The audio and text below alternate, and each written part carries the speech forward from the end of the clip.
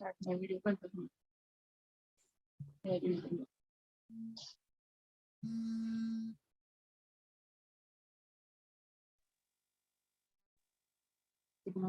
Good morning, everyone.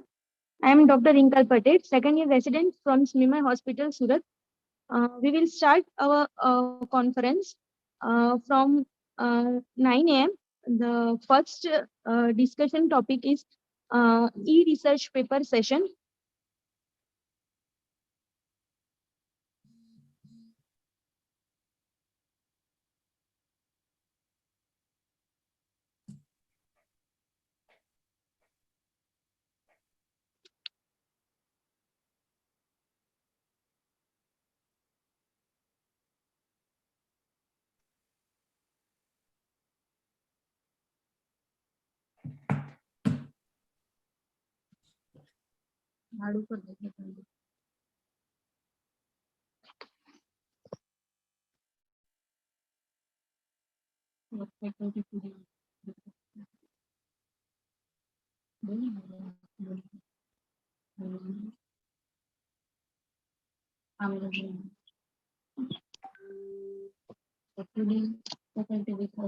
Hello everyone, myself Dr. Hital Putecha from Baroda Medical College and SSG Hospital, Vadodara. My co-author is Dr. Kavita Lalchandani Madam, Associate Professor, and Dr. Swati Bhatt Madam, Professor and Head Department of Anesthesiology, Medical College, Baroda.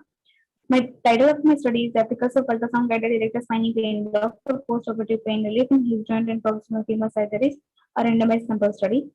Introduction. Significant efforts have been made in the recent years to identify regional anesthetic strategies for anesthesia management postoperatively, and the recent interest in the facial pain blocks in this clinical setting may signal a paradigm shift by displacing paravertebral or epidural blocks. Erector block, which is a safer, quicker, and less invasive alternative to current standard of anesthesia. Orthopedic operations in hip and femur fractures can lead to severe pain. In these patients, regional anesthesia technique play an important role in multimodal anesthesia. Erector spinae plane block is an interfacial technique ventral domain of spinal nerves for post-operative anesthesia. The advantages of ASP block include its simplicity, easily identifiable ultrasonographic landmarks, and low risk for serious complications as injection is into the tissue plane that is distant from pleura, major blood vessels, and discrete nerves. Purpose of my study was to know the efficacy of ultrasound-guided lumbar erector spinae plane block for hip joint and proximal femur surgeries. Objectives. Primary objectives are to estimate duration of anesthesia and number of rescue analgesic requirement within 24 hours. Secondary objectives are to assess hemodynamics and vital parameters and complications associated with block. Materials and methodology. Type of study is randomized control study. Study population is patient admitted in the SSG hospital for hip joint and proximal femur surgeries. Sample size estimation was done using rescue analgesic requirement doses in first 12 hours, that is 7 and 2 in control and case respectively in parent preference with 80% power and 95% confidence interval. Sample size was determined to be 43 in each group. Ethical clearance was obtained from Institutional Ethics Committee for Biomedical and Health Research, Vadodara. Inclusion criteria include age group of 18 to 70 years of age of either sex, age grading 1, 2, and 3. Patients posted for hip joint and proximal femur surgeries, able to give verbal and informed consent, and able to understand the VAS regarding assessment of pain. Exclusion criteria include patient not wailing, allergy to local anesthetics, contraindication of spinal and regional anesthesia, patient with coagulopathy, open infection, with pre-existing neurological deficit, with history of drug or alcohol abuse, psychiatric illness, and with pelvic fracture. Materials and methodology. Thorough pre-anesthetic checkup was done. Written from consent regarding procedure and purpose of the study was informed. Anesthetic trolley preparation with ultrasound machine, that is sonocyte, with Carolina transistor probe was kept ready. Needle 22 gauge 10 cm needle. Sterile block tray was ready. Baseline parameters were recorded before were given. Grouping of the patients. Patients were randomly divided into two groups using filled envelope method. In group E, patients were given ultrasound-guided lumbar erector spinae plane block after surgery with a total 30 ml of volume, 15 ml 0.5% bupivacaine, 15 ml distilled water. In group C, the patients were given injection tramadol 1.5 mg per kg IV, 100 ml normal saline over 15 minutes as inclusion in post-operative period. All the patients were given spinal anesthesia with 3 ml of hyperbaric bupivacaine 0.5% in L3-L4 space or L4-L5 space with 23 gauge spinal needle in split-sitting position. In group E patients in lateral position, vertical side leg was kept in the non-dependent position. Convex ultrasound transistor probe was kept ready. Convex ultrasound transducer probe was placed in the longitudinal parasagittal orientation 4 to 6 cm lateral to spinous process. The rectus spinae muscle was identified superficial to the tip of L4 transverse process. A 22 gauge 10 cm needle was inserted using an outplane superior to inferior approach until contact was made with the L4 transverse process. After that, needle was withdrawn for 1 to 2 mm, and the needle tip location was confirmed with, by injecting 0.5 to 1 ml saline and seeing the fluid lifting the rectus spinae muscle of the bony side of the transverse process. A total volume of 30 ml 0.25% bupivacaine was injected into the ESP of the affected site. Evaluation. In post-operative period, patients were monitored for duration of analgesia using VAS score, number of rescue analgesics required in 24 hours, vital parameters, and complications associated with block. Rescue analgesia was given in the form of injection paracetamol 15 mg per kg IV at VAS score more than 4. Duration of analgesia is time interval from end of the injection of drug to first rescue analgesic drug required. Total number of rescue analgesic, that is injection paracetamol 15 mg per kg IV required in 24 hours. Post-operative analgesia, that is visual analog scale, VAS and every 6 hours for next 24 hours. Vital parameters were monitored. Statistical analysis. Software used was MedPage statistical software. Data presented in mean plus or minus standard deviation. Parametric data was analyzed by student key test and non-parametric by chi-square test for 2 groups. Significance of student key test was judged as follows. P-value less than more than 0.05 is not significant, less than 0.05 is significant, and less than 0.01 is highly significant. Results was 23.1, 23 plus 0.1. 23.19 plus or minus 1.1182 hours in the group E compared to 6.67 plus or minus 0.7145 hours in group C, which was highly significant.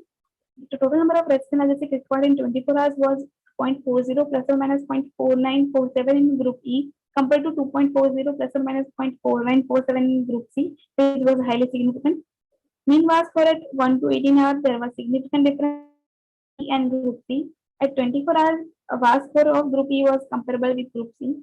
Discussion. Mean duration of analgesia was significantly higher in group E than group C, that is 21 to 24 hours in block group. Mean total number of rescue analgesics required in 24 hours was significantly higher in group E than group C.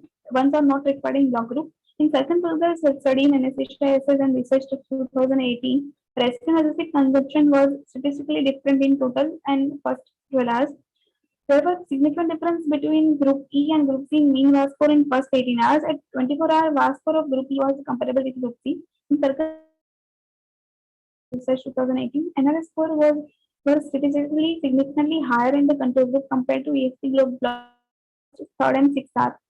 Hemodynamic parameter was comparable in both the groups and there were no complications found in our study. Conclusion. Lumbar rectus spinae plane block provides prolonged post-operative analgesia with minimum complication in hip-joint and proximal femur surgeries, thus reducing the requirement of opioids and other analgesics in post-operative period. These are my references.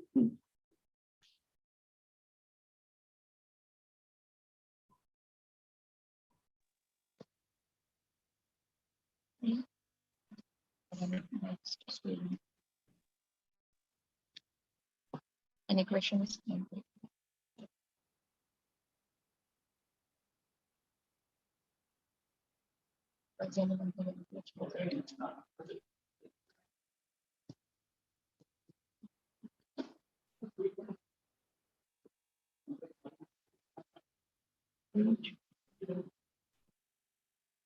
Hello.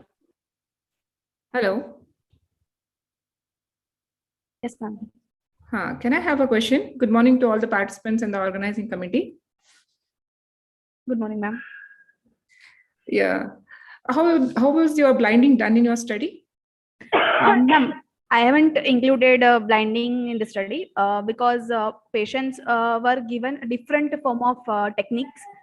In ESP block group, I have given the post-operatively the rectus spinae plane block USG guided. And in the control group, I have given injection tramadol only in the post-operative period. So I have to explain the patients. So I can't do the blinding of the patients. And I am doing the study and I was observing the study. So I can't do the blinding in my side also. Okay. So what was the time that you gave a rectus spinae block at the end of the surgery? Yes, ma'am. At the end of the surgery, I was giving the rectus spinae plane block in the group. Okay. Block group. So at that time, were the spinal levels noted down? Yes, ma'am. It was around a T10 level. So patient was not having any discomfort during positioning also, and then I was giving the block and tramadol injections in the both the groups. Okay, fine. Thank you. Thank you, ma'am.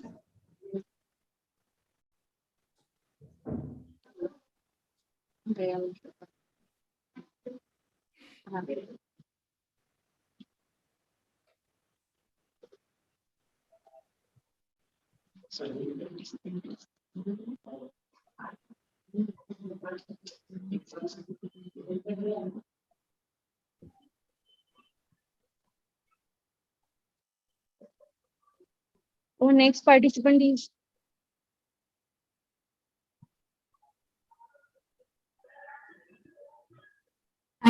Topic is comparison of effects of pregabalin and gabapentin on attenuation of stress response to endotracheal intubation and their opioid sparing effects in patients undergoing laparoscopic cholecystectomy and prospective randomized control study. Aims and objectives. Primary objective to assess the attenuation of stress response during intubation by pregabalin and gabapentin and to know the opioid sparing effects. Secondary objective is to know the hemodynamic changes during and after intubation, assessment of the postoperative requirement of analgesia and postoperative sedation score. Introduction. Laryngoscopy intubation is a noxious stimulus which can provoke untroubled response in cardiovascular system.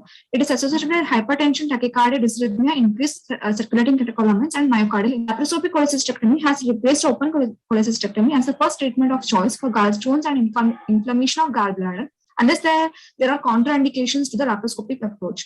Further, laparoscopy results in stress hormone release, especially with the CO2 pneumoperitoneum. Several techniques have been proposed to prevent or attenuate this hemodynamic response to laryngoscopy and tracheal intubation, such as deepening the plane of anesthesia, predetermining vasodilators, beta blockers, calcium channel blockers, and opioids. Pregabalin and gabapentinoids, which act by presynaptic binding to the voltage-gated calcium channels and cause modulation in response to neurotransmitter, thereby reduce the pain. Methods required are anesthesia machine, laryngoscopy with blade, endotracheal tubes, multipara monitor, drugs for inducing GA, tablet, pregabalin and gabapentin, sterile syringes, IV fluids, vitamin tablet, ETCO to monitor emergency drugs, and diclofenac tablet IV. Study design is a prospective randomized controlled single-blinded study. Sample size is 90 patients categorized into 3 groups. Inclusion criteria includes age between 18 to 65 years of age, ESC grade 1 and 2, either sex, intubation of duration less than 15 seconds, patient undergoing laparoscopic cholecystectomy under GE. Exclusion criteria: patient refusal, anticipated difficult intubation, multiple intubation attempt more than one, and duration of more than 15 seconds, ESC grade 3 and 4, known hypersensitivity to pregabalin and gabapentin, patients on chronic neuroleptic medication, tricyclic antidepressants, serotonin and norepinephrine reuptake inhibitor, and age less than 16 and more than 65. Methodology: the day before the surgery, all the patients were visited to the pre-anesthetic assessment and explained the study protocol. Patients were kept meal per oral. On the morning of the surgery, the patients were randomly allocated in the 3 group by CHIT method and given oral pregabalin 150 mg and gabapentin 600 mg and oral vitamin tablet according to the group 90 minutes before the surgery. Vitals were recorded every 30 minutes in the preoperative room. Upon arriving in the operating room, intravenous cannula 18 gauge was inserted into the peripheral line and RL was started.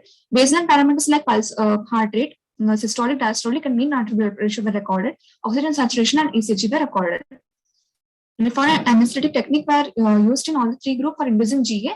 Monitoring of vitals were done. Heart rate and invasive BP, mean arterial blood pressure were recorded during intubation and laryngoscopy, and at 0, 2, 4, 6, 8, 10, 30, 60, 90, 120 minutes after intubation. Injection fentanyl 50 mics was used as a bolus intraoperatively as of when needed. At the end of the surgery, residual block was reversed and patients were extubated. Hemodynamic responses were noted during extubation. Sedation score was measured on numerical score 1 to 6 using the sedation score. Postoperatively at 30 minutes, 1, 3, and 6 hours.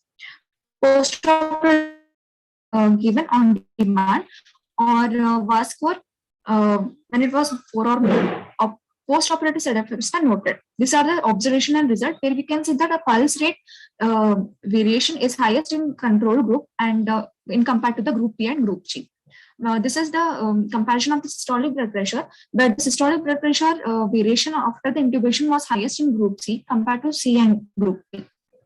This is the mean arterial diastolic pressure comparison, where the group C had the highest change in the mean diastolic blood pressure compared to the G and T. And this is the mean arterial blood pressure variation, where the group C has the highest MAP changes after the intubation. This is the comparison of sedation score, where we can see that the group P has the highest sedation score compared to the group C and group G. And score where the VAS score was highest in case of the control group, and compared to the group P and group G, where group P has the least VAS score. So this is a requirement of the fentanyl intraoperatively between the three groups, where the group P and group G were comparable, and the group C has the highest requirement of the fentanyl. And this is the comparison of the mean time of the requirement of the diclofenac in between the three groups, where group P needed after 7 to 8 hours post-operatively, and G 5 to 6 hours, and C 4 to 3 hours. Discussion: all patients were comparable in regard to the demographic profile and the duration of the surgery. The mean pulse rate was highest in the group C and lowest in the group P. The mean systolic blood pressure was highest in the group C and the lowest in the group P. The mean diastolic blood pressure was highest in group C and lowest in group P. The mean arterial pressure was highest in group C and lowest in the group G. Sedation score was significantly higher in group P and compared to G at 30 minutes, 1 hour, and 3 hours. The VAS score was highest in group C and lowest in the group P. The mean requirement of fentanyl was more in group C in comparison to P and G. The mean time of requirement of diclofenac in 7 hours, G it was 5 hours, and C it was 4 hours. Conclusion: pregabalin and gabapentin attenuated stress response for laryngoscopy and endotracheal intubation compared to the control group. Attenuation of stress response is highest in the pregabalin group compared to the gabapentin group. Both pregabalin and gabapentin has opioid sparing effect compared to the control group. The sedation score is more in pregabalin group and compared to the gabapentin group. The need of postoperative requirement of analgesia was earlier in control group than the pregabalin and gabapentin. The pregabalin group had later requirement of analgesia than the gabapentin group. Thank you.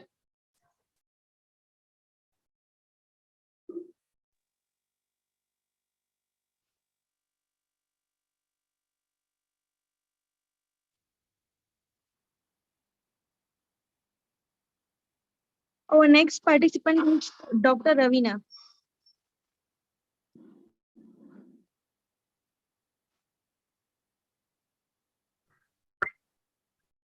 Hello everyone, myself Dr. Sushma K from MS Ramaya Medical College and Hospital. My topic is an ultrasound evaluation of gastric residual volume in fasting end-stage renal failure patients.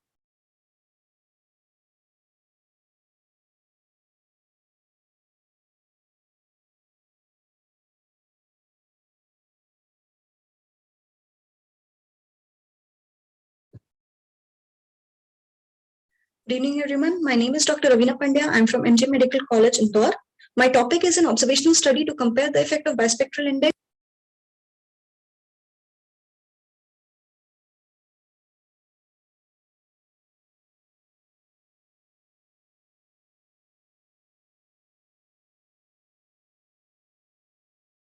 versus end-tidal anesthetic gas concentration on time to tracheal extubation for isoflurane-based general anesthesia. My primary objective is to compare the effect of bispectral index and the effect of end-tidal anesthetic gas concentration on time to tracheal extubation for isoflurane-based general anesthesia. And secondary objective is to compare the variation in the hemodynamics in both the groups. In patients undergoing surgical procedures, early extubation is always a desired goal. Early extubation not only reduces respiratory complications, but also reduces ICU stays and hospital stays. Besides early extubation, maintaining the depth of anesthesia during the procedure is also important. From all the available devices, the BIS monitoring and the ETG monitoring have proven to be effective for this purpose. The BIS monitoring is a mathematical analysis of the EEG signal, and it is a dimensionless number between 0 to 100. In awake state, BIS is close to 100, and BIS value between 40 to 60 is regarded as criterion for adequate anesthesia. The concept of MAC has also helped in assessing the level of unconsciousness. It has led to the use of EDAG concentration criteria, assuming that a concentration of anesthetic gases in expired air are in equilibrium with the brain concentration. Various studies have been done to compare BIS monitoring and ETG monitoring in reducing intraoperative awareness in the general anesthesia, but their efficacy for achieving early tracheal extubation has not been established. Very few studies have compared the effect of BIS versus ETAG monitoring on tracheal extubation using isoflurane, and thus our present study investigates the effect of BIS versus ETAG monitoring on time to tracheal extubation in general surgical patients receiving isoflurane and nitrous oxide based general anesthesia. Materials required were anesthesia workstation, laryngeal tubes, multipara monitor with MAC and ETAG concentration parameters, monitor for bispectral index, isoflurane, drugs for general anesthesia, emergency drugs, and intravenous fluids. It is an observational study conducted in Department of Anesthesiology, MG Medical College and Nimba Hospital, Indore, and it was conducted from a period of 1 year from June 2020 to June 21. The study comprised of 60 patients, 13 each group. Inclusion criteria had age group between 20 to 60 years, ASC status 1 and 2, patients planned for isoflurane-based general anesthesia, duration of surgeries being 2 to 4 hours.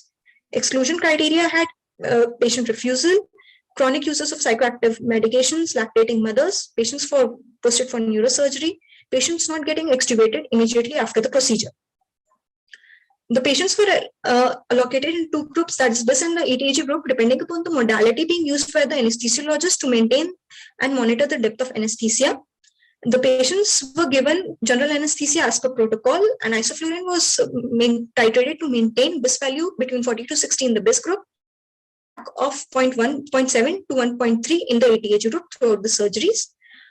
After the last skin sutures, all the anesthetic agents were stopped. Extubation was done commands and had a sustained head lift of 5 seconds. The extubation time was recorded from the time of halt of anesthetic discontinuation until the extubation. The statistical data was processed and analyzed using online statistical software GraphPad and EpiInfo. The demographic profile of the patients were comparable in both the groups, which included age, gender, and ASA grading. The durations of surgery and the anesthesia were also comparable in both the groups. The time for tracheal extubation was 21 plus minus 2 minutes in the BIS group and 15 plus minus 1 minute in the ETAG group, which was highly significant. The mean pulse rate, the mean arterial pressure, and the mean saturation of oxygen between the 2 groups at all the different time intervals were found to be comparable. And the mean BIS in the BIS group was maintained between 40 to 60, and the mean MAC at different time intervals in the group was maintained between 0.7 to 1.3. Coming to the discussions were analyzed, however, 2 were excluded at the end of the study, as 1 in each group was not extubated in the operating group. In our study, the surgeries comprised of and open cholecystectomy, excision of fibroadenoma, pyelolithotomy, and transabdominal preperitoneal hernia repair. Mean baseline BIS was 96 plus minus 1 and was maintained between 40 and 60. In our study, the mean extubation time in the BIS group was found to be significantly longer from the ETAG group, suggesting that BIS helps in maintaining adequate anesthesia but may not help in early extubation. It was similar to the study done by Vance and et al., which also concluded that the extubation time was not significant in both the groups, and the use of BIS monitoring did not reduce the extubation time. However, contrary to a study done by Shafiq et al., who did their study in age group 60 and more, found the extubation time in BIS group to be significantly shorter than the ETAG group. In a similar study done by Jan et al., they studied extubation using halothane and found extubation time to be significantly greater in the BIS group. However, in the study done by Shukla et al., they used sevoflurane as the inhalational agent and found significantly shorter extubation time in the BIS group. All the hemodynamic parameters, that is the pulse rate and everything, was found to be within the normal limits and were comparable between the 2 groups at all time intervals, thus helping us suggest that the anesthesia was maintained. In our conclusion, we conclude that the tracheal extubation is significantly longer in the BIS group as compared to the ETAG group. ETAG monitoring promotes early extubation as compared to BIS monitoring in isoflurane-based general anesthesia. Both the modalities maintain hemodynamic stability of the patients, suggesting adequate depth, and hence can be used interchangeably to maintain the depth of anesthesia. Following are the references I used for our study. Thank you.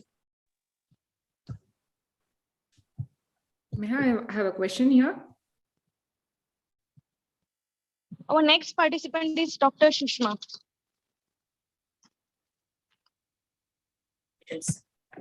Introduction. Pulmonary aspiration of gastric contents is a serious complication.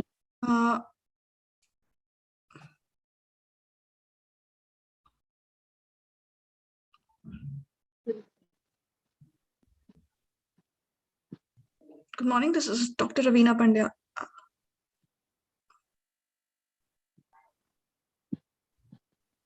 May I have a question for Ravina Pandya? Yes, ma'am. Good morning, ma'am. Yeah, good morning. Actually, in your study, everything was fine. It's really good study. One thing I noted is like airway assessment is not been mentioned, because whenever you have to plan for an early extubation, you also require about the airway status. Because in case of difficult airway, you Yes, need ma'am. to either go for a deeper extubation or making the patient totally light would be a criteria. I think that would be a lacuna in your study, whatever you have been presented this time. Yes, ma'am. Okay. Okay, fine. It's good. Thank you. Over to the next session.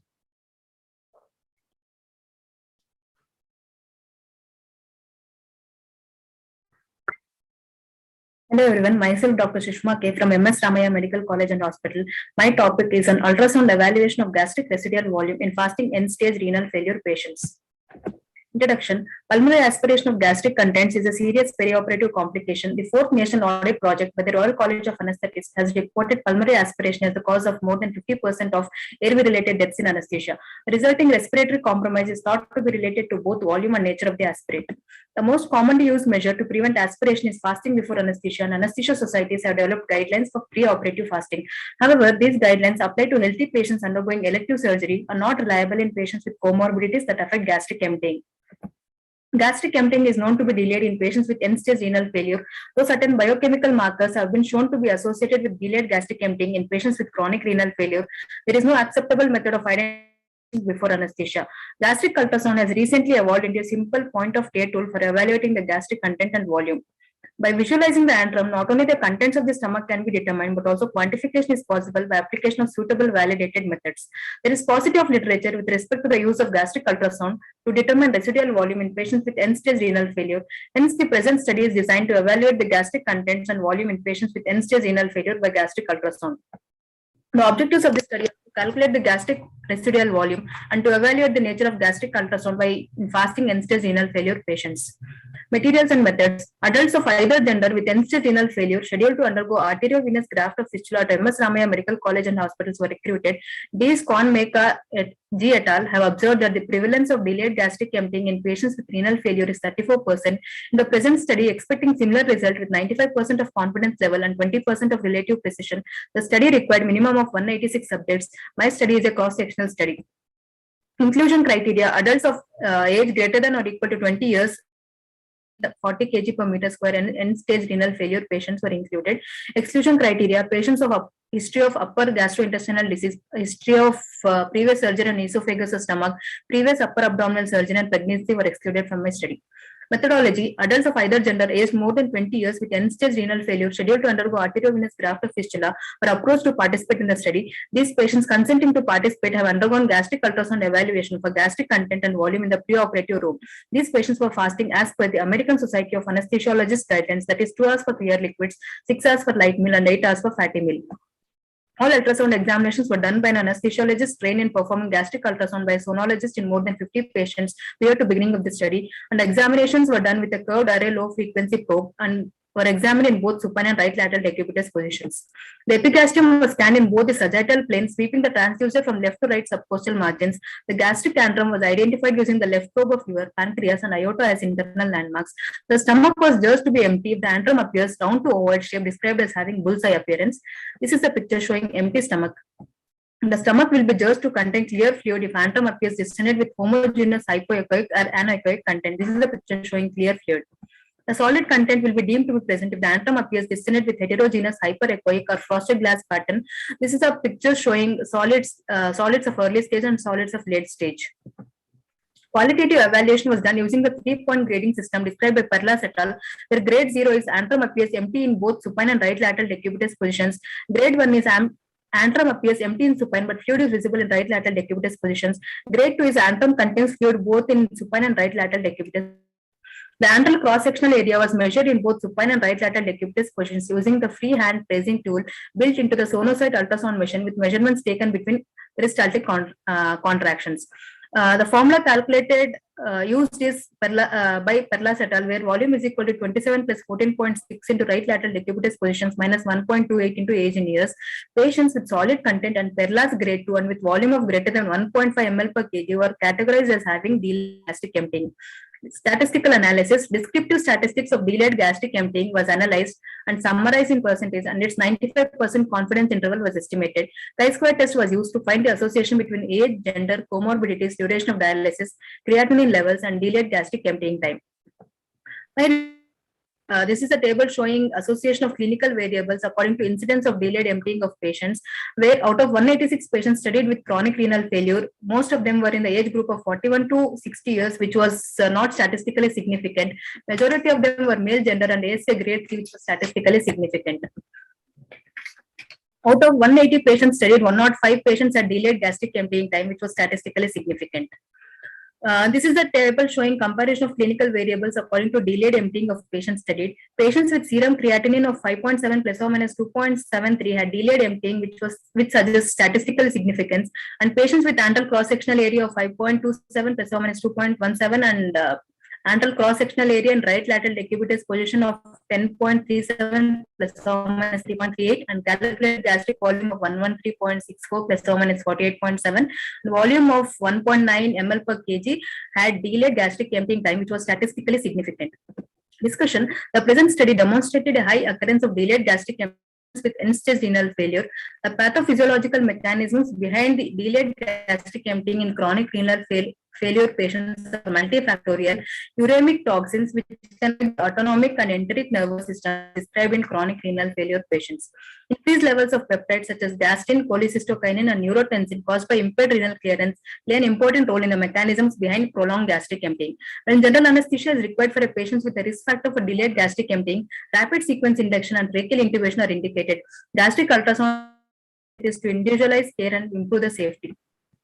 Chensi et al. In a prospective study evaluated the gastric volume by ultrasound in patients with renal failure and healthy controls after overnight fast and immediately after light meal and 6 hours after the meal. He found that 5 patients with renal failure had Perlas grade 2 image and 6 hours after the light meal, indicating significant gastric contents. The authors opined that bedside gastric ultrasound can be used as a point of care test for patients with known risk factors for delayed gastric emptying. I conclude that delayed gastric emptying is common in patients with end-stage renal failure patients. Our results suggest that bedside gastric ultrasound is highly sensitive and specific to detect or rule out full stomach. These are my references. Thank you. Yeah, I have a question for the presenter. Hello. Good morning, ma'am. Yeah, good morning. It's a quite good study regarding the regular practical activities of the day.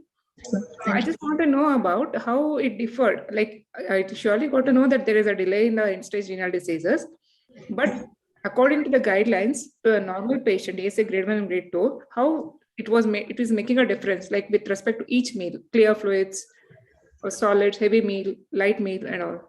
These patients were fasted as per the ASA guidelines only, ma'am. After when they're posted for AV fistula and AV graft surgery, like normal patients only, they were scanned during the pre-op examination, where not all patients had delayed gastric time, but the patients with duration of CKD which was prolonged had delayed gastric emptying time with fluids as well as solid content were also seen, ma'am. Compared to normal 1 or 2 hours would have been an extended time with respect to yes, normal. So, fine. Thank you. Thank you. Dr. Malathi.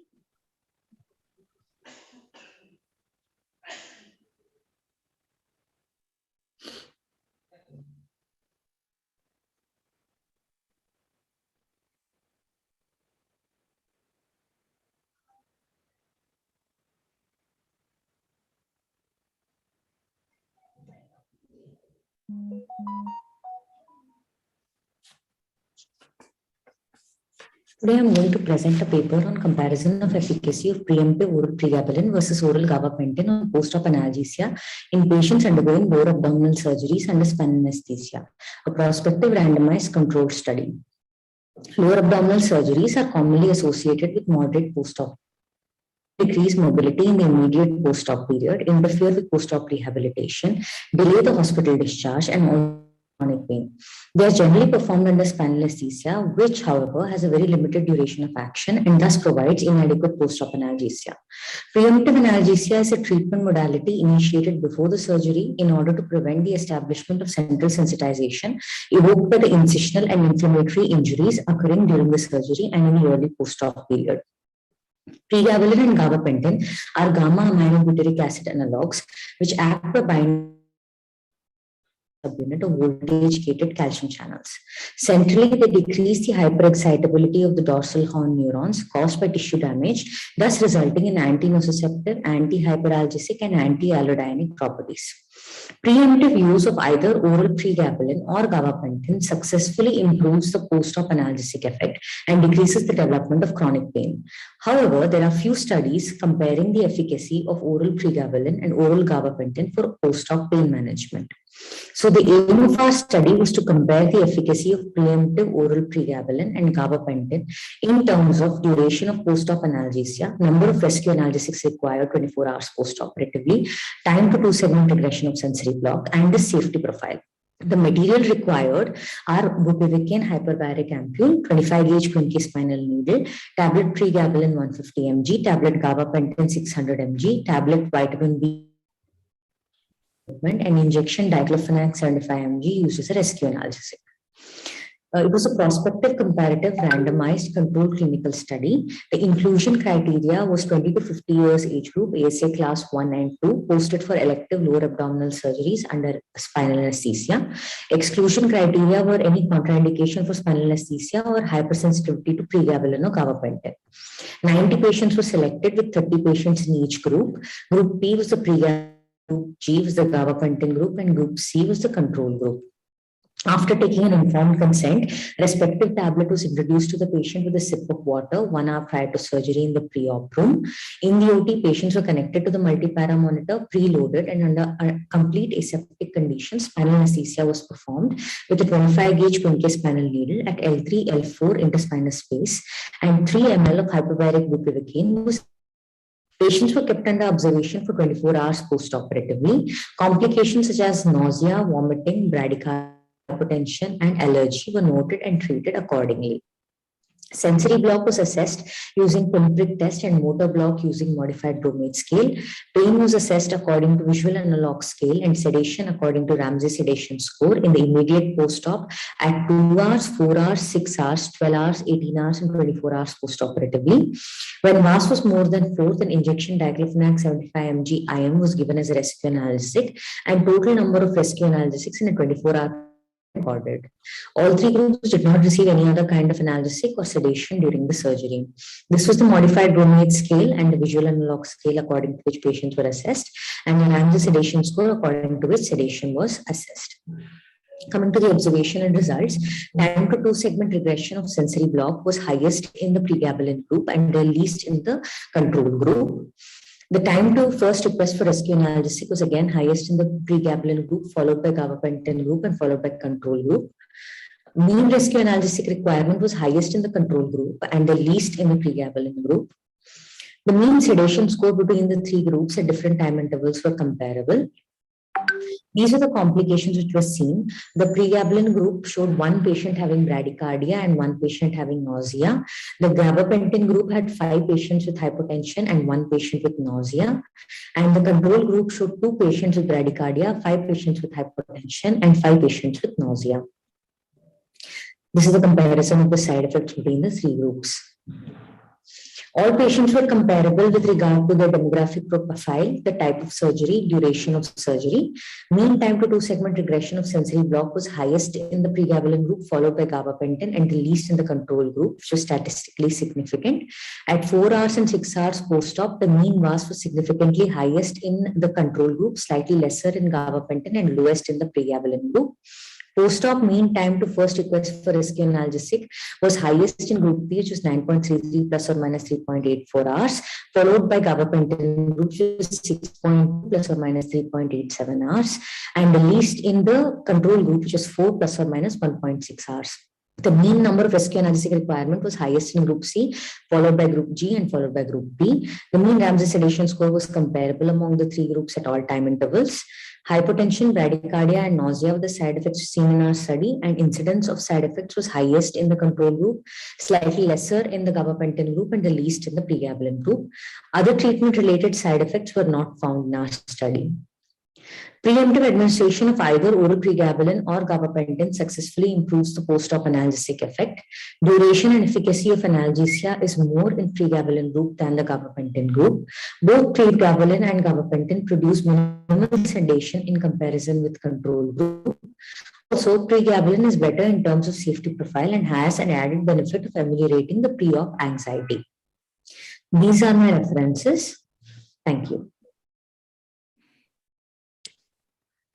Yeah, there's a question to the presenter. Good morning, ma'am. Good morning. Regarding, you didn't tell about your blinding procedure, what you have done in your studies. How could you carry out in the OT? Yes, ma'am. Actually, it was a single blinding, ma'am. The patients did not know what tablet they were receiving. Whereas the person who was analyzing the data and me, who was the observer, we both knew, ma'am. The patients actually, they were given in a sealed packet, they were given a capsule, ma'am, depending on whichever group they belong to. I think one more monitoring was essential with the sedation respiratory rate as well in the post-operative period and intra-op also. Yes, ma'am. Actually, it was observed, but I haven't mentioned in this presentation. It was normal, ma'am. There was no respiratory depression. Okay, thank you. Thank you, ma'am.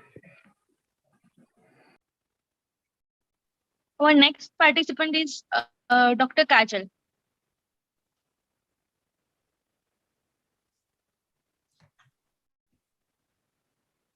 Infraclavicular pictures block for foramen hand surgery, a prospective observational study.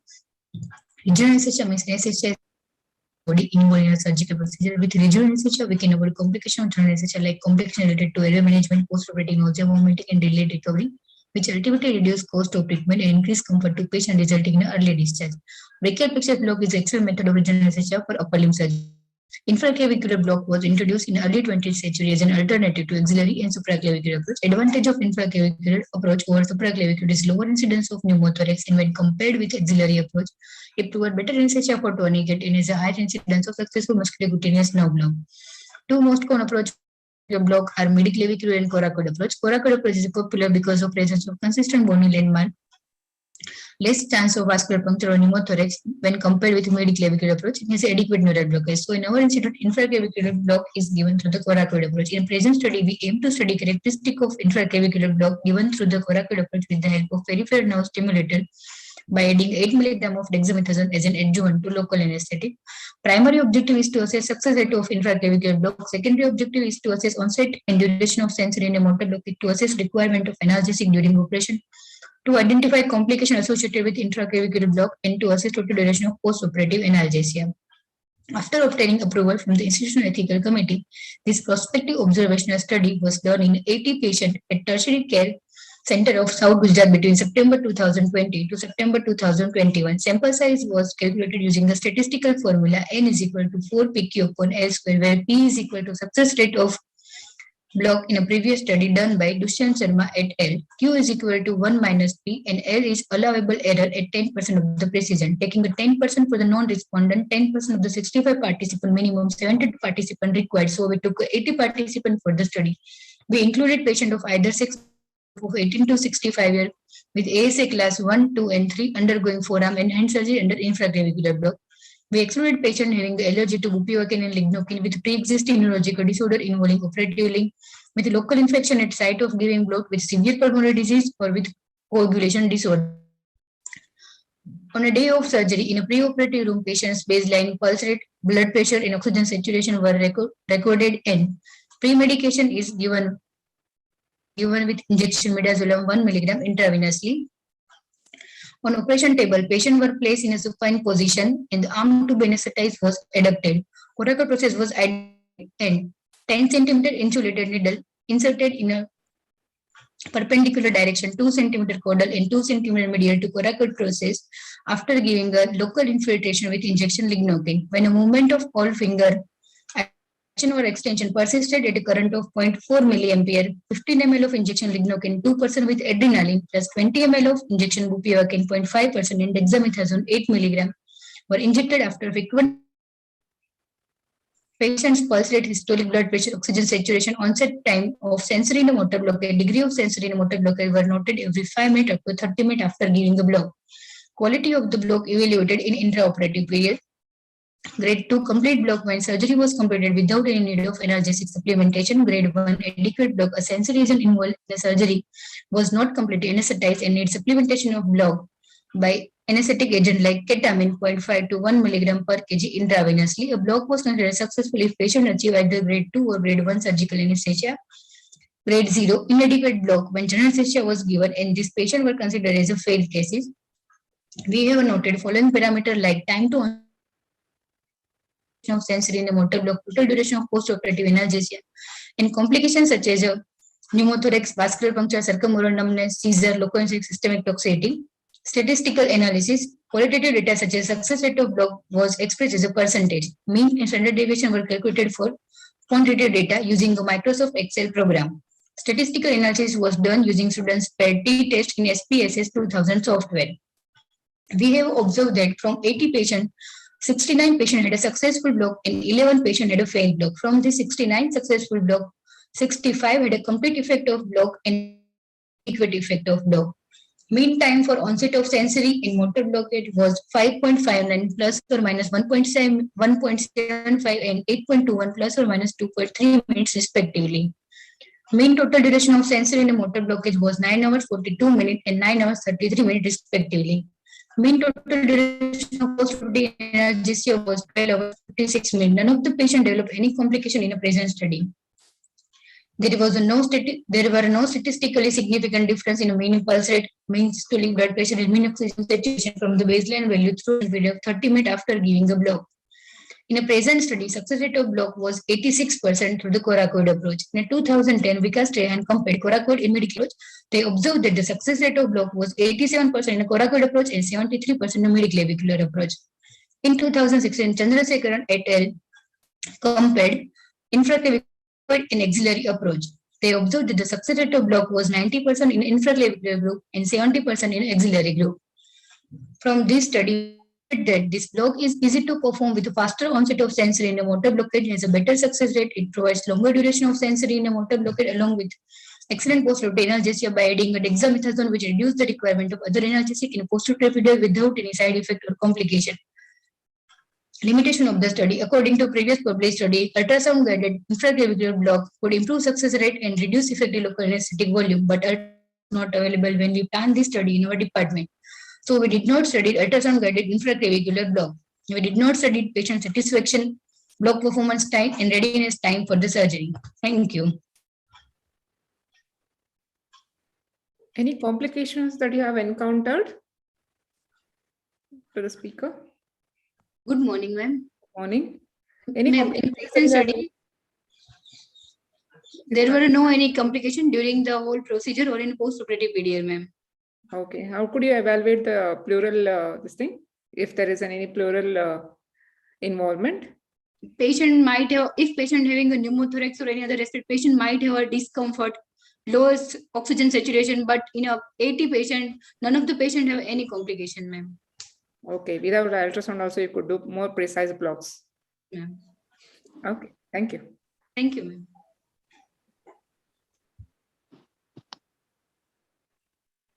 Our next participant is Dr. Rangpriya.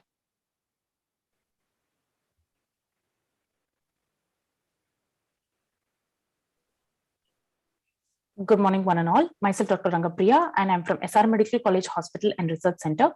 I thank Isacon National Conference for giving me the opportunity to present my study in this, and my co-authors, Dr. Gayatri, Dr. Milani, and Dr. Balaji, for guiding me throughout the study. The title of my study is Developing a Scoring System to Categorize the Patients with COVID-19 Infection at the Time of Admission to COVID ICU. Coming to the introduction, COVID disease has been widely spread and caused thousands of deaths, especially in patients with severe COVID-19. This analysis aimed to explore the risk factors for mortality of severe COVID-19 and establish a scoring system to predict in-hospital deaths. We found limited resources describing the association of comorbidities in COVID-19 and admission to ICU. Hence, all patients with broader spectrum of comorbidities with COVID-19 were considered, and the further risk factors in these patients were found to develop a scoring system for faster management. The objective of the study is to develop a scoring system which can categorize the patients affected with COVID pneumonia as mild to moderate or severe at the time of admission to COVID ICU. Coming to methodology, after obtaining the scientific and ethical committee clearance and CTRI registration number, a total of 54 patients with COVID-19 infection admitted in our hospital from April 2020 to September 2020 were retrospectively analyzed and clinical characteristics were compared. Patients admitted in COVID ICU with PaO to FiO2 ratio of less than 200 were included in the study, and pregnant women, lactating mothers, patients shifted to other facilities were excluded from the study. Sample size included all the patients who were admitted in COVID ICU between April to September 2020. Study population of 54. Study design a pilot study.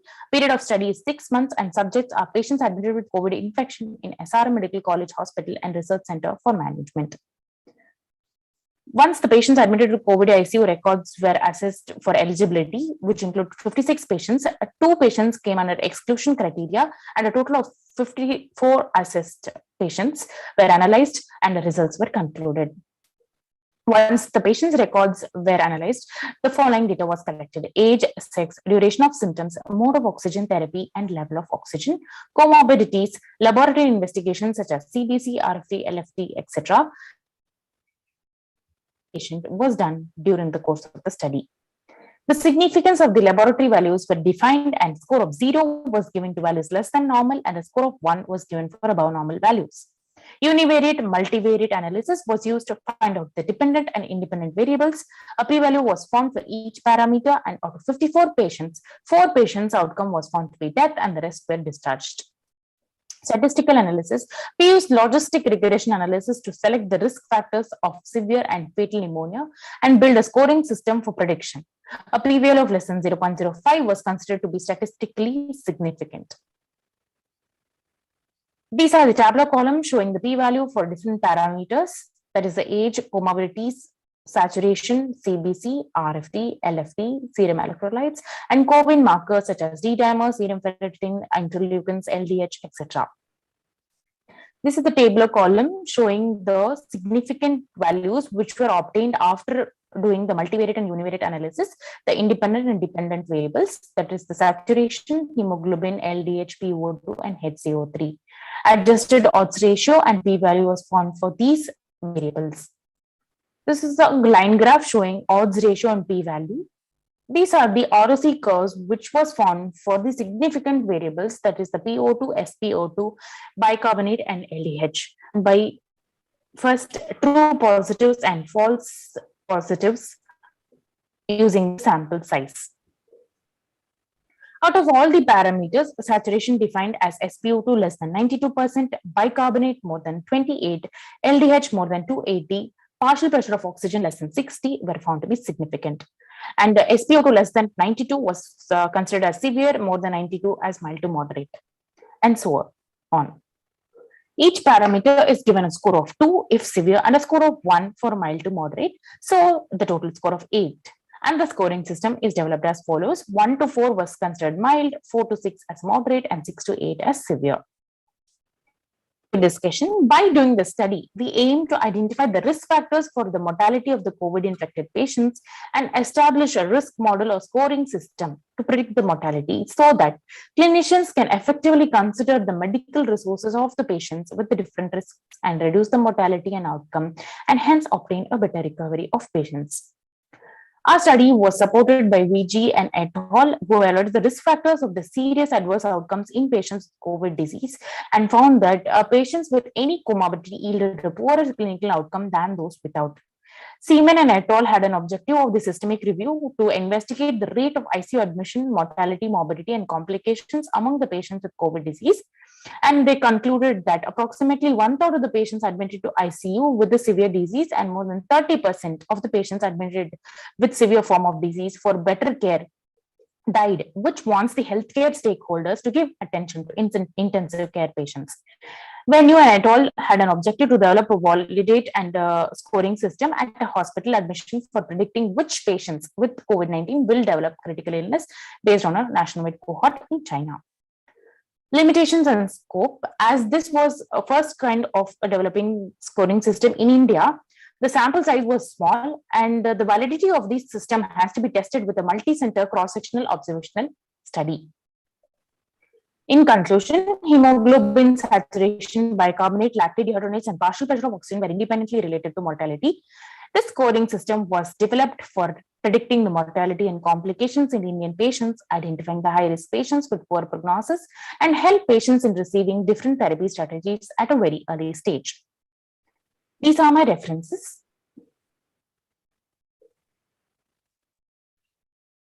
Thank you.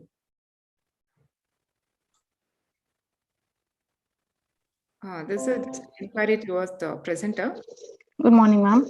Good morning. It's a nice eye-opening study what you have done.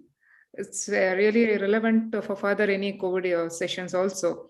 Thank you, ma'am. I think we have been considering more towards the biochemical issues like oxygen, hemoglobin, and bicarbonates. The other parameters of the disease per se is not considered much in the grading, like the D-dimers. Yes, ma'am.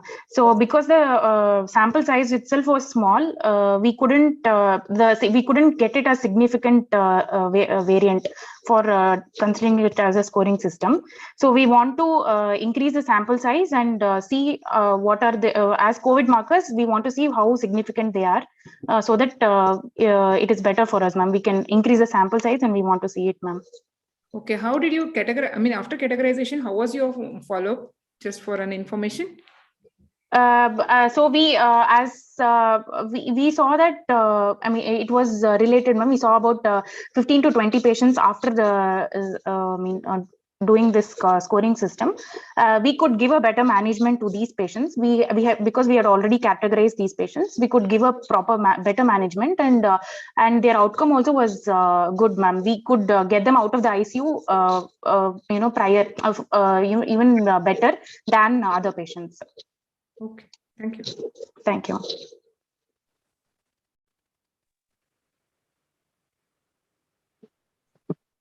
Our next participant is Dr. Rachna.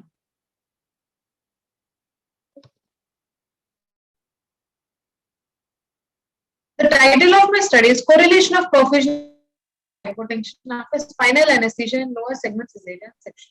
Coming to the background and aim, hypertension followed by subarachnoid block is commonly encountered problem in pacients undergoing lower segment cesarean section. Perfusion index as an indicator of systemic vascular resistance is said to be the predictor of hypertension. The aim of the study was to correlate baseline perfusion index with intra of hypertension, and the objective was to know the requirement of sympathetic mimetics. Coming to the materials and methods, study was conducted in the Department of Anesthesiology, KIMS, Bhubaneswar, Odisha. It was a prospective observational study done during the duration of September 2019 to September 2021. The sample size was collected based on the study done by Dugappa, considering the correlation coefficient of 0.416. The sample size was calculated to be 50. The inclusion criteria of the study was ASA patients who were undergoing elective LSCS, and exclusion criteria was placenta previa, preeclampsia, the patients with a baseline mean arterial pressure less than 75, cardiovascular, cerebrovascular disease, gestational diabetes, BMI more than 40, emergency LSCS, hypothyroid patients and hyperthyroid patients, and hypertensive patients. After meeting inclusion criteria, written informed consent was taken from the patient. Fluid deficit was calculated according to 4:1 rule. The deficit was corrected over 3 hours before the surgery. In preoperative room, perfusion index was monitored with the help of Phillips monitor and was recorded at every 10-second interval for 1 minute. The blood pressure and heart rate were recorded at interval of 1 minute for 3 minutes. And the mean of perfusion index, blood pressure and heart rate were taken as a preoperative value. Final anesthesia was administered and the sensory block level was maintained between T6 T7. Perfusion index, heart rate, systolic, diastolic blood pressure, mean arterial pressure, and saturation were monitored continuously and recorded at 3-minute intervals. All the patients were infused warm saline at the rate of 10 ml per kg per hour. If the mean arterial pressure dropped more than 20% of the preoperative reading, or when the mean arterial pressure was less than 60 mm of mercury, then it was considered as hypotension and it was treated with ephedrine or phenylephrine along with the fluid. Coming to the results, statistical analysis was carried out using standard software statistical package of social service 22. Out of 50 cases, 30 cases had hypertension. Regression analysis with Spearman correlation coefficient was done to correlate perfusion index and hypertension, and it is statistically significant. This graph shows the receiver operating characteristic curve depicting the perfusion index against the incidence of the hypertension, against specificity and sensitivity, and the area on the curve is 0.883. The ROC curve yielded 2.85 as a more appropriate cutoff with a 80% sensitivity and 75% specificity, with a positive predictive value of 82.8 and negative predictive value of 71. And the table compares the incidence of hypertension between the participants with the perfusion index less than 2.85 and the perfusion index more than 2.85. The hypertension participants with the perfusion index less than 2.85 was 28.6%. That is, out of 20 cases, 5 cases had the hypertension. Compared to participants with the perfusion index more than 2.85 was 82.8. That is, out of 30 patients, 24 patients had hypertension. This clinically and statistically highly significant. Discussion. The cutoff value of baseline perfusion index of the prediction of hypertension followed subarachnoid block was to 3.5 based on the study conducted by Dugappa and Toyama. Regression analysis and ROC curve analysis concluded the baseline perfusion index cutoff point of 3.5 could be used to identify participants at risk of hypertension. And the sensitivity and specificity of a study were 80 and 75% respectively, with the baseline cutoff of more than 2.85. Whereas sensitivity and specificity of Toyama were 81 and 86% respectively, and whereas Dugappa is 69.84 and 89.29 respectively. Conclusion. The cutoff perfusion index value of 2.85 identified participants at risk for spinal anesthesia-induced hypertension with a sensitivity of 80% and specificity of 75%. These are my references. Thank you. To the participant. Yes, good morning, ma'am. Morning. One thing is with the left uterine displacement and without left uterine displacement, how it was conducted. Your spinal was given and how the patient was placed. Because sorry, I didn't get the question, ma'am. Yeah, how were the patients placed on the OT table with or without left uterine displacements? Without left uterine displacement, ma'am. So could there be any impact of supine hypertension on these patients? Yes, ma'am. That could have been. So more of it rather than, because pulse perfusion index depends on many parameters apart from spinal as well, especially when you're studying with a gravid patient. So one is OT environment, OT weather, and the other environmental conditions, followed by whether you have placed the patient in a left uterine displacement or not. It really reflects with your study, isn't it? That could be one of your limitations for your study, isn't it? Fine. Okay. Thank you. Thank you.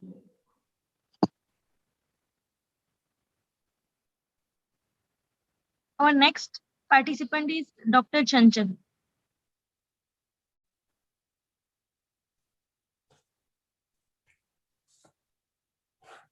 Greetings everyone. Myself Dr. Chanchal. I am a third year resident at the Department of Anesthesia, Isacon Medical College, Jaipur. I am presenting a paper on comparison of hypertensive properties of clonidine versus magnesium sulfate for induced hypertension during functional endoscopic sinus surgery under guidance of Dr. Usha Bhakna. Introducing my topic, functional endoscopic sinus surgery has become the gold standard in treating medically refractory chronic sinusitis. Bleeding inside the field can hinder the visibility of endoscope, thus leading to longer operative time and increased bleeding, which is highly unpleasant to surgeon and anesthetist. Controlled hypertension is a technique used to limit intraoperative blood loss to provide the best possible field for surgery, in which the mean arterial pressure is maintained between 65 to 70 mmHg. Several agents have been used for this. This study was designed to compare the effectiveness and safety of clonidine and magnesium sulfate as hypertensive agents during FES, with attention on quality of surgical field, emergence time, sedation score, VAS score, recovery profile, and to evaluate side effects. This randomized interventional double-blind study was done at ENT Operation Theatre at SMS Hospital. Sample size was calculated to be 60 subjects, 30 in each group. After obtaining due permission from Hospital Ethical Committee and registering in CTRI, study was conducted between February and April 2021. Patient scheduled for elective FES between 20 to 50 years of age, belonging to ASA 1 or 2, having weight between 45 to 65 kg were included in the study. Patient not willing to participate in the study with history of allergy to study drugs, history of bleeding disorders, hypertension, CAD, renal and hepatic dysfunction with cerebral insufficiency, history of recurrent sinus surgery, orbital abscess, or with CSF rhinorrhea were excluded from the study.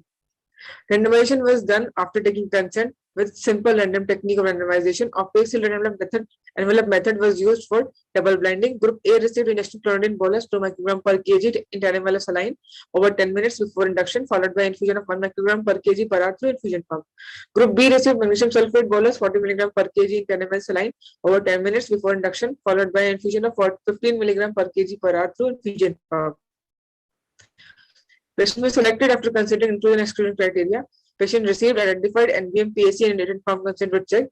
Pre-vitals were recorded. IV level was assessed.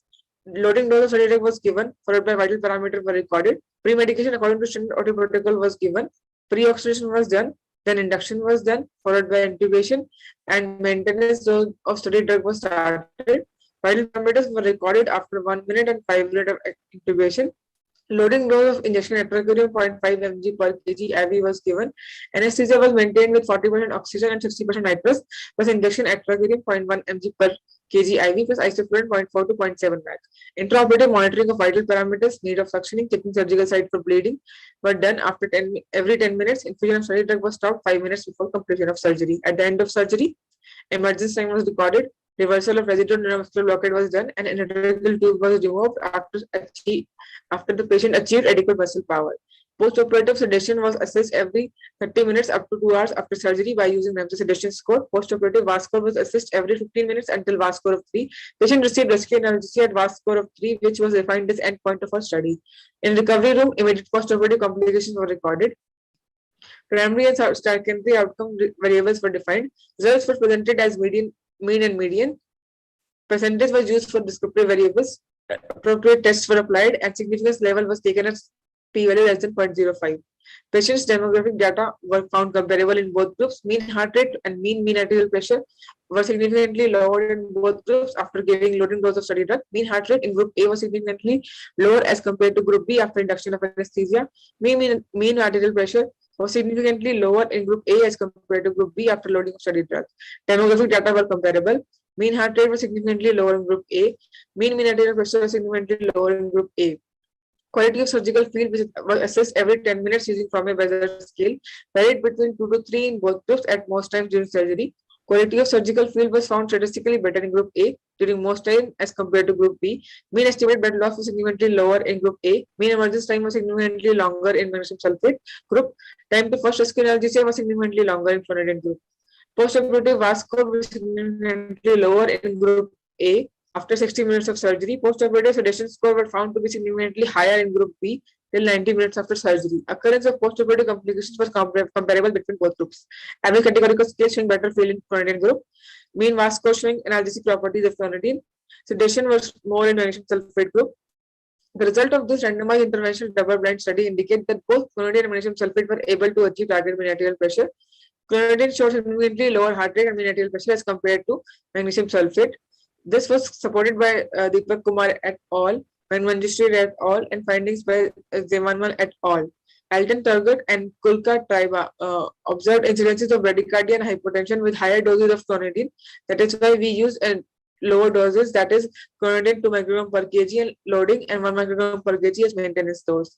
Mean estimated blood loss average category scale was significantly lower in clonidine group, which could be attributed to its more stable intraoperative hemodynamics. This was supported by Deepak Kumar et al. And Escamilla et al. Mean emergence time was longer and sedation score were higher in magnesium sulfate group, which could be related to the potentiation of neuromuscular blocking drugs by magnesium sulfate and its CNS depressant action. Manjushri et al. And Alton et al. Also support our findings. Time to first rescue analgesia was reported significantly longer in clonidine group, which could be explained as alpha-2 agonists inhibit transmission of nociceptive stimuli in dorsal horn of spinal cord. This was supported by the study done by Ann Bhatia and Paul Lempert et al. In conclusion, both clonidine and magnesium sulfate are safe agents for controlled hypertension and are effective in providing an ideal surgical field during FES. Clonidine provides better hemodynamic stability and operative field visibility with additional benefit of reducing bleeding, reducing analgesic requirement during postoperative period. Postoperative sedation was more with magnesium sulfate.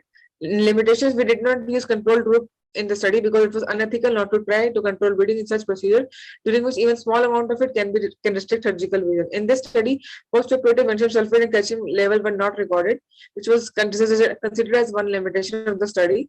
The amount of magnesium sulfate administered in this study was approximately half of the dose of the usual treatment of preeclampsia, and no patient exhibited clinical signs of profound neuromuscular blockade. Also, there was a lack of the spectral index monitoring to assess depth of anesthesia.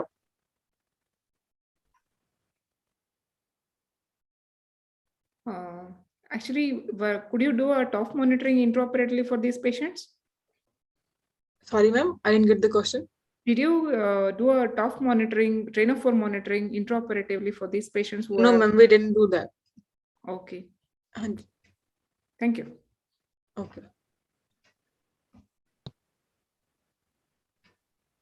Our next participant is Dr. Priya.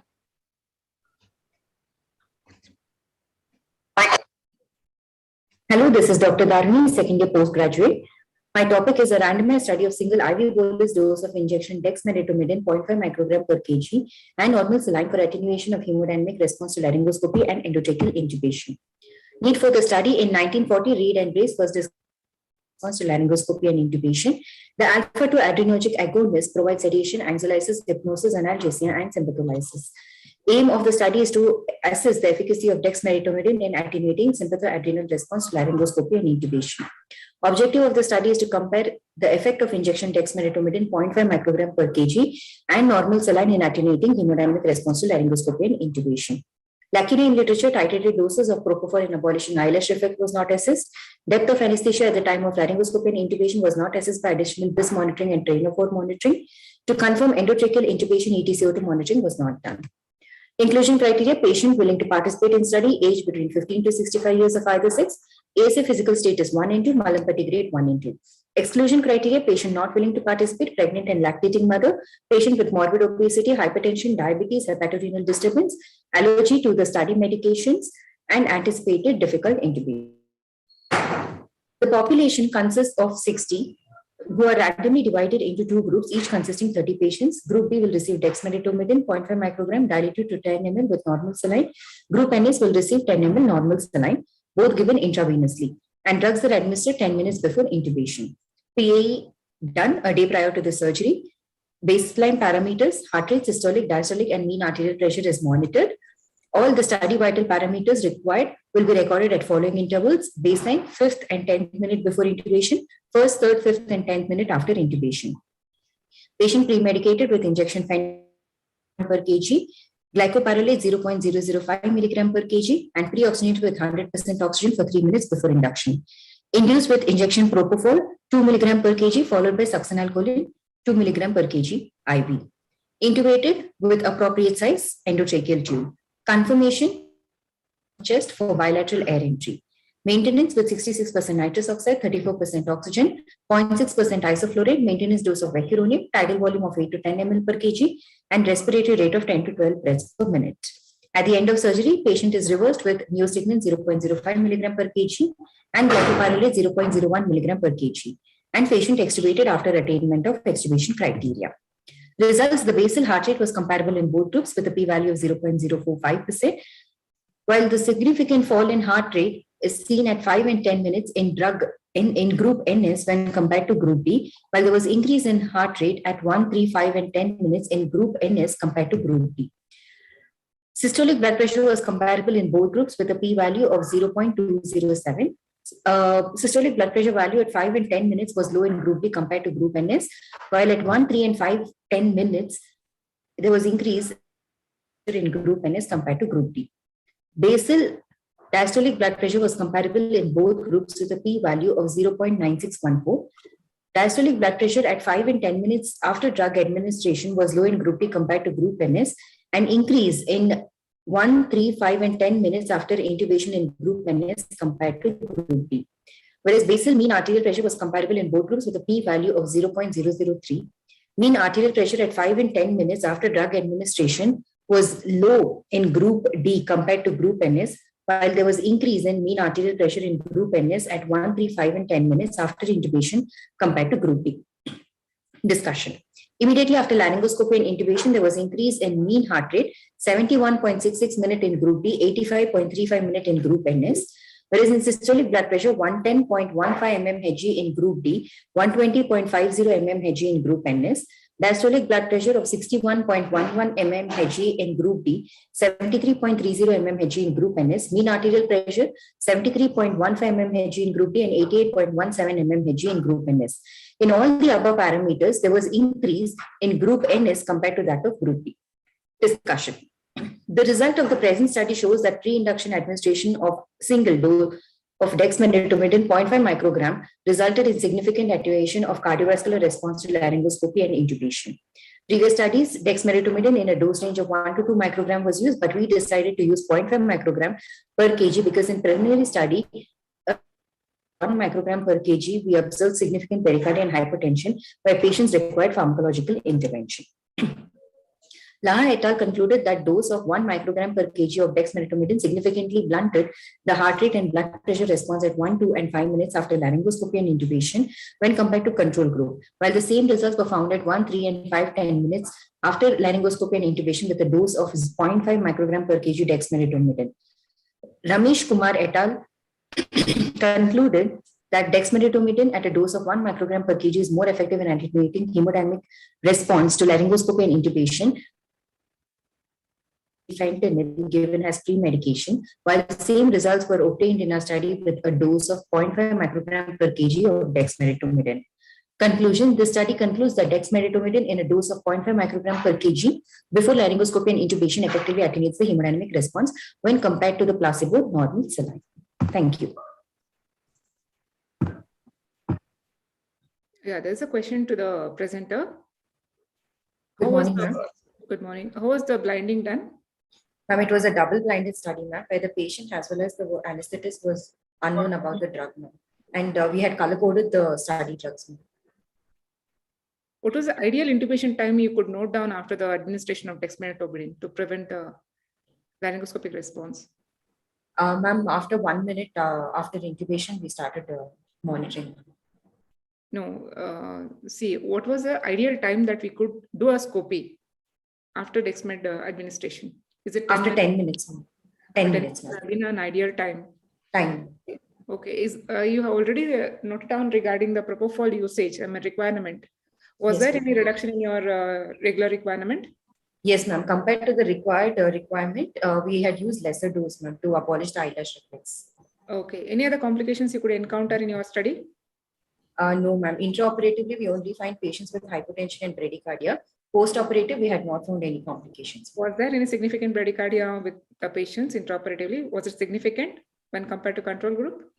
Ma'am, in most of the patients, we had not used any of the pharmacological drug interventions, ma'am. So it was controllable. Okay. Okay. As such, you have been using with the dexmedetomidine. And any sedation scoring that you have done for your study?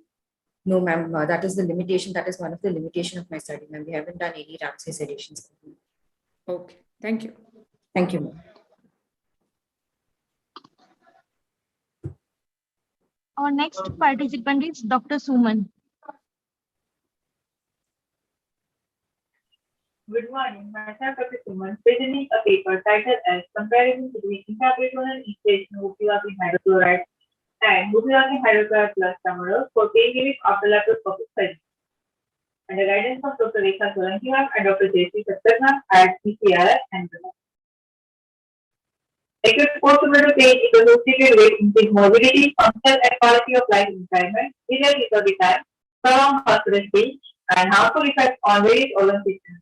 Pain after laparoscopic surgery is due to stretching and expansion of peritoneum, irritation of any nerve, residual carbon dioxide peritoneal cavity. Goal of course of pain management is to minimize the dose of pain medication to lessen the side effects and to provide adequate analgesia. Several clinical studies have reported intraperitoneal inhalation with local anesthetic drugs alone or in combination as safe and effective method for course of analgesia with minimal side effects in various laparoscopic surgery. My study aims to assess and evaluate analgesic efficacy of buprenorphine hydrochloride alone and buprenorphine hydrochloride plus tramadol intraperitoneal instillation for course of pain relief in patients undergoing hypertrophic surgery. My objectives include pain intensity, duration of analgesia, total energetic requirement, effect on hemodynamic parameters, and side effects. My study is prospective double-blind randomized study where 60 patients included over a period of 4 months. We required 25 patients in each group based on alpha color study. We included 30 patients in each group to compensate for dropout. Patients belonging to age grade 1 and 2, aged between 18 and 35 years, undergoing laparoscopic surgery, are included in the study. Whereas patient eligibility to give consent belonging to age grade 3 and 4, critically dependent on narcotics, the history of drug allergy, metabolic diabetes, and polyneuropathy or neurological diseases that excluded from this study. Pre-anesthetic evaluation done with detailed history, clinical examination, and doping investigation. Pre-operatively, all patients were familiarized with 11-point visual analog state, where 4G is no pain and 410 is not possible thing. A written informed consent of patients and relatives are obtained in vernacular language each week. The patients are divided into two groups. Group C received intraperitoneal instillation of 31.125% buprenorphine and Group BT received intraperitoneal instillation of 2 mg per kg of tramadol in 31.125% buprenorphine. At the end of surgery, after the intraperitoneal suction and before bolus blockade, the study commission was given to intraperitoneal route into right subdiaphragmatic and iliac region of the abdomen. The patients were monitored for 24 hours postoperatively, where was for at rate and on movement and thermodynamic parameters were recorded. Primary outcome was to completing school, where secondary outcome include time to consequence of energy and postoperative period, total goals of energy use, hemodynamic and adverse effects in 24 hours. Injection diclofenac 75 examination given as a rescue analgesic and was for recorded within 4. Time to the consequence of analgesia and total number of doses of analgesia were noted. Students treated and hypertension to use the statistical method as shown in the chart during 0, 1 hour, 2 hour, and 4 hour. There was no significant difference in mass flow between both the groups, was at rate as well as other movements. Was was significantly higher at 6 and 8 hour in group B and group BT. At 12 and 24 hours, there was no significant difference in mass flow as its energetic was seen. As shown in the table, no significant difference in heart rate in both the groups during 0, 1 hour, 2 hour, and 4 hours. But at 6, 8, and 12 hours, significant increase in heart rate were observed in group B compared to group BT. In the resecting mean arterial pressure, as shown in this chart. The table shows there is prolonged duration of course of energy in group BT with less energy requirement compared to group B. Pain after laparoscopic surgery remains a major problem in postoperative period. Multiple factors causing postoperative pain requires multimodal therapy. Local anesthetic is a part of multimodal therapy. Buprenorphine acts as now-seen and regular membrane, blocks sodium ion channel and ion conductance, prevent depolarization of cell membrane, blocks generation and conduction of nerve impulse.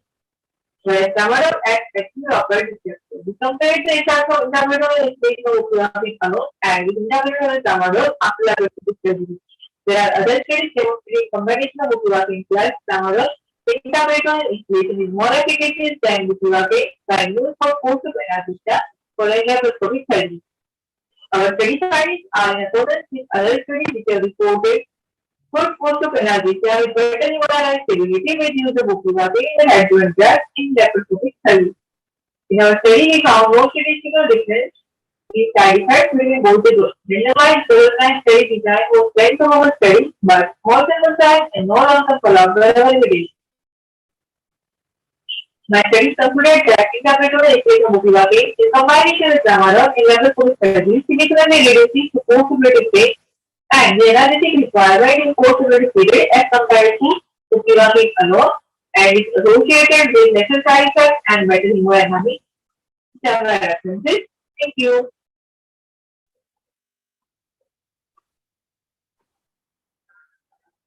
Okay, fine. May I have questions here? No. Continue to the next session.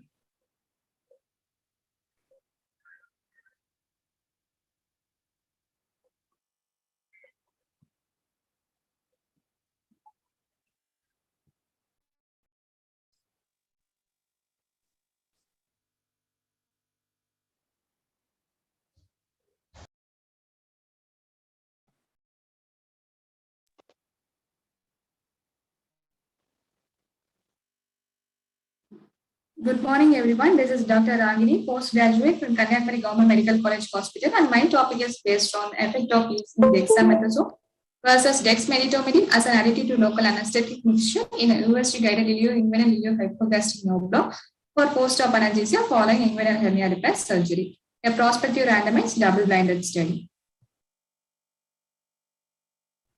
Introduction: why this study? Inguinal hernia repair is one of the most common surgical procedures performed nowadays. After hernioplasty, pain is one of the major complaints in more than 50% of patients and is often due to inadequate post-operative management. Nerve blocks and other analgesics were commonly used as a part of multimodal analgesia in relieving post-operative pain. The effectiveness of USG-guided ilioinguinal and iliohypogastric nerve block technique in comparison with dexamethasone and dexmedetomidine in relieving post-operative pain in patients who underwent inguinal hernia repair surgery was studied. Aim and objective: to compare the effect of using dexamethasone versus dexmedetomidine as an additive to local anesthetic mixture in USG-guided ilioinguinal and iliohypogastric nerve block for post-operative analgesia following inguinal hernia repair surgery. Methodology is a prospective randomized double-blinded intervention study done over a period of 6 months on patients undergoing elective uncomplicated inguinal hernia repair surgery. The study was conducted after getting approval from Ethical Committee, Kanyakumari Government Medical College Hospital. The study is registered under Clinical Trial Registry, India. Selection criteria. Inclusion criteria includes male patients aged 30 to 60 years who are posted for elective uncomplicated inguinal hernia repair surgery, comes under ASA 1-2. Exclusion criteria includes large irreducible hernia, bilateral hernia, recurrent inguinal hernia, who comes for emergency surgeries, falls under ASA 3-4, skin infection at puncture site, allergy to local anesthetic, and failed blocks were excluded. Methodology: after institutional review board approval and written informed consent, 60 patients undergoing elective unilateral inguinal hernia repair were studied over a period of 6 months. The subjects were to either group 1 and group 2 by sealed envelope technique. In group 1 patients, USG-guided ilioinguinal and iliohypogastric nerve block was performed with 20 ml of 0.5% bupivacaine plus 8 mg dexamethasone at the end of surgery.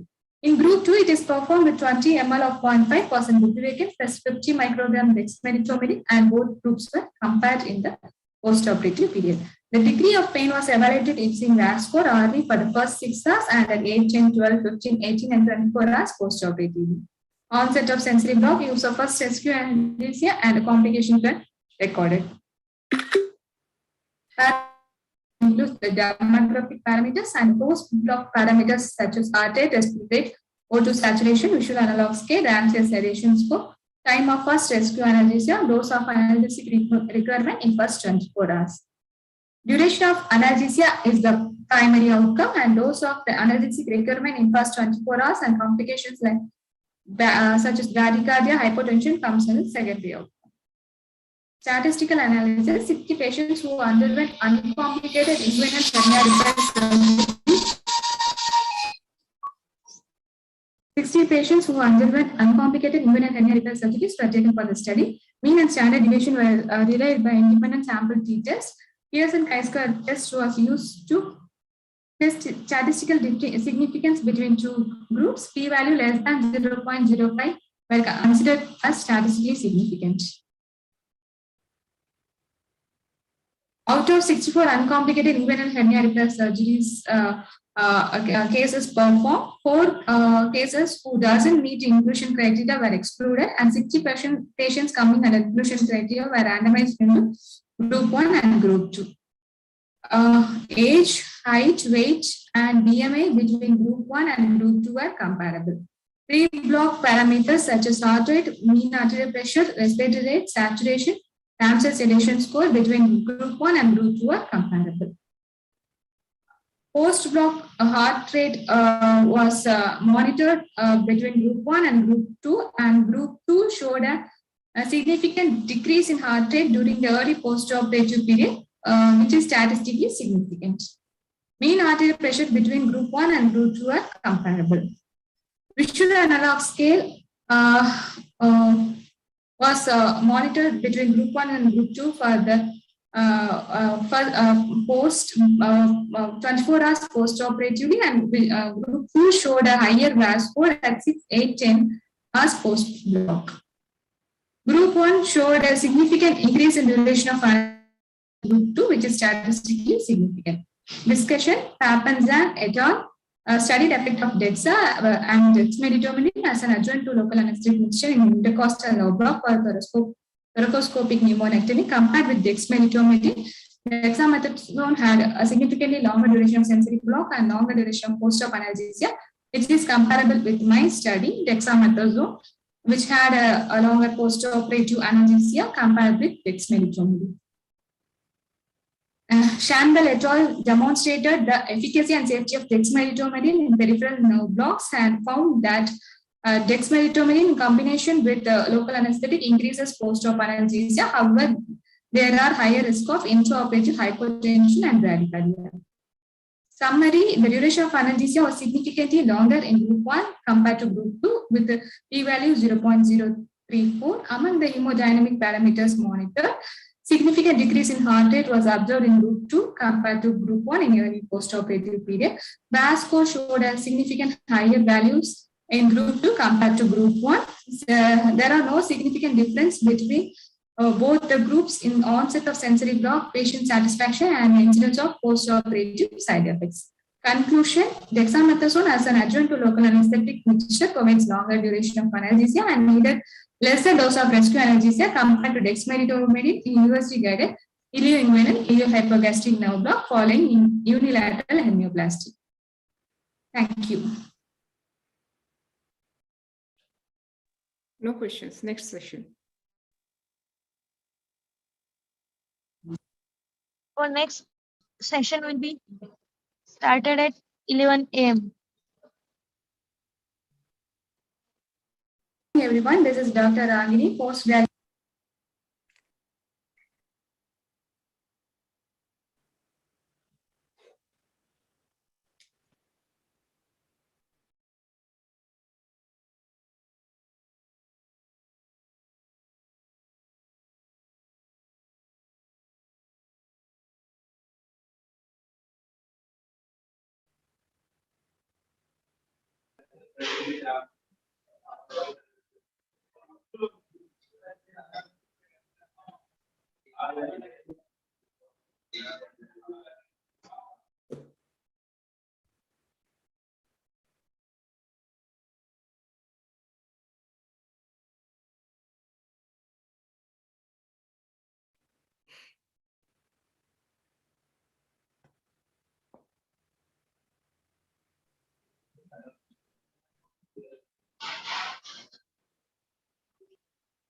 Excuse me, ma'am. Ma'am, actually, I was attending final quiz. I could not attend the session. So, should I present it again, or ma'am, it is considered as?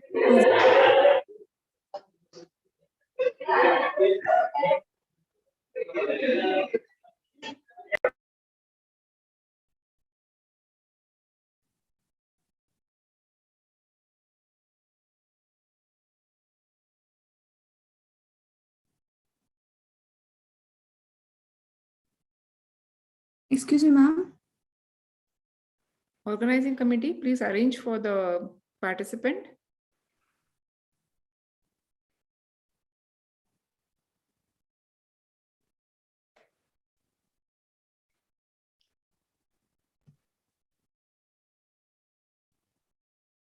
Excuse me, ma'am. Ma'am, myself, Dr. Sushma. I was attending quiz actually. So my session has been, my video presentation has been over. So should I present it once again, or it is considered as it is over?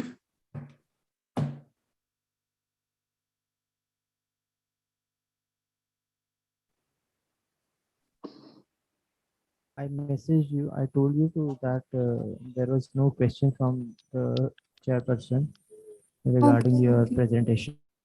Okay, thank you. There is no need to present again. Okay, thank you, sir. Okay.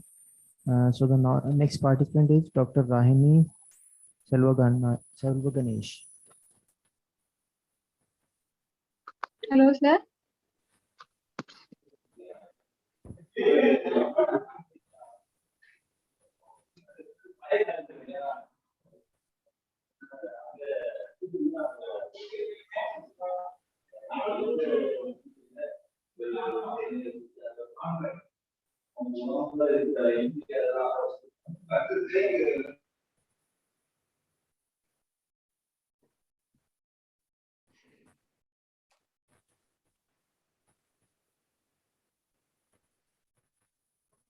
Sorry, Dr. Megha, would you like to conclude the session because there is no presentation left from the e-paper. Yeah, fine. I really thank for the organizing committee of ISA 2021 Gujarat branch. Thank you so much for giving me the opportunity for chairing this session. Thank you. Thank you so much, Thank you, ma'am, Dr. for your Megha. guidance. The next session will start at 11 a.m.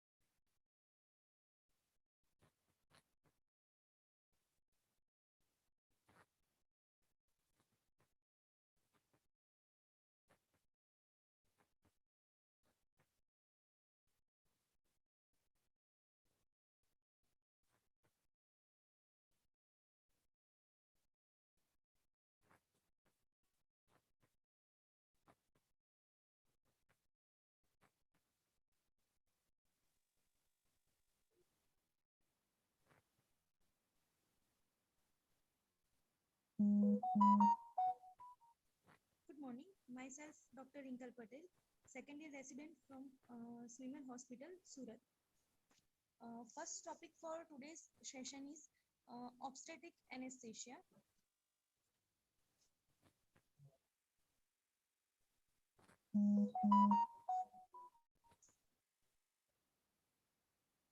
Our respected chairperson are Dr. T.C. Shah,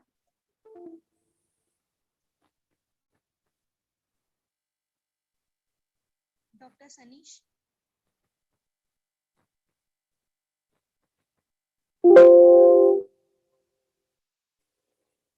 Dr. Manisha,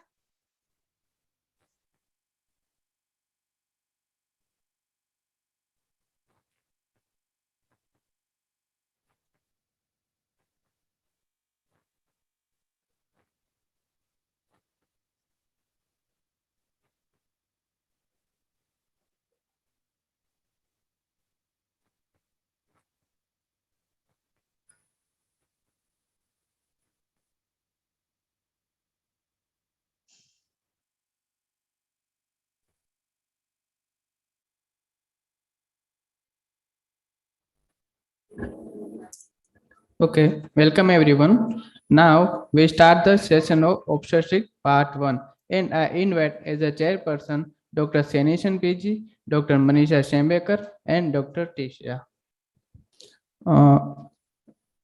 Please start lecture 1 anesthesia for laparoscopy surgery during pregnancy. Speaker is Sujata Ghosh.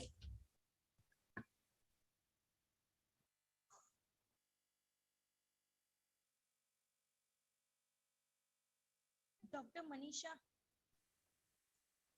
consultant anesthesiologist, Dr. Tushar,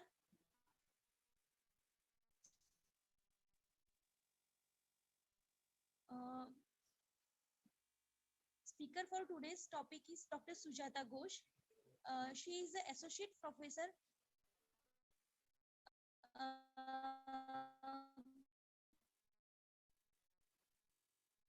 Please check. In Institute of Postgraduate Medical Education and Research, Kolkata. She will be going to talk about anesthesia for laparoscopic surgery during pregnancy. Sound नहीं आ रहा. Please check.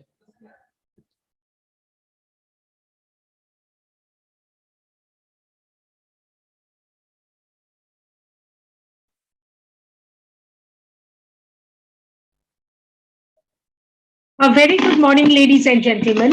I would like to take this opportunity to thank IC National and the organizers of this wonderful conference 2020 for giving me this opportunity to speak before you. It's an honor to speak on the anesthesia for laparoscopic surgeries during pregnancy, and I'm Dr. Sujata Ghosh with greetings from my Institute of Medical Education and Postgraduate Medical Education and Research.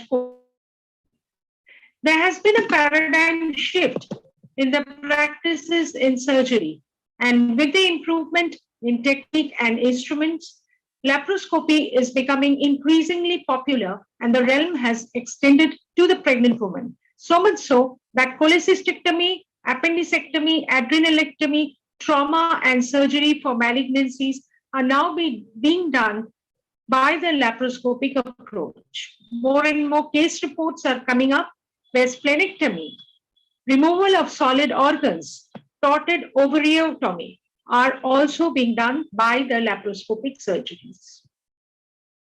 Any surgery in pregnancy, whether it is open or laparoscopy, is fraught with maternal and fetal considerations.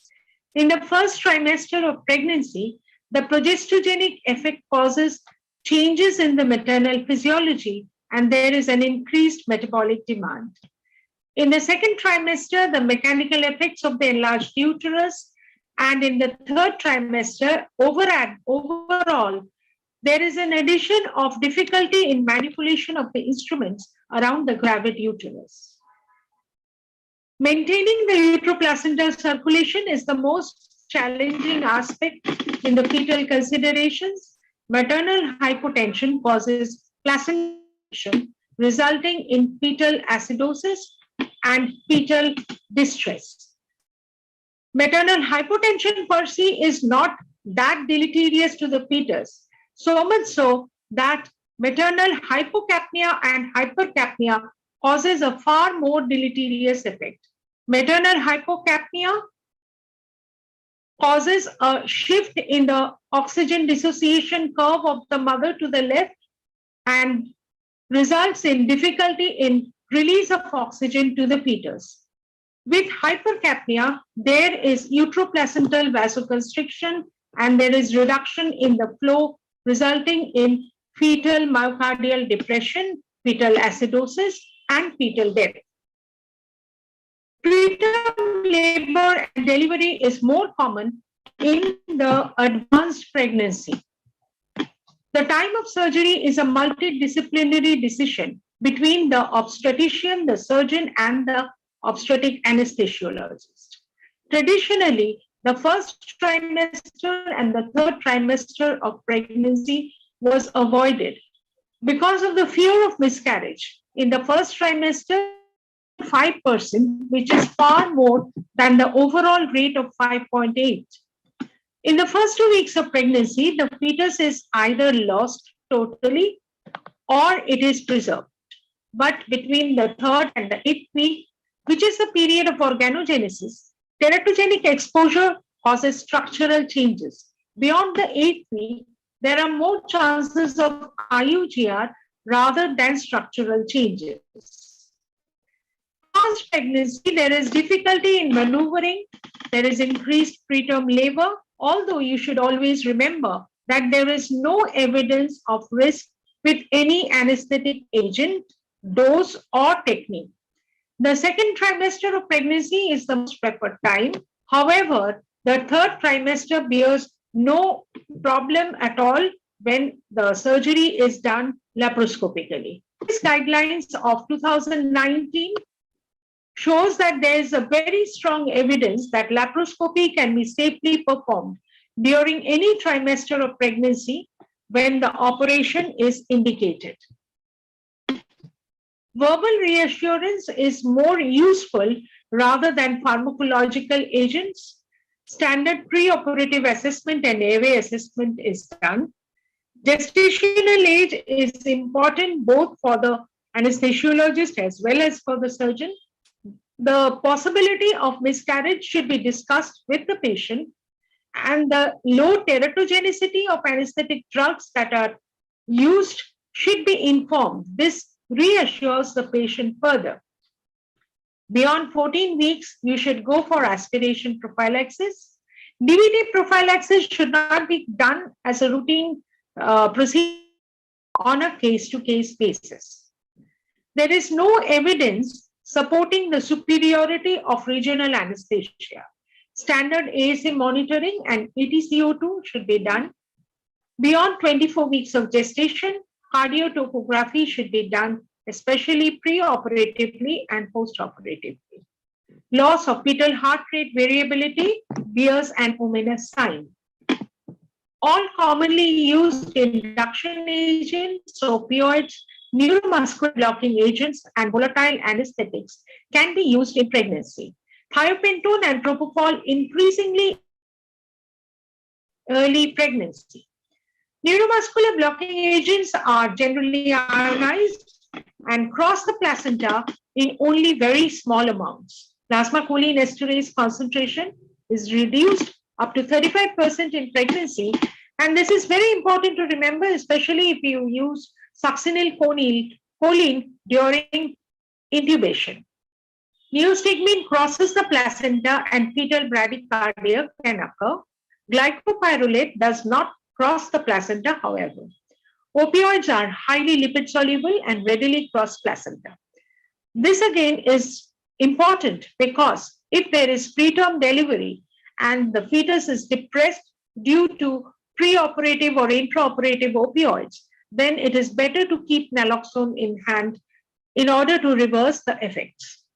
Ketamine, IV local anesthetics are avoided because they increase the uterine tone. and there is absolutely no teratogenic potential in clinical conditions and therapeutic doses. Yes, there are concerns regarding nitrous oxide. It inhibits methionine synthetase, and the exposure to concentrations of more or equal to 50% for prolonged periods of time have been proved to be teratogenic during the peak organogenic period in animal studies. No adverse effect in short periods have been shown. However, it is good to remember that the animal study results cannot be extrapolated to humans. Nonetheless, it is better to limit the use of nitrous oxide to 50% and avoid it totally in the first trimester. You should adopt a lateral or a semi-lateral position when possible and maintain the uterine displacement manually or through a tilt when the patient is supine. A head-up tilt helps to increase the FRC, reduce the breast interference during intubation, and alleviate gastroesophageal reflux. Equipment for difficult intubation, a smaller tracheal tube may be required. The difficult intubation cart, the emergency intubation cart, should always be ready whenever you induce a pregnant woman.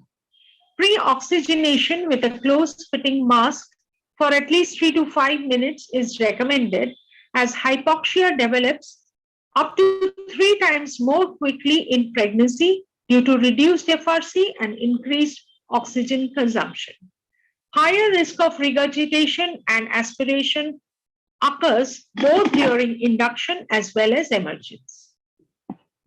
Rapid sequence induction with cricoid pressure has been recommended. However, with the controversy of the cricoid pressure, it is better to use cricoid pressure on a case-to-case basis and the preference of the anesthesiologist. PCO2 in the normal range of pregnancy should be maintained. Dr. Bhavani Shankar Kodali has done an extensive study on this aspect, and he has recommended EtCO2 of 32 millimeters of mercury to be the optimum where the uteroplacental flow can be maintained. Avoid excessively raised intra-abdominal pressures during laparoscopy. Increased sensitivity to volatile anesthetic agents occurs during pregnancy. All volatile agents up to a MAC of 1.5 dilate uterine arteries and increase uterine blood flow. At higher concentrations, this is offset by decreases in the maternal arterial pressure and the cardiac output. The volatile agents also reduced the uterine tone. And this is very important to remember, because if there is preterm delivery, then there may be PPH. Avoid light anesthesia, pain, because it causes an increase in the release of maternal, which reduces in turn the uteroplacental perfusion. Extubation should be done when the patient is fully awake and the lateral position is achieved. Postoperative care should include pain management, UNP management, and hydration. This is the famous SAGES guideline of 2019 given by the Royal College of Obstetricians and Gynecologists.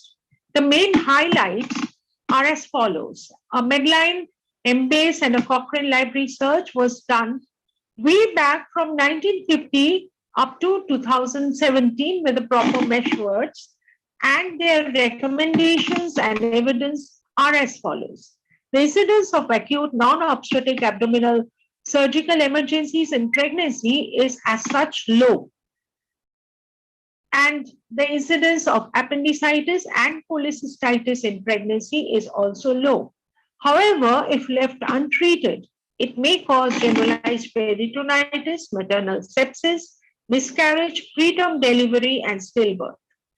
The absolute number of torted and hemorrhagic ovarian cysts are also low, and they are more common if GnRH analogs involving controlled ovarian stimulation is given.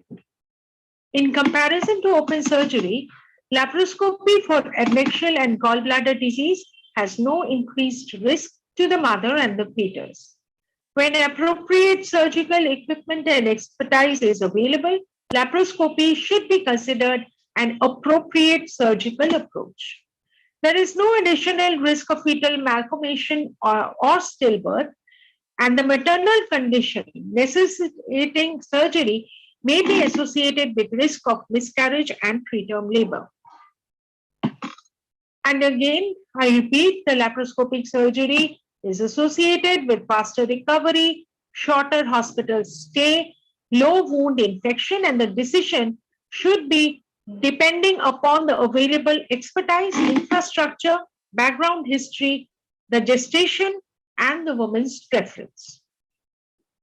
Early involvement of the obstetric anesthetist is highly recommended. Aspiration prophylaxis, airway management strategies should be done. General anesthesia and endotracheal intubation is the most preferred. Use of laryngeal mask airway is absolutely not recommended. Creation of pneumoperitoneum and alterations in maternal positioning should be gradual because a very fast change in posture might cause changes in the respiration and the cardiovascular system. Venous thromboembolism should be stratified and prophylaxis considered. Vigilance and monitoring of the hemodynamic status is essential. Hypotension, hypocapnia, and hypercapnia is very, very important as these are responsible for maintaining the optimal uteroplacental flow, which in turn is important to avoid end-tidal carbon dioxide can be used as a surrogate marker for arterial carbon dioxide. Pregnancy should not be a reason to delay urgent surgery. Both laparoscopic and open routes are acceptable depending upon the circumstances, since maternal and fetal outcomes are equally acceptable. Recent series of case reports are coming up where good maternal and fetal outcomes with laparoscopic appendicectomy, cholecystectomy, and adnexal surgery is being done even up to 34 weeks of gestation. However, it is good to remember that good neonatal facilities should be available just in case there is preterm delivery. Non-urgent surgery should, however, be postponed until after pregnancy. For all semi-surgeries, the second trimester of pregnancy is the most preferred time. But for all elective, it is better to delay the surgery to 6 weeks postpartum. Fetal heart Doppler ultrasound monitoring pre-operatively and post-operatively should be done, and if necessary, intraoperatively too. If there is chance of preterm delivery, it is always advisable to administer antenatal corticosteroids for fetal lung maturation and magnesium sulfate for fetal neuroprotection. Routine tocolysis is not recommended as there is no evidence that it improves any outcome, whether maternal or fetal. Current evidence supports operating pressures of 12 to 15 millimeters of mercury. And some surgeons also prefer to operate at 10 millimeter of mercury insufflation pressure. And the insufflation pressure should be adjusted as per the patient's physiology, which differs from patient to patient. Before the insertion of the trocar, it is good to have the intra-abdominal 20 to 25 millimeter of mercury because it can avoid puncture of vital organs. Intrauterine manipulation is contraindicated because it can cause preterm delivery.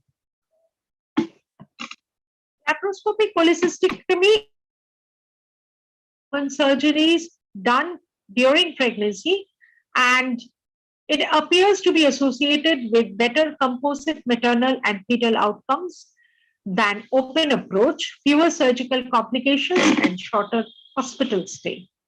Our take-home message would be to avoid or minimize aortocoval compression, maintain normal maternal physiology, Optimize uteroplacental perfusion and avoid fetal hypoxia. Avoid maternal hypocapnia, hypercapnia, and hypotension. Avoid unwanted on the fetus. No additional drugs or anything given experimentally should be avoided.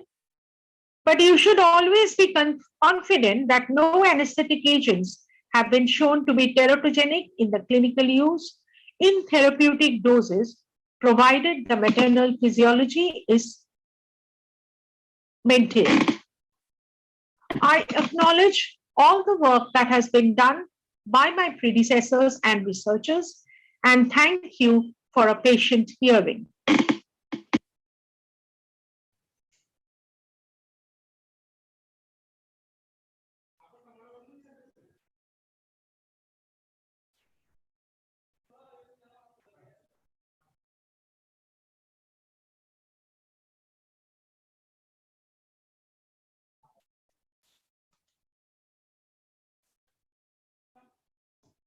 The next topic for today's session is obstetric hemorrhage.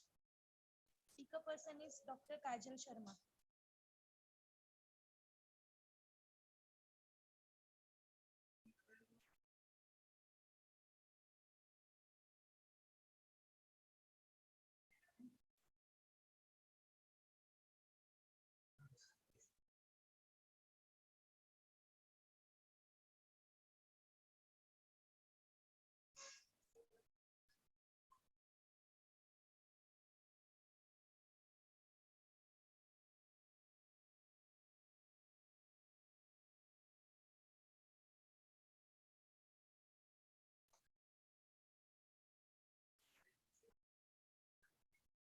She is a professor.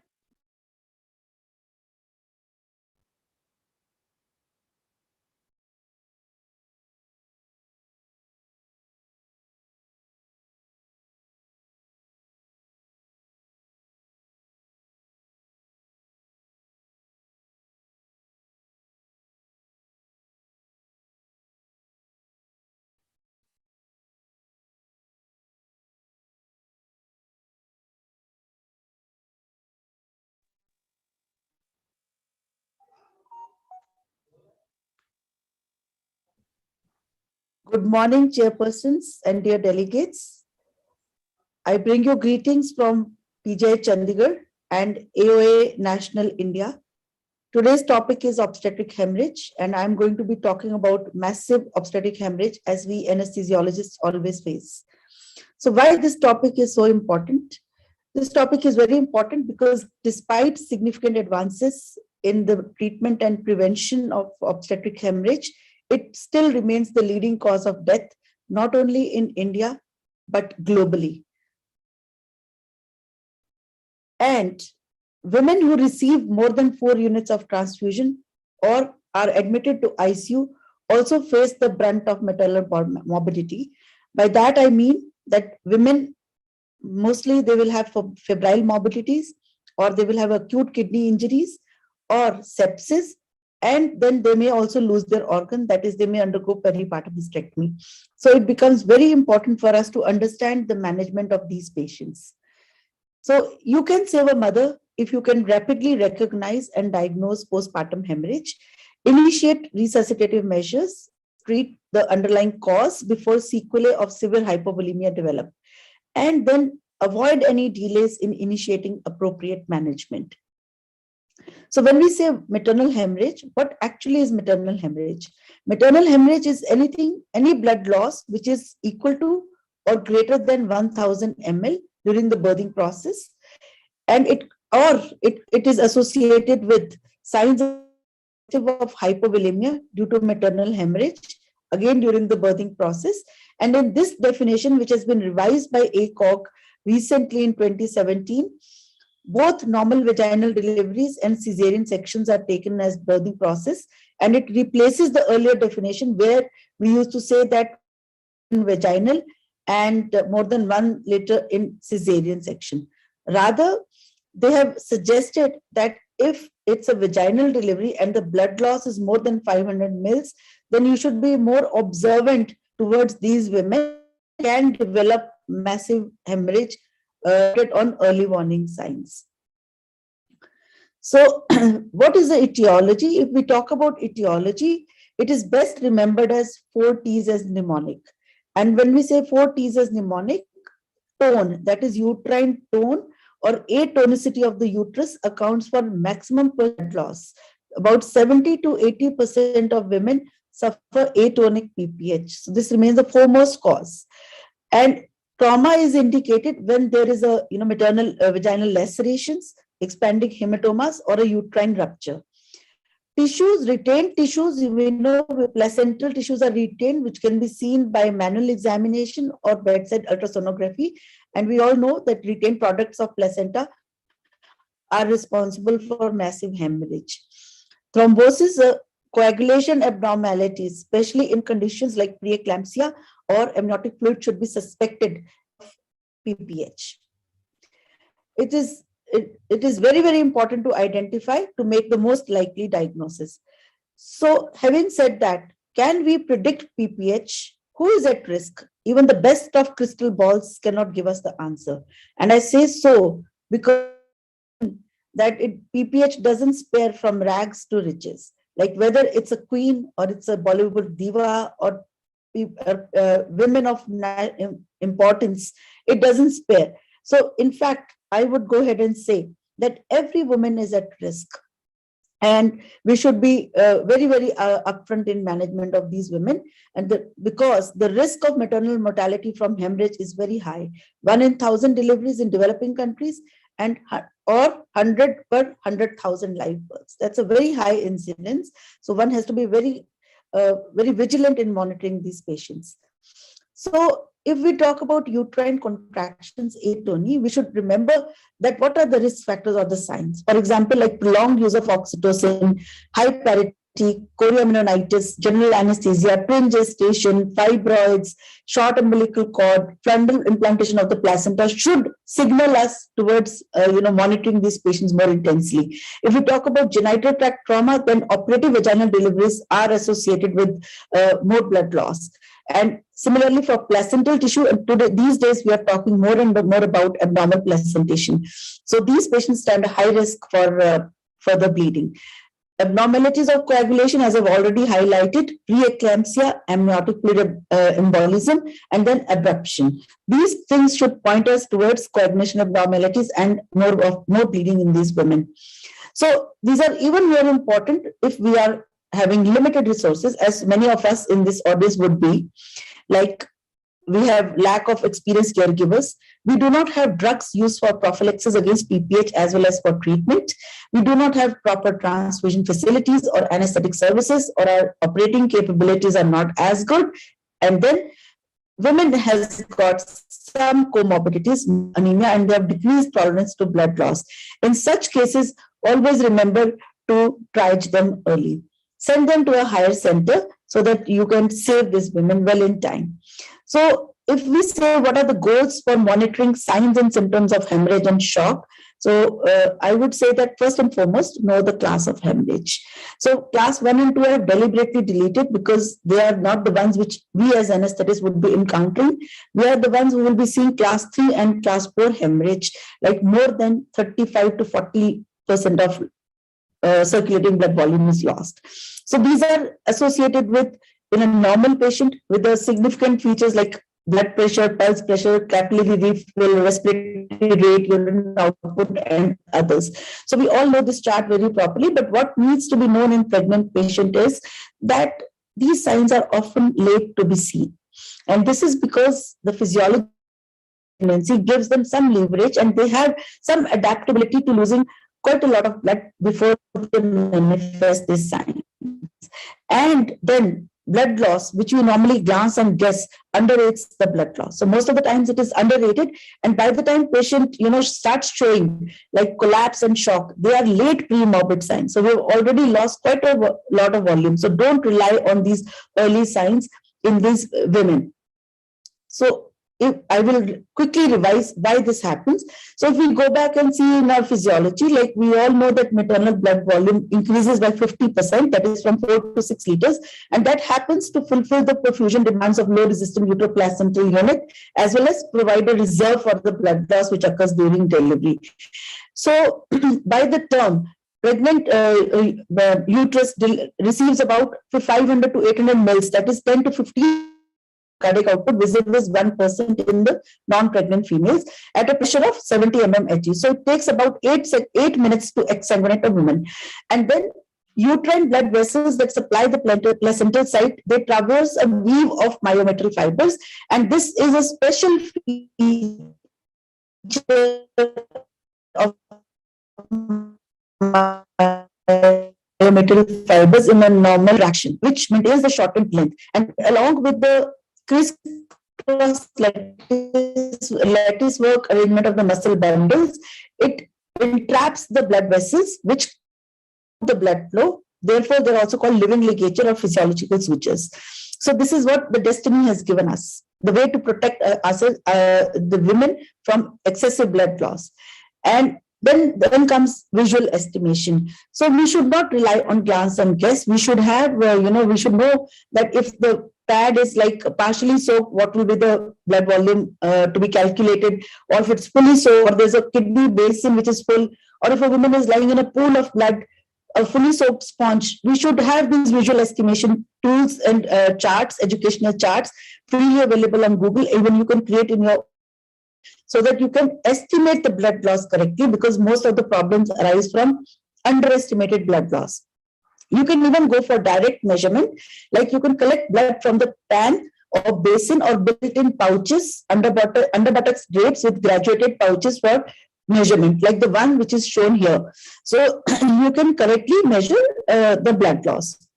Also, you can weigh the dry gauzes or the sponges, or measure the irrigating fluids in the suction bottle, know how much was the amniotic fluid and know how much was the fluid used for washing, and then how much is there in the bottle right now. You can minus that and come to know what is the blood loss. Be more objective. So if 1 gram equals to 1 ml of blood loss, if you establish the dry weights in your own unit and then you measure and you weigh fully soaked sponges, you can find out how much is the blood loss. So these are very important to have, because if you don't measure the blood loss, you will be underestimating the blood loss. So talking about managing hemorrhage, so we know that on one side we are doing medical management. We are using oxytocin, misoprostol, and then tranexamic acid. And surgeon is also trying to take control as per the etiology, whether she is applying compression sutures, uterine tamponade, balloon tamponades, Bakri balloons, or bimanual massages, or arterial ligation. It is a collaborative effort. One has to remember that whatever is happening is collaborative. Something is happening at the pelvic end, and something is also happening at the head end. So this, you have to be in touch with what your obstetrician is doing. And for our role, when a patient is hemodynamically unstable due to massive hemorrhage, what we should be doing? Well, we should maintain tissue oxygenation and perfusion. This should be our main aim. So here, if I talk about that, so what is my goal? My goal is, like, I should be doing a goal-directed resus with low-volume crystalloid, and we'll be talking about why we should be using low-volume crystalloid. Aim for a systolic blood pressure of 80 to 90, because that's good enough to perfuse the end organs. Keep a map of 40 to 60. And if your patient is not under general anesthesia, you should see that patient is able to mentate and have a palpable radial pulse. So when we say optimize blood circulation, we should understand that we should have a coherence between micro and macro circulation. So both your tissues should also be perfused, and that can happen if you target a hemoglobin of 7 to 8 grams during active bleeding, and you also monitor tissue perfusion indices, like you do your lactates and base deficits. So here comes the role of repetitive ABGs, like you send one sample and see what is the report, then you correct that, and then again you send for one. So myocardial ischemia can happen if you do not maintain a hemoglobin more than 6, or blood pressures are low and diastolic pressures are less than 50, heart rate is more than 115. So women can even have myocardial ischemia. So for circulating blood volume, we use crystalloids for initial resuscitation. Tissue oxygenation, we all know we need hemoglobin. So hemoglobin is required. So red blood cells are required to transport oxygen to the tissues. And we also need to reverse coagulopathy using component therapy. And along with that, we must ensure that calcium is adequately supplemented. If you don't give calcium, these days we call it as a lethal diamond. So loss of calcium will also contribute to non-clotting of the blood. So we do not recommend a volume more than 3.5 liters, and that too 2 liters warmed crystalloid and 1.5 if you don't have blood. So lactated ringer lactate solutions are considered to be the best. However, you must control your aggressive crystalloid use because this can promote coagulopathy. So what we have to do is we have to initiate massive transfusion protocol, which dictates the principle of using blood products in the ratio of 1:1:1. And then if at all you need to use, you can use recombinant factor 7, but the uses are limited. So this is one example of massive transfusion protocol where you have 3 rounds. The first round says 6 units of PRBCs with 6 units of FFP platelets and 10 units of cryo. And the second round, you have to repeat but minus the platelets. And the third round, you can use recombinant factor. So how you can monitor for coagulation and why you should monitor? Because fibrinogen is the first coagulation factor to decrease beyond critical levels in a massive hemorrhage. And when you give fluids and resuscitation, further fibrinolysis occurs and there is a decreased fibrinogen level. Also remember that term pregnant women have more fibrinogen than the normal patient. That is, it's about 4.5 to 5.8 grams per deciliter. So when you give 10 donor units of cryoprecipitate, you give around 2,500 milligrams of fibrinogen. That's the maximum. Whereas FFP gives only 500 milligram. So women trial has now given us enough evidence to tell that tranexamic acid should be given. And if at all it is given, it should be given slow IV injection, 1 ml per minute. And then second dose should be administered if bleeding continues after 30 minutes or stopped and restarted anytime after 24 hours. For factor 7, it's a fancy stuff. It's very expensive, not really available to any one of us. And along with that, it is recommended to use only if you have a hematocrit more than 20 to 24, platelets more than 50,000, patient is not acidotic, having fibrinogen 1 gram, and it should not be hypothermic. So these are a lot of prerequisites before you can use factor 7A. Having said that, there is a role of factor 7A if you have an excess. So point of care coagulation testing is now being advocated because you can see what blood component therapy you want to give to your patient. So the two very commonly used are PEG and Rotem, very expensive machine, sometimes requires lab assistance also. But if you don't have one, you can simply put some blood into a test tube and stick it on the wall and see how much is the time does it make to make a clot. So cell salvage is also being used, but again, it is a heavy machinery with the lab assistance requirement. However, the use has been seen and you can use the same blood, which can be now depleted by using some filters for leukocyte and amniotic fluids. So what anesthetic technique you should be using? If it's a controlled case, like it's an elective case, and you started using it and patient can cope up with hypovolemia, so you can go ahead with spinal. But if the patient is emergency and the patient is actively bleeding, then you should not do spinal, you should be going ahead with general anesthesia. So every obstetric unit should be prepared to manage hemorrhage, like readiness and hemorrhage cards, supplies checklist and instruction cards, intrauterine balloons should be placed. There should be an immediate access to medications. There should be a response team. You should know whom to call, like the blood bank, the advanced gynecological surgery and support services. Then you should have O negative blood and you should have some protocols in place. Then we have already talked to how you should recognize and prevent, and you should have systems for debriefing. So if you have encountered a massive blood loss, you should know how to, troubleshoot if the problem comes again. So debriefing and huddle is very, very important. So this is one example of a hemorrhage card which I've taken from the net, and this is how you should be always prepared in case of if a PPH comes. So that's all I have to say, and thank you very much for your attention. And I invite you to a very interesting cardiothetic clinical pearls from leaders of AOA. It's a very interesting session. You can visit our website to know the details of the same. Thank you very much.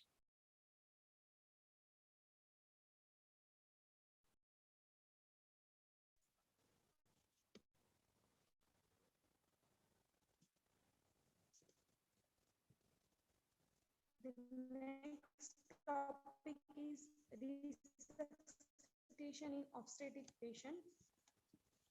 The speaker is Dr. Edward Johnson.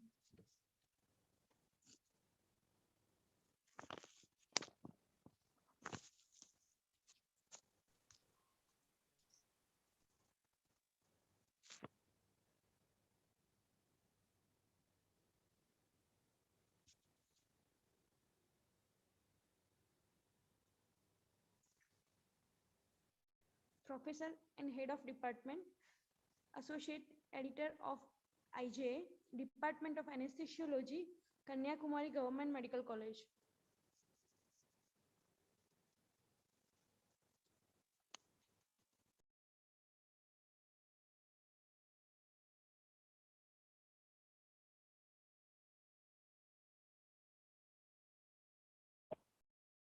In the outset, I like to thank the organizing committee of Isacon 2021, and I wish them all the success.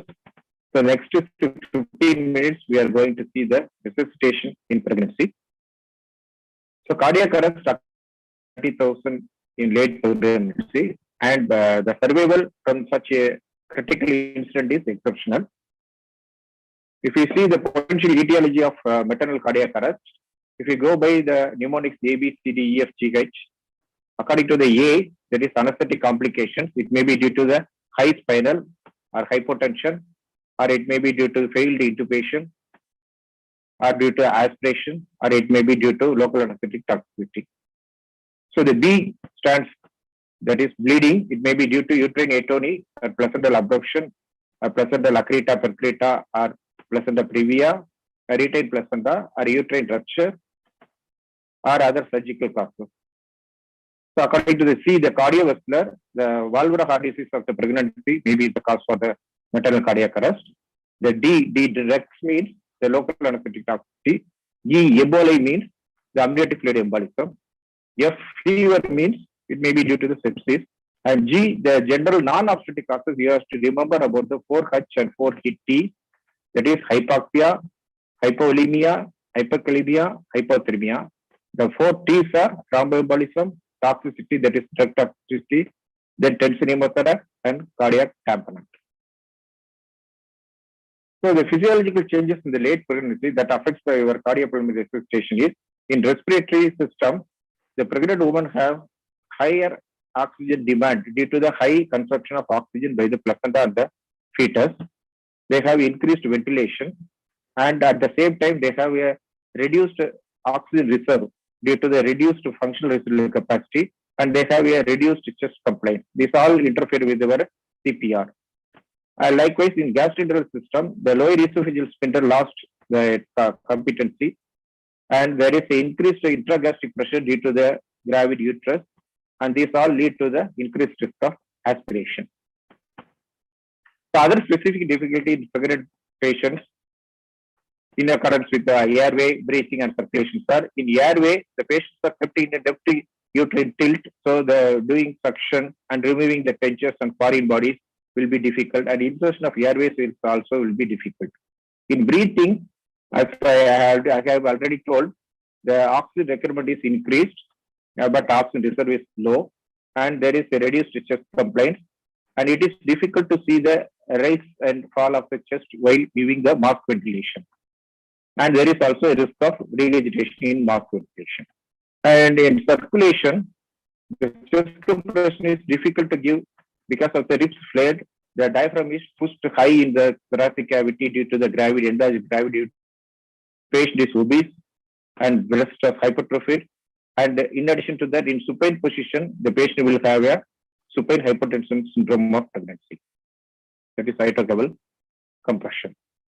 So in pregnant women who are critically ill should be risk stratified by using obstetric early warning scores. This is one of the obstetric early warning score, color coded. It has 6 parameters, that is systolic BP, respiratory rate, heart rate, and FiO2 to keep its saturation above 96, and temperature and consciousness. If the score is above 6, the critical event team should be alerted at the earliest. So this is the Cardiff wedge to keep the patient left lateral, that is left lateral uterine tilt. If the Cardiff wedge is not available, you can go for an upturned chair as a wedge. So this is during chest compression, you can keep the left uterine displacement by one hand technique or by two hand technique. So the basic life support in hospital and out of hospital are the same. First you recognize the unresponsiveness, then check the carotid pulse. If it is absence of carotid pulse, you go for a high quality chest compression, that is 100 per minute. If one provider is available, the compression ventilation ratio should be 30:1, 30:2. The interruption should not exceed 10 seconds for assessment of the ROSC, that is return of spontaneous circulation, and for your deep fibrillation. And during bag and mask ventilation, you have to supplement with 100% oxygen with flow rate of 50 liters per minute. And there is no literature to support the use of mechanical chest compression in case of pregnancy. So this is the algorithm released by the RCOG guidelines, that is according to the Green Top guideline number 56. It differs from other non-pregnant adults. You have to keep the left uterine tilt throughout the basic life support and also in the advanced life cardiac support. And you have to supplement 100% oxygen with flow rate of more than 15 during the bag mask ventilation. So the defibrillation issues during pregnancy, sir, the recommended defibrillation protocol is similar to the non-pregnant adult. It starts from the biphasic energy 120 to 200 joules. The AED pad placed above the right breast and another pad below the left breast on the left side of the rib cage. So advanced cardiac life support, once the critical team has arrived, you can go for advanced cardiac life support. It has 3 teams. Advanced cardiac life support has 3 teams, and neonatal team. In maternal intervention, the team has to secure the airway at the earliest to avoid aspiration, and they have to secure the IV line above the diaphragm and give ACL drugs and assess and resuscitate the hypovolemia by giving fluids or components. If the patient was receiving IV magnesium pre-cardiac arrest, you have to stop the magnesium and you have to supplement calcium chloride 10%, 10 ml. If you are using calcium gluconate, you have to go for 30 ml of 10% solution. And the obstetric intervention team has to give continuous manual left uterine displacement, and they have to remove the fetal monitors if it is already attached, and they have to prepare the patient for the emergency cesarean delivery. The neonatal team has to be ready to receive the hypoxic infant. If no, by 4 minutes, the resuscitation team should be ready to perform peripartum cesarean delivery.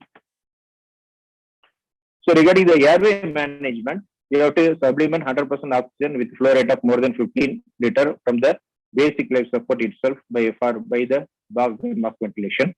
And in advanced airway securing, you can give 2 attempts for every technique. That is, first intubation technique. If it fails, you go for second intubation technique. If it fails, you go for a supraglottic rescue airway. First attempt and second attempt. If the second attempt fails, then you have to go for a bag and mask ventilation. Bag and mask ventilation in pregnancy is also difficult due to short neck, reduced chest compliance, and large breast.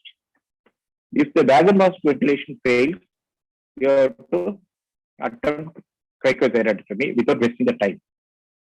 Trauma during airway management, and you have to ventilate with a rate of 8 to 10 breaths per minute, and you have to monitor capnography. You have to confirm the airway placement by capnography, and also you can monitor the progression of the effectiveness of the CPR by seeing the capnography.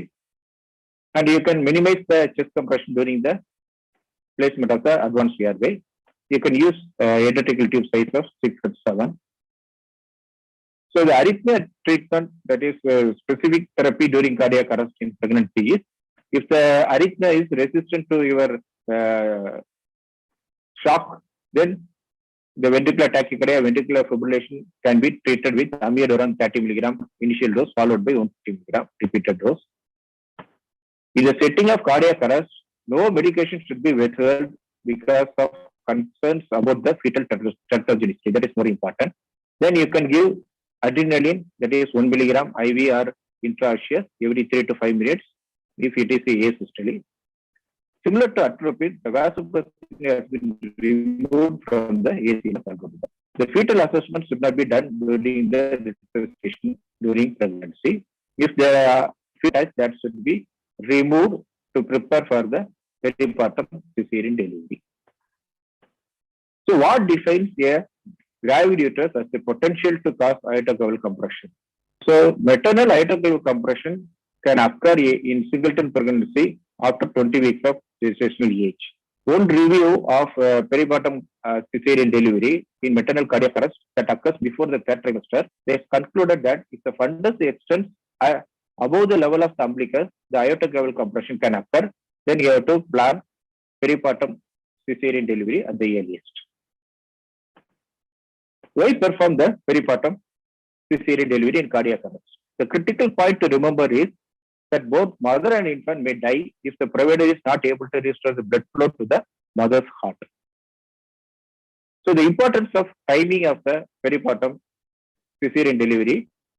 Sorry, any pregnant woman whose fundus height is at or above the umbilicus and ROC is not achieved within 4 minutes after the starting of the resuscitation with the left uterine displacement, you have to consider the peripartum cesarean delivery. It should begin 4 minutes after the resuscitation, and delivery should be completed 5 minutes after the resuscitation, because the neurological damage due to the hypoxia develop after 4 to 6 minutes of anoxic cardiac arrest. So assisted vaginal delivery can be attempted when the cervix is fully dilated and the fetal head is at the lowest station. So for cesarean delivery, all you need is a blade scalpel, fixed blade scalpel, and 2 clamps for the cord.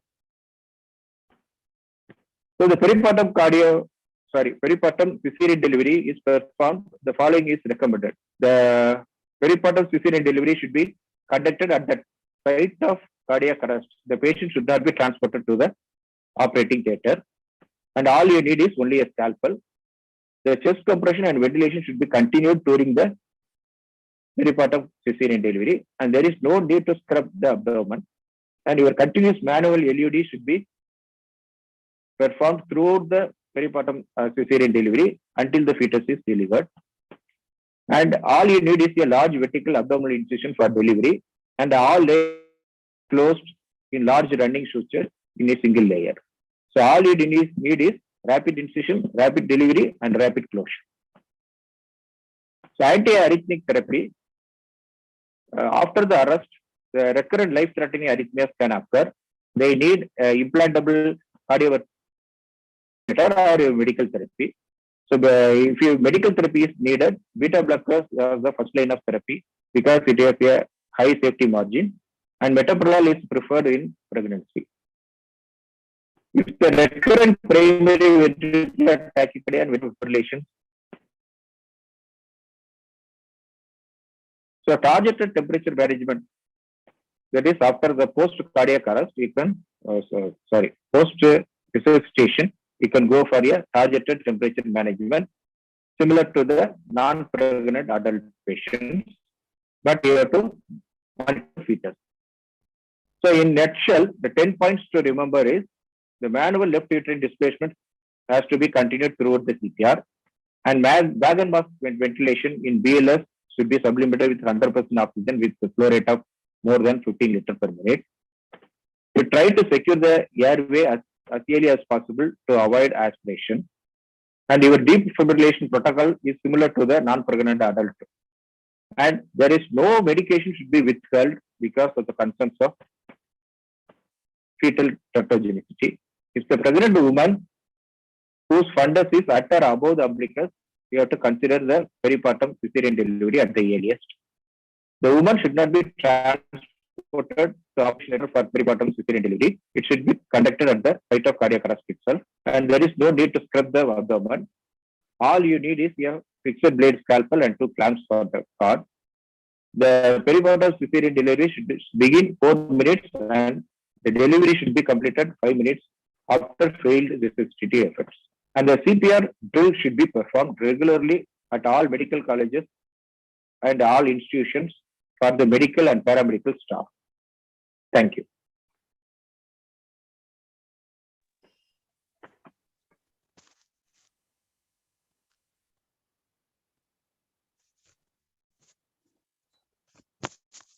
The next topic for session is labor analgesia, why underutilized in practice. The speaker is Dr. Madhusudan Upadhyay, Professor in Kasturba Medical College, Mangalore, Manipal Academy of Higher Education.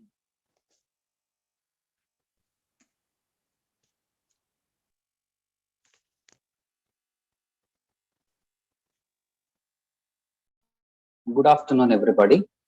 I profusely thank the organizers of Isacon 2021 Ahmedabad for having invited me to talk about one of the most important and pertinent topics of the day, why the labor analgesia in India is underutilized.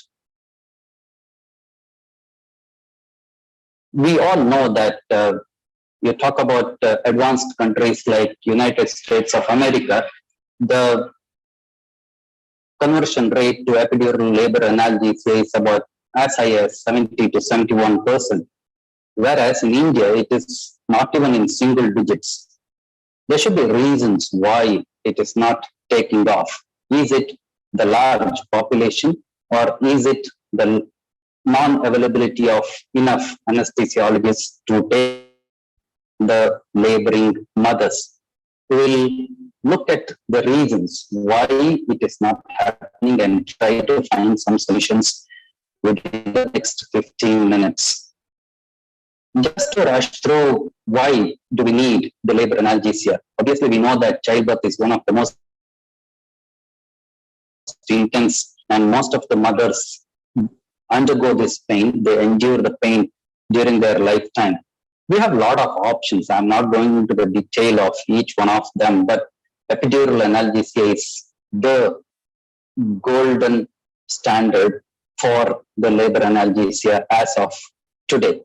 And when historically we talk about Queen Victoria receiving chloroform during the delivery of her 8th child, Prince Leopold, as long back as 1853, why it still hasn't taken off in a larger magnitude, and why every laboring woman doesn't get to have pain relieved during the labor.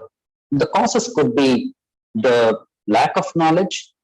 Maybe the mothering women aren't even aware that there is something called labor analgesia available to them when they get into labor. And even if they are aware, obviously the obstetricians don't talk to them about the labor analgesia, and they don't know that by right they can put their foot down and ask for the labor analgesia to be provided by the obstetrics and the anesthesia team. And of course, there are superstitions, because the grannies would always say that mother has to suffer the pain during labor to enjoy the motherhood as a culmination of the pregnancy. And most of the people, even today, they come out and say it is against the will of the God if you kill the pain associated with normal laboring process.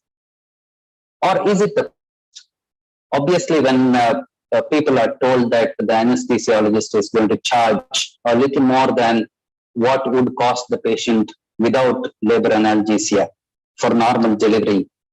Does that take them back a few steps? Yes, of course. But there are few women who want to avoid the pain of labor, pain of delivery, and they actually demand for C-sections. And I can assure you that the C-sections would cost you a bomb vis-a-vis the labor analgesia. And the major reasons, as I would say, would be the obstetricians, because it's they who believe that the patients are their responsibility. And if the patients are their responsibility, and so too is the labor analgesia for women who come to deliver. I will go a little into the depth about obstetrician factors.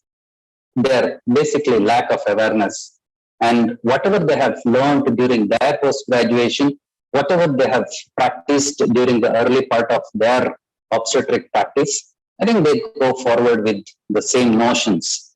And the painless delivery, it need not be provided to all the patients.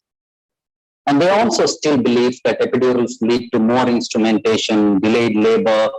We have to stay by the patient's side. Otherwise, you can go home, relax, and then you reach to the patient when the patient is fully dilated.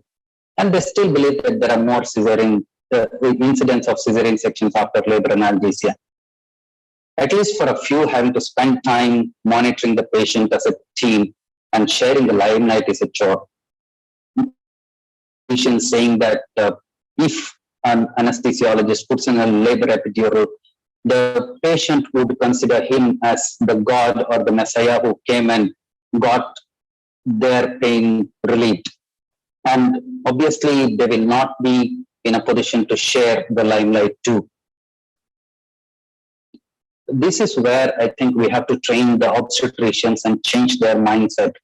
At least the younger ones who are getting into the practice, I think they should be aware of labor analgesia, how efficient and effective we could be when we provide labor analgesia services. According to this original article, which appeared in the Journal of Obstetrics and Gynecology in India, even the obstetricians do believe that epidural analgesia is a safe and effective method for labor pain relief. With active management of labor, it does not significantly alter the labor characteristics. It's in print in the year 2006, and obviously all the obstetricians should take a cue from this and then practice labor analgesia. I would like to quote from this article which appeared in the journal Anesthesia Essays and Researches way back in 2018, which came out of Mandia Institute of Medical Sciences.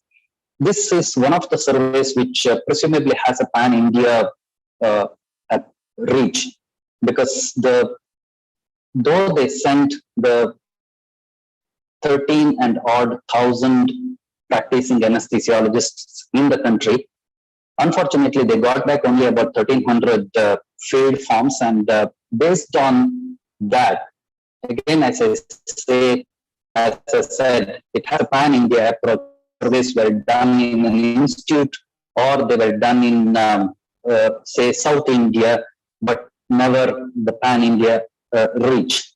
And according to this paper, this survey, most of the respondents who practiced labor analgesia were from corporate hospital. Please note this, 31 and odd %, and private nursing homes about 32%. Followed by the private medical colleges, about 21%. The least were from the government medical colleges and the government hospitals, which is as little as 3%. This implies that labor analgesia is available to parturients from upper and maybe one of the reasons why it is not being practiced in the government hospitals much is maybe because of the patient load.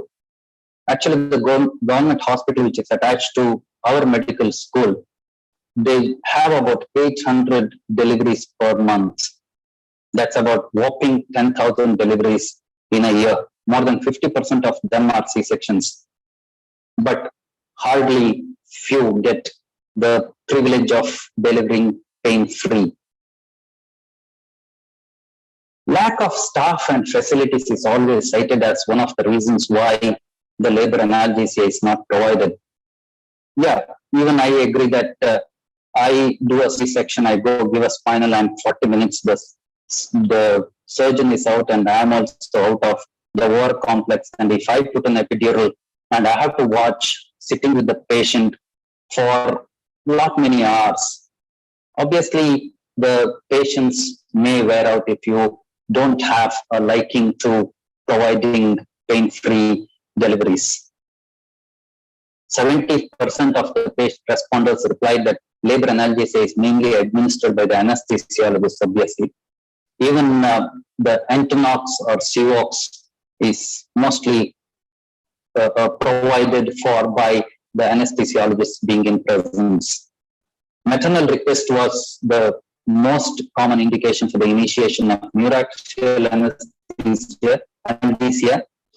But unfortunately, obstetricians decided for it in a few situations, such as late stages of labor, pre-existing hypertension, and medical disorders, as per about 9.17% of the respondents. It has a pan-India reach, but still, again, it's only 1,300 anesthesia practicing anesthesiologists.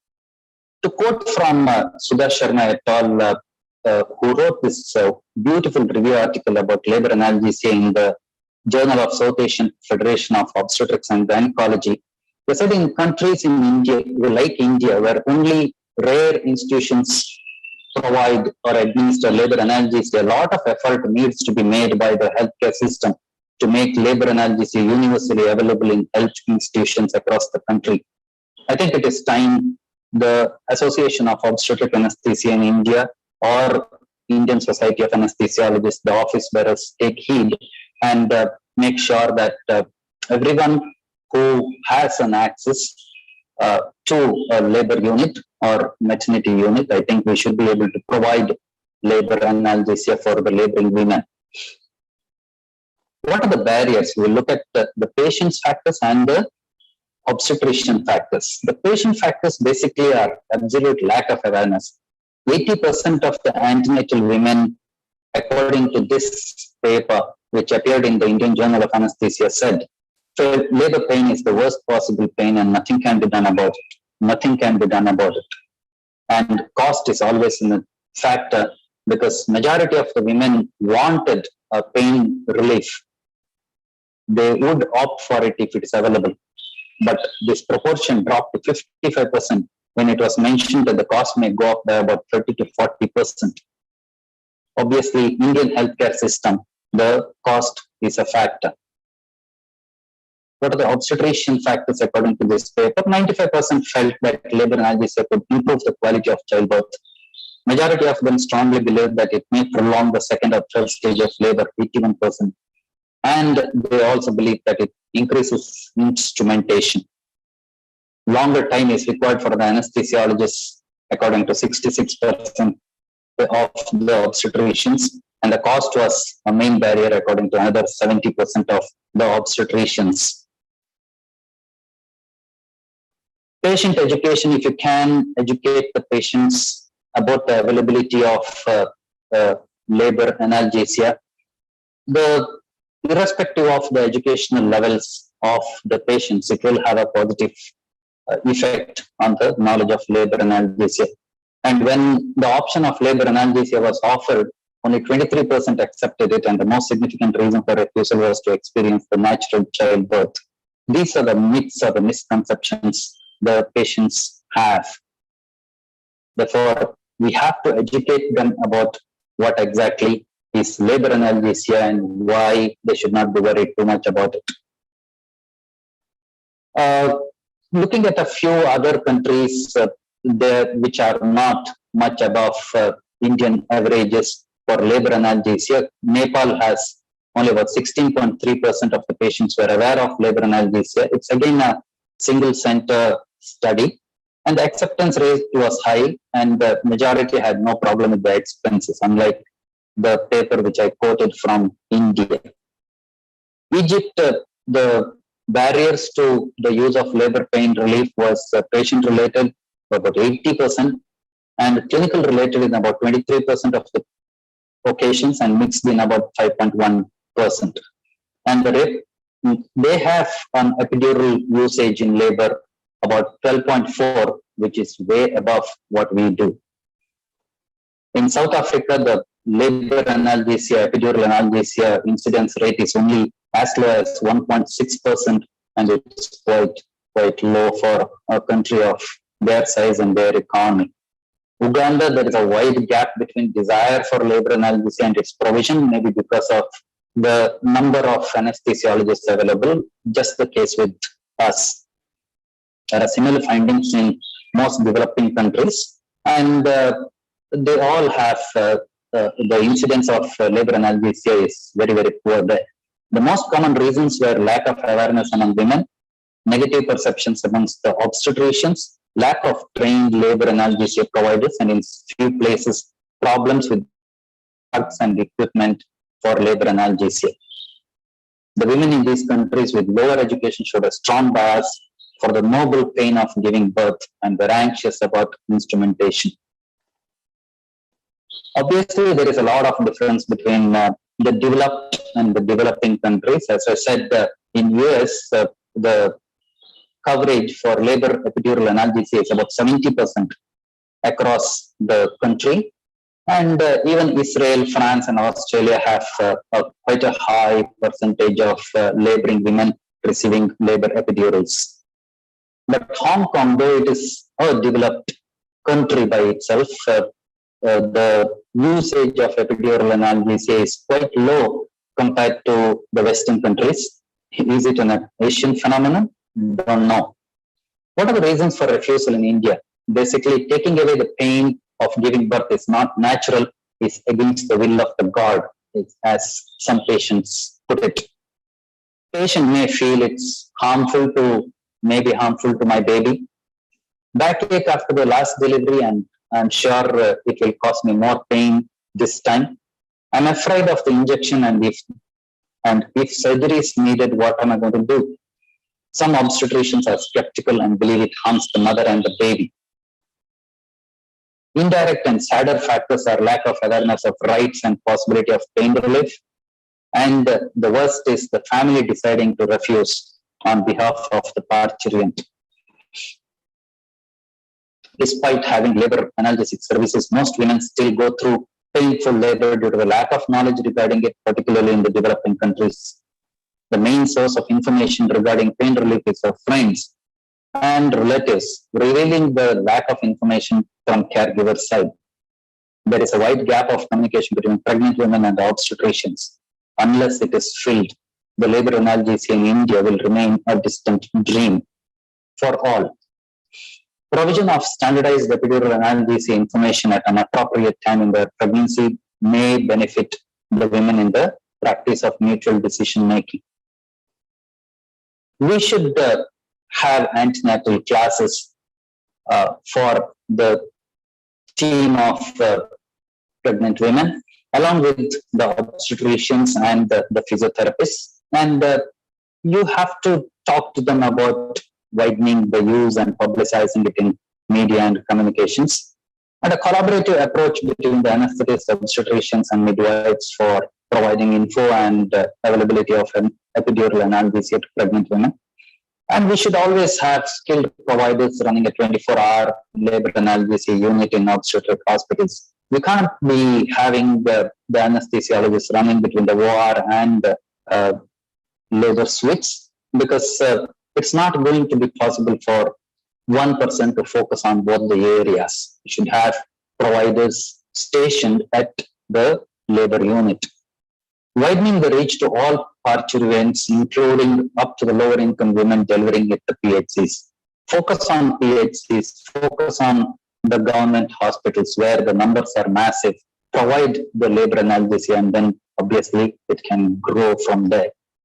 Concerns about the pain in labor remains a hot topic, and the provision of labor analgesia is slowly increasing day by day as more women become aware of their rights to achieve a better quality of life.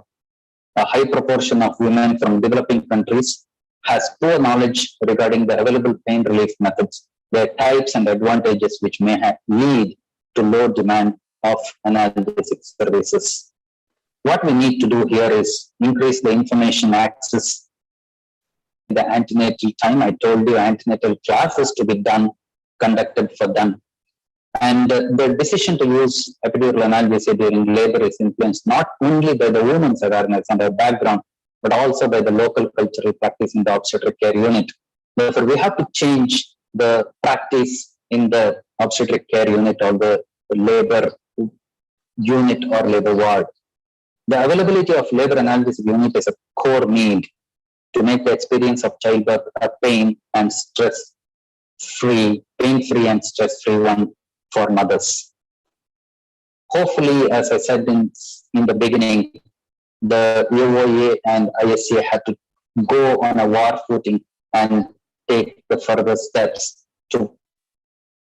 for every delivery to be pain-free in our great country. Thank you very much for the opportunity and patient hearing. Have a good conference.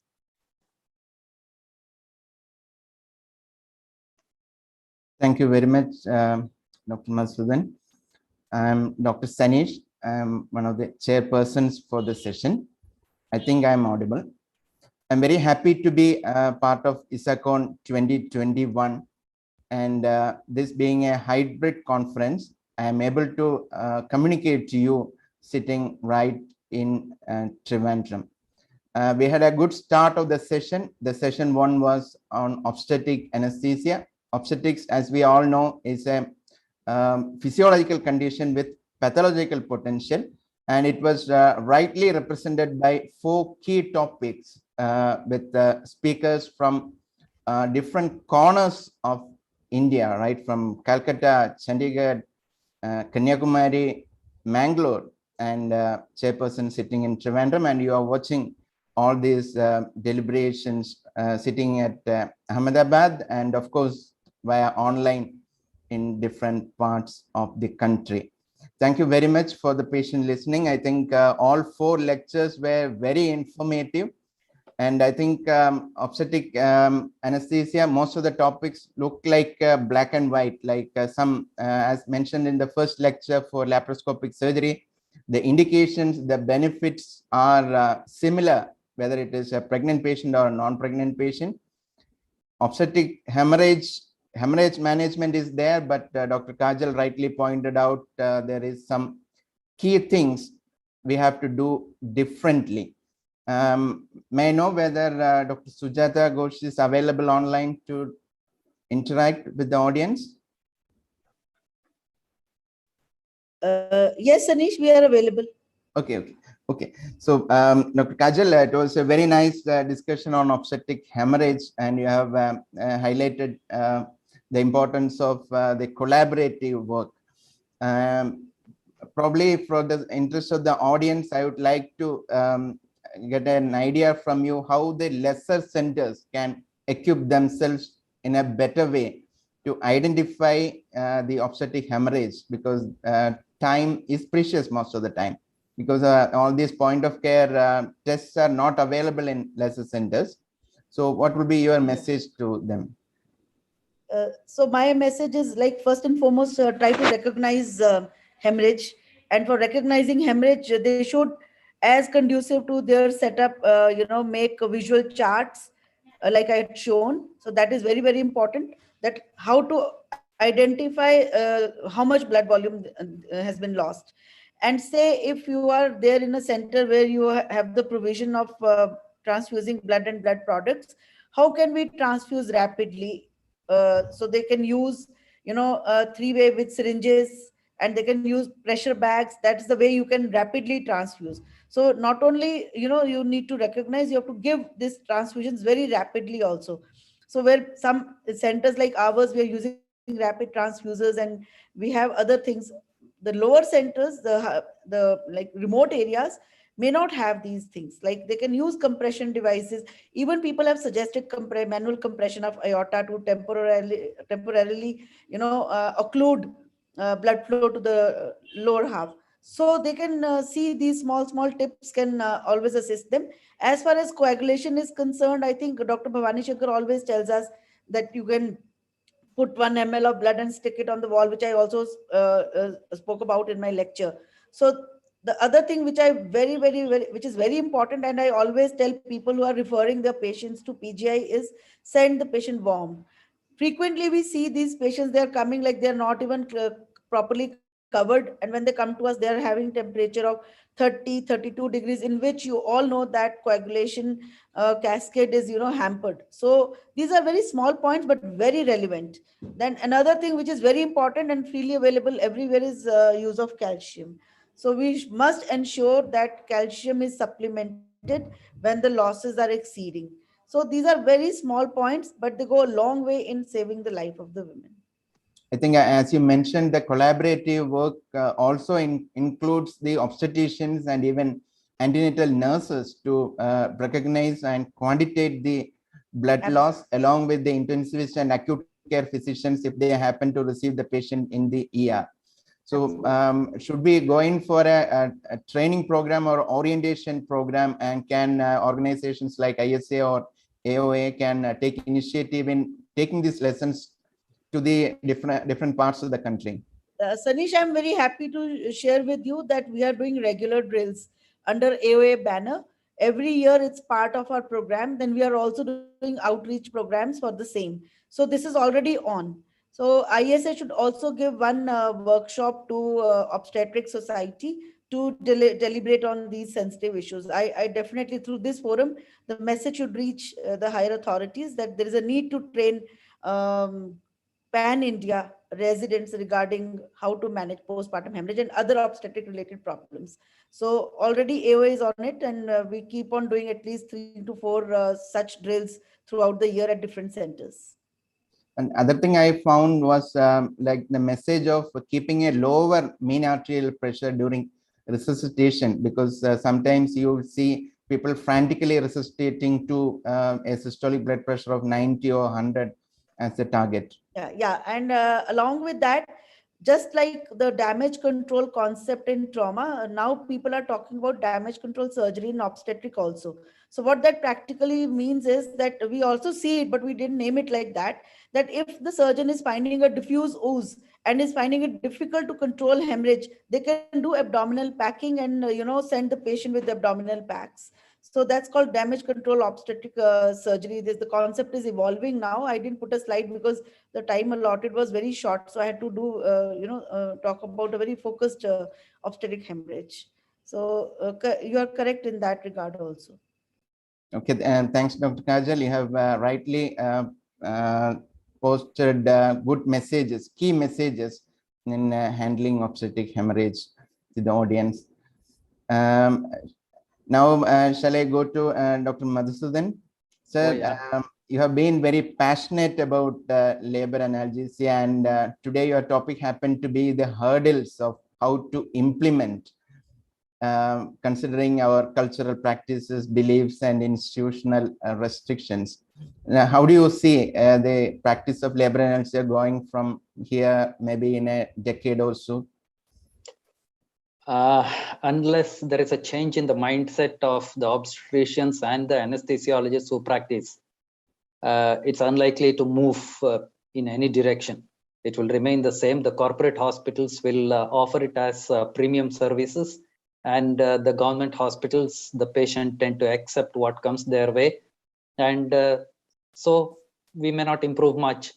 That's what I said somewhere in the lecture, that AOA and ISA should have a concerted effort to improve the services. I think we have to reach the unreached. That's the only way. I think the problem with the anesthesiologist, obviously our ratio compared to any other country where they have one anesthetist for 7,000 to 8,000 population, and we are not even 1 in 50,000 population. It's going to be quite a massive effort from all of us to reach that. But I think if you have some dedicated team looking after the labor analgesia part in busy centers, I think we can move forward. And all of us should do the antenatal classes along with the obstetricians for all the women who come for labor, or rather before that, antenatally. And I think they will accept the things more. Actually, tell you frankly, the KMC hospital website has a small video on epidural analgesia by me, and I don't think many women go through that. They look at physiotherapy aspect, they look at obstetric complications, but they never go through the epidural analgesia. Again, I have to reach to them during the antenatal classes. I think that's the way all of us have to do it. I think, sir, in the institution conducting antenatal classes with parturients who have actually received labor epidural, when they come for the next immunization visit with their baby, when they speak to the prospective parturients, the message goes through well. Yeah, agree, Sanish. Okay, so hospital protocol usually supports this, and I think in this digital era, people are more demanding, as you mentioned. People feel that cesarean is a way to escape the labor pain if they want to. They are not much aware about this option where they can go for a normal delivery with pain relief. True. So is there any fellowship programs going with training in labor epidural? Because many people, they have the initial resistance if they don't happen to see enough cases during their postgraduate training. They usually shy away from accepting these when they start their career. Yes, so may I be allowed to add something?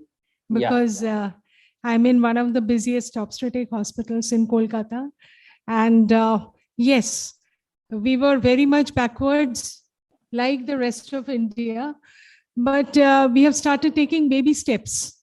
And what we have done, and which could be followed by other medical colleges, is that we have brought up a liaison between the anesthesiologist postgraduate and the obstetric postgraduate, gynae postgraduate.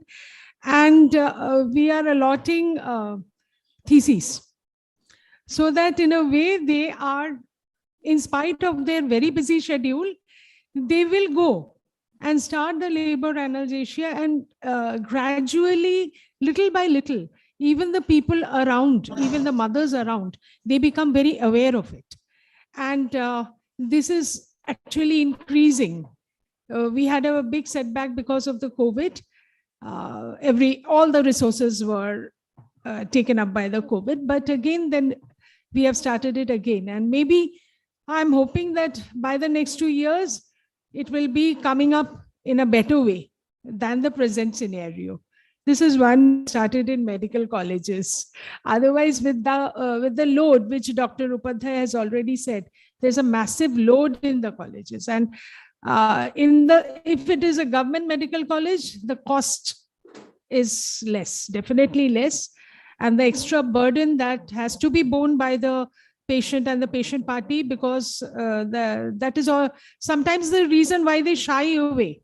The cost is also very important. There's a 30 to 40% increase in the cost, as Dr. Upadhyay has already said. So that can be waived. Thank you, sir. True. Is there any questions from the audience there? Because we are running behind schedule.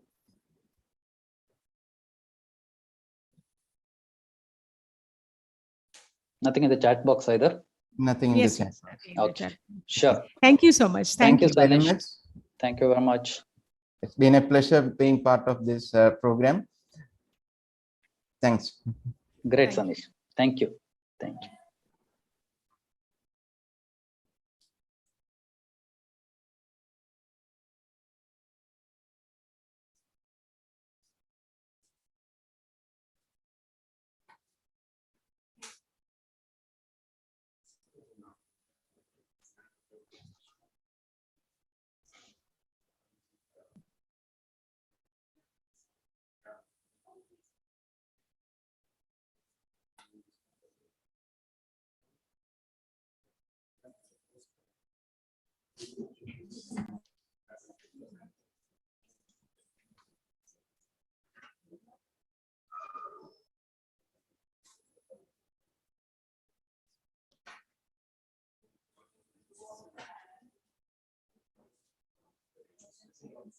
Hello. Good morning, all. I, Dr. Aneri Patel, second year resident from Smimer Medical College, Surat. I would like to continue the second part of obstetrics. Our chairpersons are Dr. Sebastian.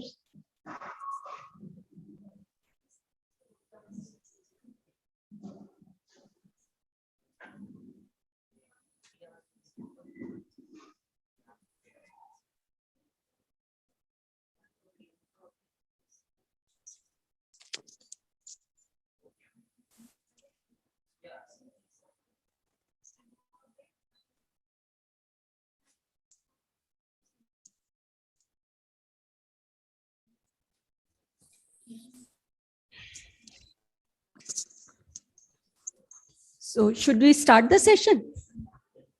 बंद कर दे, बंद कर दे. Who is the hall coordinator here? No one. Huh? Where is he? Where is he? Hello.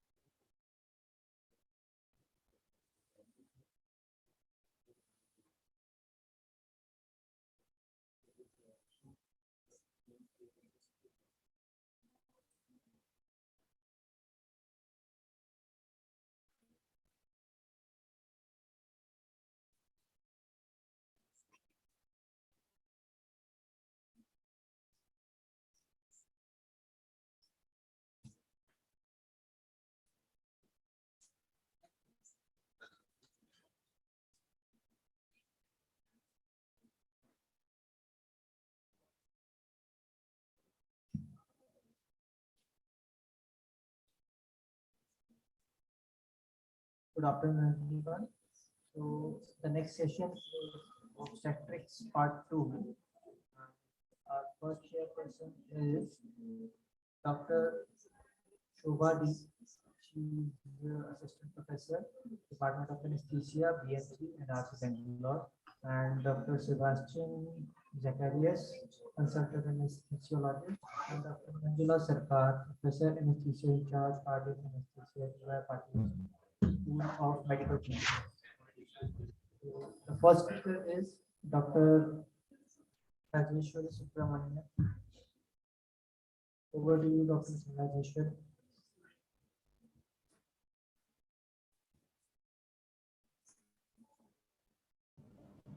So good afternoon, chairpersons and everyone. So I will be sharing my screen live from AIMS because I did not send my presentation in.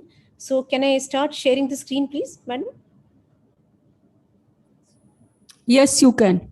Okay.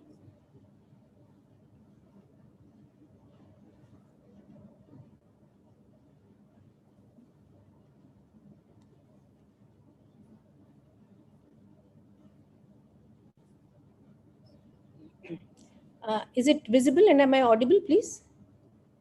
Yes, you are audible. Okay, and is my presentation visible?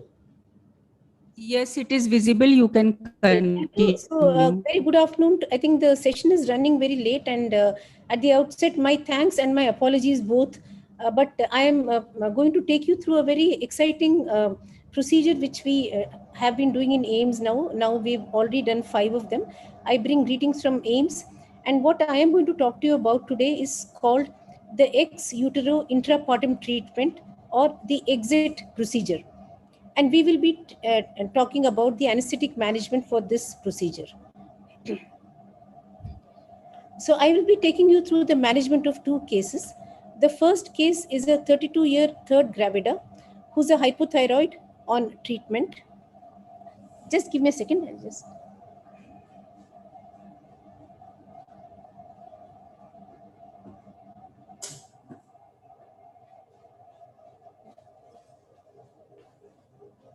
I'm sorry, there was a lot of noise.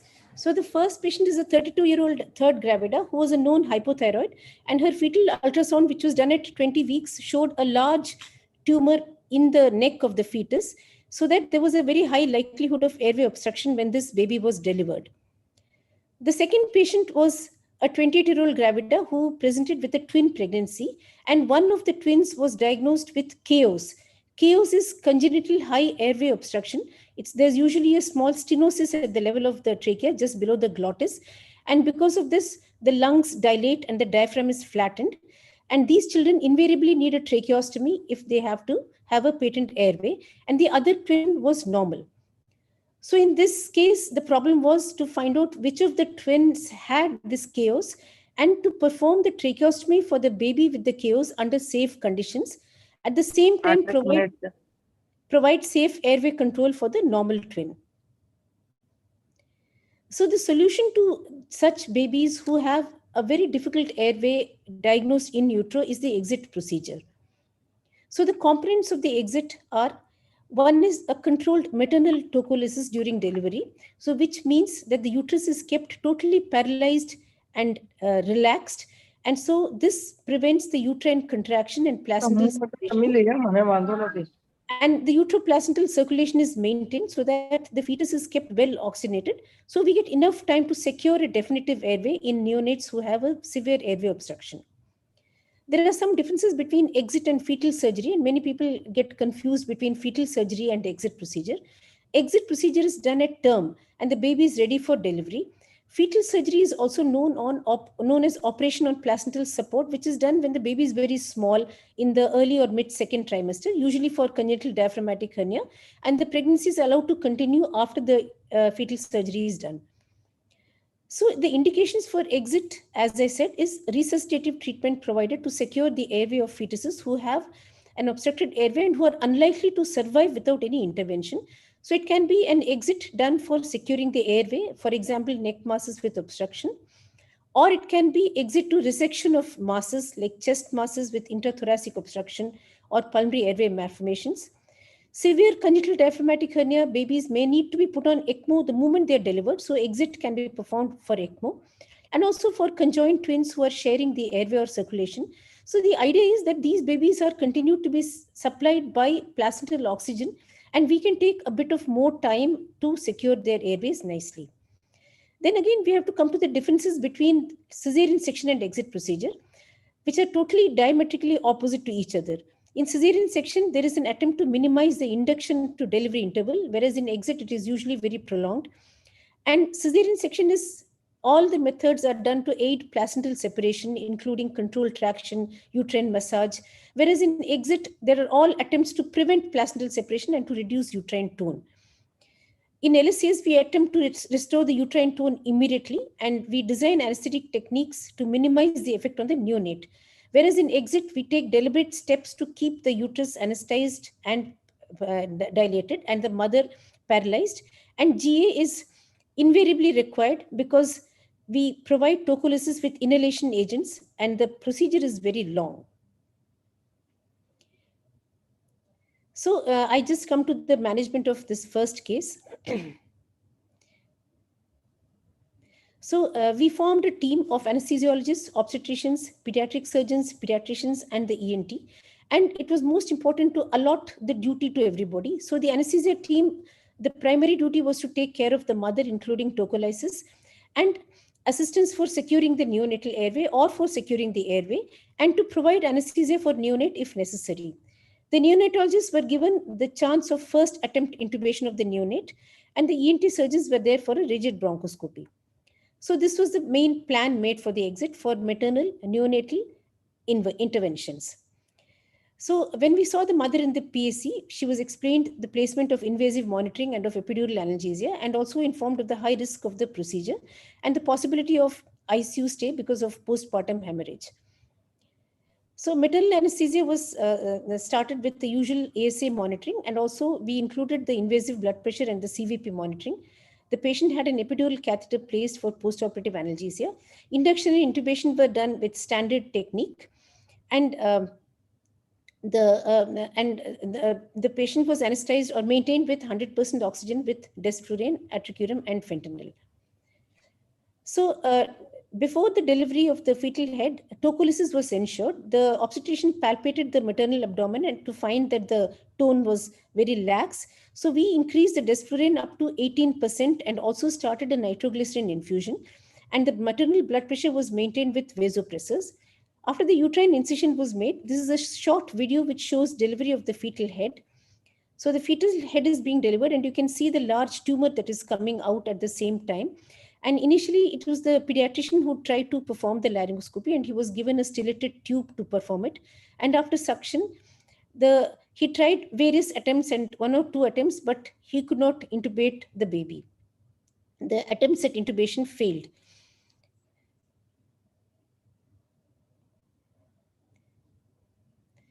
So the baby was then transferred to the Mayo stand with the umbilical cord still connected to the placenta. The pulse oximeter was applied and the cord was covered with warm sponges.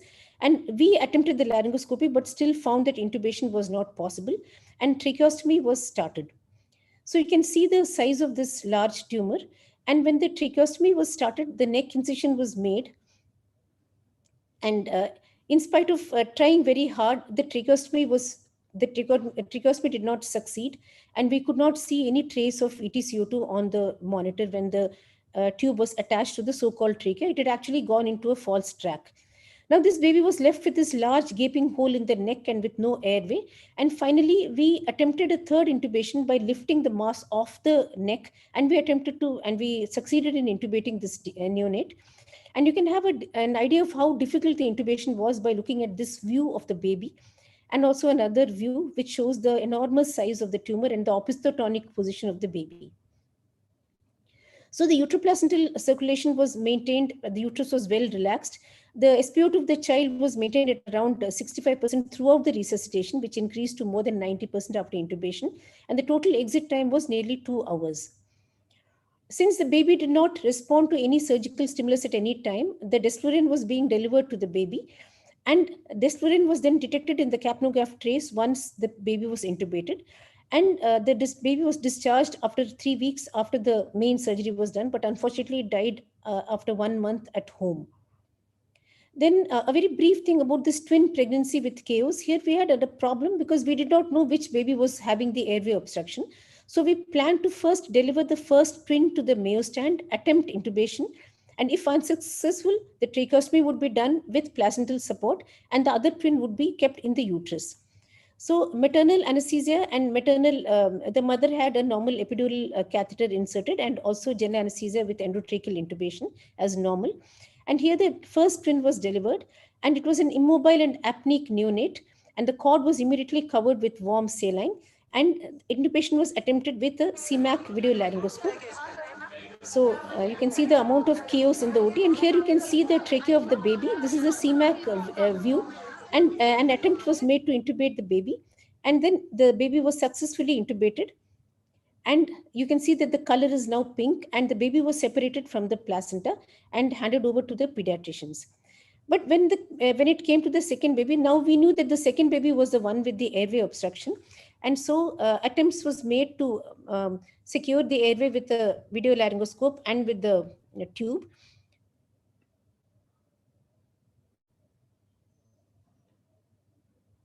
So you can see the laryngeal inlet.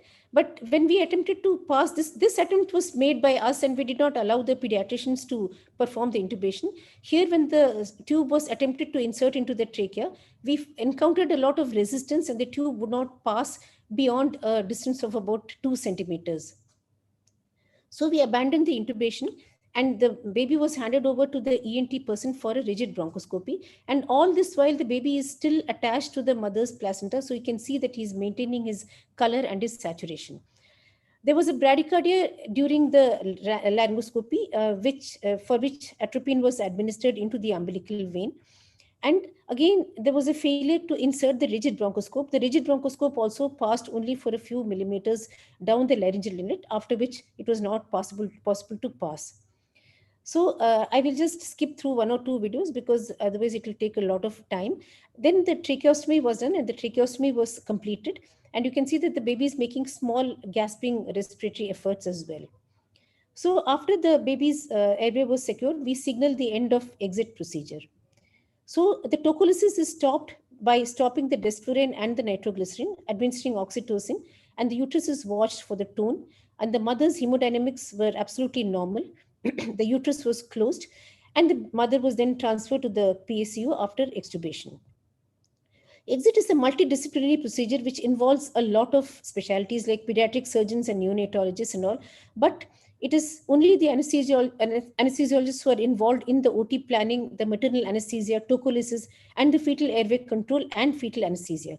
The planning is the most vital part. So in an OT which is normally arranged in a particular way, we took care to arrange the OT in a way that the orientation of the OT table was changed, and we made position for the anesthesiologist and the standing of the nurse trolleys, the obstetricians to be stationed at this particular position, the pediatricians, and then the Mayo stand finally being positioned, the second nurse trolley for the baby, and surgeons and pediatric surgeons coming and pediatricians for the baby. And of course, as you can see, there were a lot of interested onlookers who kept on coming into the theater, and soon the theater was full of people who were actually not doing the procedure, but who were more interested in watching the procedure. So we had to slowly take them out.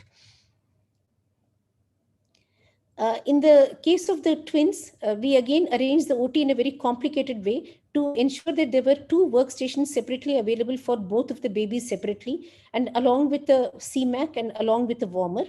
And this ensured, and we had a dry rehearsal the evening before for both the cases, which ensured a very smooth transition to the actual live procedure. And there was no glitch encountered in the management of any of these children. It was all a very exciting procedure with many people who came to watch and many people who had never seen this procedure for the first time. So when we see mothers for exit procedure, we have to assess them as normal, the airway, the vascular access, and the spine. And if the patient is on magnesium sulfate, the patient is likely to be very sensitive to relaxants, and severe cardiac disease is contraindicated for exit procedure. General anesthesia is usually preferred for maternal anesthesia because it provides good airway control and provides us a long enough time to carry out the procedure. And it's very useful if postpartum hemorrhage sets in. And epidural offers excellent postoperative analgesia. And maternal tocolysis is usually provided with deep inhalation anesthesia, that is 2 to 3 max of sevoflurane or desflurane. And it is initiated 10 minutes before the uterine incision. Fetal bradycardia may occur with these high concentrations, and so one must be prepared with atropine as well as vasopressors. Propofol and remifentanil have been used as infusions for carrying out exit procedures. Nitroglycerin infusion can produce reflex tachycardia and also tachyphylaxis, so we should be very careful. And these high doses of inhaled anesthetics can result in maternal hypotension or postpartum hemorrhage, so one must manage aggressively the maternal hypotension as well as prevent the occurrence of postpartum hemorrhage. Epidural anesthesia has been used by many authors, and exit has also been done under regional anesthesia in some report from the British Journal of Anesthesia. The OT has to be prepared specially for the fetus by warming it to nearly 27 degrees. There has to be an overhead warmer. Drugs have to be diluted very optimally for the baby. And in this case, we and the pediatricians work together and make everything ready. And airway preparation is one of the very main important things for the fetus. And here we found that the video laryngoscope, the CMAC video laryngoscope size 1 blade is excellent to intubate these babies. And video laryngoscopy has previously not been reported for babies undergoing exit procedure. So fetal airway management has usually resulted in tracheostomy in many conditions. And there is a small algorithm which I've kept for the management of fetal airway. If direct laryngoscopy is possible, then baby is intubated and the exit is complete. If intubation is not possible, then one can go for a rigid bronchoscopy by the surgeons. If it is possible, the baby is intubated and again exit is complete. However, rigid bronchoscopy may fail as it did in our first baby. Then the mask can be lifted off, or the neck can be opened and the strap muscles released, and then exit is complete. And if even this is not possible, then this baby had to have a direct laryngoscopy all over again. So the take-home messages are that the mortality without exit in cervical teratomas is very, very high, more than 60%. And exit is a very safe and effective way of delivering babies with obstructed airways. And orchestrated teamwork and planning is very vital. And the anesthesiologists play a pivotal role in the management of this whole procedure and should be involved well before delivery. And I'm very glad to report that our obstetricians are very, very cooperative, and they inform us well before the patient even gets admitted. So we have enough time to interact with the patient and explain to her all the options. And we are the best people to intubate in OT conditions. So in spite of the small arguments we had with the pediatricians, now it has been decided that the anesthesiologists will be the primary people to intubate the neonate as well. So thank you very much for your patient listening. I hope I stuck to my time limit. Thank you. First, I would like to say thanks to Dr. Rajeshwari and congratulate her for conducting such a difficult cases, and a successful conduction was done. Number of exit procedures are really increasing day by day in view of better care, better planning, and better management in the hospital premises. So it's really good. Now, I would like to invite the second speaker of the day. I think all question answers are going to be in the last, right? So I'm going to invite the second speaker. She is Dr. She's Dr. Upasna Bhatia. Dr. Upasna Bhatia, and she is going to speak on choice of analgesics during pregnancy and induction of anesthesia. Dr. Upasna Bhatia, over to you.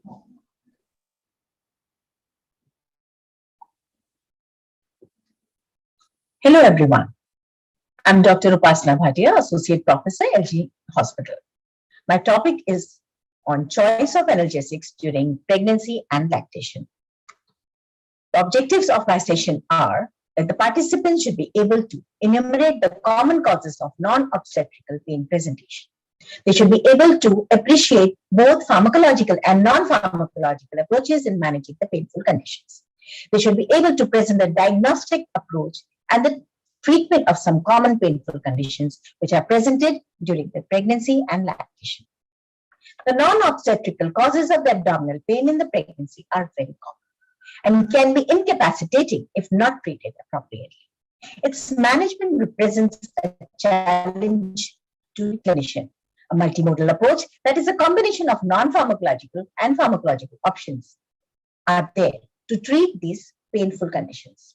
The incidence of the different causes of the abdominal pain in the pregnancy is difficult to estimate, as the pain may be either due to the pregnancy, or it may be related to pregnancy, or it is unrelated to pregnancy. When the pain is directly related to pregnancy, if it falls in the first trimester, it could be because of abortion, hydatidiform mode, and ectopic pregnancy. If it falls in the second trimester, the pain can be because of abortion, acute urinary retention. The pain can be of the retroplacental hemorrhage. It could be because of the round ligament pain due to the stretch or the red degeneration of the fibroid pain.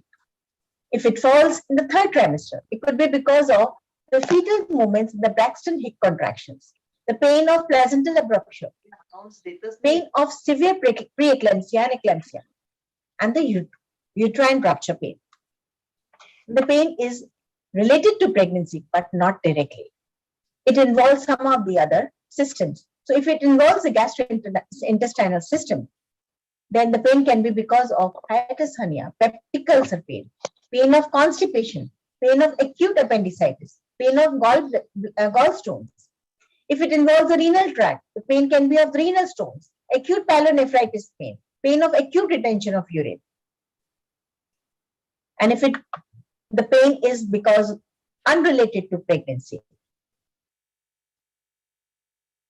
it can be of rheumatologic origin. The pain pathic or pelvic abdominal pain, or it could be migraine or it is because of the sickle cell crisis. The first tenet in the medical management of the pregnant patient is to minimize the use of all the medications and to use non-pharmacological therapies. When opting for the drug therapy, the clinician should consider any potential harm to the mother, the fetus, and the course of pregnancy. The most critical period for minimizing the maternal drug exposure is during organogenesis, that is, from the 4th to 10th week of pregnancy. During exposure before organogenesis causes an all-in-one life form, that is, either the embryo does not survive, or if it survives, it develops without the abnormalities. The high lipid solubilities, the low molecular weight, the maternal plasma levels, minimal maternal protein binding, unionized state, these all facilitates the transfer of medications. Now, the Food and the Drug Administration has classified many of the drugs for the fetal risk, which are based on the scientific and the clinical evidences. There are 5 categories. Let us go category-wise. In the drugs which fall in the category A, their human control studies indicate that they offer no apparent risk to the fetus. Example are the multivitamins. The drugs which fall in the category B, either the animal studies have not demonstrated a fetal risk, but there are no control human studies that have indicated an adverse effect that was not confirmed in the control studies in the human. Example, the paracetamol, nalbuphine, and the lidocaine. The drugs which fall in the category C are teratogenic or have embryonicidal effect or risk in the animals, but no control studies have been done in the woman or in humans. Example are codeine, butorphanol, fentanyl, methadone, fluoxetine, imipramine, gabapentin, metoprolol, nifedipine, and verapamil. The drugs which falls in category D, they show the positive evidence of the fetal risk, but use in the pregnant woman is acceptable since the maternal benefit outweighs the risk of the fetus. The aspirin, cortisone, diazepam, phenobarbital, and phenytoin. And finally, the drugs which belong to category X are contraindicated because the animal and the human studies demonstrate the fetal abnormalities or evidence of the fetal risk outweighs any possible benefit. Example, the ergotamine, paroxetine, and valproic acid. Coming to the individual drug, acetaminophen or the paracetamol. It shows the weak association with the small risk of cryptorchidism in boys in the childhood asthma. More research is required when it is consumed any time in the pregnancy. NSAIDs or the non-steroidal anti-inflammatory drugs, when it is consumed in the first and the second trimester, shows mixed responses when the risk of the miscarriages are considered. When they are taken for the inflammatory rheumatic disease, there are increased association with the fetal cardiac malformations. When they are consumed in the third trimester, the drug is linked to the premature closure of the ductus arteriosus, which results in the pulmonary hypertension of the newborn. The last doses, if taken during the last week or the week before the delivery, can increase risk of intracranial hemorrhage in the premature neonates. If it is used as tocolytic agent, it is associated with increased risk of necrotizing enterocolitis and intraventricular hemorrhage, but it is safe during the breastfeeding. Aspirin, when it is consumed in the first trimester, shows weak evidence for increased association with gastroschisis and IQ attention decrements. If it is consumed in the second trimester, it shows dose-dependently association with the congenital cryptorchidism. And when it is consumed in the third trimester, it results in the prolonged gestation and the protracted labor, which could be because of the inhibition of the prostaglandin synthesis. The use of the high-dose aspirin is just close to the delivery has been shown to increase the incidence of the clotting of the neonatal and the perinatal bleeding, such as hemorrhage in the CNS in the newborn. There can be premature closure of the ductus arteriosus and the persistent pulmonary hypertension of the newborn. It is a potential complication of this closure. These are all because of the platelet inhibiting properties. The salicylate transport into the breast milk is limited by its highly ionized states and high degree of protein binding. So, and the neonates eliminate salicylates very slowly. So the caution should still be used when short-term aspirin use is planned. The low dose aspirin is considerably safe, but when the dose exceeds 150 milligram, they are contraindicated. Ibuprofen use results in the reversible oligohydramnios reflected by the decreased urinary output. It is linked to the premature closure of the ductus arteriosus, resulting in the persistent pulmonary hypertension of the newborn. It is minimally transported to the breast milk, so compatible with the breastfeeding.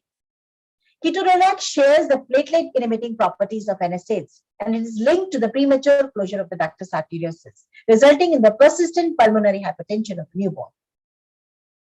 It is compatible with the breastfeeding. Opioids, when it is consumed during the pregnancy, whether short-term or episodic, it results in the congenital heart defects, spina bifida, and gastroschisis. So the study is limited by the recall bias.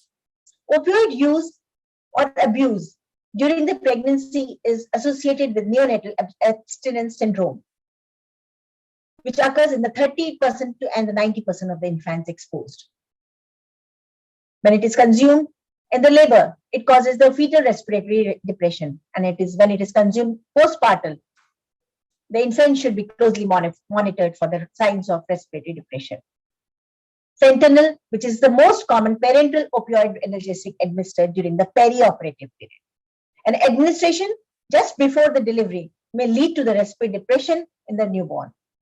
There is loss of normal variability in the fetal heart rate, and it can signal fetal hypoxemia. Mepridine, which undergoes extensive hepatic metabolism to the norepinephrine, which has a long elimination half-life, which leads to the accumulation, especially in the patients with the renal efficiency, and thus causing the excitation of the CNS, which are manifested as tremors, myoclonus, generalized seizures. But no accumulation who receives single or infrequent doses. It causes neurobehavioral depression of the breastfeeding newborn when the drug is either taken as PCA or by the ingested as the breast milk. Mixed agonist and antagonist opioid analgesics offer no advantage over the pure opioid agonists, though they produce comparable analgesia, neonatal Apgar and neurobehavioral scores, but the use causes the neonatal abstinence syndrome. Also causes the sinusoidal fetal heart rate pattern, which complicates the fetal assessment. Now the oral analgesics. The fentanyl, morphine, hydromorphone are all safe and effective alternatives when the potent opioid is needed for the parenteral administration. But if we are going for the oral analgesics for milder pain, acetaminophen alone or in combination with the hydrocodone is a good alternative. For moderate pain, oxycodone alone or in combination with acetaminophen is effective. The more severe pain may require morphine or hydromorphone. Neuroaxial administration reduces opioid requirements, provides excellent analgesia. Antidepressants, we know that they are used for the migraine headaches, analgesia, and antidepressant purpose in chronic pain states. But when they are consumed antenatally, they result in the neonatal limb deformities, vascular defects. The withdrawal symptoms or syndromes are present when they are consumed by the lactating mothers, and they show with the symptoms irritability, colic, tachypnea, and urinary retention. All are excreted into the human milk, but no adverse effects have been reported. Caffeine is used in combination with the analgesics for the management of the vascular headaches. Moderate ingestion of the caffeine during the lactation, say 1 to 2 cups, does not seem to affect the infant, but excessive caffeine does cause increased wakefulness and the irritability in the child. Inadequate maternal folate absorption of the anticonvulsants lead to the neural tube effects, fetal Haddington syndrome. The use of anticonvulsant during the lactation does not seem to be harmful to the infants. The back pain during the pregnancy could be because of adjusting lumbar lordosis, which causes mechanical strain from enlarging private uterus. The pain can also be because of the herniated nucleus pulposus, because of the degenerated spondylosis Evaluation is usually focused by focused history and physical examination. There has to be brief understanding of the pathophysiology. The radiologic examination. The pregnancy actually is not an absolute contraindication to radiographic evaluation, but the radiation exposure, more than 10 rads, causes the congenital anomalies, mental retardation, and increased risk of subsequent cancers. MRI is reliable in diagnosis of both infection and neoplasms, but no long-term studies in the safety of the fetal exposure. Electromyography and the nerve conduction studies are tests in the low back pain, which are accompanied by the sensory and the motor symptoms. Management rests on the postural techniques and the physical therapy, the complementary and the alternative medical treatments, the medication management. The postural technique, which includes the education and activity adjustments, the back care measures, say how to stand properly or a good posture while standing, good posture while sitting, good posture while picking up the thing from the ground. The physical therapy is the postural modifications like wearing of some brace while sitting or standing, back strengthening exercises, stretching and self-mobilization techniques. The complementary and alternative medical treatment, which include acupressure and acupuncture massage, which should not be used during the pregnancy because it can stimulate the uterine contraction, though it is safe in the postpartum and the lactation period. The physical therapy and the cognitive behavioral therapy, they are safe anytime during the pregnancy and the postpartum states. Hydrotherapy has to be used with caution because we have to avoid the hot tubs, otherwise it is safe. Chiropractic care, it is to be used with caution, but we have to keep the pressure off the abdomen. The acetaminophen, which is the first line of drug, it provides similar analgesia as NSAIDs without anti-prostaglandin or platelet inhibition effects. Aspirin and NSAIDs, which belongs to FDA category C, can be or should be contraindicated throughout the pregnancy because of the risk of causing premature closure of the ductus arteriosus in the fetus if it administered near the term. It also causes the vasoconstriction of the uterine arteries during the third trimester. Now, as I said, the oral analgesics can be used for the mild pain, moderate pain, and the severe pain. Then the medication like ibuprofen and then naproxen seems to be safe during the first and the second trimesters. For severe back pain, the opioids may be required and it can necessitate the hospital admission.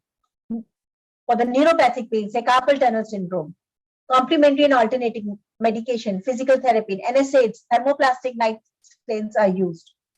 But the safety of the gabapentin is questionable in the pregnant woman as it causes the neural tube defects, mental deficiency, facial abnormalities. Coming to the migraines, now the headaches in the primary and the pregnancy and postpartum can be because of the primary or the secondary headache. The primary could be because of the migraine, tension type, the cluster headache, and the cough, the pain because of the cough. Secondary headache could be because of the vascular stroke, brain tumor, eclampsia, post-dural puncture headaches, energetics rebounds, and idiopathic intracranial hypertension. The evaluation is actually because the way they present. If it is first severe headache, then complete neurological examination, MRI, toxicology screen, serum coagulation profiles. Progressive worsening headaches could be because of preeclampsia or pseudotumor cerebri. The triad of the elevated blood pressure, proteinuria, peripheral edema, increased uric acid, and hyperreflexia really points towards the preeclampsia. Now, relaxation, biofeedback, and the elimination of certain foods and the other environmental triggers should be preceded any pharmacological therapy. Acetaminophen or paracetamol with or without the caffeine is safe and effective. Ibuprofen and naproxen is also safe. Short-term use of mild opioid analgesics such as hydrocodone with or without acetaminophen carries little risk. When oral analgesics prove ineffective, parenteral opioids may be taken. Daily oral propranolol or metoprolol are reasonable good choices, but ergot preparation have to be avoided. When we are thinking of the antidepressant, has to be taken care of. Now, pain in the sickle cell could be recurrent and with the painful episodes. which involves the attacks of pain involving the abdomen, chest, vertebrae, and extremities. Really supportive and the symptomatic management is there. That is aggressive hydration, supplemental oxygen, partial exchange transfusion, education, biofeedback, physical therapy techniques, stents, and pharmacological approach. Paracetamol remains the gold standard, and NSAIDs can be useful adjuncts, particularly for the controlling bone pain. Oral analgesics, that is acetaminophen and the hydrocodone. For the severe sickle cell pain, the morphine sulfates, fentanyl, and the hydromorphone. Administration of the morphine via PCA device allows the patients a sense of control over the illness. These are the references I took the knowledge from. Now coming to the carry-home message. The clinician and the pregnant patients should be aware of the risk of the harm associated with the use of opioids during the pregnancy. Use of the non-pharmacological therapies wherever possible, or combination with the medication management when medication is required. Acetaminophen or paracetamol should be used first choice, and the opioid should be considered when the acetaminophen is not effective as a sole analgesic. But when opioids are required, acetaminophen should be continued to allow for the use for the lowest effective opioid dose. To reduce the drug transfer to the breast milk, women should take their medications immediately after the breastfeeding. And intrathecal and epidural analgesia using the low dose of the morphine or the fentanyl are generally considered safe in the breastfeeding woman, as the amount of the opioid delivered to the infant while the breast milk is minimal. Thank you so much. Thank you, Dr. Upasna. As all of us knows well, that anesthesiologist has a great role as a playing as a pain consultant also, and giving us the overview of analgesics used during pregnancy and lactation. Though it is not a part of the anesthesia, but all of us should be aware about the analgesics used during pregnancy and lactation, and it is really going to help us. Now we invite the third speaker of the session, Dr. Sunil Pandya. He is going to speak on assessment of volume status and fluid management in severe preeclampsia. Dr. Sunil Pandya doesn't need any introduction that I think all of us knows him very well, and he is doing a good amount of obstetric work. So now over to Dr. Sunil Pandya. Greetings of the day. I thank Organizing Committee and Scientific Committee of Isacon 2021 for giving me this privilege today. Focus, the assessment of volume status and fluid management in preeclampsia, one of the common clinical deterrent that we face in day-to-day practice. Disclosures, name, conflict of interest. The ultrasound machines that have been shown are the ones used by our hospital, and the demonstration has been done on a volunteer, which is a perfectly healthy. And we have followed the conventional PCP-NDT protocol during these recordings of this videos. Well, foresight, the focus perioperative risk evaluation sonography involving gastrointestinal, hemodynamic, and transthoracic ultrasound has become a standard norm in our anesthetic practice. Years time, each one of us will be having ultrasound probe around our neck in addition to the stethoscope, which is invaluable. When it comes to volume assessment in preeclampsia, we need to understand certain basics. And another thing that is very important is the increase in plasma volume that we see in pregnancy. Unlike the non-pregnant women, where the plasma volume or the blood volume is about 65 ml per kg body weight, in pregnancy, because of the hypervolemia, we see about 90 ml per kg. And if this patient is having a multifetal pregnancy or a molar pregnancy, you need to add another 20% to this volume. So basically, we are seeing a hypervolemic state in pregnancy, which helps during delivery, because you see normal blood loss, which can be well compensated. In addition to the increased blood volume, we also see increased hemodynamic parameters, like the cardiac output is almost increased by 50% as the pregnancy progresses towards the term. So whenever you're using focus to assessment volumes, you need to remember these changes: the increased cardiac output, the increased vascular, the low systemic vascular resistance, and certain other things. In addition, it is very important for us, the clinician, to know the underlying concurrent problem that might be there in a preeclamptic lady. Like at least about 10% of women with preeclampsia can have oliguria, acute kidney injury. We all know that they are at increased risk of acute pulmonary edema. They may be having an element of hypertensive cardiomyopathy with severe LV dysfunction or mild to moderate LV dysfunction. And in addition, they may have HELP, which again they renders them to prone for major obstetric hemorrhage, eclampsia, Press syndrome, cellular edema, and accelerated hypertension can lead to intracranial bleed, incidental intracranial space occupying lesion, which we had a couple of cases where preeclampsia, hypertensive crisis, hypertensive bleed. In addition, there had intracranial space occupying lesion. So all these things are important whenever you're considering fluid management in preeclampsia. We all know that one of the commonest entity is Press syndrome, and Press syndrome is directly related to accelerated hypertensive response leading to breach in blood-brain barrier. So if you are overzealous in giving fluids, in addition to the disruption of blood-brain barrier, we see vasogenic edema. Excessive fluid can also exacerbate vasogenic cerebral edema, which can lead to delayed recovery from the CNS irritability and the CNS confusional state. And if you don't treat this vasogenic edema, they progress cytotoxic edema. We all know that cytotoxic edema can have long-term or irrecoverable neurological sequelae. So fluid management is of paramount importance whenever the mother or the parturient has turning of vision, headache, or imminent sense of preeclampsia or has eclampsia. Another important parameter that you have to remember is the state of cardiovascular status. Clark et al. In the year 1990s, probably this is a paper in 1990s, early 1990s. He has divided preeclampsia parturients in three subsets: subset 1, subset 2, and subset 3. Subset 1 are the parturients who have increased cardiac output, and these parturients, they tolerate fluids, even liberal fluids, reasonably okay. But subset 2 patients, they have normal cardiac output. But if this patient can go into accelerated hypertensive phase, then the fluids can jeopardize the status. And the subset 3, which is most dangerous and which we are worried about, are the ones who have underlying reduced cardiac output. And basically, these are the patients who are prone for risk of LV dysfunction, pulmonary edema.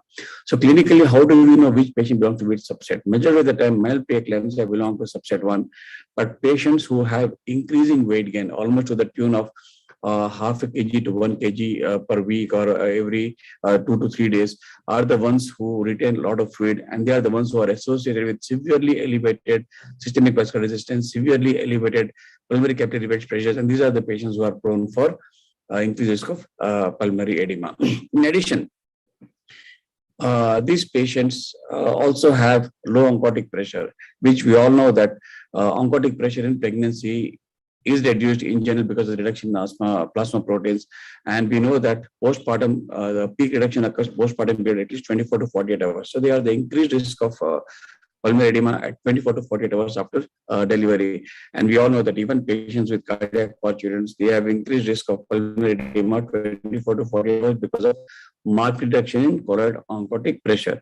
And one of the clinical parameters which are important is the pulmonary capillary wedge pressure. It is not important for us to put a swan guns in all cases, but the greater the gap between the low choroid oncotic pressure and pulmonary capillary pressure, the risk of pulmonary edema is increased. Especially parturients who have chronic hypertension with superimposed preeclampsia are at the highest risk of pulmonary edema. And one of the clinical indicators of pulmonary edema is when the mother has ascites and pleural effusion and third space fluid collection. So when the mother is having severe third space collection like edema, boggy back, boggy legs, boggy limbs, and anasarca, and ascites and pleural effusions, these are the patients who have to be very, very judicious in giving fluids. Now, coming to the management of fluid in preeclampsia, is there a role of diuretics in antepartum oliguria? Is there a role of 5% dextrose? Are sodium-containing fluids safe in hypertension? Generally, the moment the patient has hypertension, we stop giving sodium-containing fluids. Are they safe in preeclampsia? How do we manage postpartum oliguria? Is it obligatory oliguria or ongoing acute kidney injury? These are the things that you have to keep in mind. How to rule out hypovolemia and what are the risks of pulmonary edema? We all know that antepartum, the role of diuretics is 0. Do not ever give diuretics antepartum period. The only role of diuretic in antepartum period is management of acute pulmonary edema because it jeopardizes the diuretics in the antepartum period. Oliguria may improve with diuretics in the antepartum period, especially if the mother is oliguric, but it reduces the fetal perfusion and the condition of fetus worsens. So there is no role of diuretic in management of antepartum oliguria. APG is indicated especially if there is oliguria because it helps us to know the pH and the base deficit. And base deficit is directly proportional to the underlying acidemia, hypovolemia. So as I said, there is no role of diuretic unless the patient has pulmonary edema. Absolute contraindication of 5% dextrose because these are hypotonic solution. The osmolarity of 5% dextrose is 250 milliosmoles, unlike the serum osmolarity of 295, which is hypovolemic. So these patients can cerebral edema or Tourette syndrome can get exacerbated with 5% dextrose. Normal saline, yes, it is safe because majority of the patients who have hypertension or severe pre or natremic. So NS can safely be given unless the patient is having hypertensive cardiomyopathy and water retention is there. Post-operative oliguria could be obligatory oliguria because of oxytocin infusion, or it could be ongoing AKI. Well, we need to do focus to rule out hypovolemia in this patient.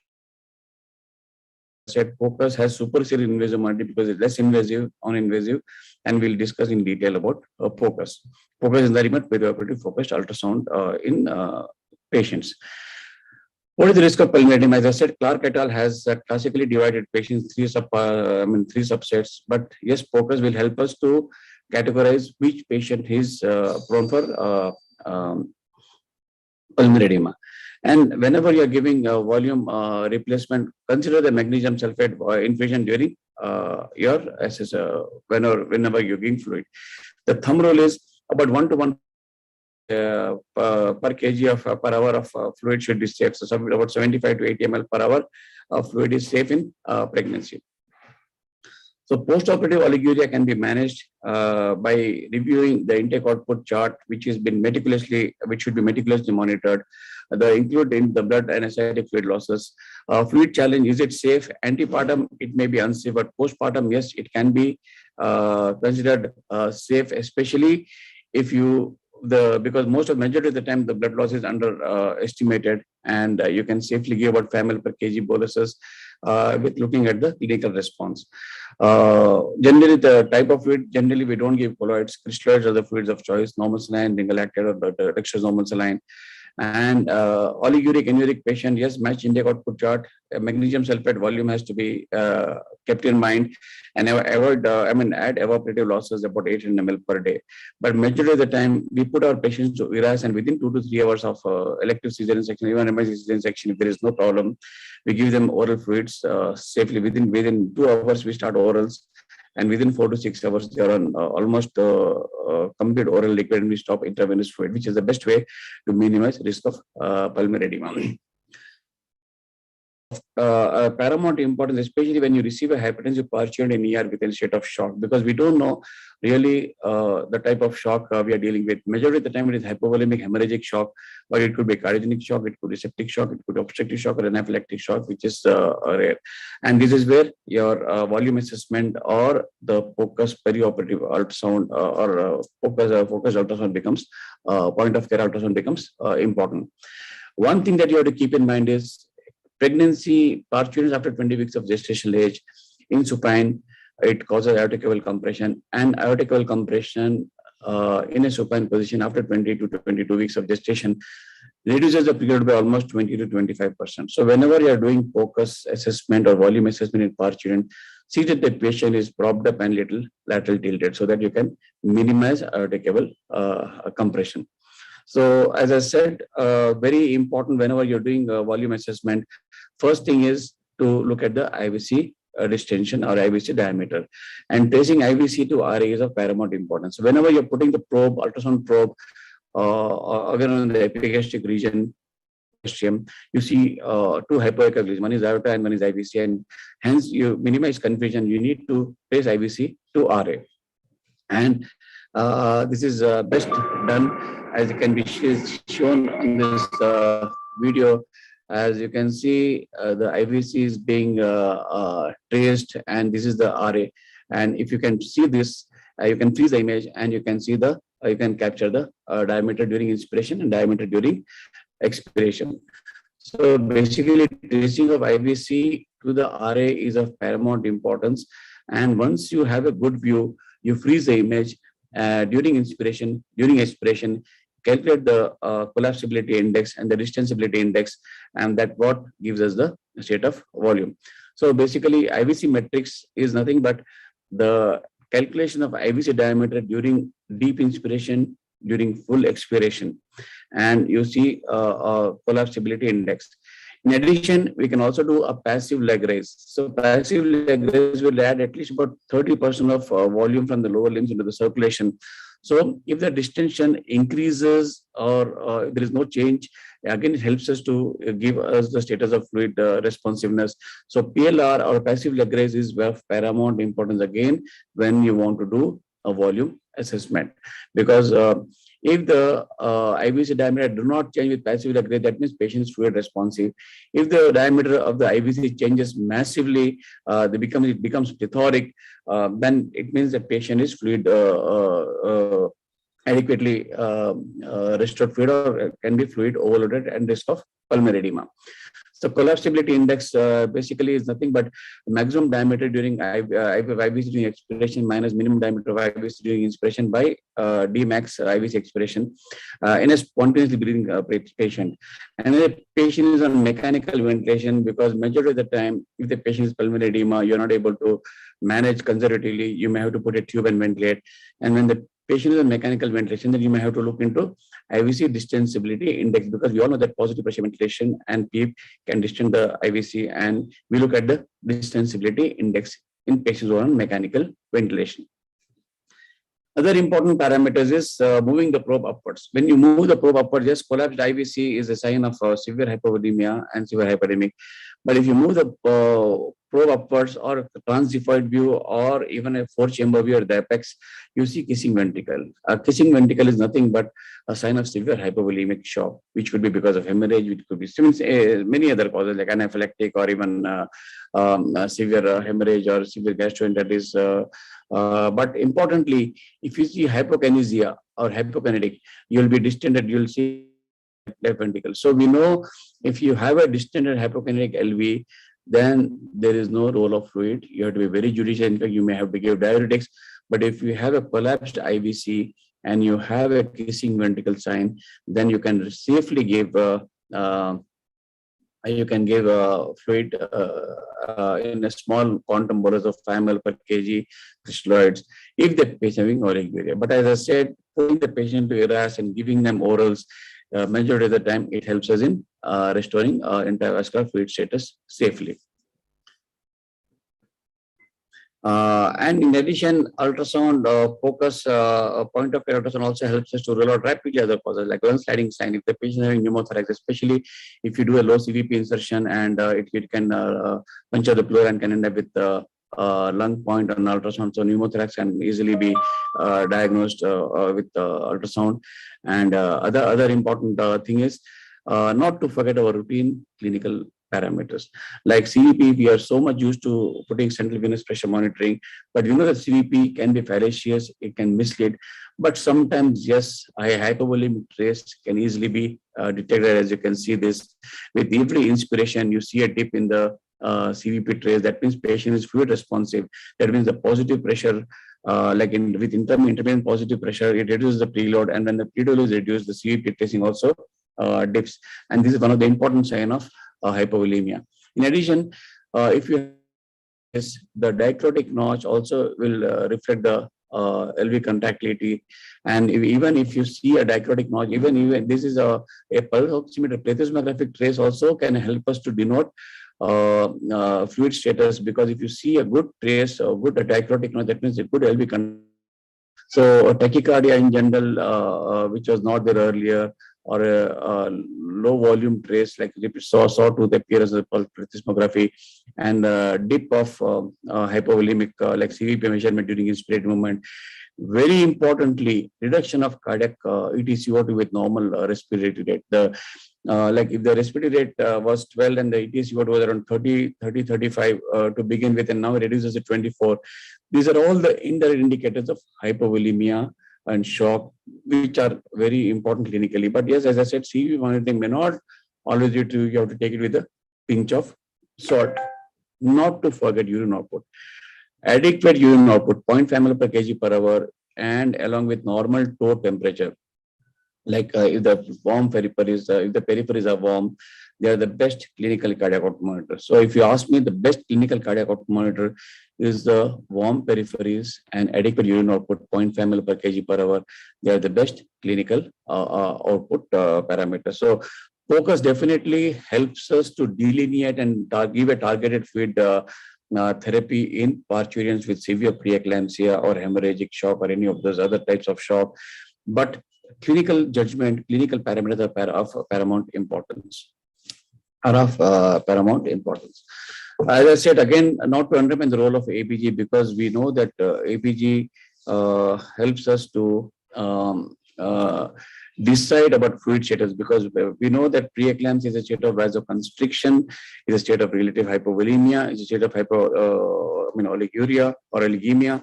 And if you see, many a time this picture is not uncommon in severe preeclampsia, a severe acidotic pH minus base deficit of -21. This patient is a potential case of fulminant acute kidney injury or other complications.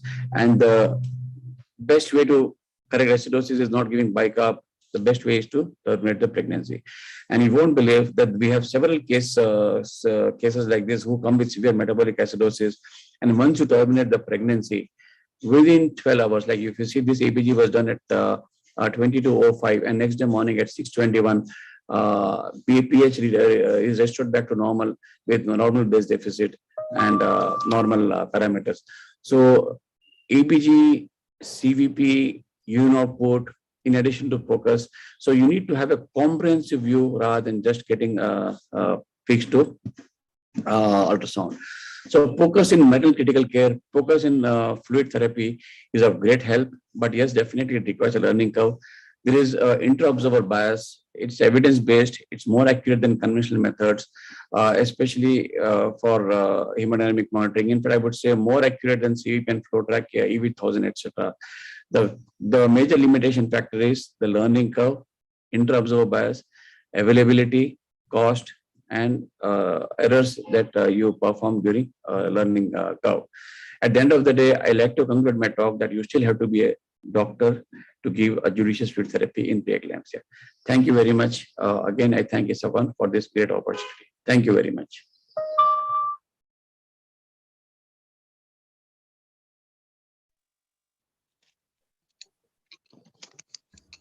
Session is open for discussion, and I request all the chairpersons and speakers to be online.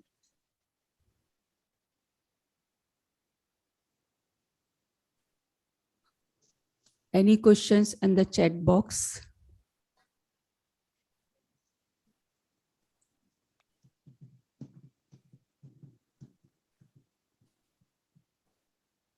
I thank Isacon 2021 Ahmedabad, the scientific committee, for providing me this platform as a chairperson. So Rajeshwari ma'am very nicely explained how they handled their cases in AIMS, and finally who is going to take over the airway primarily. So whether it's an anesthesiologist or it's the pediatrician. And Upasana ma'am also very well enlightened us about the concerns of the analgesics in pregnancy and in the neonate. Apart from the clinical skills, a focus is actually an upcoming subject which is a great objective evaluation, and physiologic hemodynamic parameters can be assessed with it related to the fluid status, the tolerance, and the responsiveness. So we should learn how to able to practice it day in and out, because in our hospital, in Panivilas Hospital, which is attached to the Bangalore Medical College, the turnover rate of the emergency sections is quite high, 20 to 25 per day, apart from the normal cesarean sections. So the skills has to be very well improved so that we will be able to handle these cases more faster, because being the turnover rate is high in our hospitals. So I thank everyone. I want to ask Dr. Pandya, in your clinical practice, how many cases of preeclampsia has gone into heart failure because of fluid overloading, as you're doing the totally obstetric practice? Well, as such, acute pulmonary edema because of fluid overload is very, very low in our hospital, in our practice, I would say. But majority of the time, the commonest cause of fluid overload or pulmonary edema we see is because of the primary pathology, either severe accelerated hypertension, uncontrolled hypertension, hypertension crisis, or because of LV dysfunction. But just purely because of fluid overload, it is, in fact, I'm yet to see any pure fluid overload. So I think all anesthesiologists are really taking great care when they are using any fluid. So type of the fluid, the quantity of the fluid, which fluid should be given. So choice is quite obvious. And as the complication rate is low, then we can say that all of us are really taking good care of our patients. Now, second question I want to know, do you suggest that TTE should be used as a routine monitor in the operation theater to deal with all obstetric patients? What is your opinion regarding this? If you ask me, yes, it is always better to have, because many a times as an anesthesiologist, we come across perioperative surprises where the patient suddenly deteriorates after giving spinal or after giving GA, the patient goes into pulmonary edema, we don't know. And we have occult or hidden cardiomyopathies and cardiac elements. Yes, we are not experts in doing cardiac echo, but at least LV contractility and IVC diameter assessment are fairly simple bedside with a short learning curve. So if given a choice, I'll be putting a thing mandatory, but we cannot give it as a guideline because, again, availability of ultrasound is not there all across. And definitely it needs a learning curve, because otherwise it can be fallacious and sometimes it can be the other side also. But given a choice, if you have the facility, you can do it routinely. So I think all of us should demand that to de-echo machine in the theater, as we are demanding for the multi-para monitors or ECG. And I'm sure that in due course of the time that this machine is going to take care of the patient, quick assessment can be done, not only in regards of the cardiac pathologies are concerned, but even for the non-cardiac problems which we are facing in operation theater regularly.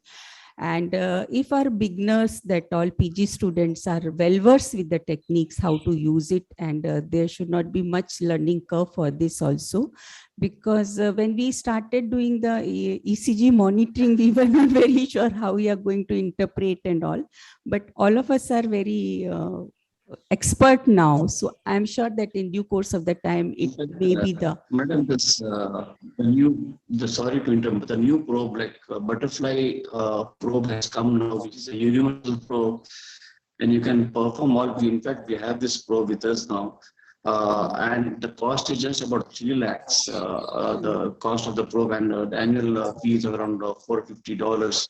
So it comes around 75 to 80,000 rupees per annum. But I think that is relatively achievable and doable thing for the hospitals. They just yes, it has to have a PCP entity this thing, but very, very user friendly probe, very user friendly probe, all in one probe.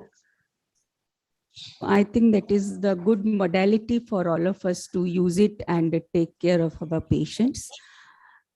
Now, anyone else wants to say something? Madam, I just wanted to say something about, like, along with the IVC collapsibility index, I have been using IVC iota index also. That is a better predictor for hypertension. I've been using it. It is really learning that if we come to know about the IVC iota index, we come to know the hypertension. Normally, we are using for the post-spinal induced hypertension. We just predict beforehand.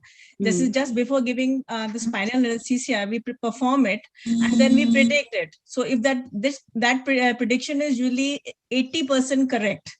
So if that is there, we can actually prevent some of the hypertension which occurs during the preeclampsia or eclampsia patients. So thanks, Upasana. If our mind knows something, then we can predict something and we can treat it in due course of the time. So there should not be any problem for the patients are concerned. Any more comment? Any question from the audience side? Any comment anybody wants to do it on this session or on this panel?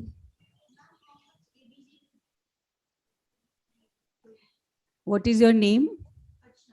Dr. Archana wants to know how much ABG is going to be helpful in predicting the problems, fluid status in a patient. So basically, yes, when we know that pregnancy is a relatively acidotic state, if you see because of the mechanical hyperventilation, the respiratory rate increases and there is a reduction bicarb. So normal bicarb in pregnancy about 18 to 22 millimoles per liter. So we see a base deficit of -5 to 6, which is normal. But if it is more than 10, and in patients with severe preeclampsia, if you see severe metabolic acidosis, if the base deficit is more than 10, it warrants serial ABGs. And if the acidosis is increasing, it is one of the earliest indication before the platelets fall or before the creatinine rises that we need to terminate the pregnancy. Because it's basically just that the vasoconstriction is increasing, the tissue perfusion is decreasing. So we have found it as a very useful predictor. In fact, it guides the clinician also to terminate the pregnancy early before the SGOT, SGPT, LDH, and other parameters gets deranged. So we have found it very useful. So if ABG is normal, yes, you can give a trial. You can wait for the betamethasone to act for the lung maturity and other thing. But if the acidosis is worsening, so as a thumb rule, what we do is all preeclampsia who come to hospital, we do a baseline ABG. If ABG is normal, we repeat at the end of 24 hours. And if it is normal, then fine. But suppose if the trend is increasing acidosis, then we have to do it every 8th hourly. And if it increases beyond -14 or -15, then you have to terminate the pregnancy because it helps us before the creatinine actually rises and before the kidney goes into shutdown, you terminate the pregnancy if the fluid persists. So it's a very, very useful parameter that we have found. And not many studies are there, but we are in the process of publishing our own data. So you mean to say that ABG should be made as a routine investigation for these kinds of patients? As a mandatory, as a mandatory for patients. Routine and mandatory It investigation. is a, yeah, it is. So for Absolutely, that, absolutely. invasive lines has to be put, invasive monitoring has to Tony, be you can just do an arterial sample. You can just take an arterial sample.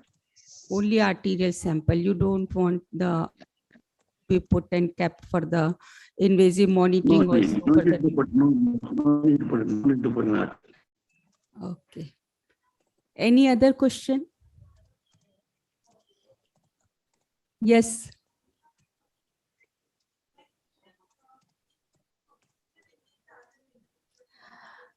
Dr. Shipra wants to know, can we use perfusion index as a predictor or parameter for these kind of the patients for monitoring? Again, perfusion index that's on the platelet graph, right? Yes. Yeah, it's not an accurate predictor, but yes, it indicates adequate volume status, but doesn't predict the underlying metabolic acidosis. So as a volume status to know, we can take as an additional parameter, not as an absolute predictor. Not as a okay. So basically, you need to have a comprehensive view, just not one single parameter. Yeah.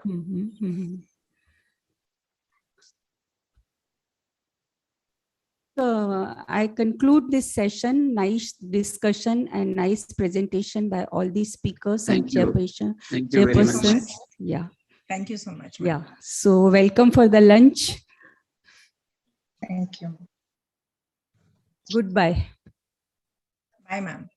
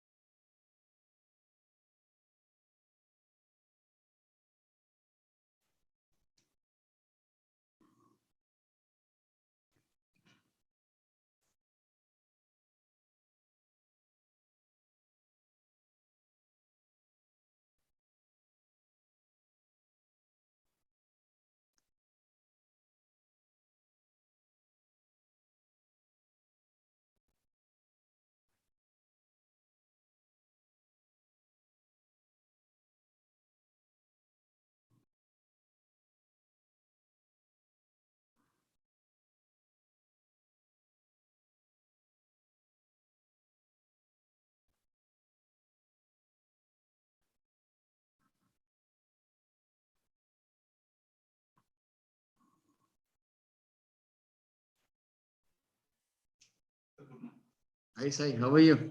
Long time. कैसा है? हो गया ACLS? You did ACLS, na? Huh? 2 years ago. Hmm. But You and Dayagar did, no? no sir, back in morning I and Vijay Burger. Okay. उसके बाद बाहर किए थे ना sir. That time I was not expert. So दूसरे लोग गए. तो मेरा expert हो गया. ठीक है. Anyway, कैसा है? Good sir.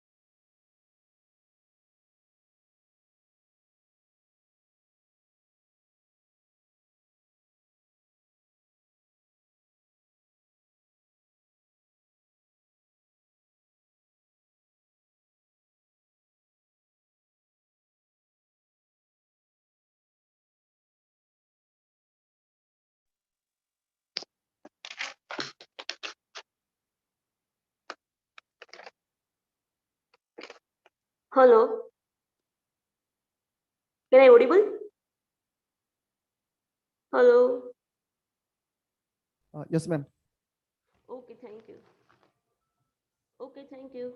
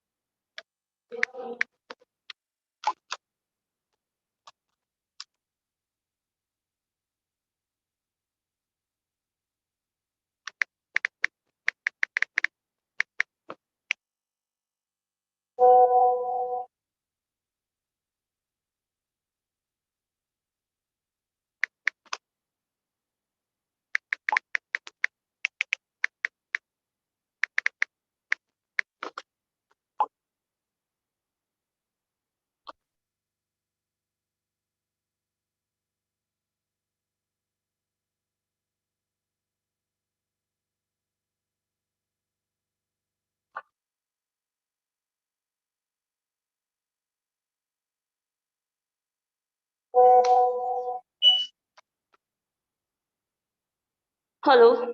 Hello everyone. Good afternoon. Myself Rathod Arti from second year anesthesia student studying in Smima Medical College, Surat. Our today's topic is handling of COVID-19 obstetric emergency case-based discussion. Moderator is Dr. Suninda Gupta. Panelists are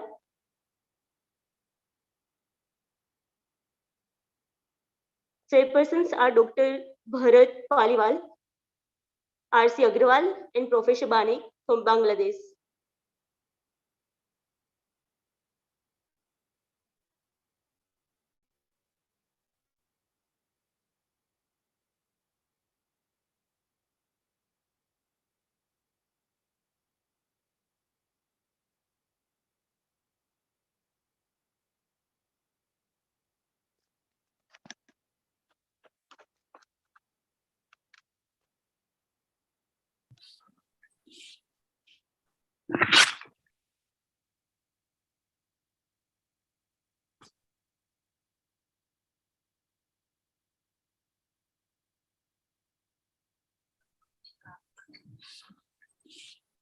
Hello.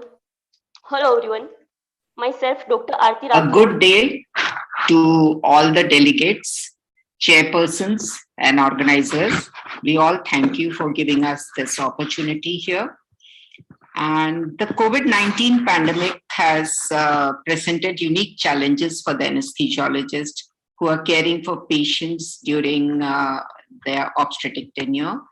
And as you all know, delivery cannot be rescheduled or it cannot be delayed. So our policies need to be very focused on how to risk stratify our patients and minimize the risk of exposure both to the patients, ourselves, and to the healthcare workers who are around us. So, and we also need to manage these patients safely during labor as well as during the obstetric procedure. So we have some interesting cases which we have lined up for you. And I hope in the end, the interactive session with the audience will be exemplary. So today I have a panel of very intelligent and renowned faculty, which is joining us as panelists, and they'll be discussing their personal experiences about the case discussions we have about post-COVID patients. So today we have Samina Khatib, who is professor at Loni Rural Medical College, Ahmednagar, Maharashtra, and she's also into practice now. Sheetal Dalal, she is associate professor at IGGMC, Nagpur. And she's professor, JNM Medical College, Raipur. And Jyotsna Punj, who is professor, All India Institute of Medical Sciences from New Delhi. So with this panel, we'll be going on to discuss some cases, interesting cases for you all. And I am Dr. Sunanda Gupta, professor and head at Geetanjali Medical College, Udaipur. So we come on to the first case here. She's a 36 weeks primary gravida with a history of cough, fever positive, COVID positive. She's in labor and she's requesting for pain relief. Now this patient is very adamant that she doesn't want any labor epidural and she wants inhalational nitrous oxide inhalation. So we'll look at, are there any concerns about this issue? Samina, can you tell us something about that? Thank you, madam. A warm welcome to all the delegates. Before I begin, I would like to thank the organizing committee for giving me this opportunity to be a part of this prestigious platform.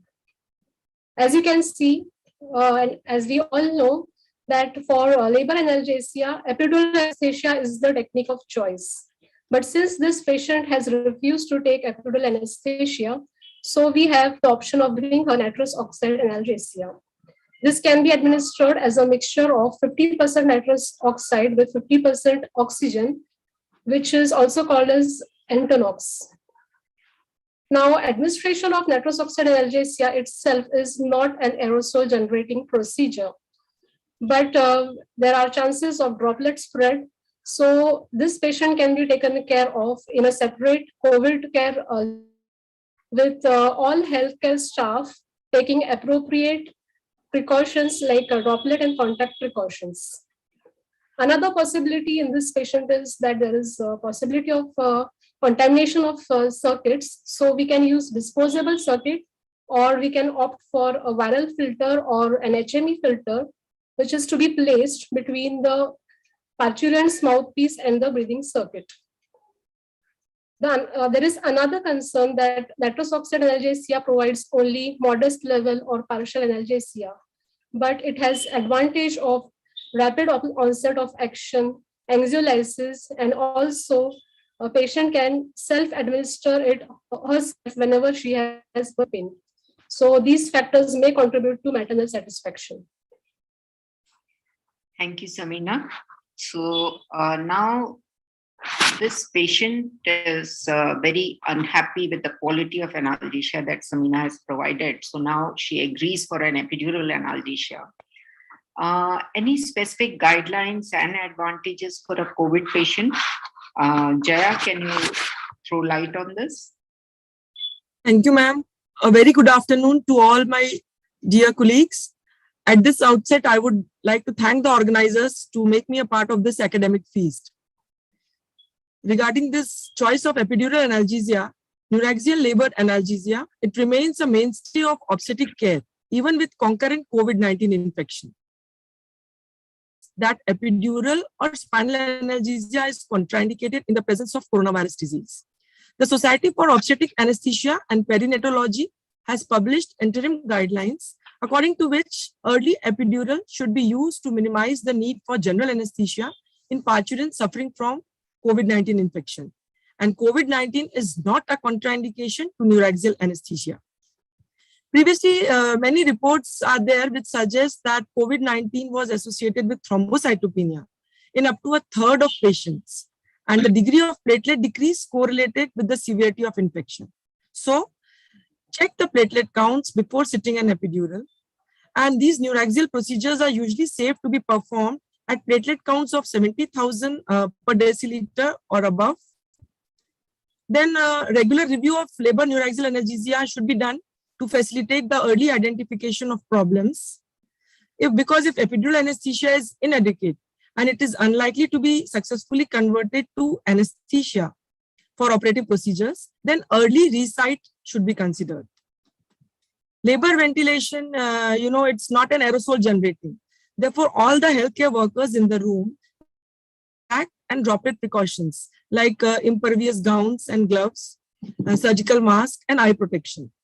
The patient should be transferred to an isolation room, and the patient should be wearing a surgical mask at all times to limit the droplet spread.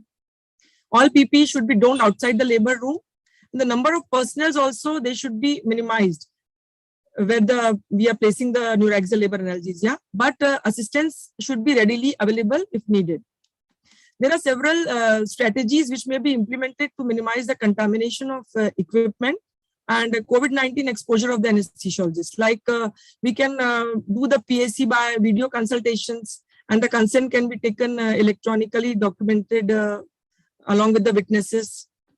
Now, the most experienced anesthesiologist should perform the procedure to ensure adequate placement and reduce the risk of accidental dural puncture. We can increase the dosing of neuraxial medications for labor analgesia, like the concentration of bupivacaine can be increased from 0.0625% to 0.1%. We can change the setting of epidural intermittent bolus doses. The volume can be increased from 5 to 8 ml, and the interval can be reduced from 45 minutes to 30 minutes. Neuraxial adjuvants can be added.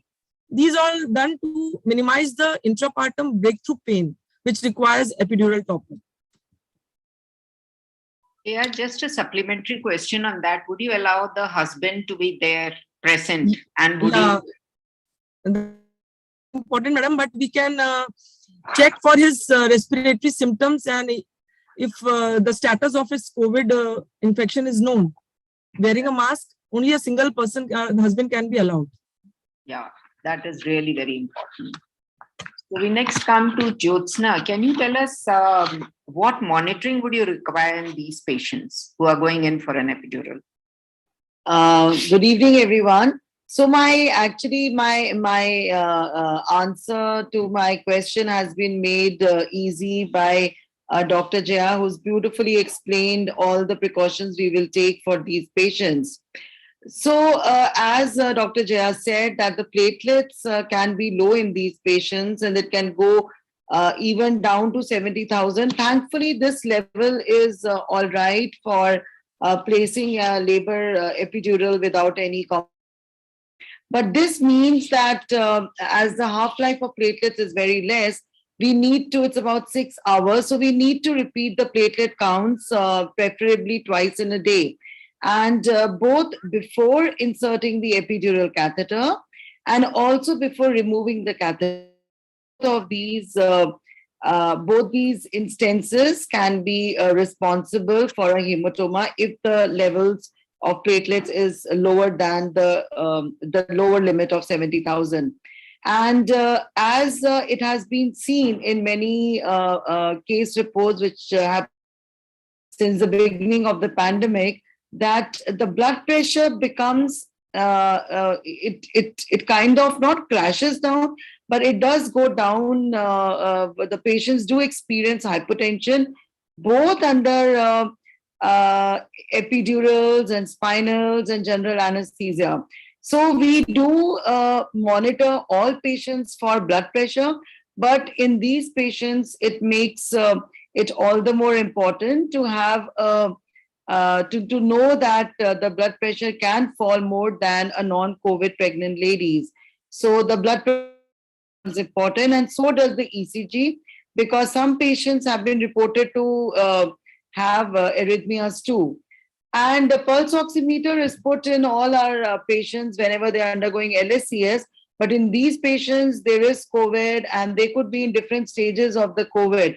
So thus we need to monitor as to what's happening to their oxygen saturations. And obstetricians obviously will be monitoring the fetal heart rate, as some instances of a fetal brady or compromise to the fetal circulation has been reported. So these are just the normal, the regular monitoring, but it becomes more important if we do know what the complications are. Jyotsna, what about temperature monitoring? So temperature monitoring definitely is normally in LSCS we don't do. In a non-COVID patient we don't do. But in these patients, it is important for two factors. One, because they have COVID, they would be having a baseline fever. But if that is not there, and we are putting in the labor epidural, so labor epidural per se can also cause an increase in the temperatures. So it's a good idea to monitor the temperature to also know whether that fever is a manifestation of the COVID, or is it per se because of the labor epidural. So yes, temperature monitoring should also be done. Okay, now, due to non-progress of labor, this patient, now the obstetricians have scheduled her for a cesarean delivery. However, Sheetal, it's not an emergency. You can take your time to plan the technique of anesthesia. And so how would you go about preparing this patient preoperatively? And what would be your intraoperative considerations? Now the patient, there is a planned cesarean section. So first we have to inform the COVID dedicated team, which comprises of the senior anesthesiologist, a pediatrician and obstetrician, and also the staff personnel of the dedicated COVID OT, so that every equipment and all the procedure should be ready. So first we have to take the brief history of this patient, and assessment of respiratory system should be done. The auscultation should be avoided. If available, lung ultrasound can be done along with the simultaneously clinical examination. Hourly maternal vitals to be monitored, like temperature, respiratory rate, and O2 saturation, so that the SpO2 remains more than 95%. Apply cautiously the IV fluid, especially there should be a careful monitoring of input, fluid input and output. The fluid bolus should be given in the volume of 250 to 500 ml with the regular reassessment. There should be a minimized staff members in OT. As Madam has said, there should be a continuous electronic vital monitoring. Regarding thromboprophylaxis, it should be at risk and benefit ratio, and it is an individual decision of an anesthesiologist. And these patients should be transferred with all COVID precautions, and the patient mask while transferring, and it should be transferred in lateral position. Generally, we have labor room and COVID OT in same COVID complexes at our places, so there is no so much delay in transferring the patient. So we should be, and again, we should be ready with the strategies if the neuraxial block is failed. So if there is already in this patient epidural catheter is there, so we can go over the extended epidural anesthesia by administering the local anesthetic along with opioids and soda bicarb for the surgical anesthesia. Another safe technique would be better is for the spinal anesthesia in such patient. So rather than poorly functioning catheter, if there is a possibility of poorly functioning catheter. So especially in this patient, these patients have in COVID-19, the circulatory system is highly susceptible. So the excessive refractory hypotension is expected. So there is increased need doses of vasopressor may be there. And again, some studies says that prophylactically use of vasopressor drip are recommended. Then O2 supplementation by nasal cannula beneath the mask so as to maintain the saturation above 94%. You have to regularly monitor the ECG, as Jyotsna Madam has told. There may be arrhythmias. Then there might be chances of cardiac disturbances due to the uterotonics we are using. So it should be given by slow administration uterotonics. In COVID-19, carboplasts causes more bronchospasm as compared to non-COVID patient. Then the fluid administration should be used judiciously. There should be a individual goal-directed therapy when we are using the fluid administration and also blood transfusion. So these are the consideration regarding the intraoperative monitoring in this patient while going for cesarean section. Thank you, Sheetal. Now, this patient, it's a non-functioning catheter. There is a failed conversion of epidural, and the dipping down to below 80 per minute. And the obstetrician has decided the patient is in fetal distress, and she decides on an emergency cesarean section. So in an emergency, what are your important considerations, Jyotsna? Anything apart from the elective one, which Sheetal discussed about? So my first concern would be that before really jumping in onto a general anesthesia, there is already a labor epidural and we have some time. I would most experienced anesthetist there to give a fast track spinal anesthesia, because a non-functioning labor epidural and a COVID positive patient and taking her, changing to a general anesthesia would obviously come with its concern. Definitely, I would try for a fast track spinal anesthesia. But at the same time, if the general anesthesia has to be given for conditions in which a regional is not possible, like maybe pericrita or something, whatever, some bleeding or PPH, or for any other reasons, then the general anesthesia, Dr. Sheetal has actually enumerated all the factors which should be taken care of. But apart from that, I would, one thing we need to remember is that the donning of a PPE kit is going to take a lot of time. And in that time, the condition of the mother and the fetus both may be compromised. So you need to have an informed consent, both to the patient and to their relatives, that because we have to take the patient under general anesthesia and we need to don the PPE, it's going to take some time. And the other thing, I think Dr. Samina talked about it, attaching a filter on each limb of the breathing circuit. And that also has to be remembered. And another factor is that pre-oxygenation for a general anesthesia is possible, is definitely important, more so in these patients.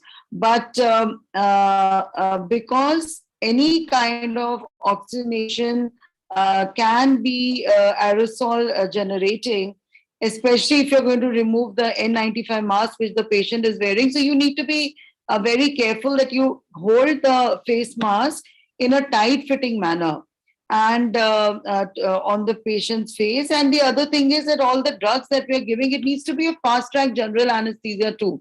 You need to give a liberal amount of doses of your muscle relaxants and the other agents so that you can do the intubation as soon as possible.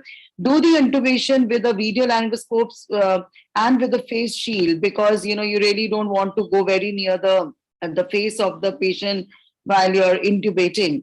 And before you connect the tube to a circuit, do remember to inflate the cuff of the endotracheal tube and only then attach it to the circuit and start the ventilation. And also, a lot of people have recommended wearing at least minimum 2 to 3 pairs of gloves. At least 2 to 3 pairs of gloves, because after you do the intubation, it's a good idea to remove the outermost gloves which you have, because it will definitely get contaminated, even though you may not see all that contamination, but the droplets and the aerosol generation will contaminate it. And then I think Dr. Sheetal only said auscultation to confirm intubation is not really needed, especially because if you have a video laryngoscope, you would actually be seeing where the tube has gone in. And same thing at the time of extubation, which is again a aerosol generating time. After the patient is awake, one must clamp the tube when you remove it and put a face shield over the face of the patient and do the suction beneath it, so that even the droplets which will arise, they will be contained beneath that face shield. So these are some of the points that I would like to consider. Thank you, Jyotsna. So the basic thing is the healthcare worker who is careful about the droplet infections and should protect themselves. So there is a pre-eclamptic patient, severe preeclampsia, and she's on magnesium sulfate. Are there any concerns about patients and magnesium sulfate, Jaya? Magnesium sulfate is indicated for neuroprotection when delivery is anticipated less than 32 weeks, or also for seizure prophylaxis in eclampsia. But there are no reported data till date regarding the impact of magnesium sulfate on COVID-19. However, there are potential respiratory complications with the use of magnesium sulfate. So it should be used judiciously in case if there are severe respiratory symptoms in the patient, and careful consideration should be done of the total fluids administered and the kidney function, because magnesium can accumulate in renal failure, and which is very common in severe COVID infection. Yeah. It may be used in patients with mild or moderate symptoms. Instead of the usual dosing, a 4-gram bolus may be preferred in the setting of mild respiratory disease. Otherwise, we can consider according to the risk-benefit ratio in the other patients where there is increasing oxygen requirement. Thank you, Jaya. Sheetal, if the patient is also anemic along with being COVID positive, do you think there are any issues, or are they more susceptible to complications? Yes, certainly, madam. Especially in India, the most of the obstetric patients are presenting with the iron deficiency anemia, and the prevalence of anemia in the COVID is already 61%. They are vulnerable for the COVID-19 infection, and there is an increase, the exacerbation of acute inflammatory response, which causes the increased spike of inflammatory markers, and there will be increased chances of cytokine storm and the multi-organ failure. A person with anemia, there is already low hemoglobin level, and so the oxygen transportation to low, and there is a hypoxia and multiple organ dysfunction, and this lead to again contribute severe outcome in this COVID-19 patient. Some of the mechanism are behind this. These viruses worsens anemia through its interaction in the hemoglobin, and it causes especially the hemolysis. And the hepcidin mimic action of the spike protein, which is present on the virus, it causes the iron deficiency anemia and decreases hemoglobin function, which causes hyperferritinemia. This hyperferritinemia leading to the ferroptosis, and there is a release of free toxic heme. So subsequent oxidative stress and the lipoperoxidation leads to immune over response that is called as macrophage activation syndrome.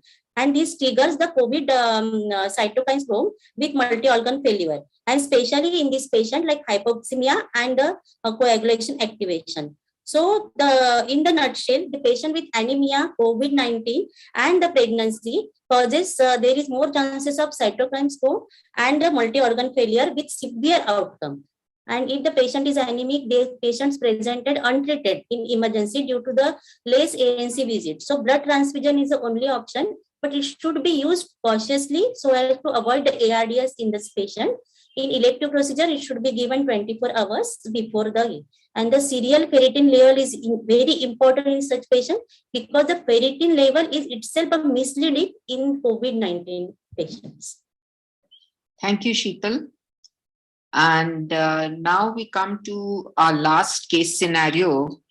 If a patient who had a past history of COVID-19, she was admitted to the ICU for 7 days at 24 weeks of gestation. And now at 34 weeks of gestation, this patient has come to you, Samina, and the obstetrician has decided on an elective cesarean delivery. What are your concerns in a nutshell?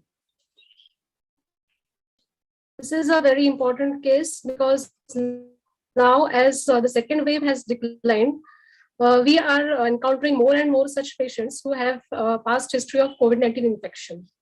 COVID-19 infection affects multiple organs of the patient, and besides lung and heart, many other organs may be affected with presence of autoinflammation. Such patients take variable time to recover depending on the severity of infection. Mild patients may require 2 weeks, and severe cases may require up to 4 months for recovery, 2 to 3 months for recovery. Fortunately for us, ASA and ISA have put forth guidelines for managing such patients. Waiting period for such patients ranges from 4 weeks to 12 weeks. As this was a severe case, so we have to wait for at least 12 weeks post discharge from the ICU. 36. So we have to first decide whether the urgency of the procedure we have to decide depending on the condition of the patient, urgency of the procedure. So it will be a mutual decision between the anesthetist and the obstetrician. For this case, thorough preoperative assessment is required, and we have to take into consideration her functional status, effort tolerance, ambulatory oxygen saturation, then post-infection sequelae, and also history of medications which may affect the perioperative management.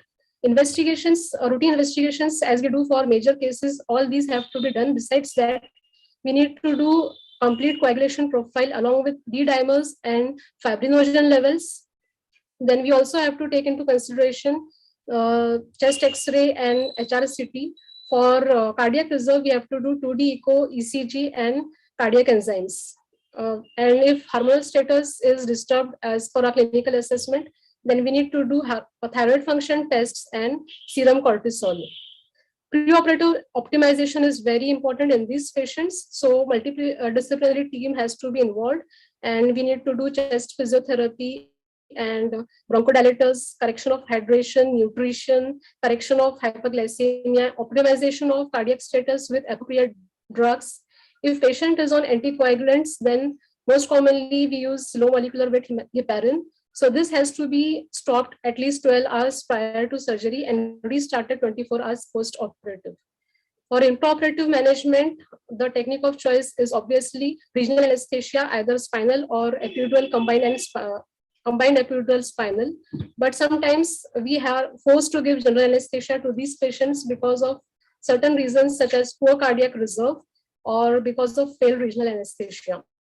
Whenever we go for general anesthesia, we have to consider certain points such as sequelae of COVID-19 infection, like lung fibrosis, poor cardiac reserve. So the choice of agents for induction and the maintenance agents and for neuromuscular blockade, that should be decided depending upon the current status of the patient. Lung protection strategies have to be employed, and meticulous hemodynamic monitoring, fluid management, and also we have to ensure availability of blood and blood products because they have very poor cardiac reserve.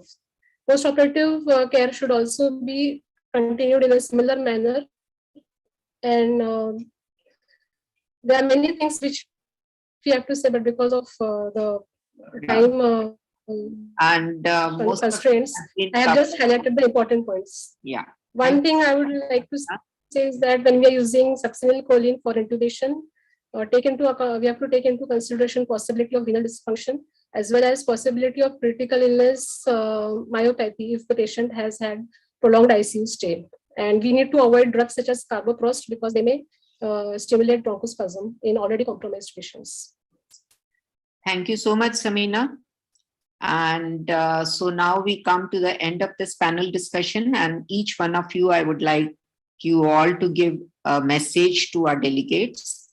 So first of all, Jyotsna, what would be your message to all the delegates? Thank you, ma'am. So in our experience of last 10 months, we had about 44, 45 LSCS of COVID-19 positive patients under some anesthesia. And we realized that on analysis of the data, we found that the time required was much more than would be required in a non-COVID patients. It could be because of, and mainly it was because the reflexes were slow and the time to dawning was taking time. So my message would be that we need to seriously consider doing simulation training for few anesthetists who could be, selected for obstetric anesthesia, and they could do like a fast track dawning if there is something as such.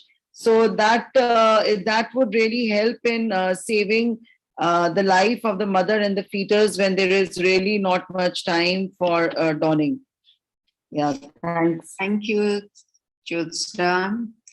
The next one is Sheetal. Continued research, sharing experiences, and dissemination of the relevant information on the management strategy can help in evolving protocols for optimizing outcome in such a COVID-19 patients. Thank you, everyone, and thank you, organizers, for giving us opportunity to share the platform with such a stalwarts in obstetric anesthesia. Thank you. Now we come to Jaya. What is your final message? Thank you, ma'am. It's recommended that whenever possible, early epidural analgesia should be given to women in labor with suspected or confirmed COVID-19 disease, but you must remain cognizant of standard contraindications to neuraxial procedures, including severe thrombocytopenia and the recent use of anticoagulants in COVID-19 positive parturition. Thank you, Jaya. And now we come to Samina. The message, all these experiences show that one clear message is evident from all the experiences that the key to successful management of COVID-19 patients is a well-coordinated team with a multidisciplinary input. And for anesthesiologists, we can lead this team because of our skills as a perioperative physician. So with this, we come to the end of our discussion. And I thank all our panelists who have given us a comprehensive view of what to do and what not to do in a COVID-19 patient. And the baseline message is, please prepare your own evidence-based protocols. Keep yourself and the healthcare workers around you safe and provide optimal labor analgesia and anesthesia for your obstetric patients. In the end, I would like to invite questions from the delegates. Thank you very much.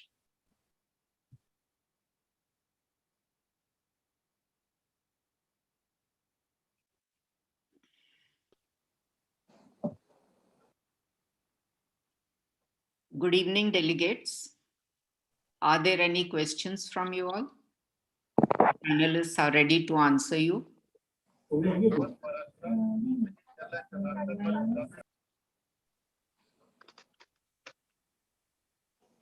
Hello. Our next topic is regional anesthesia. Our chairperson are Bharat Paliwal, Dr. R.C. Agrawal, and Dr. Professor Bani from Bangladesh. Good evening, all.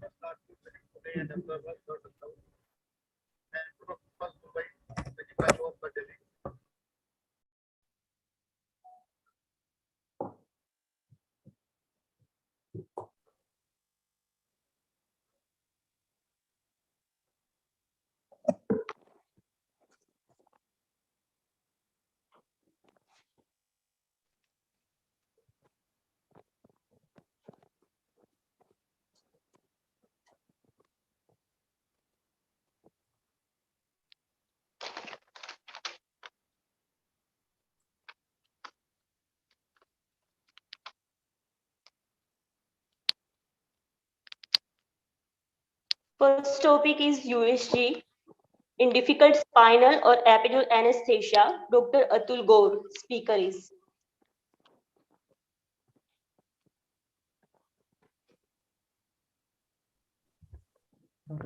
Dr. Atul Gaur is present or? No, sir. Huh.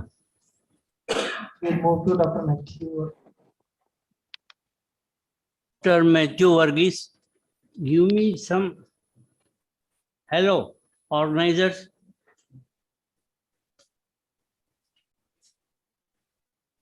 Give me some biodata or something like that about this Varghese.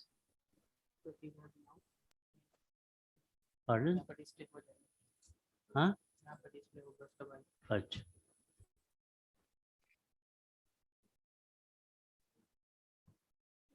Dr. Varghese is consultant anesthesiologist, University Hospital of Coventry and Warwickshire, UK. His topic of regional anesthesia in pre-existing neurological disease. Dr. Matthew Varghese, please.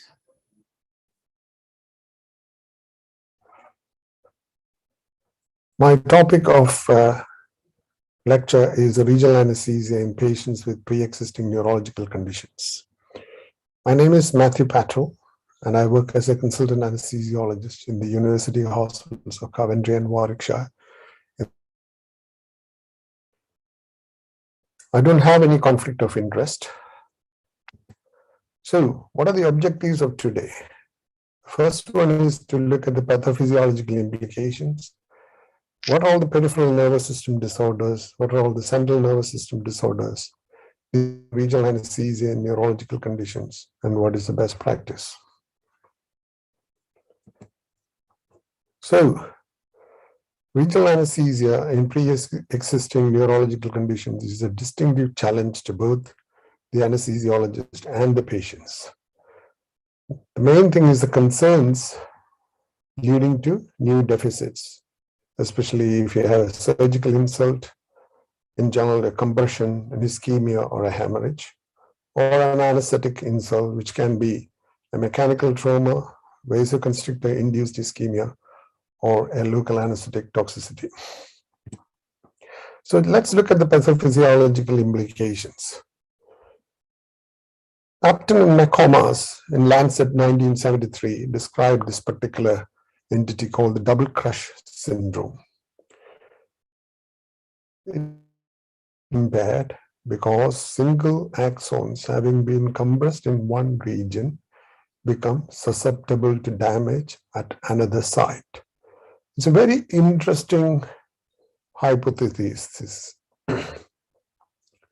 And the probable susceptibility of a distal nerve segment in the setting of a more proximal lesion, quoting impaired axonal transport as a mechanism.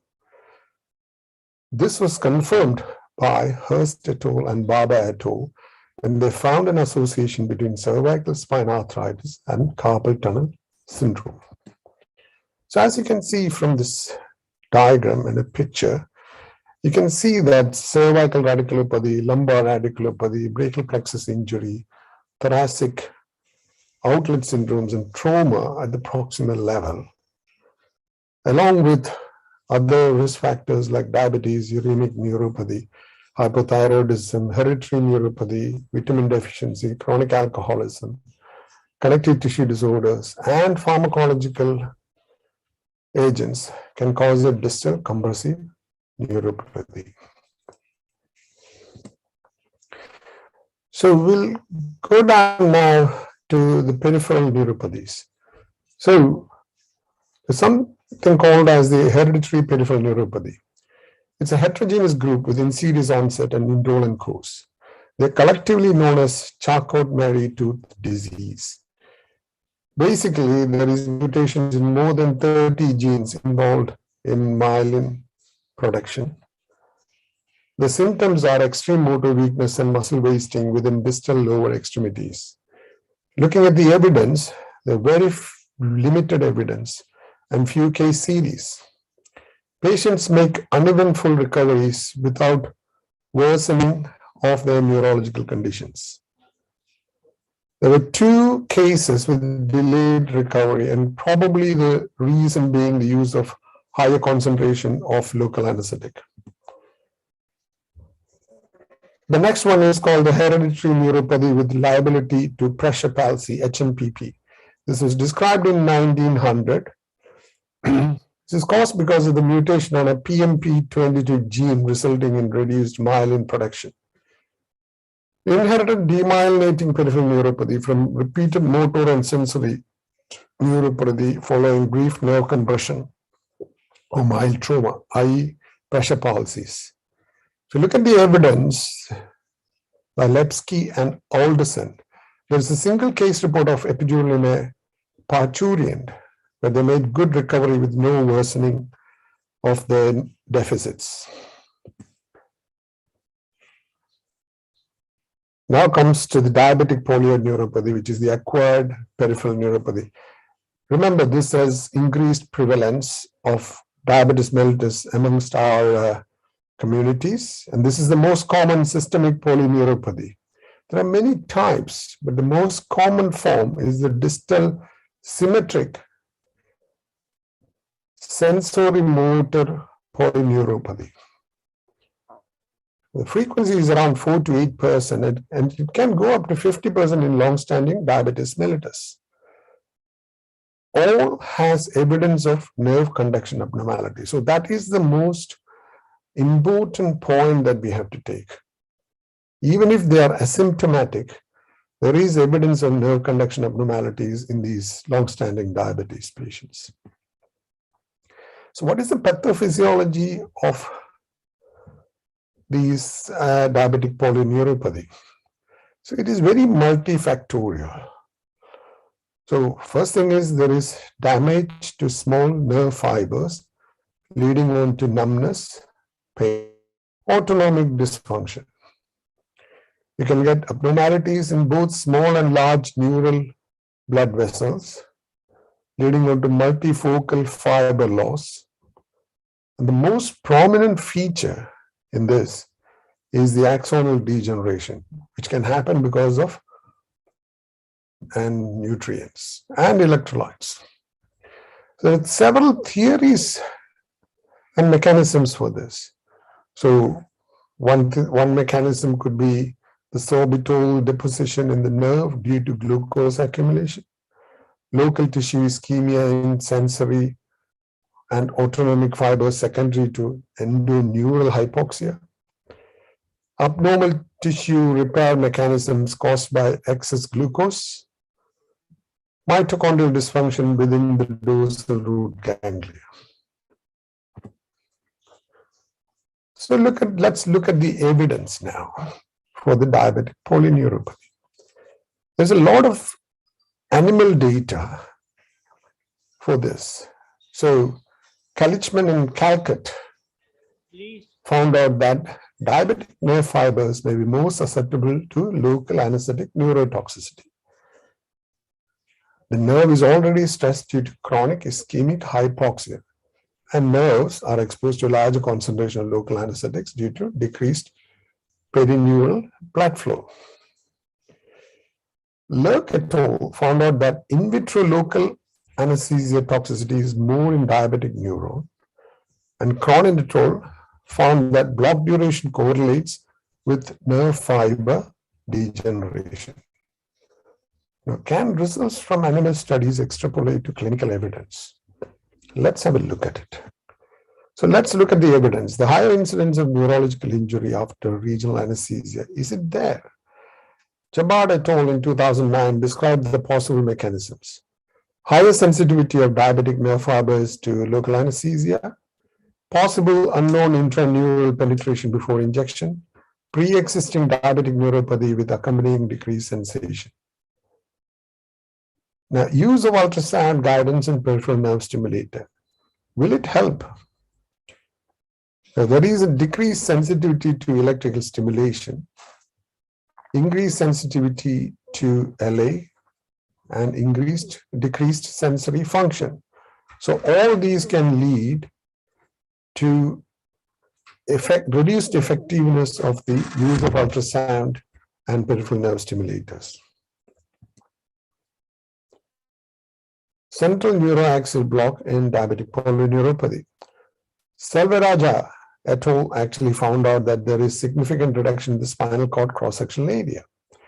A recent retrospective review of 567 patients, only 2 experienced new deficits. This was published by Riazi et al. In 2012 in the Diabetic Care. So in summary, more sensitive to local anesthetic, so more susceptible to injury. You should have a personalized decision to use regional anesthesia in diabetic polyneuropathy patients. You should try and reduce concentration and total dose of local anesthetic, eliminate epinephrine additive, and use ultrasound and peripheral nerve stimulators as required. Entrapment neuropathy. It's a single nerve is chronically compressed or mechanically injured at a specific location. So if you look at it, cubital entrapment syndrome involves ulnar nerve. There is hyperesthesia in the ulnar nerve distribution, elbow pain, paresthesia in the ring and small fingers. I'm sure you would have seen a lot of patients who is coming for transposition of ulnar nerve. If you look at the evidence in Anesthesia Analgesia 2001, Hebel et al. Looked at 360 patients undergoing ulnar nerve transposition. And looking at general anesthesia versus regional anesthesia, especially brachial plexus blocks, there was no change in the outcome. The choice depends on surgery, preoperative neuronal state and extent of the injury, and the use of intraoperative nerve function monitorings. There is 30 to 40% incidence in this chemotherapy-induced neuropathy, and it is dose-limiting side effects. The possible mechanisms could be the damage to the microtubules, interferences with microtubule-based axonal transport, mitochondrial disruption, cytotoxic effects on DNA. It depends on the type and dose and duration. It could be pure sensory painful neuropathy if you use cisplatin, oxaliplatin, and carboplatin. There's a mixed sensory motor neuropathy with vincristine, paclitaxel, and ceramin. The symptoms are generally glove and stocking, pain, and paresthesia. The evidence shows that you avoid regional anesthesia if possible because local anesthetic are very potentially neurotoxic. Inflammatory neuropathy. I'm sure every one of us have seen syndrome. It's an inflammatory demyelinating polyneuropathy. Areflexia and diffuse ascending neuromuscular paralysis are the basic features. the potential triggers being infection, pregnancy, transfusions, vaccination, systemic disease, and use of regional anesthesia limited to obstetric population. GBS with autonomic instability gives you an exaggerated response to neuroaxial block. And there are small evidence that local anesthetic can trigger GB syndrome after surgery. Rule of thumb is that acute neural inflammation may be a relative contraindication to regional anesthesia. So in this group of patients, we need to be very careful with the use of regional anesthesia and should be on a case looking and weighing the risk between GA and regional anesthesia. Post-surgical inflammatory neuropathy, interesting entity. It's an autoimmune or inflammatory process. Idiopathic immune-mediated response to a physiological stress or a surgery. So a lot of patients actually, you can see this happening. It's multifocal or focal or diffuse neurologic deficits with negative radiological imaging. And the potential triggers, like I said, it could be diabetes mellitus, smoking, transfusion-related systemic infection, and volatile agents. Management is high-dose corticosteroids, IV immunoglobulins to allow axonal regeneration. And again, the rule of thumb is don't use regional anesthesia if you can. Central nervous system disorders. DRIPS and the historical recommendation published in New England Journal of Medicine of 1956, they said that to avoid regional anesthesia in central nervous system disorders. This has impacted clinical management for almost half a century. Along with that, there is the physician and patient biases and medico-legal concerns.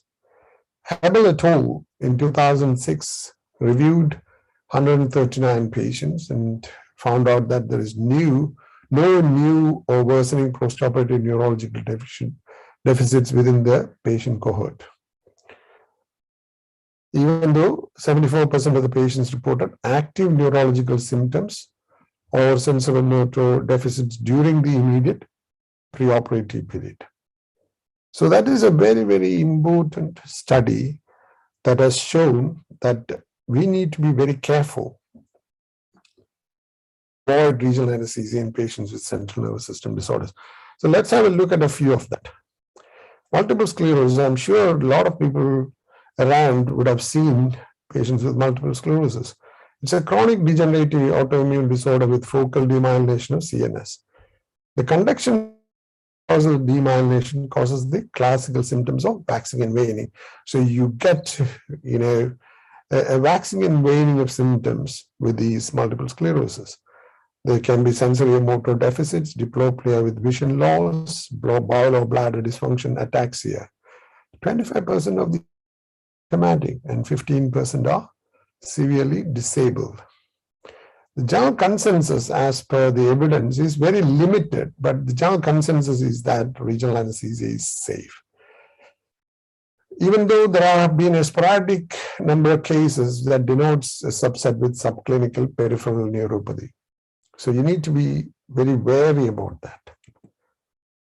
Coming to, again, the evidence of multiple sclerosis. So the two studies, which are the Misawa et al. And the Pogor, have shown that from 5 to 47% patients have peripheral demyelination. And this was actually supported by the 3 studies that has happened in the 40s, 50s, and 60s of progressive neurodeficits after spinal anesthesia. Studies that have shown to have no change in outcomes. Now, very interestingly, in pregnancy, there is a decrease in disease relapse, and postpartum, an increase. Now, the reason being this change from cellular immunity to humoral immunity during pregnancy to protect the fetus is also protective against the multiple sclerosis. And the study by Confavero et al. Showed that epidural doesn't contribute to a high risk of relapse during obstetric or in obstetric period. And In multiple sclerosis, if you look at the evidence and to summarize, epidural will be better than spinal because the volume of local anesthetic is only 1/4 and so less neurotoxic. Post-polio syndrome. Post-polio syndrome can develop years after the initial poliomyelitis. It affects the anterior horn cell of the spinal cord, so low motor neuron lesion, mainly motor symptoms. And most of these patients come for ortho procedures. So the potential risk of RA should be weighed against the disadvantage of general anesthetic in these patients because they are hypersensitive to sedatives and opioid medications, the risk of muscle relaxant use, and the risk of hyperventilation and aspiration. I'm sure there are people in the audience who are very, very proponents of TIVA, and TIVA is a good one for these patients. I'm sure that a lot of people are working around with the TIVA. So the evidence from Dave Lambert's study in 2005, which was published in the Anesthesiology, has shown that there's no neurological or worsening of neurological symptoms during the postoperative period. Amyotrophic lateral sclerosis. Very rare one, but I'm sure people, especially with medical background, have seen this. It's a progressive degenerative disease of upper and lower motor neurons, probably due to glutamate excitotoxicity, mitochondrial dysfunction, and autoimmune disease. Presents as atrophy, weakness, and fasciculation in the intrinsic hand muscles, progressing to weakness in skeletal muscles of the tongue and respiratory system. The evidence is very limited. Need to be on a patient basis, and possibility of postoperative respiratory and neurological deterioration is seen. Spinal stenosis and lumbar disc. Age-related changes causes stenosis, and the evidence by Hebel et al. Looking at 937 patients has shown that there is an increased risk for development or worsening of neurological deficits. And Moin et al. In Anesthesiology 2004, actually over a 10-year period study period have shown that there is the incidence of severe complications and pre-existing spinal canal pathology may be a neglected risk factor. Spinal cord injury. The injuries occur at the cervical level. After resolution of spinal shock, autonomic dysreflexia sets in. It's a life-threatening syndrome causing extreme vascular instability, and it happens if the injury at or about T6. GA with volatiles doesn't offer protection against AD, that is the evidence. And if you look at the two studies, what they have seen is that the risk-assessed RA is safe and effective against the episodes of AD. So in summary, there is a lack of big clinical evidence and there's no definite recommendation. Caution in surgery, use of tourniquet, ischemia, and anesthesia, reduced concentration and dose of LA.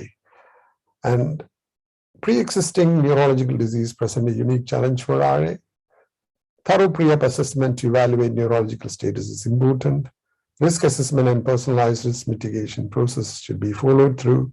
Regional anesthesia is not indication for pre-existing neurological disease, and the decision for RA should be made on a case-to-case basis. Thank you very much. Any questions, please? No, question will be asked after when all speaker finishes. Now, next speaker is Dr. Arti Rathod.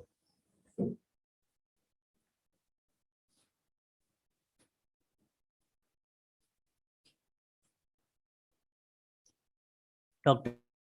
Rathod, please.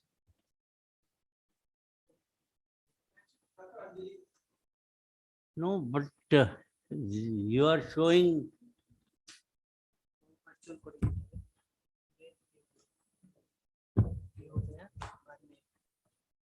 Dr. Anjali, our newly elected Vice President, you can congratulate her before she starts her lecture. Another request is keep your mobile on silent mode.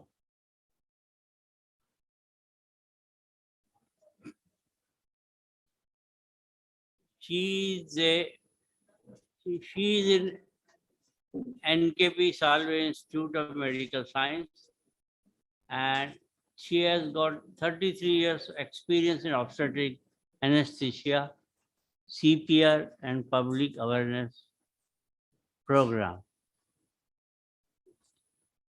She has got 32 national and 2 international publications.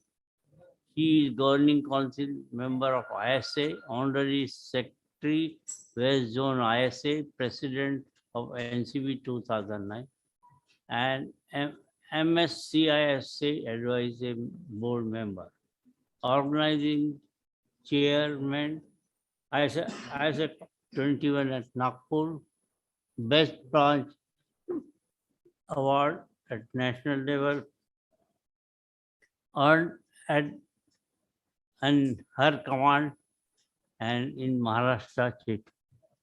Dr. Anjali Bhure, please. Good afternoon all. At the outset, I would like to thank the organizers for having given me the opportunity to have my deliberation on the topic adjuvants in regional anesthesia. Are they really effective? Now, one of the challenges that remains is how best to prolong regional anesthesia to maximize its benefit while avoiding undue harm. Now, its limitation being finite duration of single injection technique. Many different adjuvants have been combined with local anesthetics over the years to prolong the duration of action, some with more success than others. Now, the rationale for using adjuvants in regional anesthesia being the pain transmission in the CNS and the PNS involves a complex array of neurotransmitters and the pathways. These are not easily blocked by one drug type or technique alone. Involvement of several classes of neurotransmitters at the injury site, peripheral nerve, dorsal horn of the spinal cord, supraspinal site is responsible for the transmission of nociception. Use of agonist at inhibitory receptors and antagonist at excitatory receptors allows a multimodal approach with optimization of pain control and reduction of adverse effects. The local anesthetics are widely used in practice. The analgesic effect of nerve block with local anesthetics lasts only for few hours. The duration of the action of LA can be prolonged by either increasing the dose or administering a continuous infusion of the drug. But this can lead to dose-dependent side effects on the cardiovascular system and or central nervous system. Continuous block is also associated with sensory block and prolonged motor block in the postoperative period. Now, prolonged motor blockade in the postoperative period is undesirable as it leads to delayed mobilization of the patient and hence increases risk of complications. Now, coming to the mechanism of various local anesthetic adjuvants is mechanism of action of local anesthetic adjuvants on the cell membrane of the neurons and the blood vessels. Dexamethasone stimulates glucocorticoid receptors, increasing the expression of inhibitory potassium channels and decreasing the excitability of the neurons. Clonidine and dexmedetomidine inhibit the hyperpolarization activated nucleotide-gated channel and maintaining the neuron at a more negative potential and hence hyperpolarized state. Buprenorphine inhibits voltage-gated sodium channels, preventing the generation of action potentials and interacts with the mu receptors. Magnesium results in hyperpolarization of the neuron, secondary to the interaction between its positive divalent charge and the neuronal membrane. Now, coming to the gate control theory of pain, which was proposed by Melzack and Wall in the year 1965, it explains the inhibitory pain modulation at spinal cord. Activating A beta fibers, inhibitory neurons are activated in the dorsal horn of the spinal cord, inhibition of the pain via C fibers. Now, coming down to the adjuvants. Now, what are these adjuvants? These are basically the ingredient which modifies the action of the principal ingredient, and that enhances the effectiveness of a medical treatment. There is a wide armamentarium of adjuvant drugs to choose to be added in the neuraxial and the peripheral nerve blocks. So, an ideal adjuvant would be chemically compatible with LA, decrease in effective dose of local anesthetics, decrease in times to onset of motor and sensory block, increase in duration of sensory block, absence of prolongation of motor block, increase in duration of analgesia, and absence of systemic adverse effects. Classification of adjuvants, it can be classified as opioids, vasoactive agents, alpha-2 adrenergic agonists, steroids, NSAIDs, and other miscellaneous agents like ketamine, midazolam, neostigmine, magnesium sulfate, sodium bicarbonate. Coming to the specific ones, the opioids. This is most common and the earliest used local adjuvants. Effect is inhibitory G protein coupled receptors that hyperpolarize membranes of the afferent sensory neuron. Intrathecally, effects are complex. Spinal cord, dorsal horn, opioid receptor activation, cerebral opioid receptor activation, and side effects being pruritus, nausea, and respiratory depression. Now, morphine inhibits nociceptive transmission of primary efferent fibers. Neuraxially, the dose is 100 to 200 microgram. Epidurally, the dose could range between 1 to 5 milligram. Peripherally, it is not recommended. It's cephalate sprayed of morphine. It is because of the poor lipid solubility. Intrathecal morphine is slow to bind to dorsal horn receptors in the spinal cord, and free opioid in the CSF migrates supraspinally and causes delayed respiratory depression. Efficacy of 2 doses of epidural morphine for post-cesarean delivery analgesia, that is 1.5 milligram of epidural morphine provided non-inferior post-cesarean analgesia, caused fewer adverse effects when compared with 3 milligram of epidural morphine. Blocking voltage-gated sodium channel, spinal dose is 75 to 100 microgram, epidural 150 to 300 microgram, peripherally in the dose of 300 microgram. It prolongs block mainly in the upper extremity, and there is increased chances of PONV. Intrathecal buprenorphine for postoperative analgesia, that is, it causes prolonged postoperative analgesia observed in the study group compared with the control group. Buprenorphine added to bupivacaine prolongs femoral nerve block duration and improves analgesia in patients undergoing primary total knee arthroplasty. Fentanyl rapidly binds dorsal horn receptors in spinal cord after neuraxial administration. Risk of respiratory depression is comparatively low. Neuraxially spinal dose is about 10 to 25 microgram. Epidurally goes as a bolus of 75 microgram and infusion with a rate of 2 to 4 microgram per ml. Peripherally, as there are inconclusive evidence, it is not recommended. Does fentanyl prolong the analgesia of local anesthetic in brachial plexus block? So addition of fentanyl to local anesthetic significantly prolonged the duration of analgesia, significant side effects, though it had delayed the onset of block. Synergistic effect of intrathecal fentanyl. Fentanyl is able to reduce the dose of bupivacaine and therefore its harmful effect. So fentanyl, it is 6 to 10 times more potent than fentanyl, more lipid soluble than its counterpart, faster onset of action.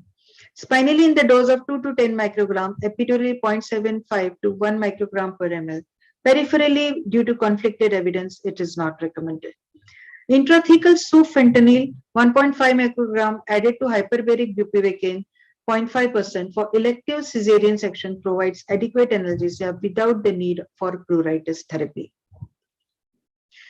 Coming to tramadol, sodium and potassium channel blocking properties, inhibitory activity of the descending pain pathways, suppression of nociceptive transmission at the spinal level. Peripherally, it causes minimal block prolongation, prevalence of side effects is there, hence it is not recommended. Analgesic efficacy of intrathecal tramadol as a spinal adjunct to 0.5% heavy bupivacaine in lower abdominal surgery. Here in this study, tramadol prolongs postoperative analgesia and also decreases the postoperative opioid consumption in 24 hours postoperative period. When tramadol and 0.5% levodocaine was given for single shot interscalene block, effects on postoperative analgesia in patients undergoing shoulder arthroplasty showed that addition of tramadol to the local anesthetic solution perineal analgesia. Epinephrine has direct stimulation of alpha-2 adrenoreceptors, delays the systemic uptake of local anesthetic, reducing the risk of LA systemic toxicity, serves as a marker of intravascular injection. Neuraxially, it is given in the dose of 100 to 200 microgram intrathecally, epidural 1 to 5 milligram, caudal anesthesia 0.5 milligram per kg. Peripherally, mainly it is combined with lidocaine and mepivacaine. Significant evidence indicating potential neurotoxicity with the perineural use of epinephrine, especially in patients with diabetes mellitus, hypertension, and smokers, is seen, and hence should be used very carefully in these comorbid diseases. Sodium bicarbonate increases pH, which increases lipid solubility of the molecules, increases depth and speed of epidural blockade by increasing non-ionized drug concentration, increases penetrability of the local anesthetic. On the mechanisms of potentiation of local anesthetic by bicarbonate, these results led to conclude that bicarbonate potentiates the impulse blocking action of local anesthetic agents. Coming to alpha-2 adrenergic agonist, neuraxally it causes hyperpolarization through potassium channels, peripherally hyperpolarization cation channels, which leads to prolonged analgesic duration. But it has side effects of hypotension, bradycardia, dry mouth, and sedation.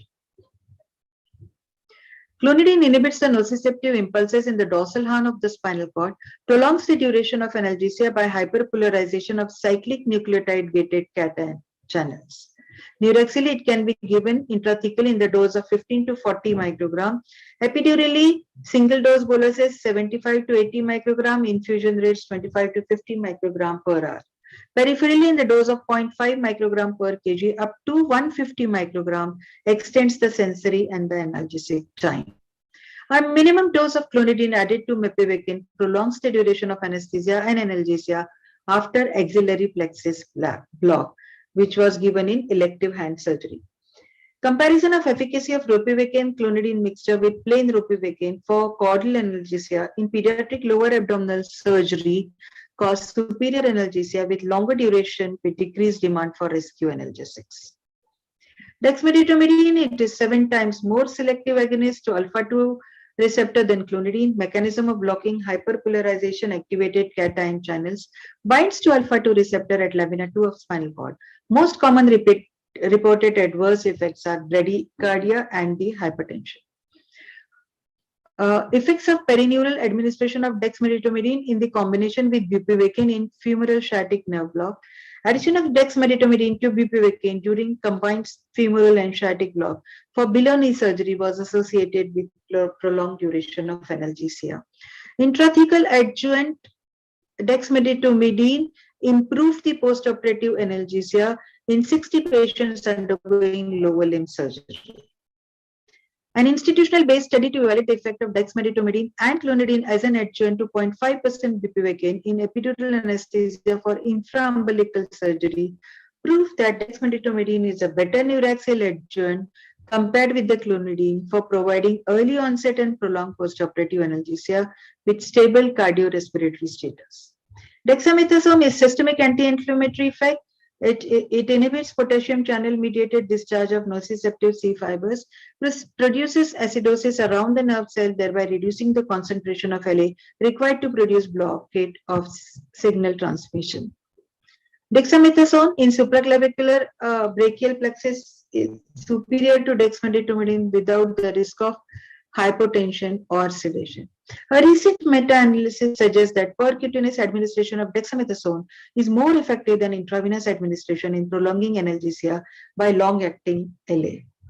Addition of intrathecal dexamethasone to bupivacaine for spinal anesthesia in orthopedic surgery showed that addition of dexamethasone significantly prolonged the duration of sensory block and decreases opioid requirement in the postoperative management. Dexamethasone added to lignocaine prolongs axillary brachial plexus blockade, which prolongs the duration of sensory and the motor blockade. NCH is COX-2 receptor in the dorsal horn of the spinal cord, regulates the spinal nociceptive transmission. COX-2 antagonists directly on the central or the peripheral nerve might have a better analgesic profile. COX-2 inhibitors reduce inflammation and pain sensation by inhibiting the prostaglandin production.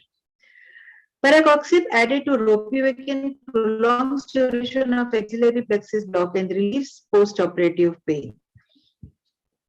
Midazolam binds to the benzodiazepines in typical benzodiazepine GABA receptor complex in the dorsal horn of the spinal cord, reduces hyperexcitability and action potential propagation, prolongs intravenous and intrathecal analgesia.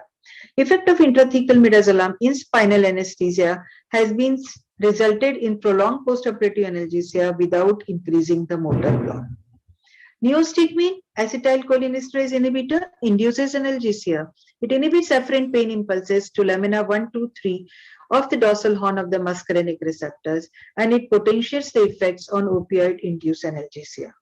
Postoperative analgesic effect of intrathecal neostigmine added to bupivacaine for adult patients undergoing lower limb orthopedic surgery proved that increased first analgesic request time, it reduced postoperative analgesia consumption with minimal hemodynamic changes and adverse effects. Magnesium sulfate, antinociceptive and neuroprotective effect based on the antagonism of calcium influx into the cell, decreases peripheral nerve excitability and prolongs intravenous and intrathecal analgesia. Analgesic effect of single dose of intrathecal magnesium sulfate showed that it strengthens the analgesic effect of spinal local anesthesia and it intensifies the analgesic effect of epidural local anesthesia. Ketamine is antagonizing NMDA receptor on secondary afferent neurons in the dorsal horn of the spinal cord, and it causes interaction with the spinal opioid receptors, alpha-2 adrenal receptors, cholinergic and serotonergic system. Peripherally, this is not recommended. Postoperative analgesic efficacy of ketamine added to bupivacaine in ultrasound-guided TAP block for laparoscopic cholecystectomy showed that combination of bupivacaine plus ketamine rather than bupivacaine alone for TAP block can reduce the pain scores, which prolongs the time to first analgesic requirement and enhance patient satisfaction.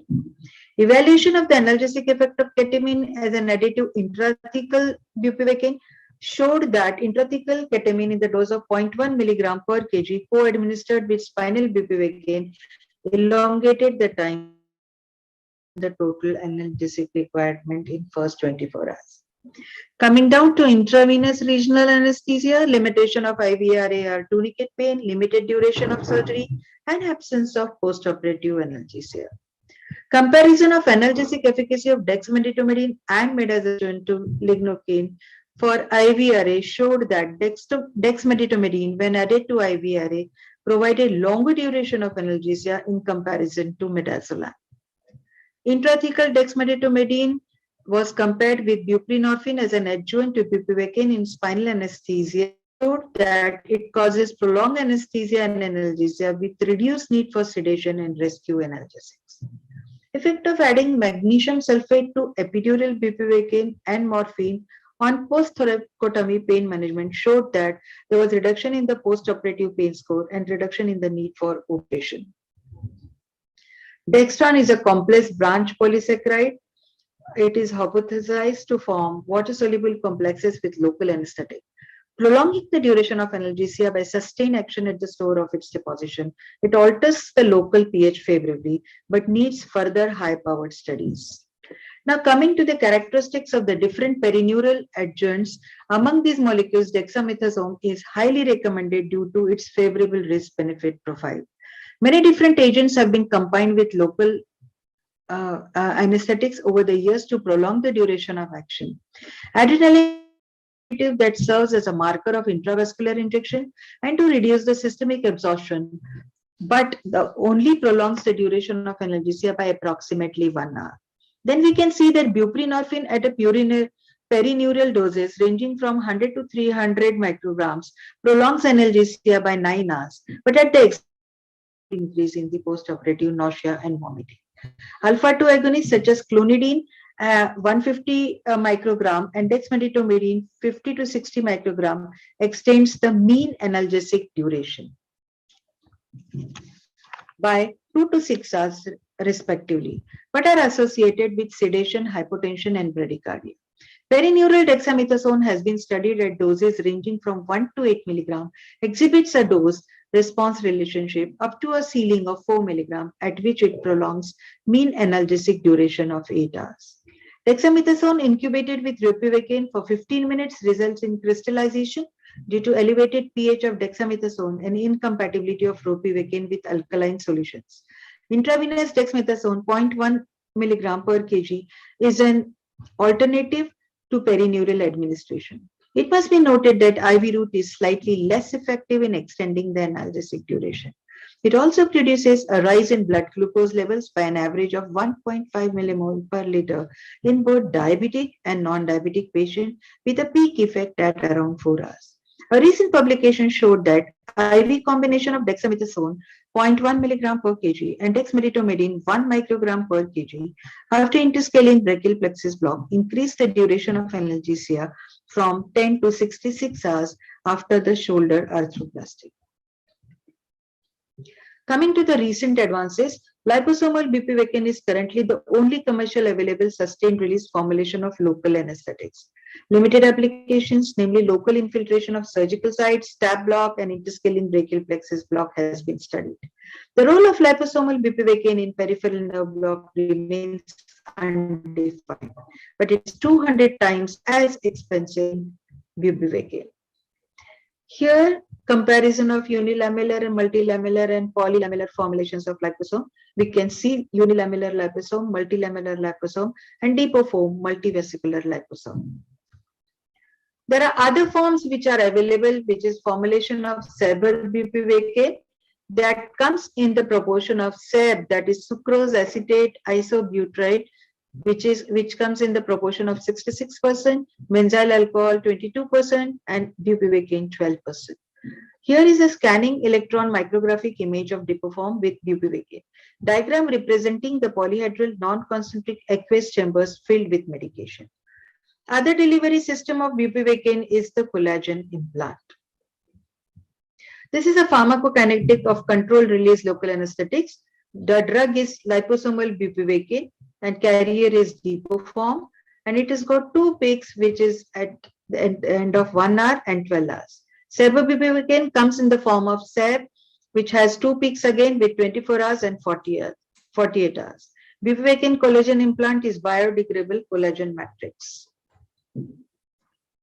So the take-home message is use of adjuvant to local anesthetic should take into consideration the available evidence, advocated safe dose ranges, effective route of administration, adverse effect profile of use of such adjuvants, preparedness to manage life-threatening complications like LAST, and future efforts should be directed towards conducting more control studies in this continuously evolving field of regional anesthesia. Thank you very much.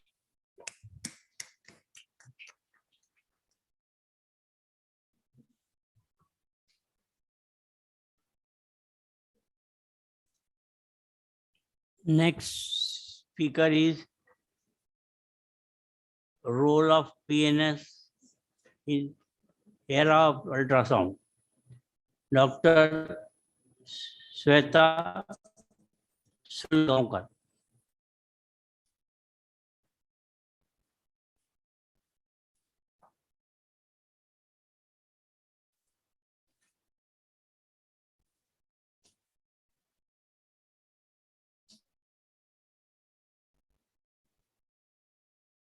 It is her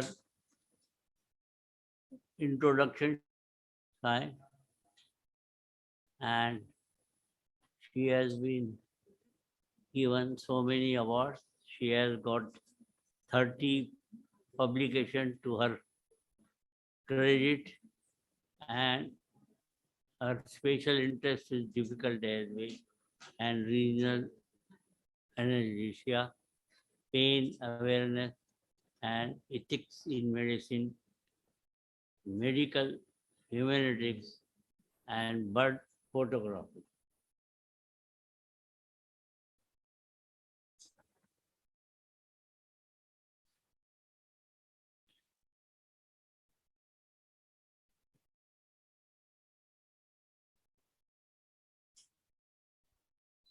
Season's greetings to all of you. I'm privileged to be part of Isacon 2021, and I thank the entire organizing team for giving me the opportunity and putting up this mega academic activity.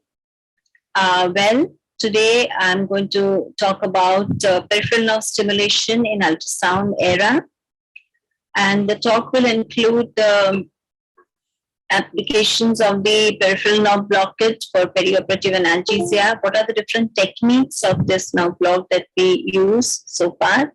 The role of peripheral nerve stimulation and the ultrasound and what is presently the evolving role of peripheral nerve stimulator. And so we all understand that the peripheral nerve blocks are absolutely invaluable for perioperative analgesia, either as a part of preemptive or multimodal analgesic technique, because they provide excellent pain relief without effects.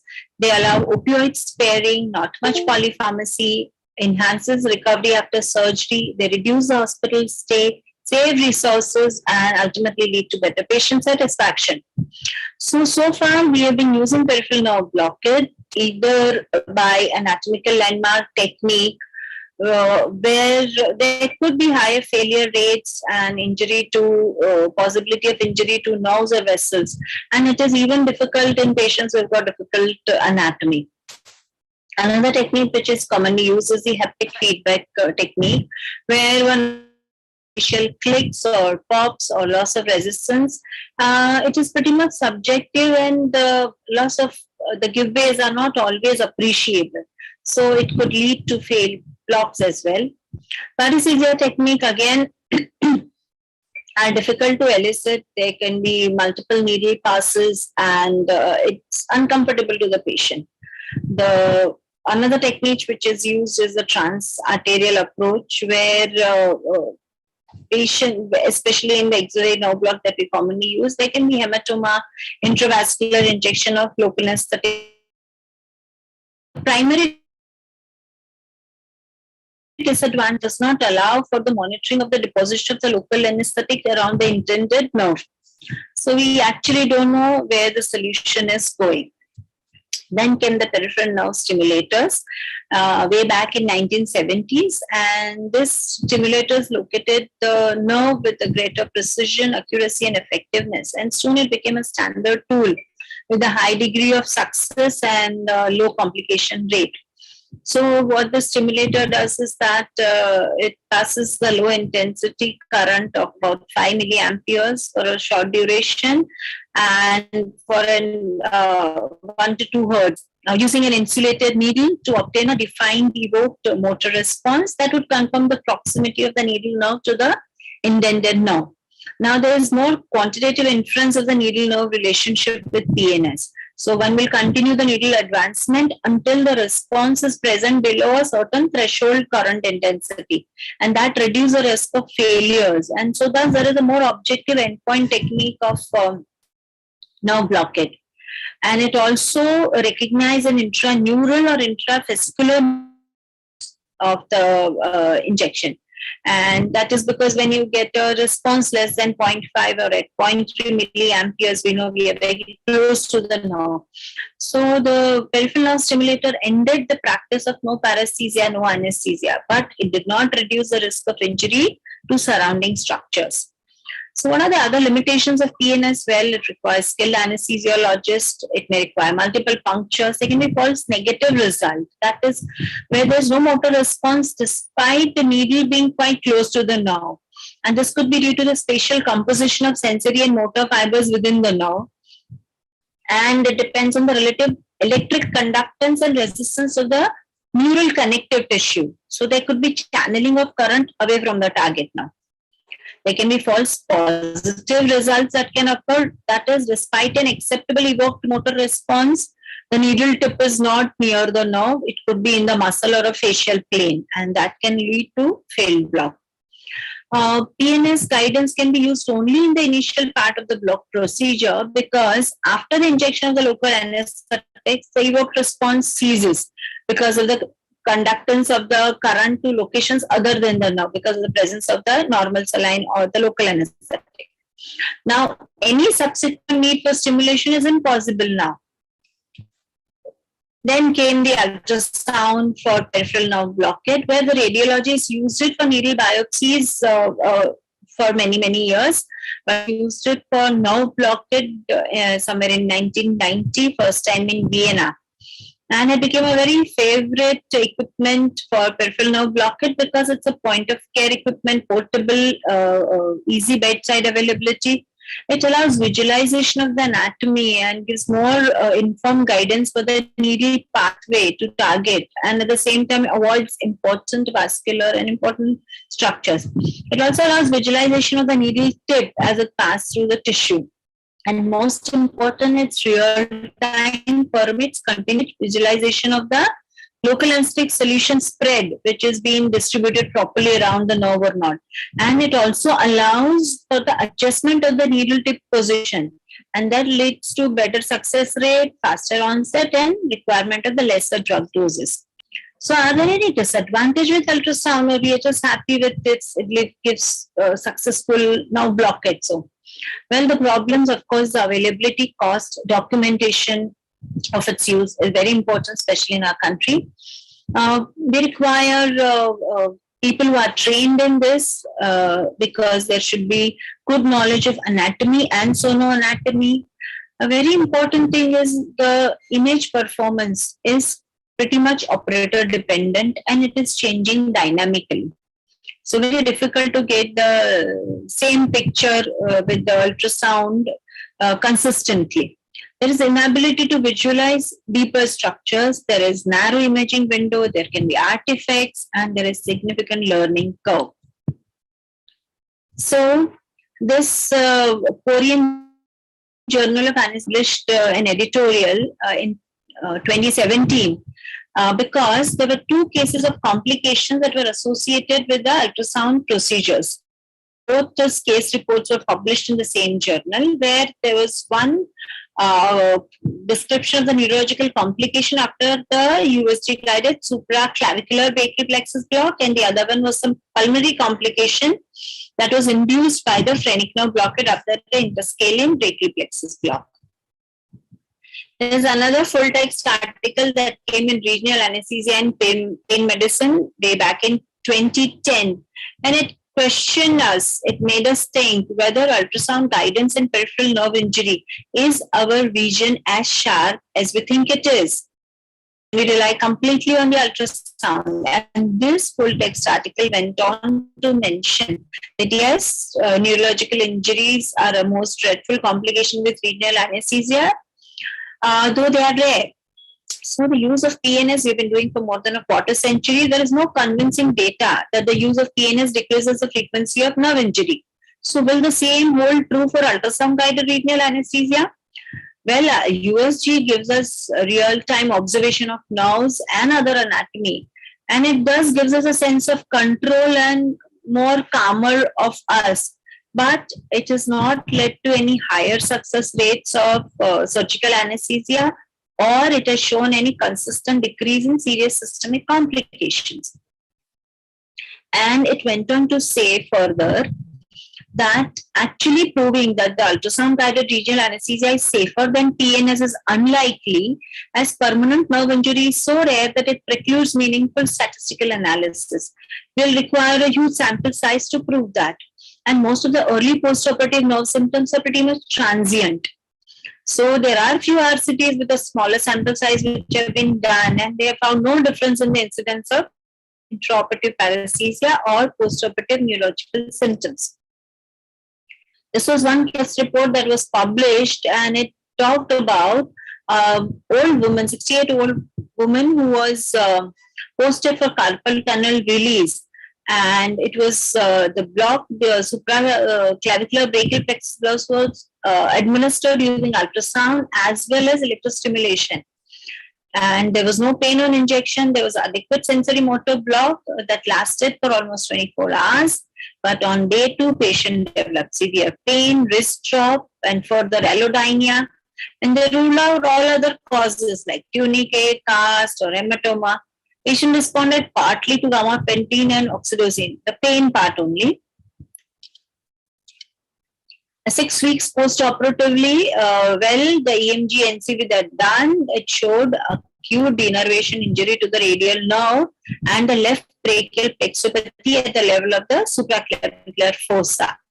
8 months later, patient continued to have the wrist drop and inability to use her hand, though the neuropathic pain had resolved partly. So this case report concluded there is no single monitoring system to prevent neurological complication. It is advantageous to combine several modalities to reduce the risk of rare but severe complication of peripheral nerve blockage. So there's one of these study which was done in about 17 patients, and out of 17, 16 patients where they injected the local anesthetic into the epineurium of the sciatic nerve at the popliteal fossa. It did not lead to post-operative neurological dysfunction, as it was seen by the nerve conduction study. So here, in spite that the needle was intraneural, there was not much neurological dysfunction. So this was the review article that was published in 2021 anesthesia supplement by Dr. Gadsden, and it mentioned that the peripheral nerve stimulation should be used at the second layer of protection for safe peripheral nerve blockage. The PNS should be used adjuvant to ultrasound in cases where the nerve visualization is going to be difficult or challenging, like for some obturator nerve block or adductor canal nerve block, or to avoid the nerves that come in the trajectory while we are giving the block, or to identify different nerves with more precision, as you want to do it in axillary block. You don't want any escape in that axillary block. Or it can be also useful in for teaching novices. When we are teaching to our residents, it will be very useful to combine both the techniques. So how it will be useful, the PNS and the ultrasound combination? Well, obturator nerve block, it is generally given for a hip joint pain or for adductor muscle spasm or during the urological surgery. And there are two studies that compare the obturator nerve block with ultrasound alone and with US and PNS. And it definitely showed a higher success rate when both were used together, because the ultrasound visualization of interior and posterior branches in the adductor muscle plane very challenging. So it's not very easy. And then otherwise, if you don't use both, there can be a partial blockage. And the same holds true for parasacral sciatic, subgluteal sciatic, or posterior lumbar plexus blocks. For adductor canal block, how is it useful? Well, adductor canal block can be used as a supplement to multimodal analgesia protocols in patients who are undergoing TKR. It is given at the mid-thigh level. One needs to block the saphenous as well as nerve to vastus medialis. Now, this nerve lies lateral to the saphenous nerve, and it's separated by the vasoadductor membrane. So it's very challenging to identify this on ultrasound. So this can lead to either an unblocked nerve or an injury to this nerve during the needle advancement towards the femoral artery. Thus, the dual guidance definitely will help us to reliably identify the nerve and block it. During interscalene brachial plexus block, well, the anterior approach can cause phrenic nerve injury. We understand that. So many prefer posterior approach, but one should be cautious to avoid the dorsal scapular nerve or long thoracic nerve during the posterior approach. So because it's very difficult to visualize these nerves on the ultrasound, one has to understand, use the PNS along with it to understand the twitching of the levator scapulae and of rhomboids to protect against the DSN contact, and twitching of the serratus anterior to protect against the long thoracic nerve contact. So if there's an injury to dorsal scapular nerve, then there can be pain along the medial border of the scapula radiating the lateral surface of the upper extremities, and it will cause weakness of the rhomboids and levator scapulae muscle. And long thoracic nerve syndrome, the damage can cause impairment of the shoulder elevation, scapular winging with medial translation and rotation of the inferior angle towards the midline. So this can have a long-term consequences, the damage to this nerve. So one has to be very careful while using a posterior approach, must use a peripheral nerve stimulator along with the ultrasound. Another block is the retroclavicular block, which is the intraclavicular approach, where there's a potential for accidental injury to suprascapular scapular nerve during this retroclavicular block, because the acoustic shadow of the clavicle hides the portion of the needle trajectory and the nerve is not visible. So whenever we see the supraspinatus or infraspinatus motor response, we know we should be away from this, the suprascapular nerve, otherwise there can be an injury to the nerve. While teaching the novices, yes, going to be very helpful because it provides learners with a functional confirmation of the anatomical image. It may shorten time to proficiency for ultrasound block procedures. For example, in axillary brachial plexus block, when their anatomical arrangement of the four branches of the plexus is variable. So now here is enhancement artifact, which may just look like a radial nerve, and if you inject there, probably will miss out on the radial nerve territory and there'll be failed block in that area. Thus, dual monitoring is the need of the hour. It helps to guide the needle placement and create robust medical legal documentation of the nerve block procedures, because many times there is a lot of arguments with the orthopedic surgeons regarding post-operative delayed recovery, whether it is because of the block or because of the surgery. We have to document our procedure very well. So when used with ultrasound, the PNS is primarily a safety tool. It is helpful to confirm that the structure you are seeing on the ultrasound is actually the nerve. The needle-nerve relationship may not always be visualized. When you see the expected or unexpected motor response, it will either confirm or disprove or warn against the needle-nerve contact and encourage the re-evaluation of the perceived needle tip position. So, the occurrence of a motor response at a current less than 0.5 is an indicator of a needle-nerve contact or intraneural needle placement, and it has a very high specificity. So whenever one gets a response in less than 0.5, it is 100% sure that you are very close, you are intraneural. It may not always show, but whenever it shows, you have to change the needle tip position. So when you are using the peripheral nerve stimulator traditionally, we start with a high current intensity that is more than 1 milliamperes, and we advance in the likely direction of the nerve based on the anatomical landmark. So when appropriate response is obtained, the current intensity is gradually decreased and it is reduced till either the twitch disappears or diminishes. Now this procedure is repeated until a sustained motor response is obtained between 0.2 to 0.5 milliamperes, and which will suggest the proximity of the needle tip to the nerve, and this will lead to an effective block. Now the peripheral nerve stimulator, when you're using it with the ultrasound, what we need to remember is that we have to use a nerve stimulator giving a current only of 1 ampere, which is constant.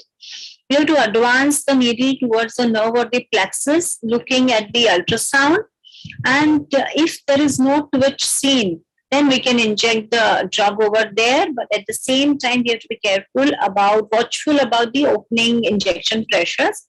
If it is less than 15 psi, then we know that we can inject the local anesthetics over there.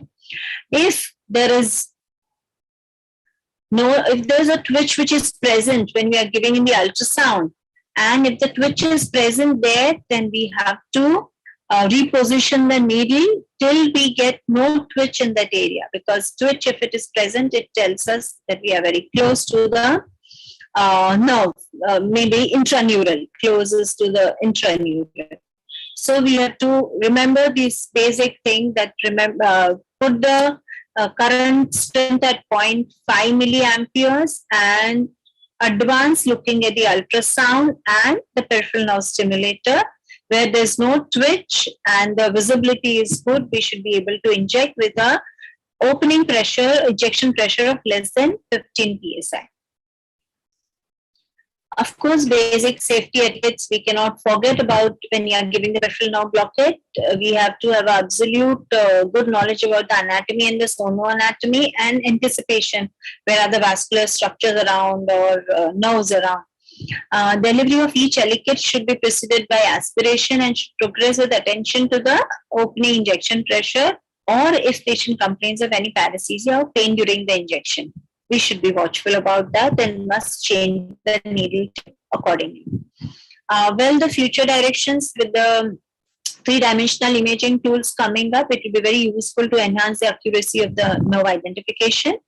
And the liposomal delivery system will allow the slow continuous release of local anesthetic, and that will avoid the systemic toxicity of the drugs, and at the same time avoid the use of the perineural catheters which can cause nerve injury. So to summarize, peripheral nerve blockage are very much valuable part of the multimodal analgesia. There we have evolved from anatomical landmark to peripheral nerve stimulator and ultrasound guided techniques for accuracy and safety. There is no current evidence to suggest that ultrasonography reduces the incidence of neurological complications. In experience, hence, complications and success rates of PNS and ultrasound, both nerve blocks, are similar. In less experience, hence, a combination of techniques with ultrasound, peripheral nerve stimulator, and opening injection pressure, all this should be kept in mind to so that we can have more successful and safer peripheral nerve blockade. So here there is no choice whether you want a seat belt or an airbag in your car. You want both. Role of peripheral nerve stimulator is changed from a nerve locator to an adjunct to ultrasound, particularly useful in blockade of deep nerves or with variable anatomy. So we must use it there. So PNS serves as a monitor against the needle nerve contact. Current should be simply set at 0.5 milliamperes. PNS with ultrasound influences the clinical decision making and positively affect the patient safety. These are some of my references, and thank you for your kind attention, and you can enjoy this painted stock. Looking for its breakfast.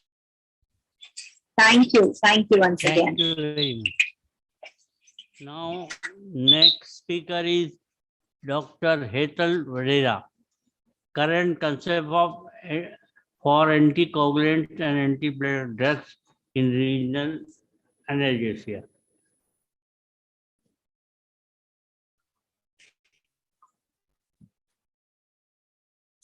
Respected seniors and dear friends, first of all, I would like to thank the organizing committee of Isacon 2021 for giving me opportunity to talk to all of you.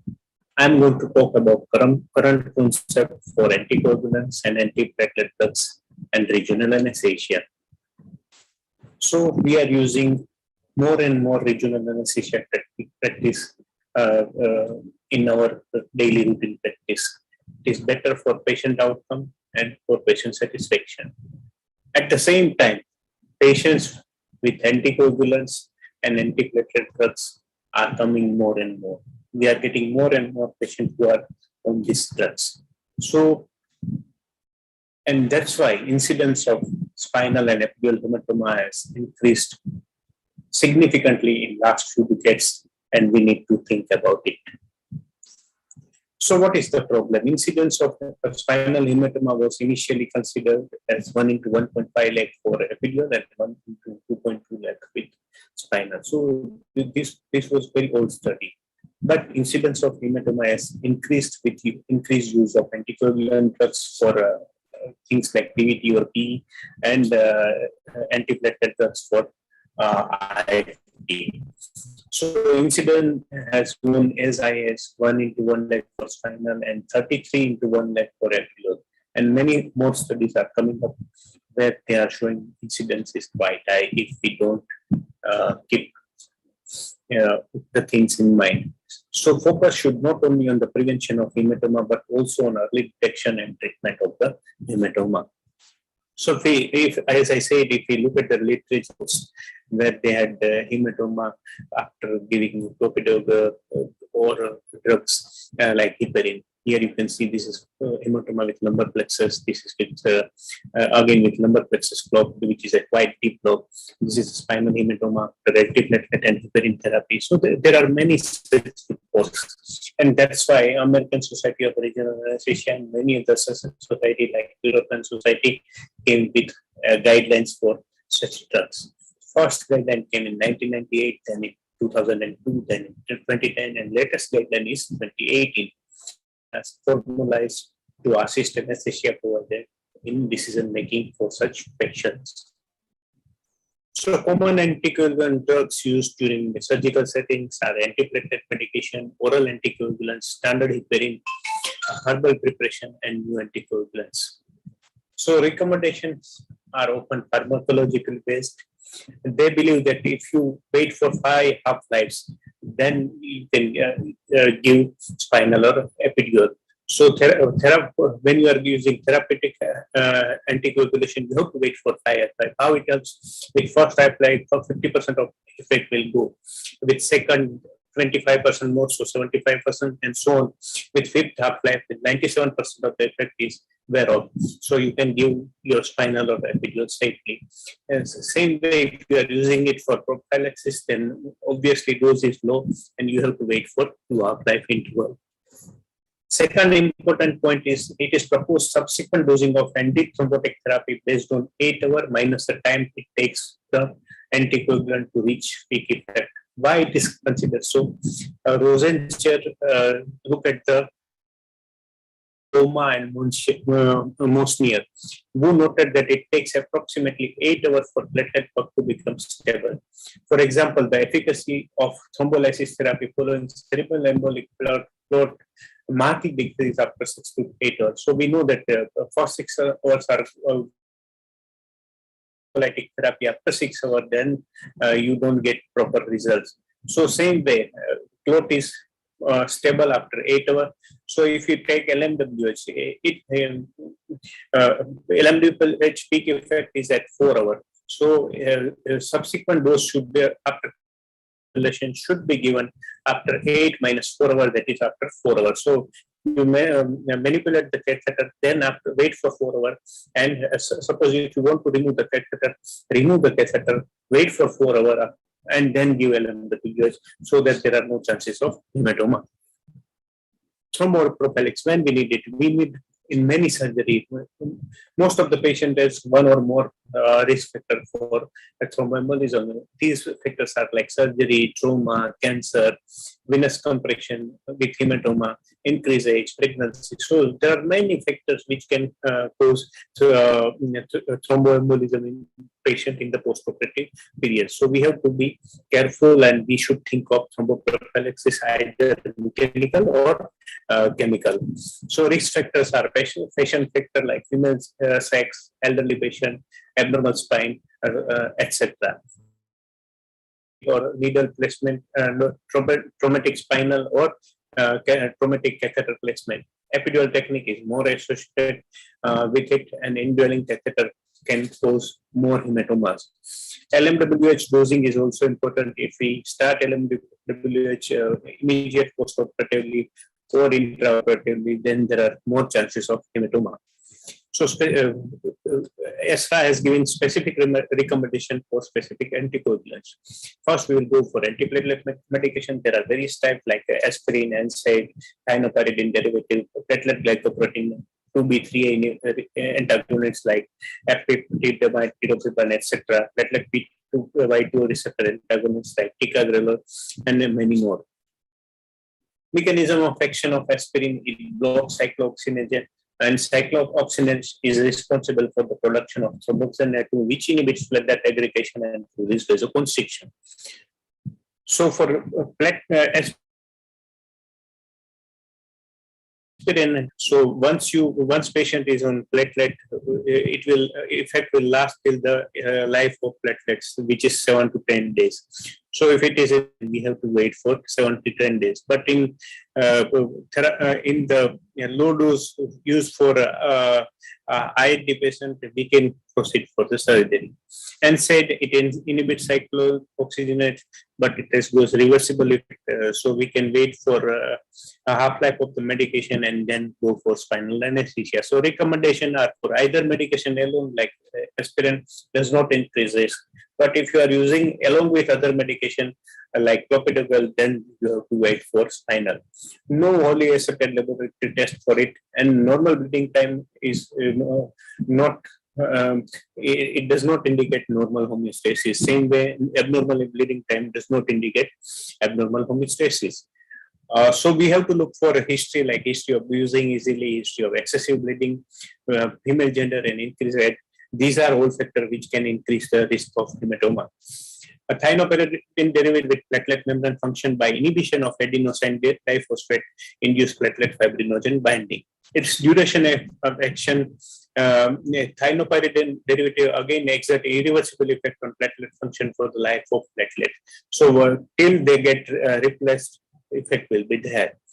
So what are the recommendations? Discontinue clopidogrel for 10 days prior to the neurotel block. For clopidogrel, it is 5 to 7 days, and for prasugrel, it is 7 to 10 days. Thienopyridine therapy may be reinstituted 24 hours postoperatively. So once you do the surgery, once you give the spinal after 20, but if it is used in higher doses, like sometimes cardiologists use loading dose for quick effect, then you should wait for more time.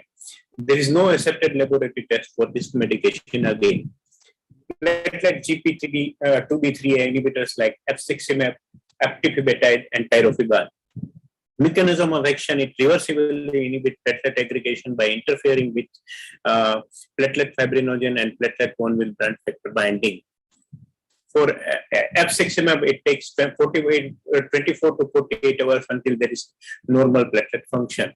For aptifibetide and tirofiban, it takes 4 to 8 hours until there is normal platelet function. So guidelines is no neuroaxial block should be undertaken until platelet function is normal. And these are contraindicated within 4 weeks of surgery. So once surgery is done, avoid this drug for 4 weeks.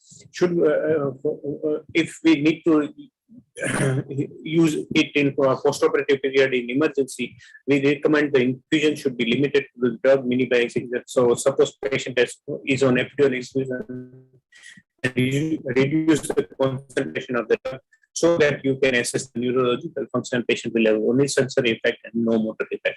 Timing of catheter removal is based on ongoing risk of thromboembolism and need to continue antithrombotic therapy. So we have to look at the risk and benefit ratio and according to take the most commonly used it inhibits vitamin K formation and depletion of the vitamin K dependent proteins like factor 7, 9, and 10. Its onset is 8 to 12 hours and peak effect will occur in 36 to 72 hours. So what are the recommendations? We have to discontinue for surgical management. We have to discontinue it before 5 days.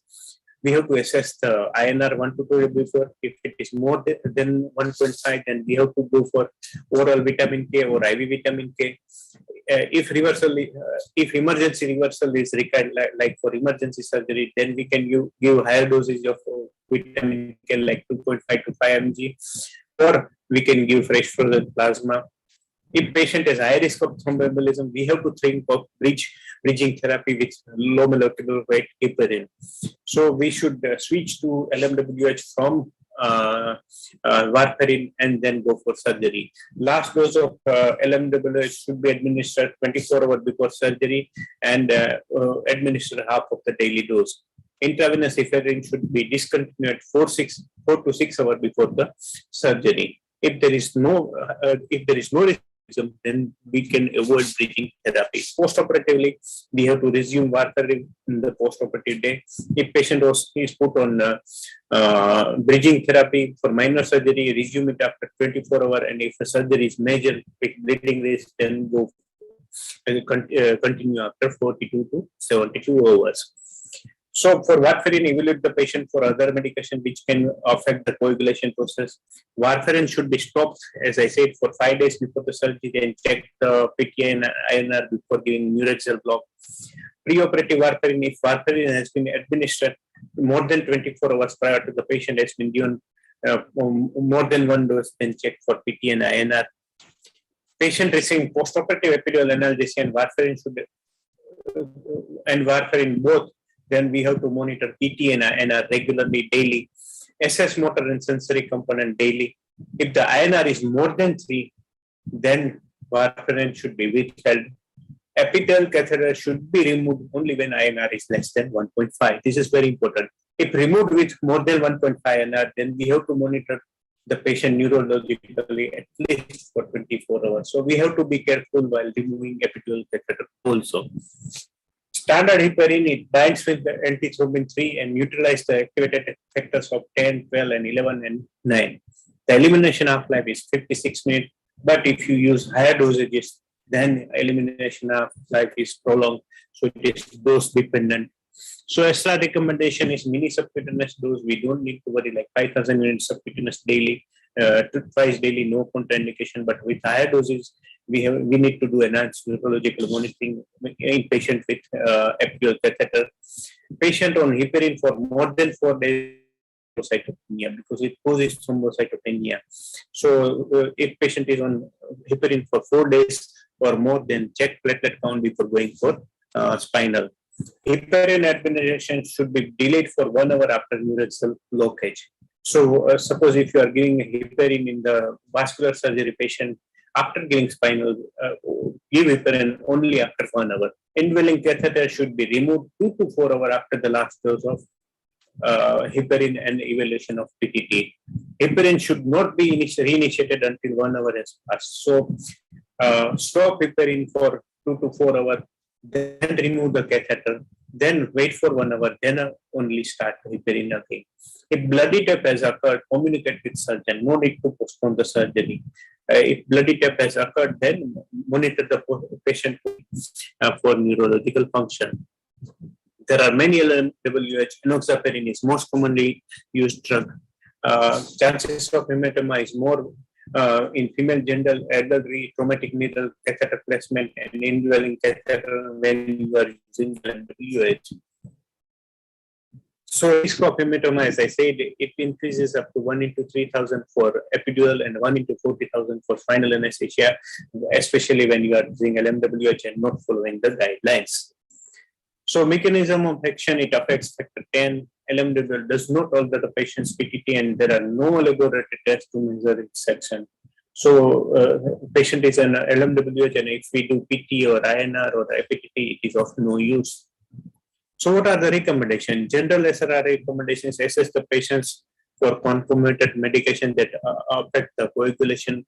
Blood T-tap does not necessitate the cancellation of surgery. Communicate with the surgeon. LMWH administration should occur 24 hours after the bloody tap.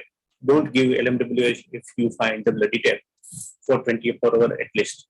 LMWH should be held for 12 hours prior to the neurological blockage. So if we have put the patient on LMWH, then we have to stop 12 hours prior to the neurological blockage if it is in normal dosage. If it is in high doses, like for enoxaparin 1.5 mg per kg every 24 hours, or dalteparin 200 units per kg every 24 hours, then we should wait for 24 hours. For twice daily dosing, the first dose should not be administered until 24 hours after the block. Indwelling catheter should be removed prior to the initiation of LMWH whenever possible. If a continuous technique is used, then the catheter should be removed the next day with the first dose of LMWH occurring at a minimum of 4 hours after the catheter removal or after 12 hours of the last dose. So if patient is put on LMWH post-operatively and patient has catheter in situ, then after giving last dose of the LMWH, wait for 12 hours, remove catheter and restart the LMWH 4 hours after removing the catheter. Medication, we need it in emergency situation. If it is used preoperatively, then the neurological blockage is contraindicated for 10 days. No data concerning the length of time that neurological block should be withheld are there. If patient need it post-operatively, monitor the patient for neurological complications.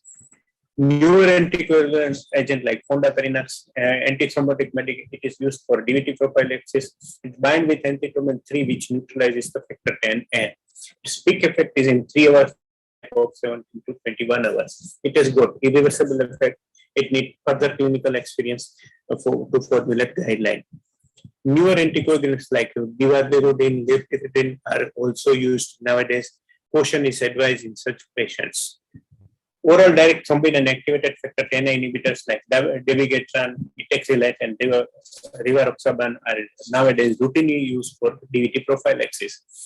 Dabigatran has half-life of 8 hours after single dose and up to 17 hours after multiple dosages. Rivaroxaban elimination half-life is 9 hours and 30 hours in elderly patient with altered renal function.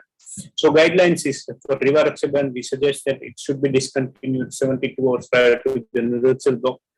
Consider checking anti-factor 10 activity level if less than 72 hours. We need to give spinal, then check the anti-factor 10 activity. Catheters should be removed 6 hours prior to the first dose in the post-operative period. And with unanticipated administration in the post-operative catheter, we suggest that rivaroxaban dosing be held for 22 to 26 hours before or anti-factor 10 ASA should be done before catheter is removed. Same way for apixaban, 72 hours prior, it should be stopped. Neuraxial catheter removal 6 hours prior to the first dose, and if we give earlier, then we have to wait for 26 to 30 hours before removing the catheter. Dabigatran again, 72 hours if creatinine clearance is 80 ml or more. If it is less, then it is duration is more, and if it is less than 30 ml per minute, creatinine clearance less than 30 ml per minute, then we should avoid the neurological blocks. It is suggested that the catheter should be removed 6 hours prior to the first post-operative dose, and unanticipated administration we have to wait for 36 hours. For herbal preparation, there are many: garlic, ginger, feverflu, ginseng. These are the drugs which affects the platelet function. So if patient is on such medication, there is unknown risk. Most patient advised to stop for 5 to 7 days prior to the surgery and screen for concomitant use of medication that alter the coagulation. Assess the patient for bleeding tendency. If it is there, then we have to wait or avoid the spinal. Now, most important part, epidural hematoma, how to diagnose and treat. It is very important to diagnose it early. If patient complain of sharp and irritating low back pain, patient has sensory and motor loss, bowel and bladder dysfunction, and paraplegia, then we have to think of epidural hematoma. MRI is the diagnostic test for diagnosing it. If it is not available, then we can think of CT scan or myelogram. Treatment, if it should be done within 8 hours. If we delay the treatment, then there are chances of permanent damage.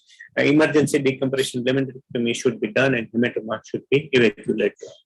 Factor affecting recovery is size and location of hematoma, speed of hematoma development, and severity and nature of pre-existing neurological problem.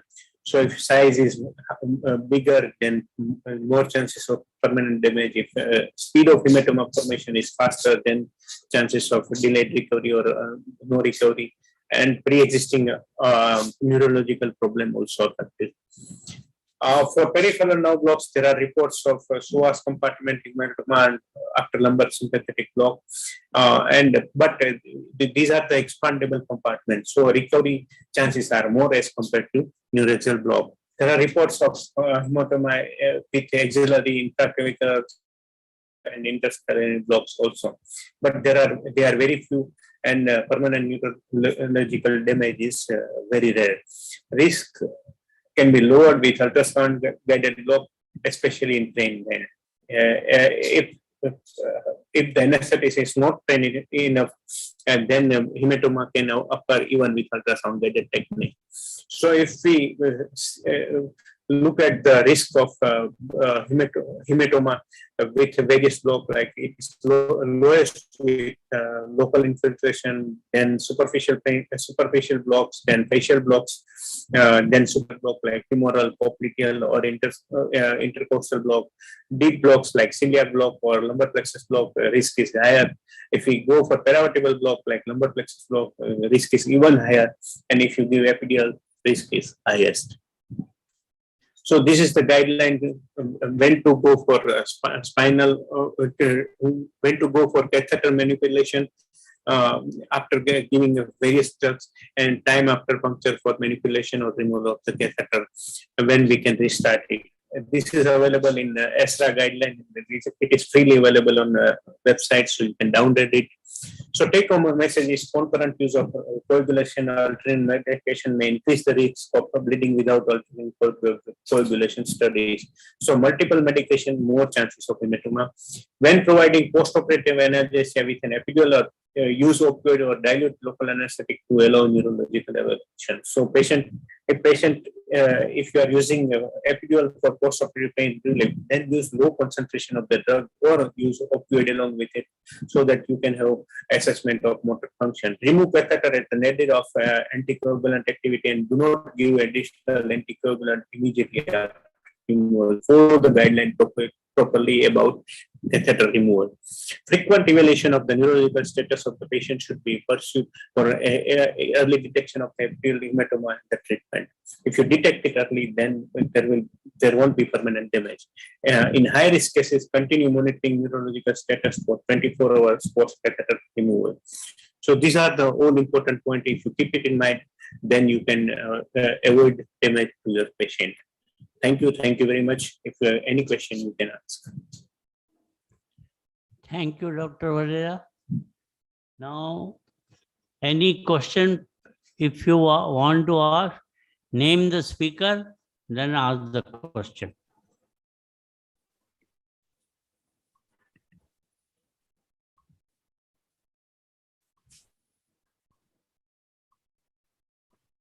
No question. Thank you very much. I thank all the speakers. Unfortunately, time was short, so I have to cut up. And Can you hear at all? Yes, sir, we can hear you.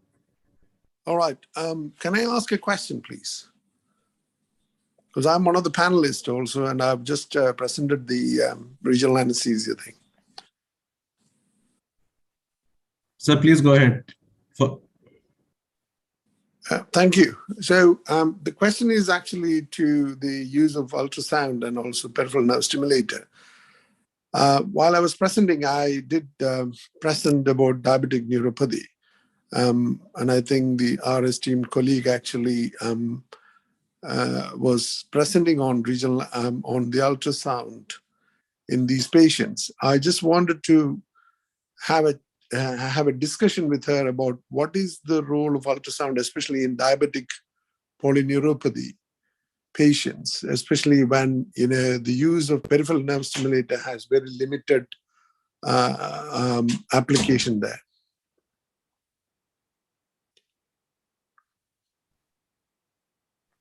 Madam, please unmute yourself.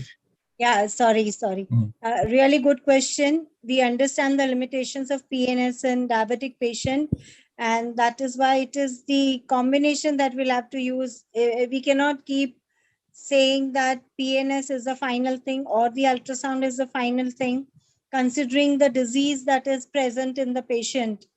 So we'll have to use both ultrasound as well as PNS, understanding that the needle tip visualization and the needle path that it takes is going to be important apart from the PNS, because PNS responses may not be as you expect them to be.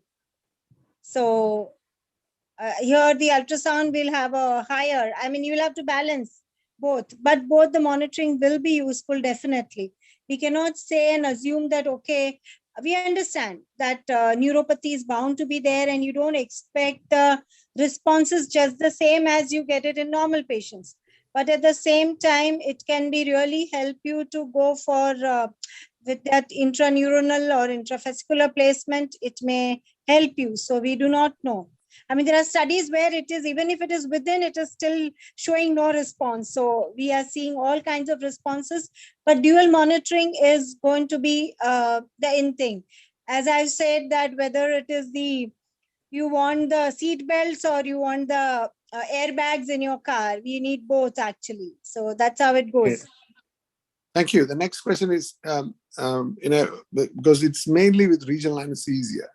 I think it's for all the panelists, different combinations of regional anesthesia local anesthetics has been used, starting from bupivacaine, L-bupivacaine to lignocaine to prilocaine.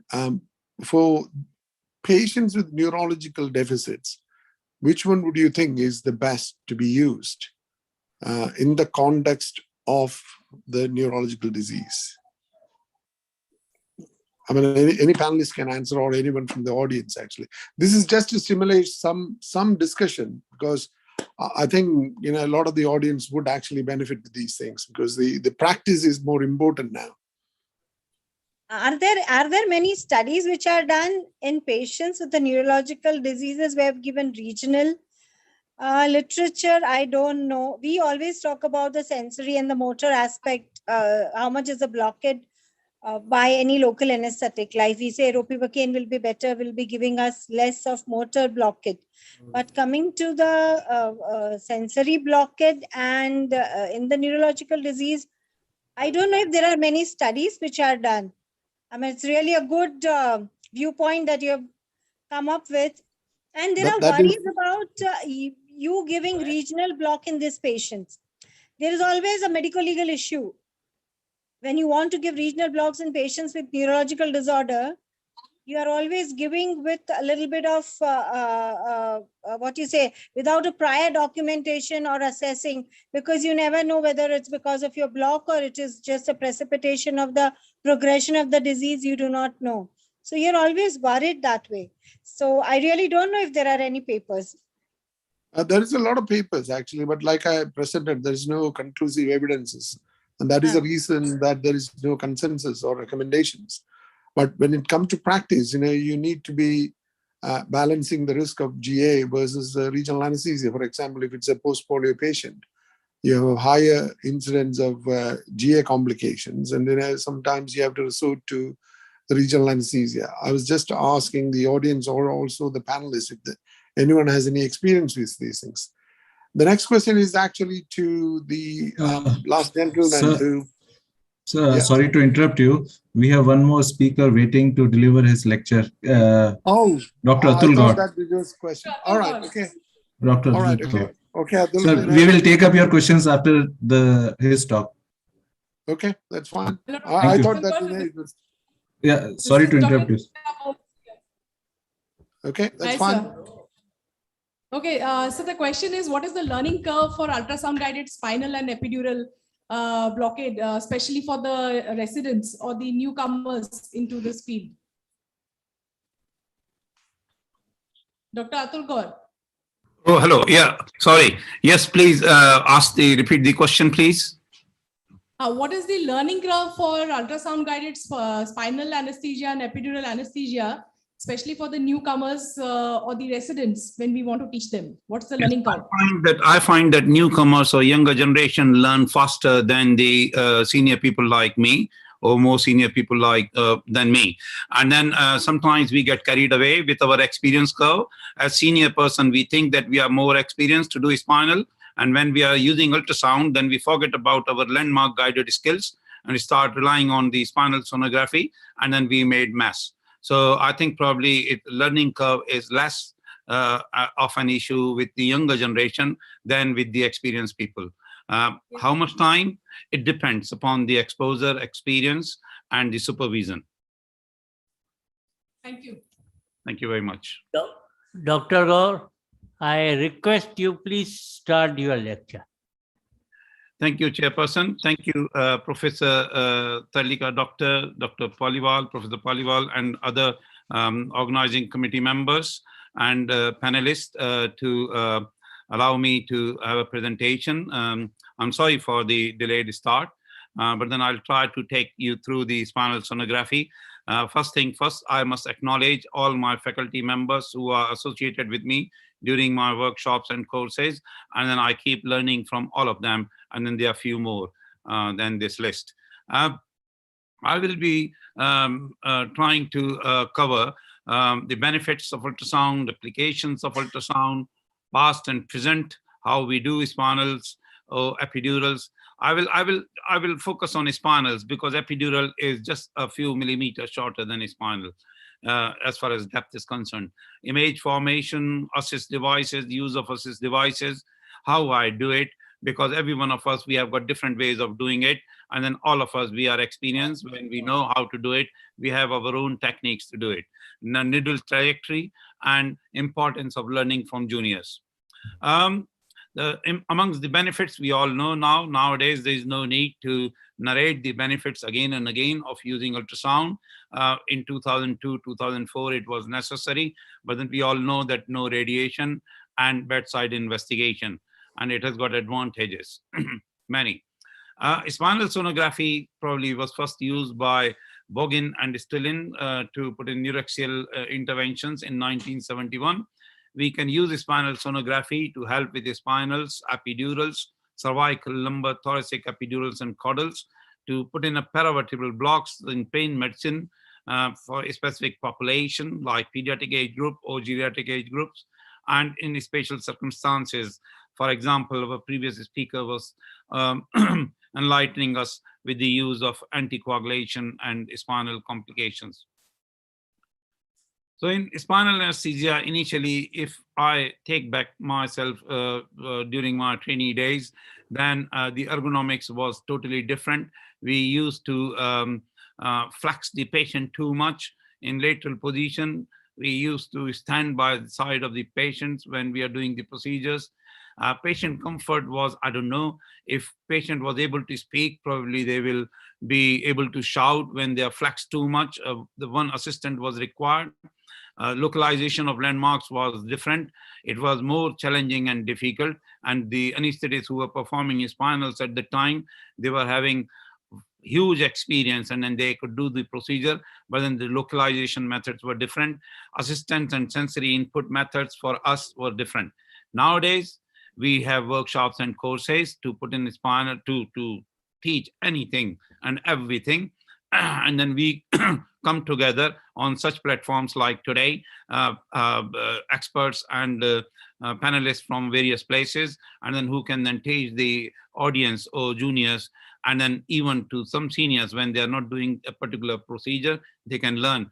But then when we teach, please remember, we teach using best of best images. We teach using best volunteers. And then in real life, we have obese patients. In real life, we don't see images such as we show you during our workshops and courses. So therefore, just keep an eye on that. Sonography helps us with identification of midline, intercostal line, intervertebral space, and vertebral levels.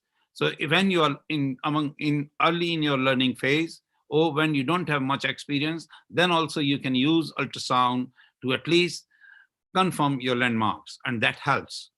Then we can use ultrasound for measurements, the depth of posterior complex, and then we can use ultrasound to detect few abnormalities as well. It orients us to perform our technique. It gives us an angle at which needle should enter into the spinal space. It sometimes helps with the real-time interventions, but then that requires huge experience and setup. It takes care of patients' comfort. Patients are in better position than what they are using landmark-guided technique alone. There is reduced number of passes, and it enhances the workflow and time taken into spinal. So sonography basically can be divided into two, pre-puncture scan or real time. So pre-puncture, we see the ultrasound image, we have depth measurement, and then we put in a landmark or a marking onto the patient and perform the procedure without using ultrasound. In real time, which is feasible but very, very challenging, we can put in a needle using ultrasound guidance, but then it's very difficult to visualize needle, as you can see here. And then we are dealing with neuraxial tissues. So I don't recommend general public until and unless they are on a research project to use a real-time ultrasound guidance for performing real-time spinal or epidurals. So spinal sonography helps us in counting the level of vertebrae. How we can count? We can count down from rib 12 or neck area, or we can count up from L5 or S1 junction. If there's any inconsistency or the level of spinal is very, very important, for example, in chronic pain, or when we are doing some mini procedure, surgical procedure, we can always have a check X-ray with the marker. It depends that why we are using ultrasound or what procedure we are performing. We all know that our patients are very, very obese many times, especially in old age. Fat starts accumulating, and you can see in these images that the fatty layer is too much, and 1, 2, and 3 spinal spaces, they coincide, they join the same point of entry of the needle at the skin. So the level of spinal or epidural given can vary when we are using just a landmark guided technique. So one should, so that's how spinal sonography helps. Here, another situation is when patient has got severe acronoiditis, they don't allow you, or severe pain in their back, they don't allow you too many passes. With the help of ultrasound, we can come to know about the point of needle insertion, about the needle trajectory, and we can perform the procedure within few minutes. Or we can decide that no, the procedure is not possible, we should go for some alternative technique. So how ultrasound works? Here on the right side of the screen, you can see a bluish depiction of bluish probe, which is throwing ultrasound waves onto the spine. And that's how ultrasound waves shine towards the spine. And that's the back of the patient. And here you can see that if we are shining anything, I'm just giving you an example, that if there's a light source and then there are pillars there, when we throw the light, then in between the pillars, we can see light, but behind the pillars cast a shadow and we can't see anything. And same thing happens with the ultrasound.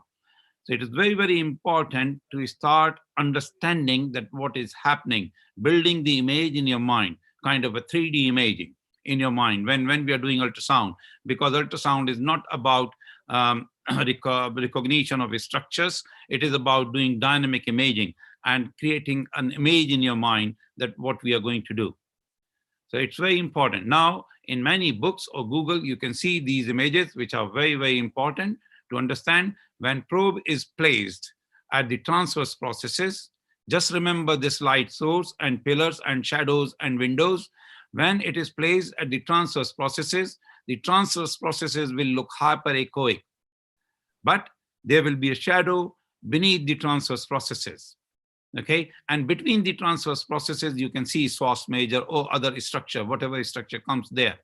Similarly, when you move probe a bit more medially in longitudinal scan, you will see a camel hump-like line, and which is basically hyperechoic bone, and the ultrasound waves are going through the articular processes there. So start building the image, how you can look the ultrasound image when you're doing spinal sonography. If you move your transducer further medially, then you will see a sawtooth appearance. And basically, at the time, ultrasound waves are shining onto the laminas, and in between, you can see some gaps there. So here you can see on ultrasound image, the lamina will look like that, sawtooth appearance. When you move your probe further medially, then you will start having a look or glimpse of the dura or posterior complex. If patient is very slim or nice morphology, you can even see the anterior complex. Many times we say that ultrasound helps in difficult patients, but you would not know about these images unless you are performing ultrasound in easy patients or slim patients.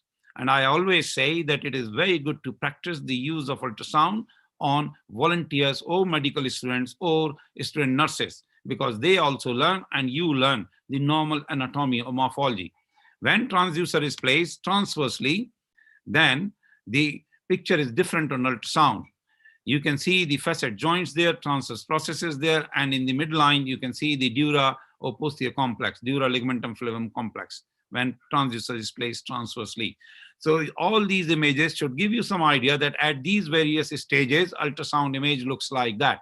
And when you are doing ultrasound, at the time, you should try to create these images.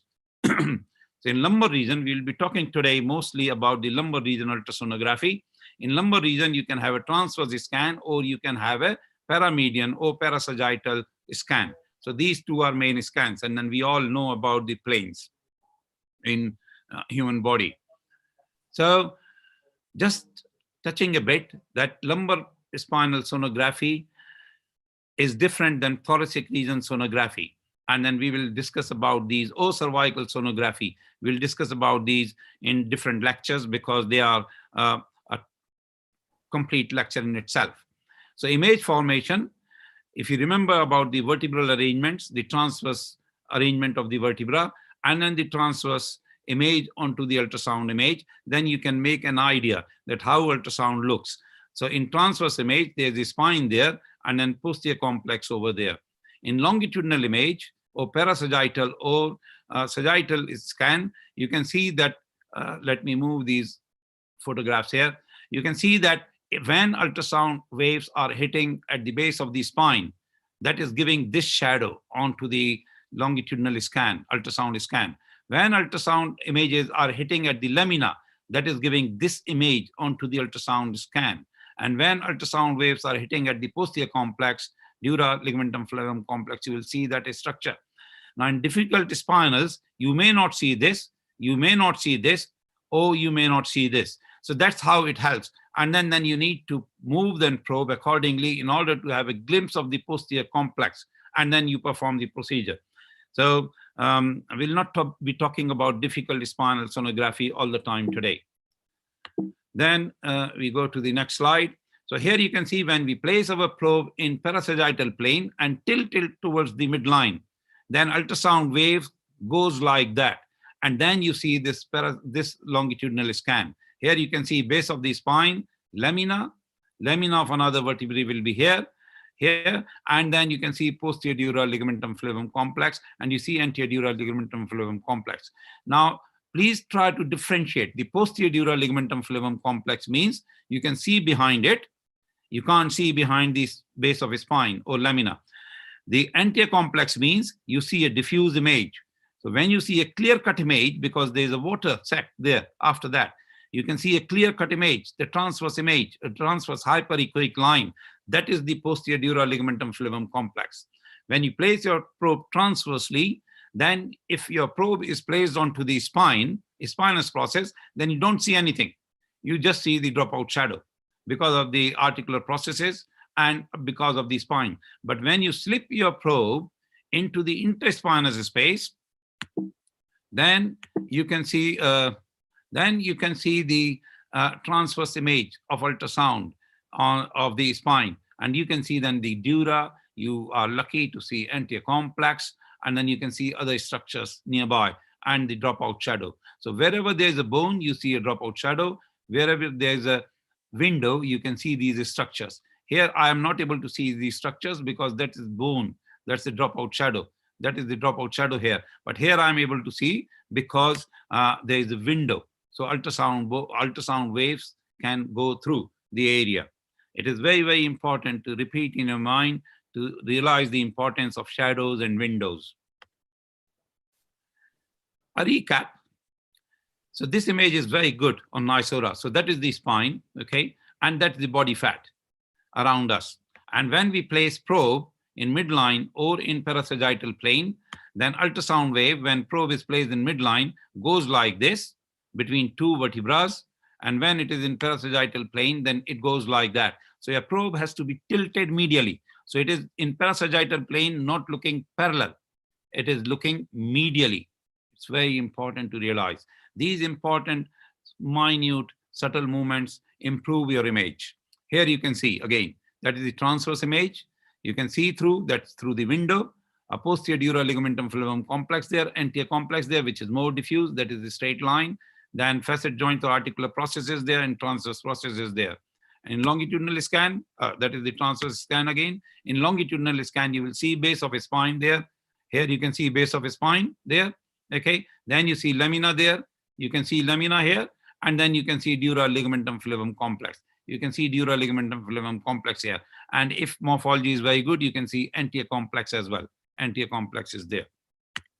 So start building image in your mind. And then we have patients like this, where we lose everything. So that's why there's importance of doing spinal sonography in young, fit patients or on your colleague, students, medical students, and nursing students, and then learn that how these signatures look like, so that will help you in obese patients to do spinal with just one pass, okay? And then here you can see the spine sometimes can get scoliotic. So when it got scoliotic, you can see that probe is placed not in exact transverse position.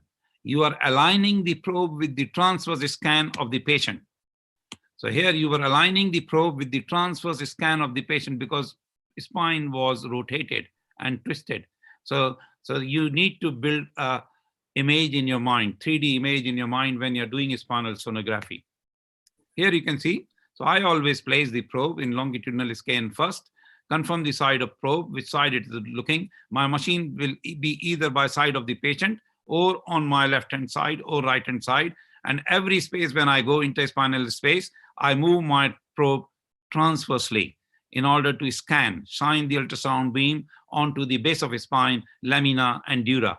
So you need to do that repeated movement there. After that, I apply a little pressure.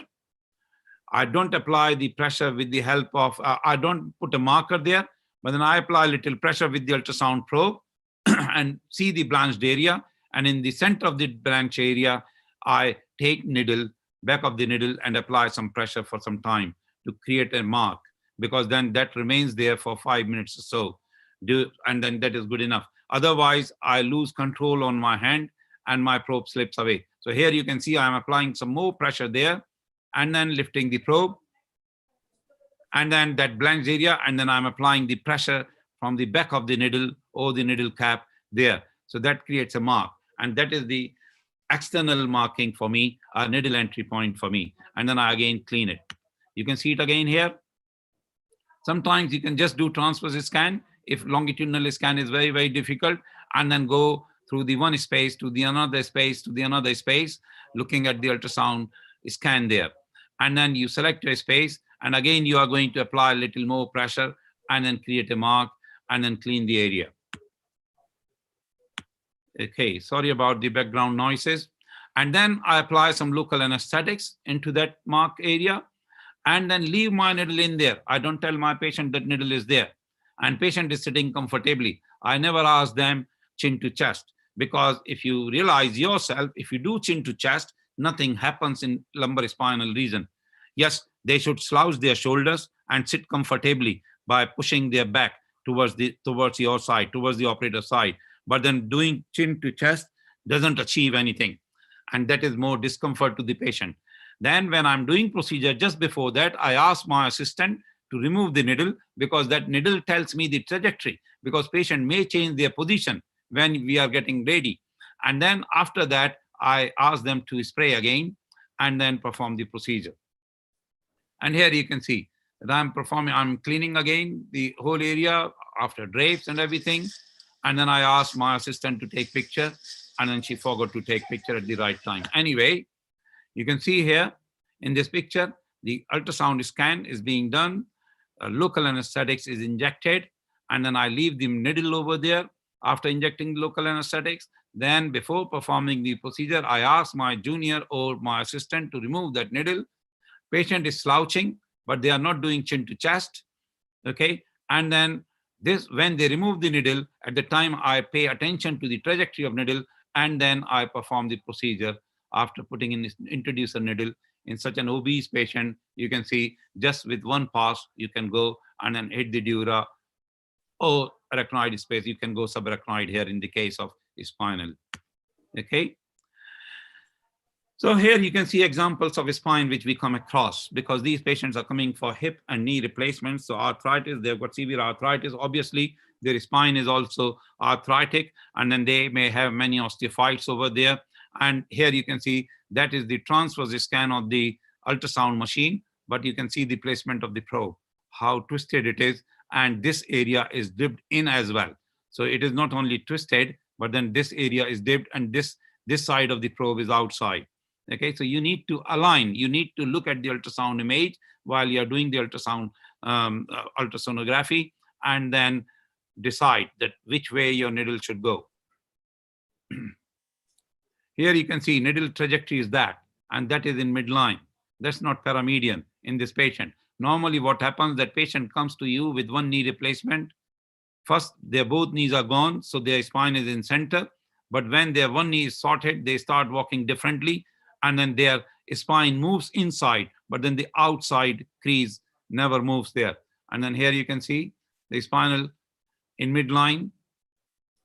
This is not paramedian, and you can see the CSF is coming out just with one pass. I always prepare two spaces. That's why you will see local anesthetics at two places.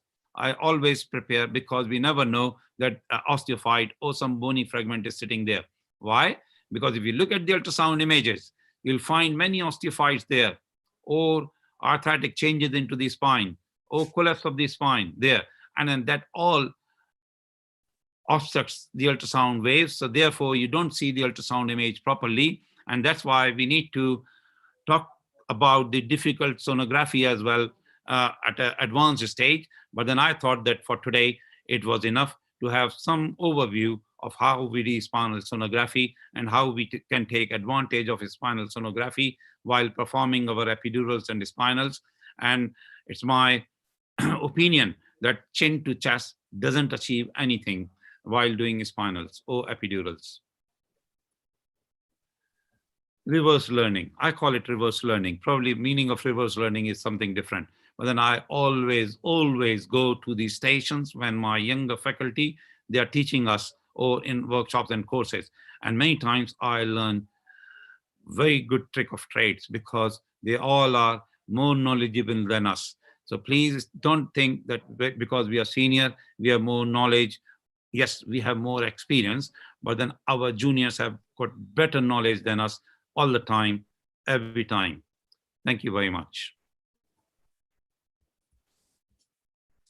Atul sir, there was a wonderful deliberation on your part.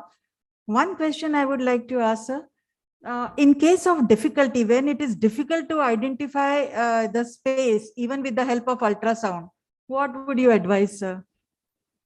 So that's what I was saying. So if you start imagining the pictures, so sometimes you see base of a spine, sometimes you see lamina only, sometimes you see the posterior ligamentum flavum complex, but then it's always you are able to locate the interspinous space, even in most difficult patients. So that gives you needle entry point. And then onward, you are guided by your experience of doing spinal using landmark guided technique. But then if it is not possible, then also you can let surgeon know that, look, it's very difficult spinal, I will take half an hour time or more than that. I don't know how much time I'm going to take. A. B, you can have your backup plan that what you want to do next. Because if you're not able to take your needle into near the posterior ligamentum flavum complex, through it for a spinal or above it for epidurals, we need to move on to backup plan. So that is my answer, please. And suppose if in the resource scarce area, what suggest clinically, sir? How do we go about difficult identification of space where we don't have ultrasound? So clinically, how can you just help us in letting us know? I love my training in India. I love my teachers. They were hugely talented. And then they taught us procedures by holding our hands. I don't know whether nowadays we are continuing with that kind of a practice. I've seen my seniors being slapped for not doing things properly. I don't think we can do that now. But then that kind of intense training helps you in difficult situations. So we need to learn from seniors. Yes, sometimes we can't do anything. Ultrasound provides us an opportunity to make excuse to the surgeon and to the patient that, look, this is what is happening with your spine. This is a difficult spine. I need to do something else. Now, many times when I was a trainee, I used to think that paraspinal or paramedian approach is easier when dura ligamentum flavum is calcified. But if you read the morphology, then dura ligamentum flavum complex ligamentum flavum is more tough in paramedian region than in the midline. Yes, sometimes vertebra collapses and therefore there is very little space. And that's why it helps sometimes to go into the paramedian approach. So I don't know what to say to your answer, but then yes, landmark guided techniques, our fingers, 10 fingers, they are eyes. The patient's morphology is, you can appreciate that when you're touching the patient. We perform huge number of patients in India. We are hugely talented in India, very good experience. And I think probably West may struggle to put in spinal or epidural in difficult situations, but not in regions like India or other overseas places. Dr. Matthew, what is your opinion regarding this? Dr. Matthew, can I ask you this? Thank you. Thank you. Atul, it was really good. I have attended your course long time ago, actually, and I've seen you in the workshops.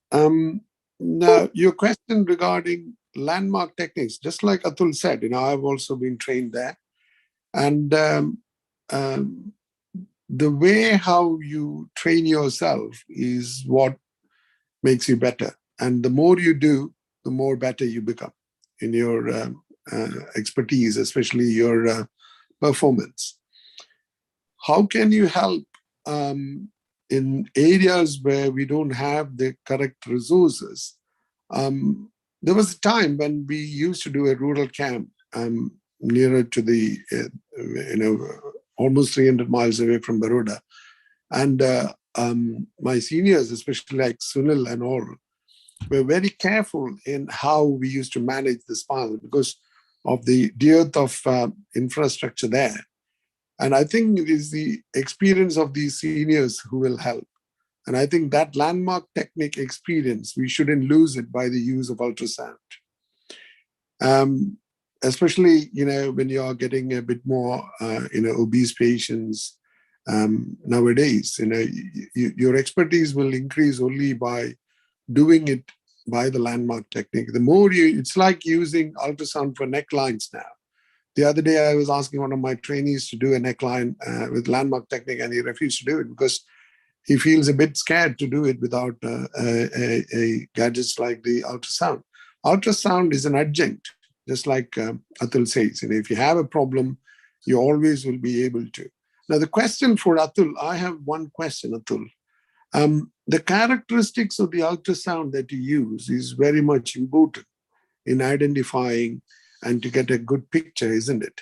Yes. What is the best characteristics of the ultrasound that we can use in these to get a very good picture and to enable our esteemed colleagues there to do the correct one? So what I advise Matthew Saab is that everyone who wants to really take up the ultrasound seriously, they should attend a few musculoskeletal clinics with the radiologist. And then they know then how to do the ultrasound and interpret the ultrasound. Unfortunately or fortunately, my wife is a radiologist. So she practiced carotid ultrasound on my neck. And then I picked up from her training days in India when I was working in SDPJMS, the importance of ultrasound. But then unless we know the trick of trade of doing ultrasound images or optimizing the image, your question is very, very valid. That what characteristics. So therefore, there's a way to hold the ultrasound probe. There is a way to tilt it, to use the dynamic imaging. And then there is a way to optimize the image using machine and using your scan technique. So it is very important, I think so, for all anesthetists who wants to use ultrasound, even when they think that they use ultrasound properly or they are very good at ultrasound, they should attend radiologist. I went to Vienna and attended ultrasonologist for 3 weeks to learn how to put in nerve blocks, and their techniques are amazing. Yes, we cannot do 5 years training in radiology, but then at least we can watch them closely. And your question is very, very important. It is important for everyone in audience to please learn ultrasound, even when ultrasound is with you. We are not masters of ultrasound. Radiologists know how to do it. Thank you. Can I ask one more question, please? Yes. Is it all right? Okay. See, our modules, I'm one of the associate profs in Warwick Medical School, and I've been behind them to actually include in the curriculum an ultrasound module. Now, within our anesthetic curriculum, there is no the curriculum which includes ultrasound module.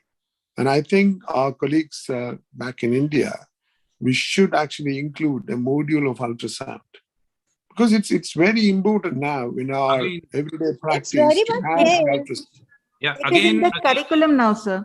Yeah, Again, USD training is very much there in the curriculum. yes, again, very Yeah. important question, Matthew Saab and Madam Salgaonkar.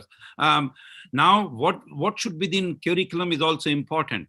So anesthetists, they don't put in, say, for example, brachial plexus block all the week. So 25 brachial plexus blocks. No, we put in nerve blocks differently. Every day there's a different nerve block. So therefore, the competency should be assessed in scanning technique and in needling technique differently. So in scanning technique, the trainee should be able to scan different targets on volunteers and get competency, or they should do repeatedly during their training program. And needling technique, we can practice needling on a piece of meat, like a pork, or which is available in stores for eatable, like a chicken breast or something. So we should do that, not on the phantoms, plastic phantoms. They are not good for training, because they give you an impression that you can do procedure very well, which is different than the competency should be divided into scanning technique and needling technique. I fully agree with you. I fully agree with you. I wanted to ask one question, whether ultrasound, do you think it's time for ultrasound to be the standard of care for regional anesthesia? When I was small, I was reading stories that how people used to go from one place to other place on horses, and then horse riding, learning horse riding was very, very important skill at the time. But then nowadays, no one talk about horses. We go by car. So it's something like that. We move on. We were trained to put in endotracheal tube without using laryngoscope during our training days. You would also remember.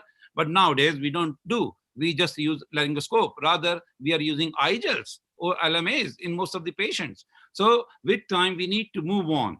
So therefore, now ultrasound is there. It is available everywhere. It is very handy technique. And therefore, we should start using ultrasound. Having said that, like Matthew Saab said, that we should not lose skills to do landmark guided technique.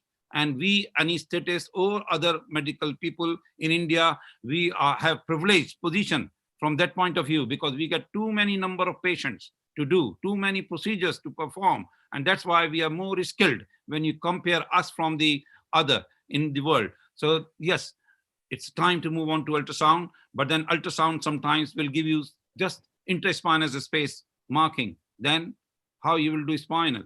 You will use your landmark guided technique to perform the spinal, isn't it?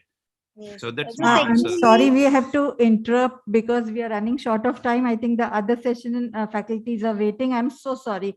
But before we, I think, end this session, Dr. Bharat wants to say something. So this would be the last thing. Dr. Bharat, what you wanted to ask? Thank you, ma'am, for the opportunity. Thank you, Atul sir. Thank you, Matthew sir, Dr. Shweta. Excellent presentation by all.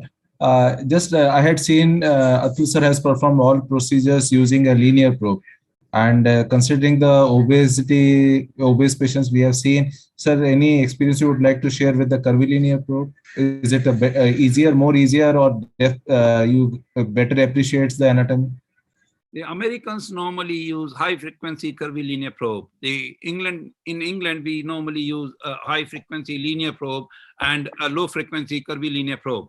And then it is a matter of practice. So when you are using curvilinear probe, you get oriented to the shape of the image. It is fan-shaped, and it is equally good. So it depends upon which probe you are using. I normally use for a spinal curvilinear probe because it is low-frequency probe. We get easily with the ultrasound machine. But then nowadays, the ultrasound machines are very, very good. You can do spinal sonography even using linear probe. So it depends what kind of machine you are having, Professor Paliwal, and then how you are trained, and then what is your preferences. Probably linear has a bigger footprint. The target area is more clearly visible compared to the curvilinear, maybe.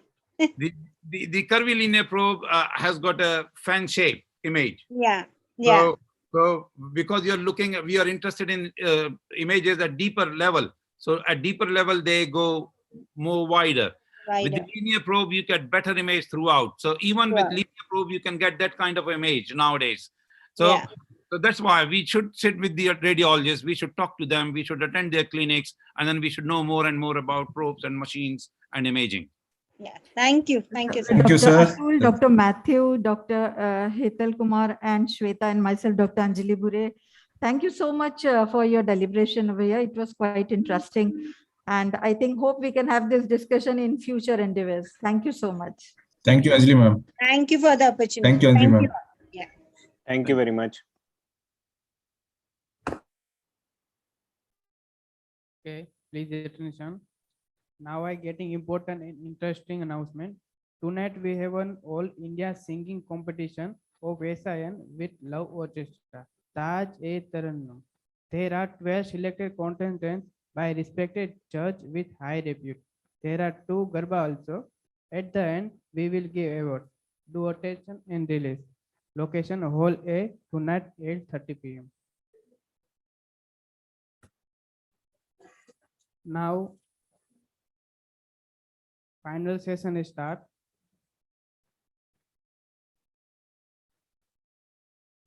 Final session is Elijah anesthesia video session. I invite chairperson as a Dr. Apurva Agrawal, Dr. Sanjay Kumar, and Dr. Kavita Jain. Please start lecture 1.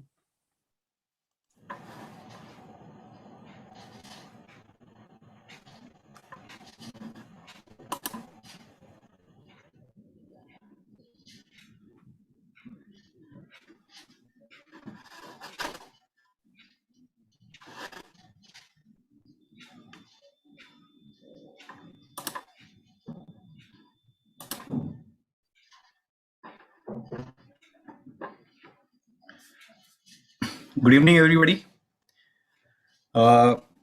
We are here to start the regional anesthesia video sessions. So we have 6 presentations in this. First is coitus lumborum block by Dr. Hemlata. Dr. Hemlata, you can. She's an associate professor at the Department of Anesthesiology, KGMU, Lucknow. She has 15 years of experience in and her special interest is in neuroanesthesia, trauma, and regional anesthesia. And she's an ATLS instructor, a BCLS and ACLS instructor. She's an editorial board member of ACCMJ and Curious Journals, and reviewer of Indian Journal of Pain, BMJ case reports, and Epicare Journal. And she is the member of COVID Death Audit Committee at KGMU. She has 35 publications to her name, 5 book chapters, and 4 review articles.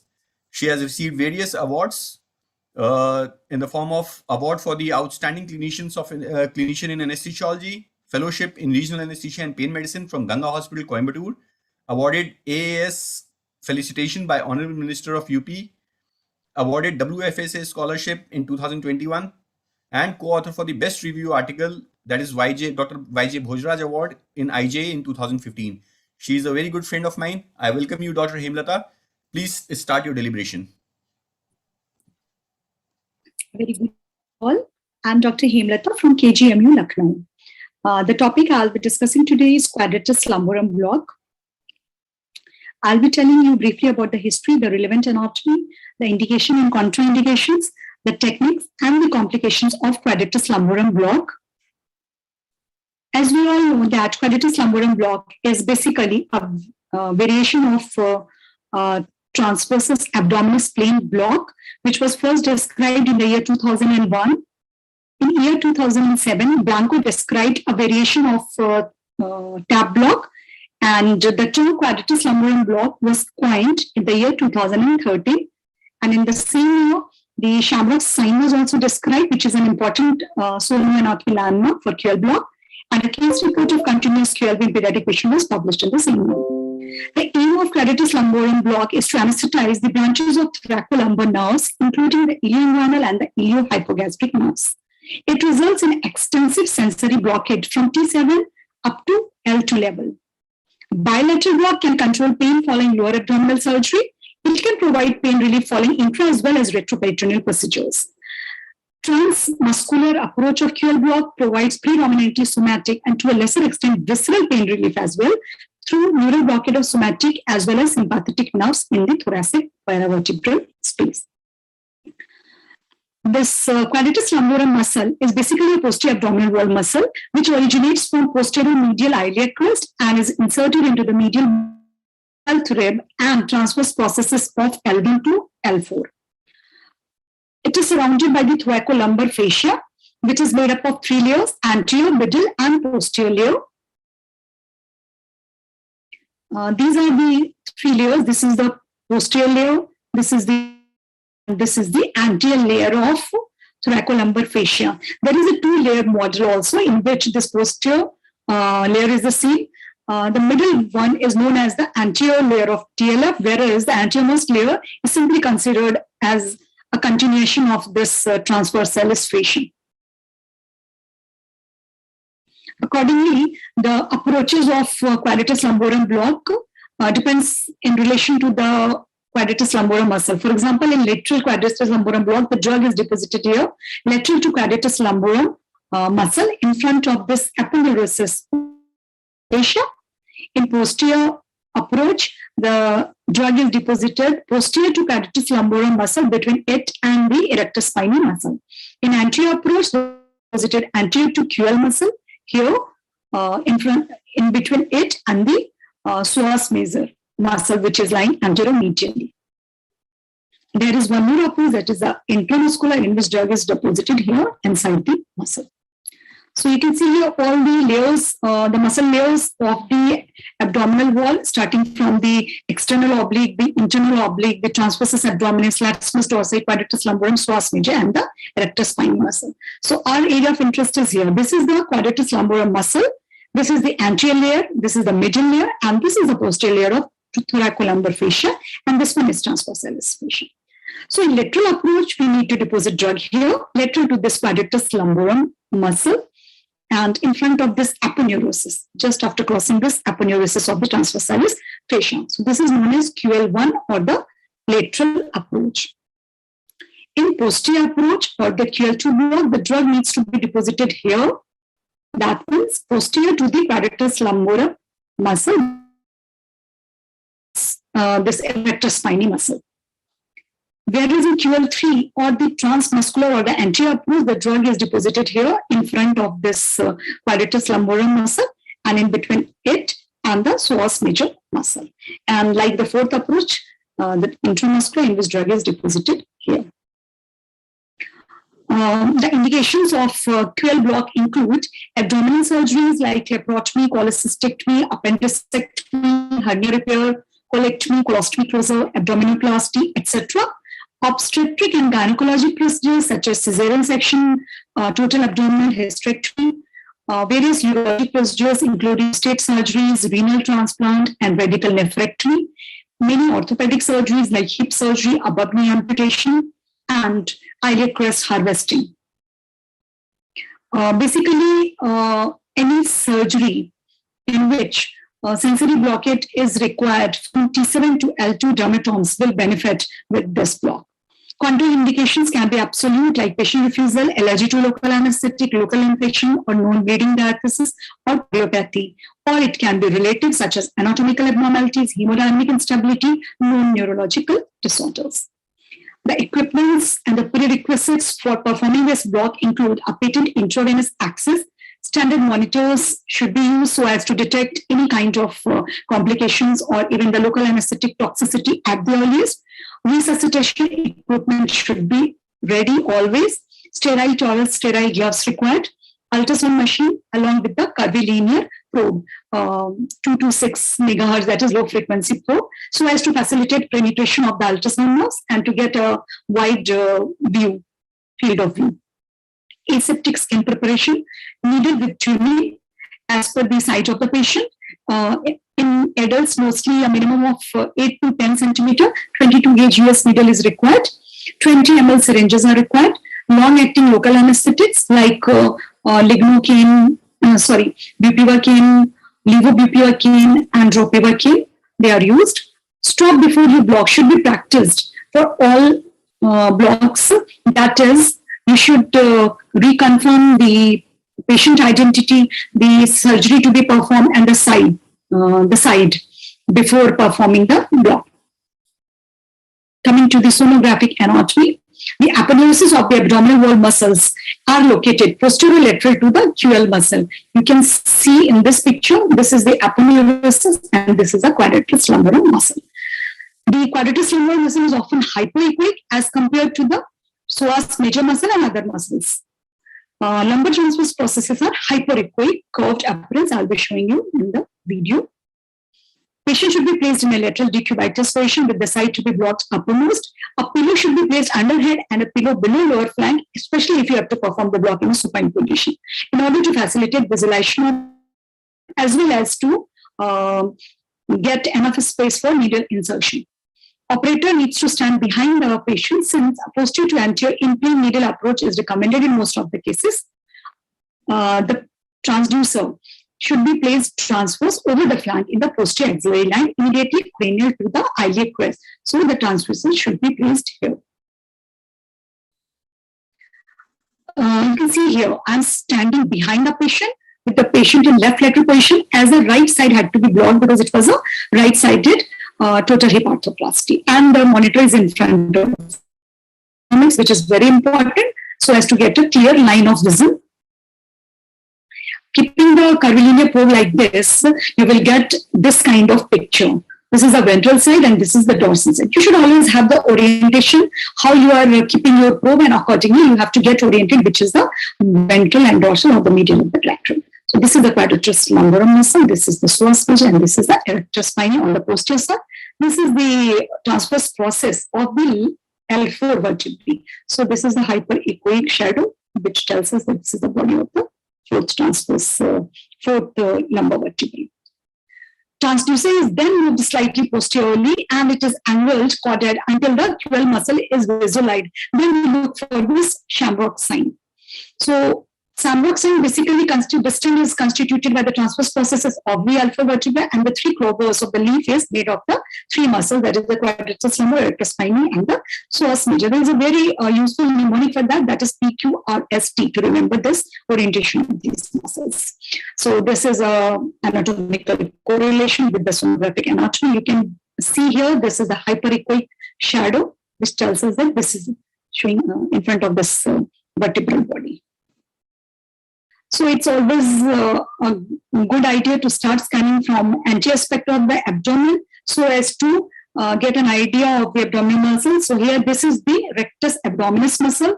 And as you move laterally, here you encounter these external oblique muscle, the internal oblique muscle, and this is the transversus abdominis, and this is the abdominal cavity. So once you have scanned and identified this, you can move your probe laterally and come to your area of interest. And after you come here, in between the iliac crest and the costal margin, you need to, now we have increased the depth.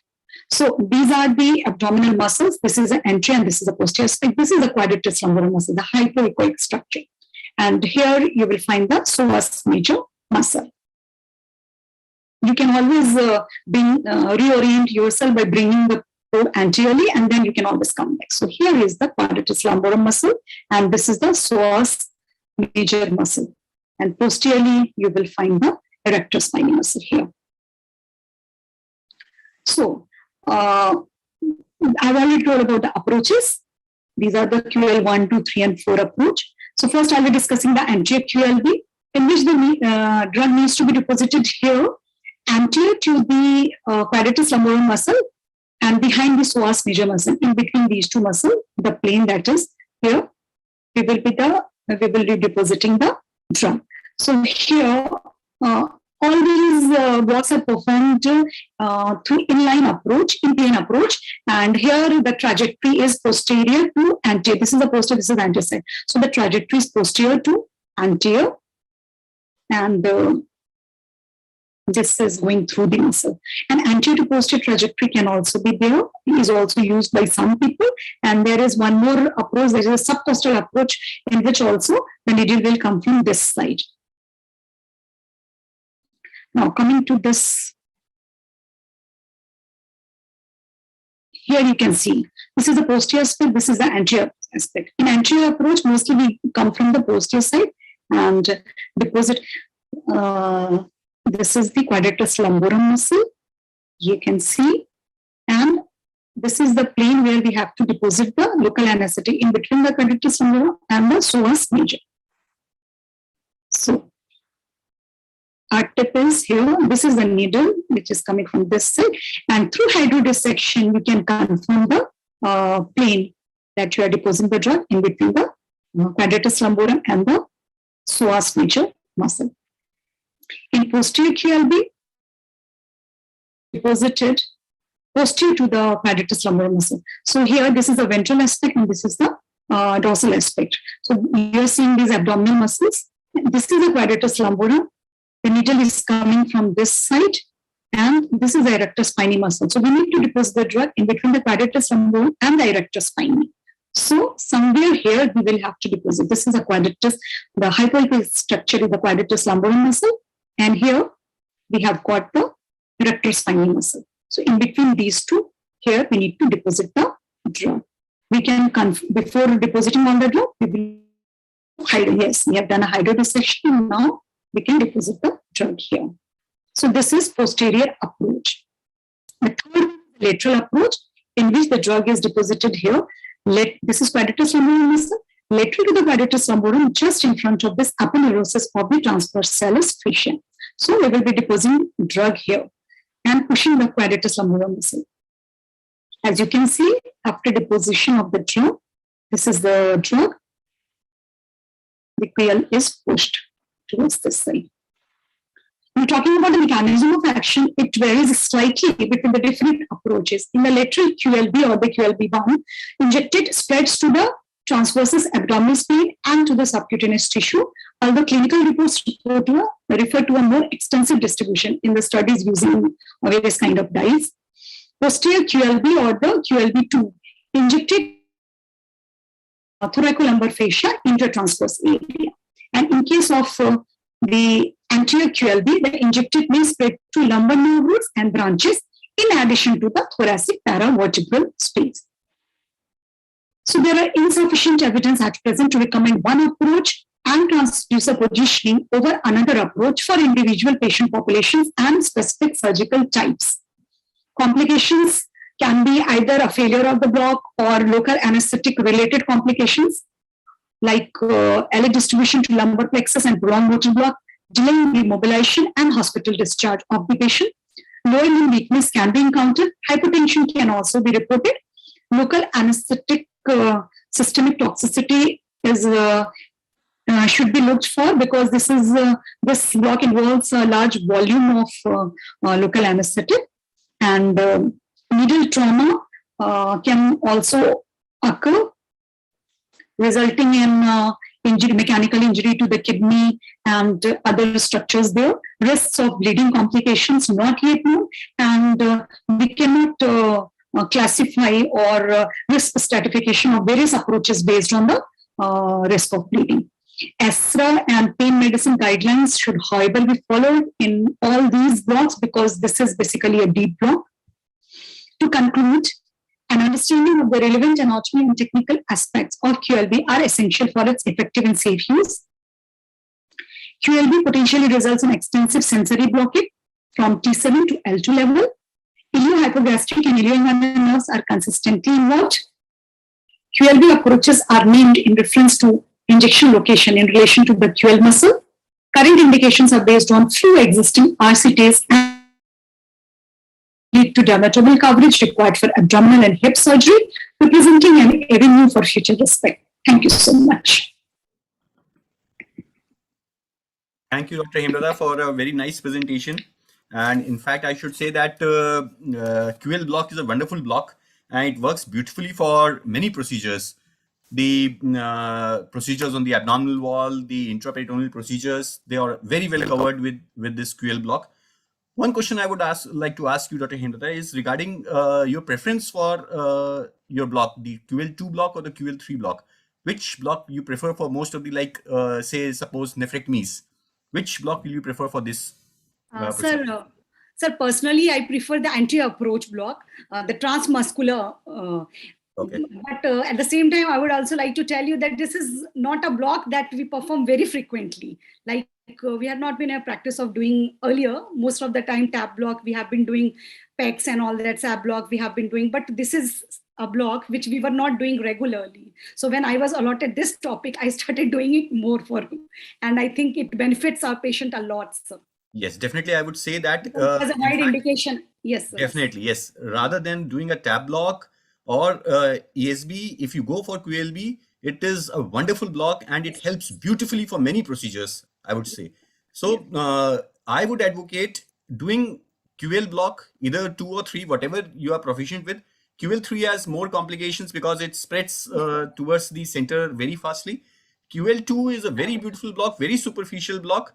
Definitely you need ultrasound for that. You can do tab block without an ultrasound, but not, you can do an ESB without an ultrasound, but not the QL. So yes. I would say that QL block is a very wonderful block, and QL2 has very less complications. And if you start doing these QL blocks, you will feel that rest of the blocks, they are not as good as QL block. Yes, and yes. One more thing I want to add at this point of time is QL block works or more beneficial for intraperitoneal procedures also, as compared to ESB and tab blocks, right? Yes, definitely, sir. I agree with you, sir. This is a wonderful block, and I think this is much better. And obviously, out of the posterior and the anterior approach, anterior is more invasive, and the drug spread is more, both towards this paravertebral space, and also some drug spreads to the lumbar nerve roots as well, L1 and L2. So, and posterior is the superficial one, and the chances of complications are much less. So, definitely, sir. Thank you so much, sir. Thank you. Any other questions from anybody? Right.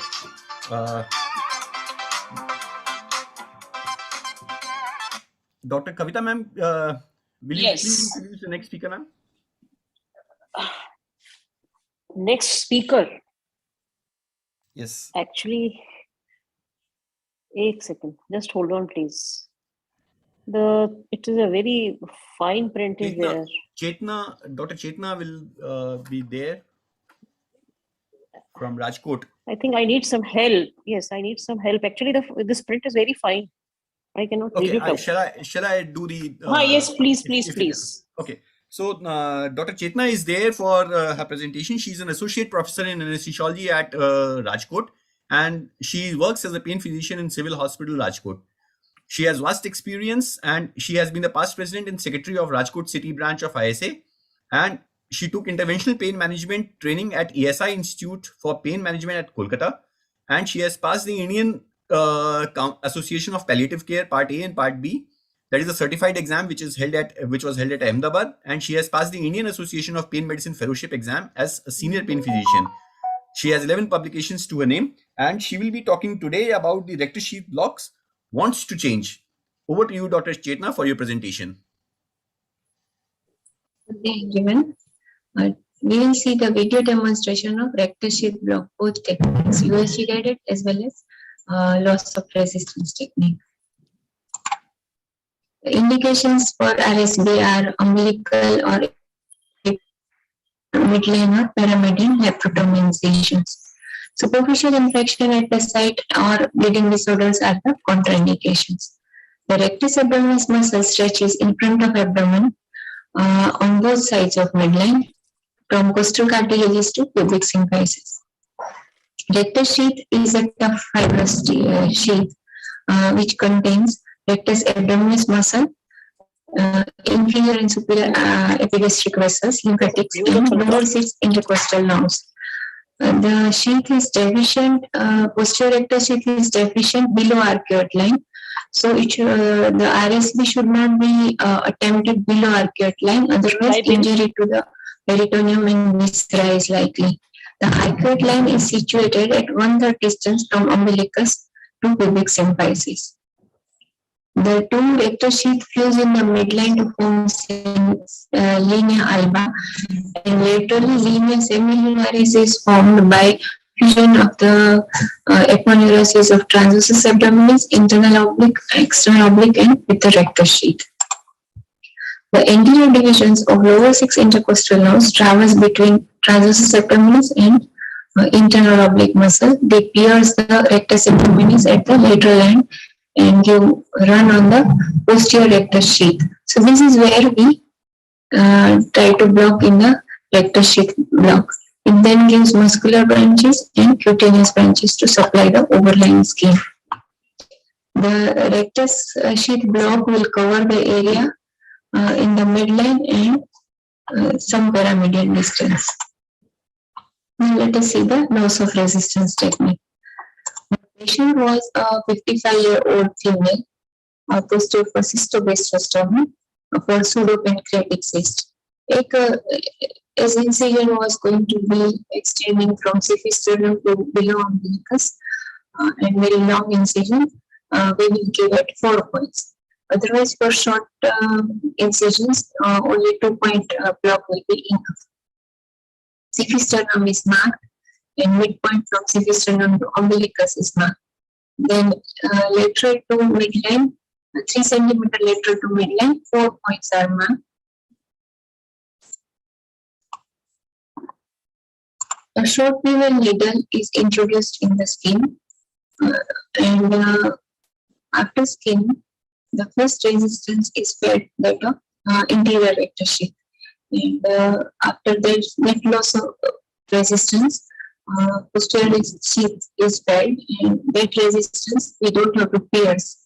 At this point, the drug is injected. The drug should flow freely without any resistance. We have injected 10 ml of 0.25% bupivacaine, and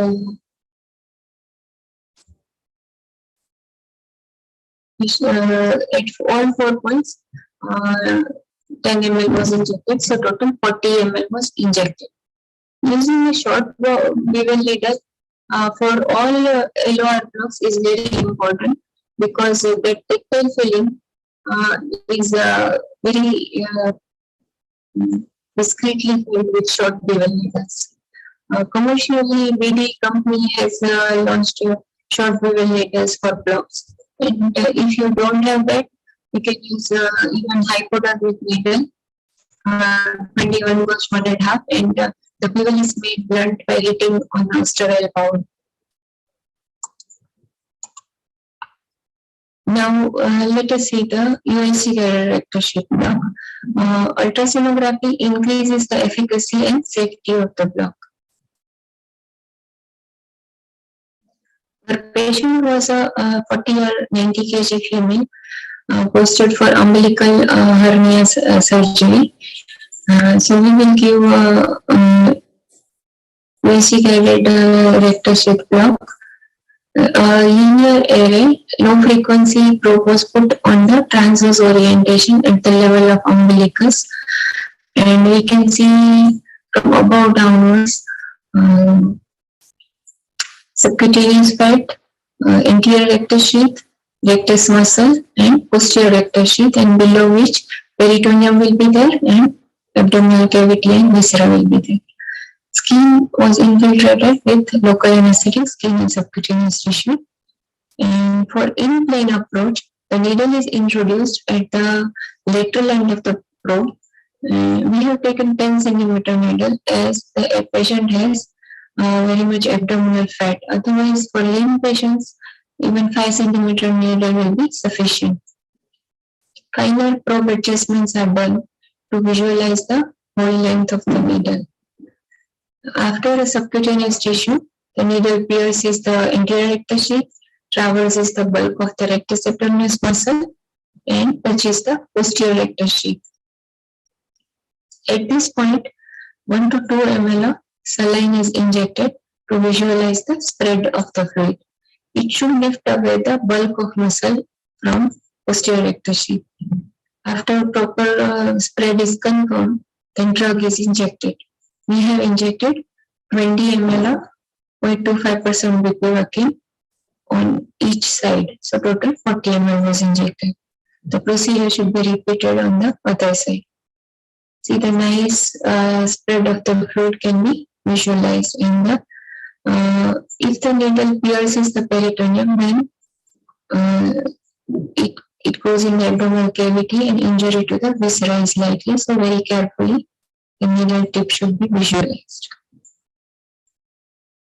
Intraoperatively, surgeon infiltrated Silocaine adrenaline, and patient was given injection dexmedetomidine 40 microgram and injection paracetamol 1 gram intravenously.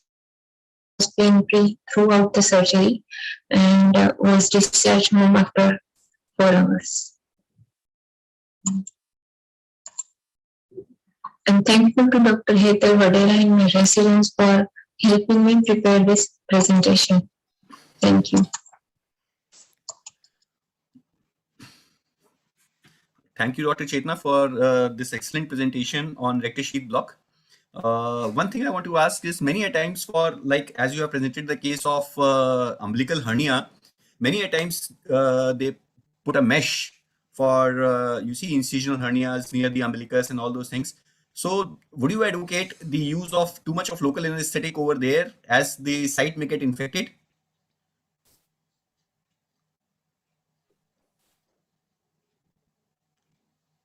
Dr. Chetna, please.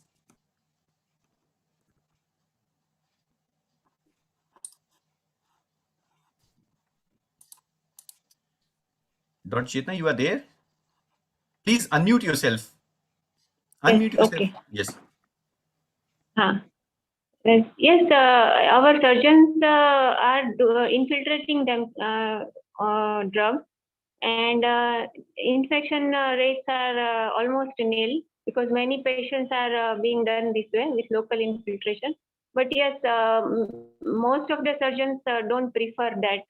But in our institute, this is a common practice, and we don't have issues of infections. Right. You can, but one that more is thing a you valid. can. Yes. So one more thing you can do at in these type of surgeries is, like, you can go in for tab blocks, QL blocks, or even ESBs. They would work beneficial, very, very beneficial for these type of surgeries, and the chances of infection definitely will be very less. No, actually, even for omental and visceral pain, even tab blocks will need some other form of analgesia. Definitely. That's what I am saying, they that you can can't- go in for QL blocks or ESBs. Yeah. But without USG, because we don't have actually USG machine available in OT. So RSBs, we are performing a blind with LOR technique, while that will not be possible for fuel blocks. Actually, I want to can tell I one thing. Just beach. Erectus spiny block, you can give always landmark guided. True. Okay.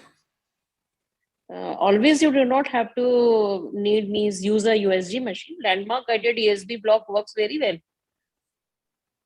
Yes. The only thing Dr. is level of ESB block you have to decide as per the requirement of surgery. That is all. Dr. Shweta, you want to comment something?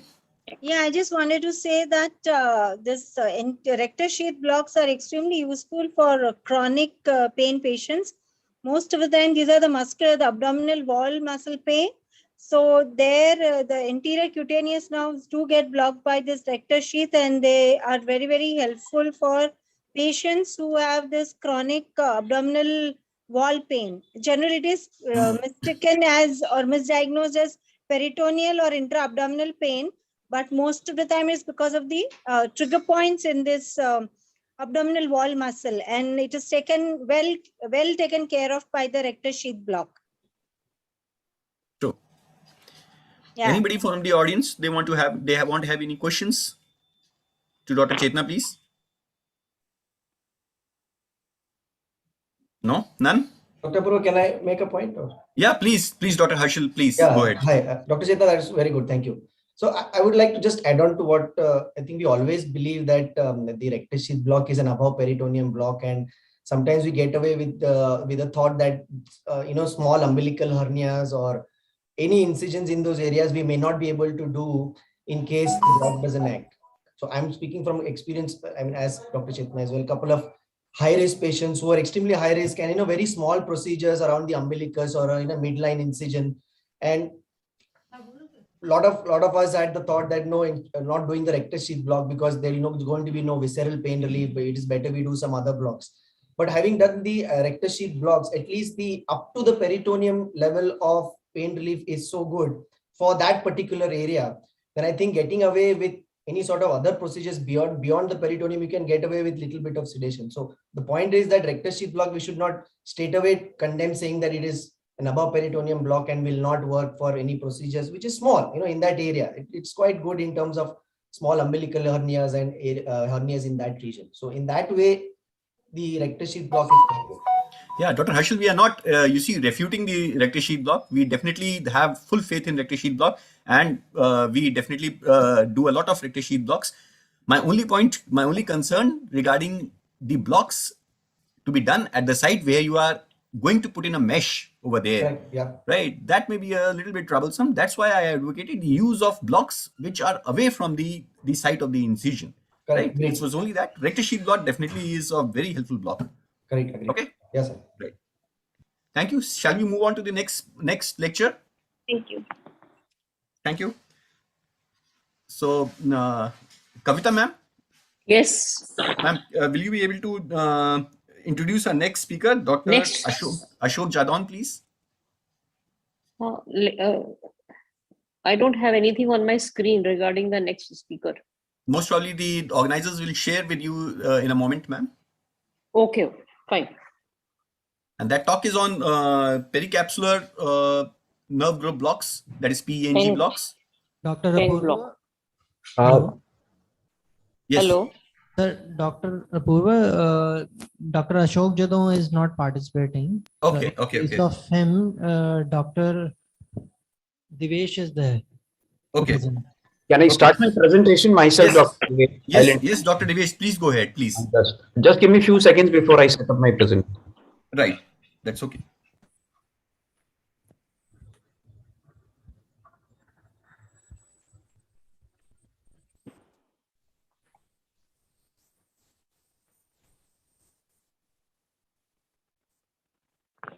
Okay મારું mute કર infection થાય જ ભાઈ તમારે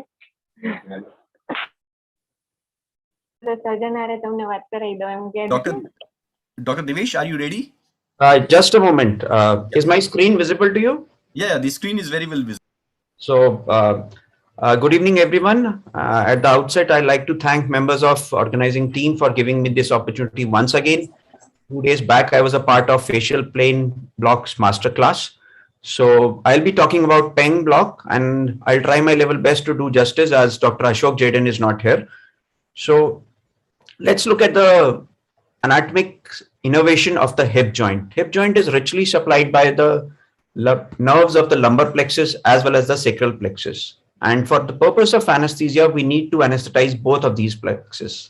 But if we actually look at the innervation of the anterior as well as the posterior hip joint, we'll realize that the mechanoreceptors as well as the nociceptors are maximally situated in the anterior capsule, whereas posterior capsule is quite rich in proprioceptors. So this was the basis of the study published by Short and colleagues in 2018 and subsequently confirmed in 2021 also, and this forms the basis of PENG block. So what is a PENG block, my friends? It was described by Dr. Arango and colleagues in 2018 in RAPM in journal. It is a USG guided musculofacial plane block which specifically targets the articular branches supplying the anterior hip capsule, wherein the local anesthetic is deposited deep to the psoas tendon as well as superficial to pubic ramus. And it essentially provides a motor sparing analgesia for hip surgeries. So how do we actually do this block? For this block, we need to place the patient in a supine position. Originally, the authors used the curvilinear probe, but since I started doing this block in 2019, I've been using linear probe. And we need to place the probe in a transverse oblique direction as shown in this image along the inguinal ligament. So we use an in-plane approach, and an 8 to 10 centimeter 22 gauge Pejant needle is generally which I use. The direction of the needle is from lateral to medial side. And again, the aim is to deposit the drug in a facial plane between pubic tubercle and pubic ramus. So this is how we set up our ultrasound machine as well as the patient as well as the operator. So once we place the probe along the inguinal ligament and start moving our probe from anterior superior iliac spine inframedially, what we realize is the first structure which comes to our vision is the anterior inferior iliac spine. We see the bulk of iliopsoas muscle. On top of it, we can see the femoral vein, artery, and the nerve. And what we have to understand is we have to visualize the psoas tendon, which is very well seen. I'll be showing some of the videos also. So the aim is to deposit the drug underneath this tendon on top surface of the bone, and thereby realizing the tendon to be getting lifted upwards. So I'll be showing you a sonoanatomy video. The aim is to move the the probe from the ASIS towards pubic tubercle. So let's have a look at the sonoanatomy video first. As you can realize, as I start moving my probe from ASIS to pubic tubercle, the first structure I see is AIIS, then the bulk of iliopsoas. I start to see the psoas tendon. On top surface, I can see the femoral nerve, the femoral artery, and on the medial side is the femoral vein. We can appreciate that the femoral nerve is quite close to this psoas tendon. Again, my needle is going to come from the lateral to the medial side, and the aim is to deposit the drug beneath the psoas tendon and on top surface of the pubic ramus. So ultrasound, my friend, is all about recognition of patterns. Since we were taught ultrasound, for example, in supraclavicular brachial plexus, we were told identify bunch of grapes. So for this block, PENG block, I have tried to identify it as an inverse Nike check sign. We have all used Nike shoes and we realize that the Nike check sign is in the different direction. So what we can identify for a beginner as a pattern is to identify the inverse Nike check sign. Because if we move the probe slightly caudally, we get to see the hip joint as acetabulum. So idea is to move a little 1 or 2 centimeters cranially and to identify the inverse Nike check sign. So let's have a look at the actual video. So again, we get to see the anterior inferior iliac spine. The psoas tendon is going to come into picture. The bulk of iliopsoas muscle is seen. And on top of it is the femoral nerve, vein, artery, and you will see the needle coming from lateral side. And the aim is to get to the needle below the psoas tendon on top surface of the bone. A test injection of saline is made, and once we are sure that it is lifting the psoas tendon, then the remaining part of the drug can be so injected. So as you can see, my test injection is lifting the psoas tendon. Now the remaining portion of the drug is being injected by me, and towards the end you will realize that the psoas tendon is getting lifted away from the pubic surface. So this is how we do a PENG block. So what is the volume which is required for PENG block, my friends? This was a study which was done by Tran et al. Published in 2019. They found that 2 options are available. One is the 10 ml option and another is a 20 ml option. So once we look at the spread of 20 ml, it's more widespread than 10 ml. So since that period, majority of the researchers have been advocating that we should be using 20 ml. So in my practice, I use 20 ml ropivacaine, 0.2%, and we add 8 milligrams of dexamethasone. And the analgesia duration, what we get is in our clinical practice ranges between 24 to 30 hours. So we must remember that we are using PENG as a motor sparing analgesia option for hip surgeries, and majority of the hip surgeries take place on the lateral aspect. So we need to remember that to anesthetize, to provide cutaneous analgesia, we also need to give lateral femoral cutaneous nerve block. So some tips and tricks. In my practice, I use linear transducer even in obese patients. The original authors described it using curvilinear transducer. It's your wish. We have inserted catheters to prolong the duration in revision hip surgeries. Please try to recognize the inverse Nike check sign. Avoid intratendon or intramuscular injections. The reason being, if we give intratendon or intramuscular, there are chances that femoral nerve, as I have shown you in the sonoanatomy, can get blocked. And since majority of the incisions happen in the lateral femoral cutaneous nerve region, please also block it to provide cutaneous analgesia. Thank you very much for patient listening. Thank you, Dr. Devesh, for your excellent presentation on PNG block. I would like to ask you a question regarding this block is, what do you think regarding the volume? As you said that you have been using 20 ml of the ropivacaine 0.2%. Does it blocks and spreads to the obturator as well? I appreciate your question. So, see, if you actually look at the cadaveric studies and all, it will not seep into that area with 20 ml volume. But if we actually look at the clinical effects, we get a good quality analgesia, but we haven't mapped the obturator area. So I cannot comment whether it blocks the obturator clinically. But in terms of analgesia, good bar scores, previously we were using femoral plus lateral cutaneous, and now we have started using PENG, and we have compared it not scientifically with suprainguinal fascia iliaca, but the quality of analgesia is quite dense, and there are a couple of papers which have shown scores better than suprainguinal fascia iliaca. So clinically, I haven't mapped, but we get good analgesia, but cadaveric studies have not shown that it tracks to the obturator nerve in majority of the cases. Right, because why I'm asking you this question is this, that because the head of the femur is mostly supplied by obturator nerve is one very important aspect, right? Yeah. So unless and until you get a good nerve block of the obturator also, right, full analgesia of the hip surgeries, if you consider hip replacement surgeries or hemiarthroplasties for that matter, you'll not get a good analgesia only with, you see, doing a PENG block or maybe a femoral plus an LFCN block. I agree with you, but there is a certain difference between cadaveric as well as live patients. Right. So I'm injecting a drug between psoas tendon and the iliopubic eminence.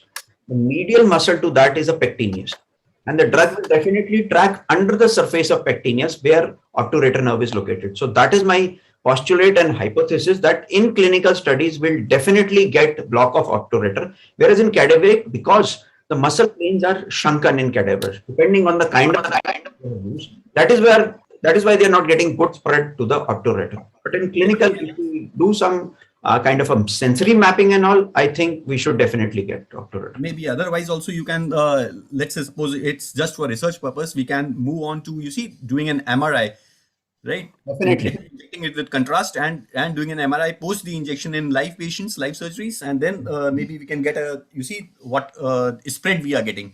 And that would definitely give you a good paper for publication. I think it's a good suggestion. Let me try it. And maybe next year I present the same results. I think volume is also very important. That's what we have been discussing about 20 ml of the drug. What 20 Dr. ml. Nagesh has presented. Yes. Yes. If you use 20 ml, there are very high chances of being going towards obturator now. Right. Kavita ma'am, anything else? Anji, yes. Done. It was a nice presentation, very nice presentation. I tried my level best to do some justice on behalf of Dr. Jaden. Afternoon only I got that I have to present, and so the challenge. In fact, it is a very beautiful block. Yeah, we have been using consistently since 2019, so we are getting good results, and our surgeons are Yes, the results are good. Yes, it is a good block. Thank you. Anybody from the audience wants to have some comment or questions to Dr. Devesh, please? Yeah, Dr. Harshal, please go ahead.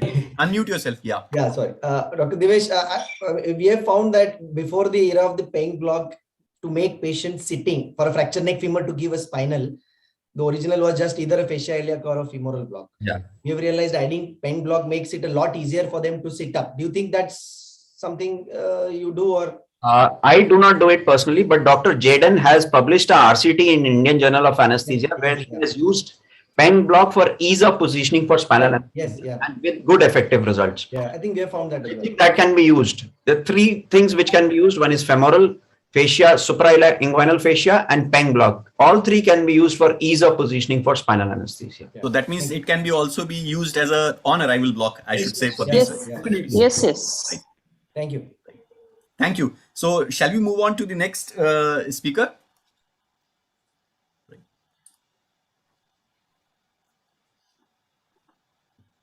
Kavita ma'am?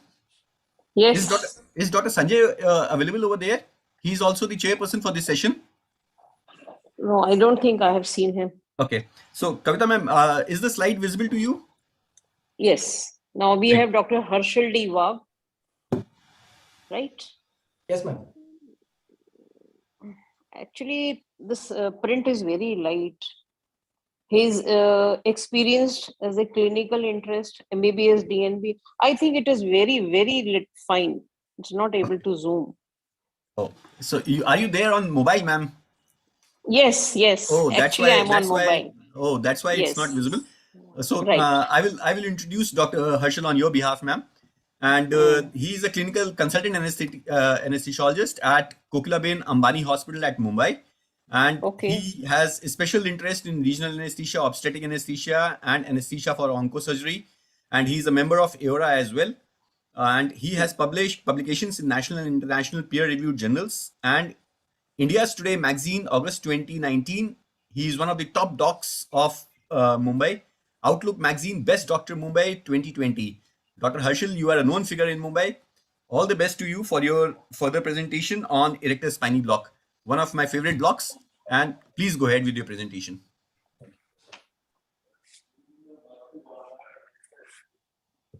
Namaste. I'm Dr. Harshal Wagh. I'm one of the consultant anesthetists at Kokilaben Dhirubhai Ambani Hospital, Mumbai. It is my pleasure to be part of Isacon 2021, and I would like to thank the organizing team and ISA Gujarat State Branch for giving me an opportunity to do so. In this session, my topic is ultrasound-guided erector spiny plain block. I think the volume is important. The eyes don't see what the mind doesn't know, so it is always important to know anatomy, sonor anatomy, and it is important to get our eyes used to the sonography patterns so that recognition of sonor anatomy becomes important. So coming to that in terms of anatomy, in the area of the erector spiny is probably knowing the muscles in the area of the back. So the large superficial muscle which is first seen in this area is the trapezoid muscle. Because it is shaped like a trapezoid, its name comes as the trapezius, and extending from the external protuberance of the occipital bone to the lower thoracic vertebra, and covering mainly the spinous process of C7 to T12. The next group of muscles is the rhomboids, which is the rhomboids minor extending from C7 to T1, and the rhomboids major to T2 to T5. So this basically gives us a landmark in terms of a sonor anatomy picture. If we are scanning below the T5, the anatomy, sonor anatomy would change. The area in the thoracic level from C7 to T5 would have 3 muscles, whereas if you're scanning beyond T5, you'll probably have only 2 muscles because the rhomboids major ends usually at the T5. The erector spiny again is a group of 3 muscles, and its fibers mainly run from the entire length of the vertebral column from the occipital, the sacral, where they have attachment to the medial sacral crest. It is a group of 3 muscles, which is the iliocostalis, the longissimus, and the spinalis. The original description of an erector spiny plain block was described by Dr. Ferrero. He injected local plain for 4 patients. 2 patients with severe chronic thoracic neuropathic pain, and 2 patients undergoing a reduced cystic thoracic surgery. 1 patient with the neuropathic pain from metastatic seeding of the ribs had local anesthetic injection in the plane between the rhomboid major and the erector spiny, which is basically superficial to the erector spiny. And there are 3 cases where the local anesthetic was deposited deep to the erector spiny, which is where we would inject when we would think of an erector spiny plain block. Now, this has the mechanism of action of erector spiny plain block has generated a lot of interest recently in literature. So, as with all facial plain blocks, the aim of the erector spiny plain block is compartmental strike, and its efficacy relies on the local anesthetic agent passively distributing within the plane to reach the target nerves. Absorption and diffusion of local anesthetic across the tissue planes also appears to play a role in the extent and the quality of the block. Now, the working theory is continuity of the intercostal muscles. The local anesthetic then diffuses anteriorly to the ventral and the dorsal rumor of the spinal nerves and through the intertransverse connective tissue to enter the thoracic paravertebral space. But there has been a query raised at whether the mechanism of action is simply related to systemic absorption of local anesthetics. Now we'll hold on to that thought for the time being. Now, looking at this, now our area of interest is around this transverse process here. So this is the spinous process. That's the transverse process. That's the erector spiny plain block. That's the erector spiny muscle, intercostal muscles. And the local anesthetic injected is basically in this area between the transverse process and the erector spiny. There are also a few variation in terms of nomenclature as to where the local anesthetic injection is done. So this becomes a little bit media, which is called the retrolaminal block. Paravertebral block is obviously injecting local anesthetic in the paravertebral space. That's the rectospinal block, which is injected very close to the dorsal ramus. And this is another description, which is the midpoint of the transverse process to the pleura block. Now, if we concentrate on the rectospinal deposition of local anesthetic here, which is very close to this dorsal ramus, what would be in terms of affecting the dorsal ramus per se? Now, the dorsal ramus supplies the skeletal muscles of the back and the skin and the subcutaneous tissue in an area. So, if you go to map it, it's basically affecting the middle area a little bit lateral, maybe up to the posterior axial line. Now, there have been more than 500 citations of the rectospinal till 2020, and these clinical indications range from tension headaches to knee amputation. There are a couple of publications with that. Now, this was 2019 ASRA newsletter, and it was titled "Curb Your Enthusiasm, Rectospinal Plain Block. Just because it's easy, it's not a good reason to do it." So, what they talked about, they did a literature search of key databases and found that there are 526 citations till July 2019. Most of them are cadaver studies, case reports, and case series. They identified 16 RCTs which were published in the last 5 years. What they summarized was that of these RCTs was the ESP has been compared with either no block or another facial plane block, such as the PEX or the serratus plane or the subcostal tap or the quadratus. And this was a postoperative analysis following various surgical procedures. And all of these studies used a single injection technique. Now, they said that most of these RCTs were single center, had a smaller sample size, and had an uncertain or a high risk of bias. This was Professor Langwitz and Professor Karmakar, which went one step further. And in regional anesthesia and pain medicine 2020-21, up in the section of tearing discourse. And they raised the query whether this ESP block should be renamed as a rest in peace 2 block. In this article, they talk about a rest in peace 1, which is basically, they talk about the interpleural block, which they said had come out in a big way, but then fizzled out, and whether the rectospinal plane block is going in that direction. Because they say that this is a block that is still no proven mechanism of action or produces anesthesia except from the back to the mid-axillary line, which is exactly the area of the supply of the dorsal ramus. And they say that the popularity is because it is simple to perform and it is relatively apparently safe. So, except for back surgeries, most likely the analgesic effect of the rectospinal plane block is because of the symptoms of local anesthetic and nothing more. Now, this generated a lot of interest, obviously, and there were a few letters exchanged to and fro. So, Dr. Farrar himself writing whether this was actually a RIP or should it be renamed the VIP, because he said, obviously, this is not something which is going to go away soon. So was Dr. Hall's team, which also said that ESP will outlive the interpleural block and should not be labeled the RIP2 block.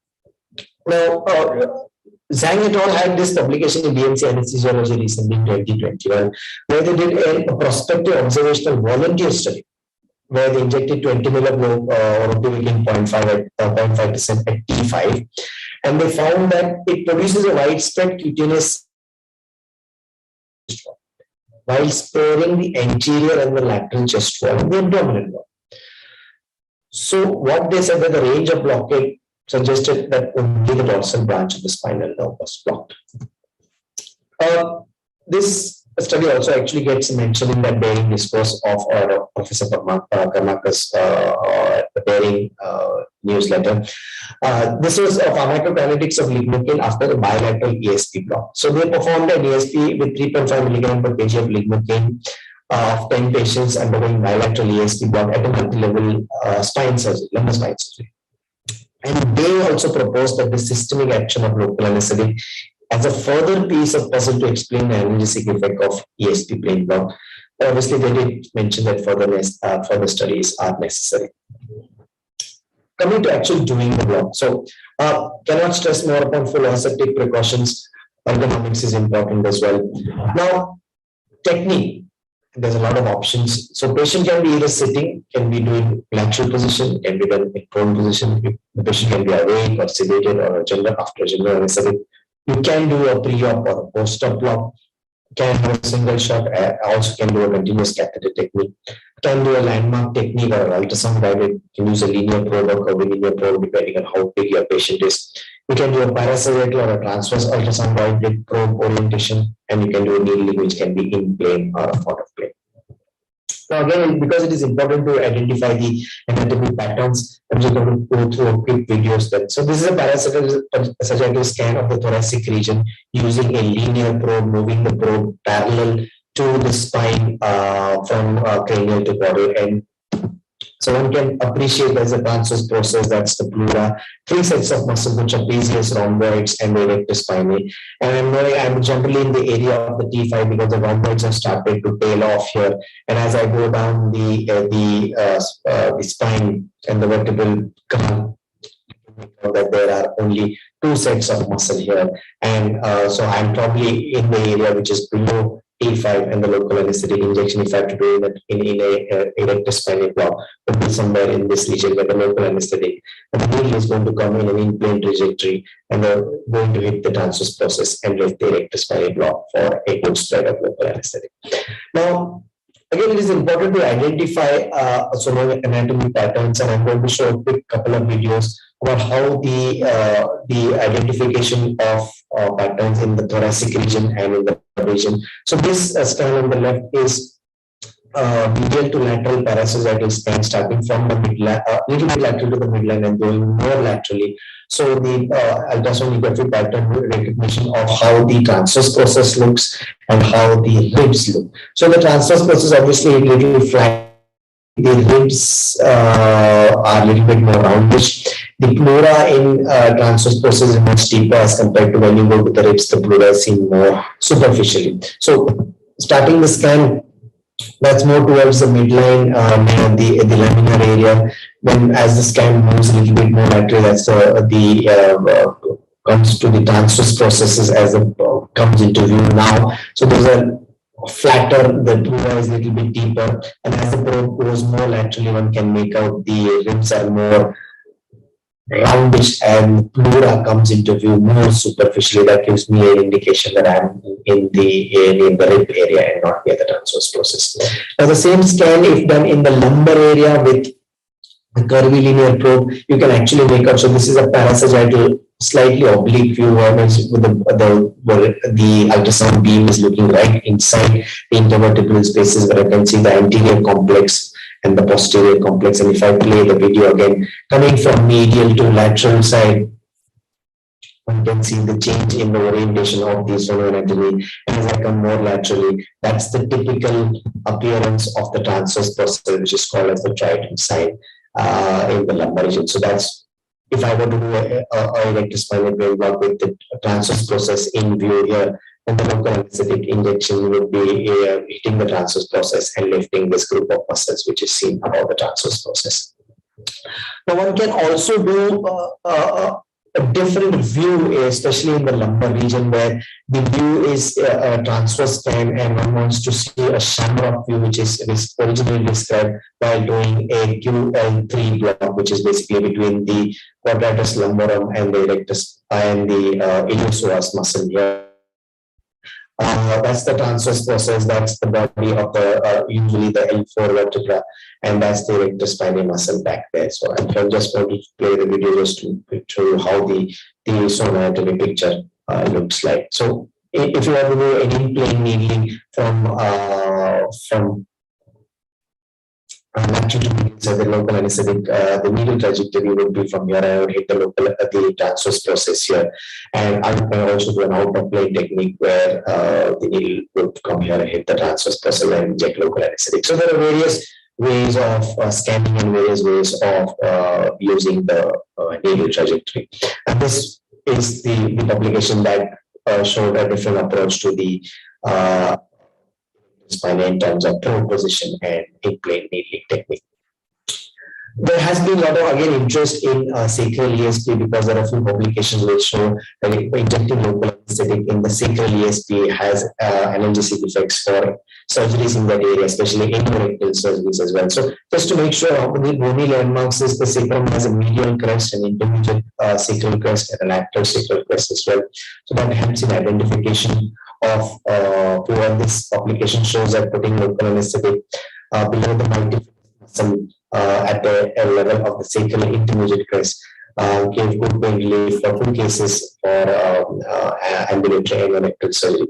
So again, starting in the sacral area, the scan from the midline, so that's a medial sacral crest, and as I move the probe a little bit laterally, that's the lateral or intermediate sacral crest with the 2 muscles, as like the multifidus muscle here and the erector spinae muscle there, and injecting local anesthetic between the bone and the multifidus muscle is what has been described as a sacral ESP.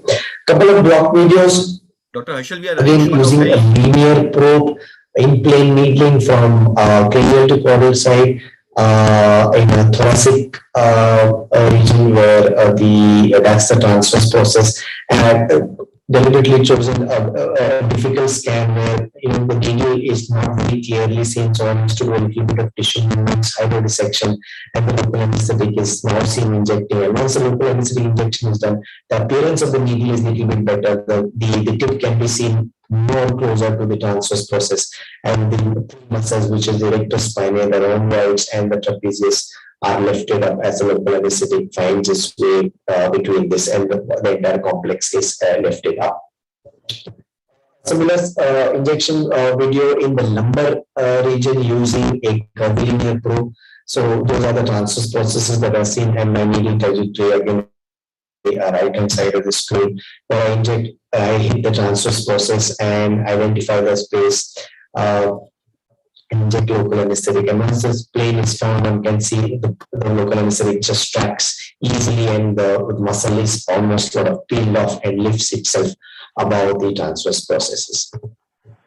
Coming back to this towards the end of the talk is this newsletter again in 2019 is you win some, you lose some appears to be very true in erector spinae plane block efficacy, especially when comparing it to traditional mode of anesthesia with a better presence in published literature.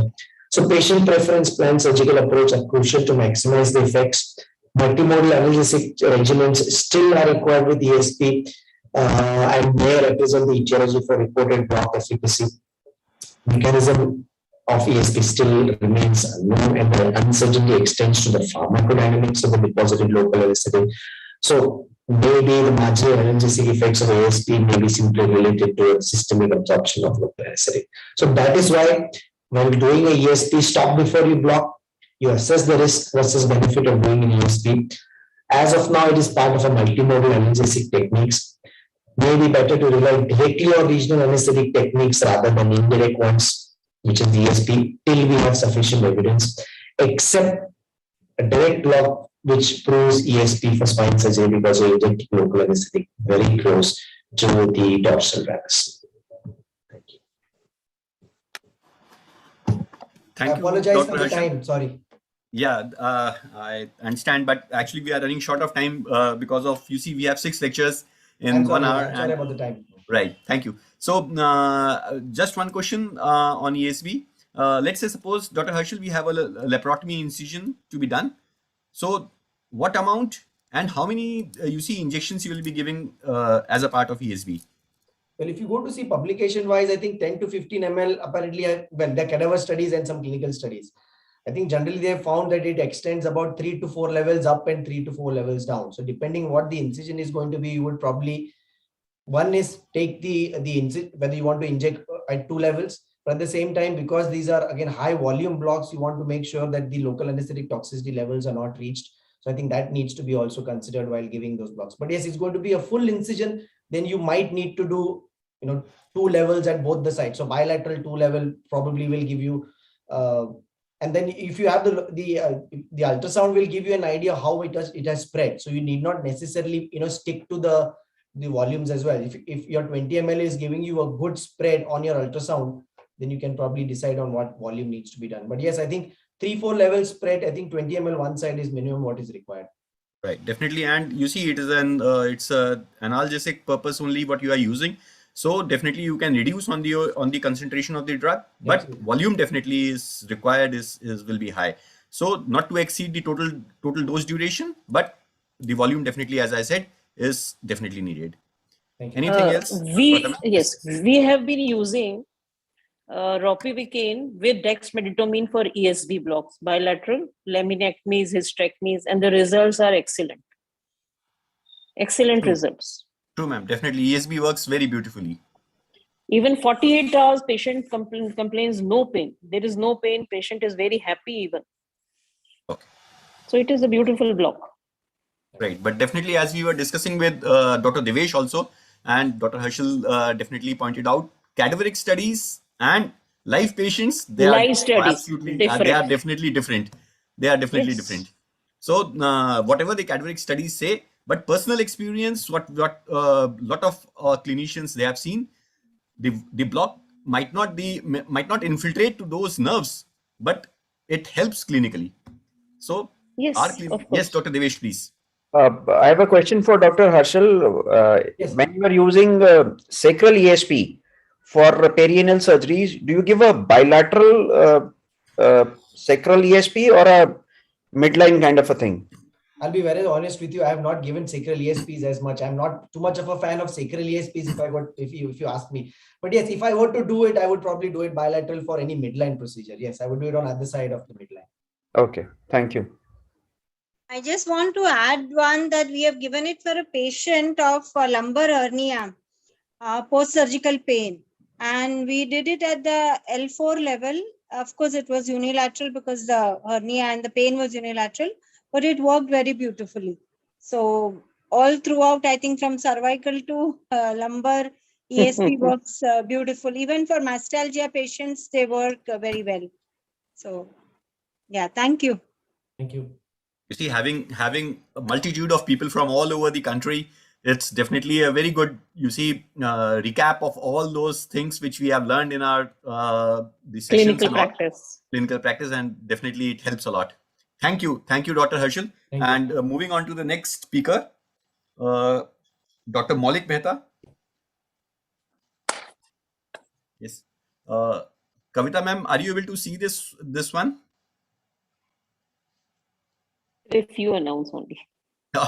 Okay, right. So Dr. Maulik Mehta, he's a consultant anesthesiologist at a private hospital, and he is presently affiliated with OrthoKids Clinic, Apollo Cancer Care Center, Ashish Orthopedic Hospital, Akeri Orthopedic Hospital. So he is doing a lot of work in orthopedics, and he has a vast experience in regional anesthesia, USG guided blocks, difficult airway, pediatric orthopedic anesthesia, and he has presentations at various CMEs and conferences as faculty. He has won the paper presentation, the first prize at Isacon 2008, and he has publication as an author in Journal of Anesthesiology and Clinical Pharmacology. The topic was self-compression epidural space locator syringe and innovation. So Dr. Maulik Mehta will be presenting his talk on adductor canal block. Over to you, Dr. Mehta, please. Good evening, everyone. Let us discuss an easy but very effective block technique that will provide your knee-operated patient a well-deserved analgesia. Post-op analgesia of total knee replacement has been a center stage of discussion for many years, and almost every mode of analgesia, it has been learned that any single modal analgesia technique is inferior to a multimodal analgesia. Adductor canal block plays a vital role in that multimodal technique as it provides similar analgesia like femoral nerve block while preserving quadriceps muscle strength. Also observed by Dr. Ritesh Roy's 4-in-1 block, if given distally with adequate volume, it can provide a good posterior compartment analgesia too. Adductor canal block is interfacial plane block performed in the thigh. Most favored use of adductor canal block is for post-TKR analgesia, but it can be used for anesthesia and or analgesia for surgeries involving knee, leg, or ankle, along with sciatic nerve block. Now can be blocked at different levels of adductor canal, distal to femoral triangle. And according to that, sensory blockade distribution may differ. Adductor canal is also known as Hunter's canal. It starts from apex of the femoral trunk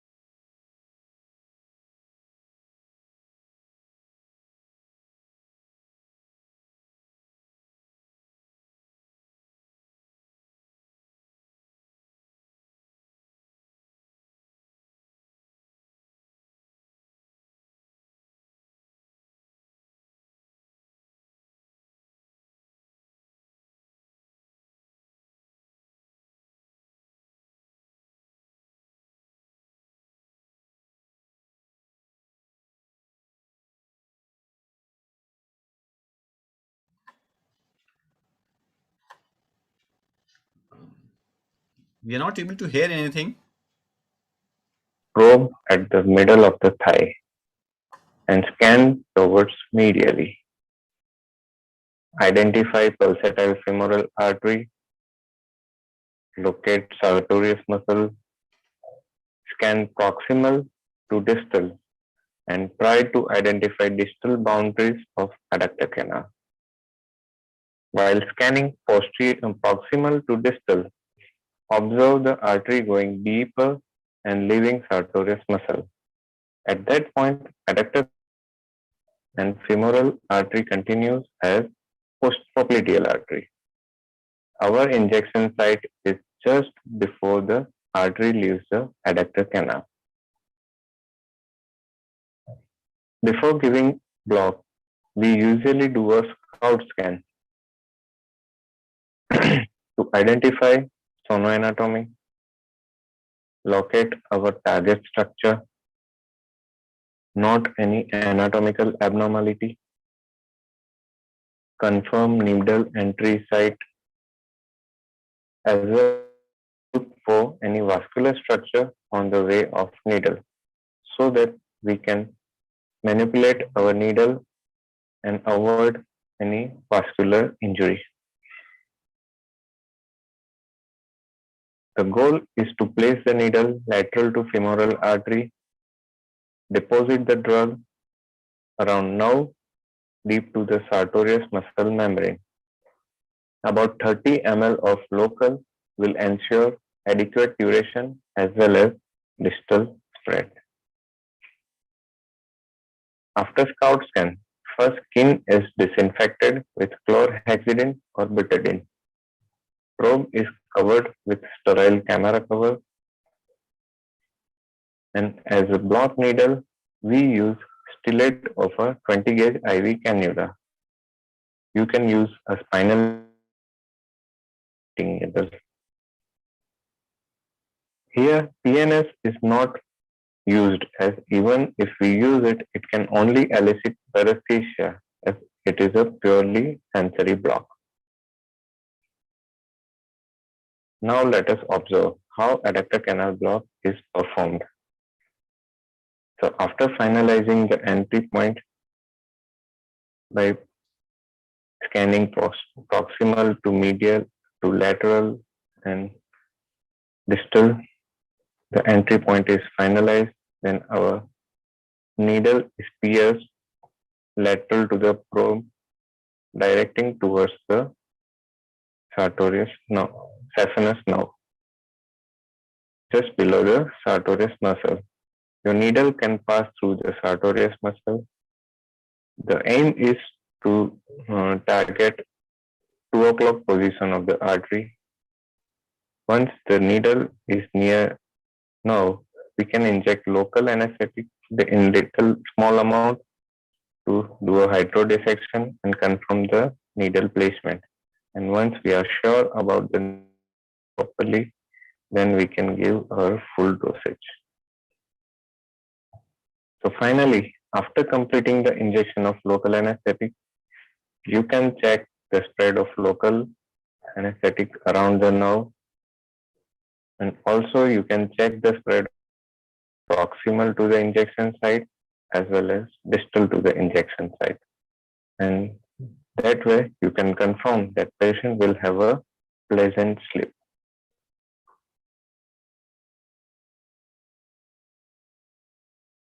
Thank you very much.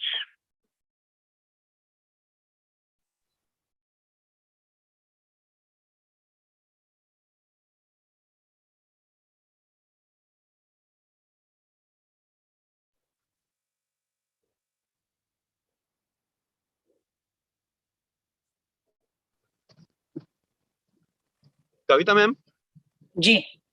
ma'am, please take over. Yes.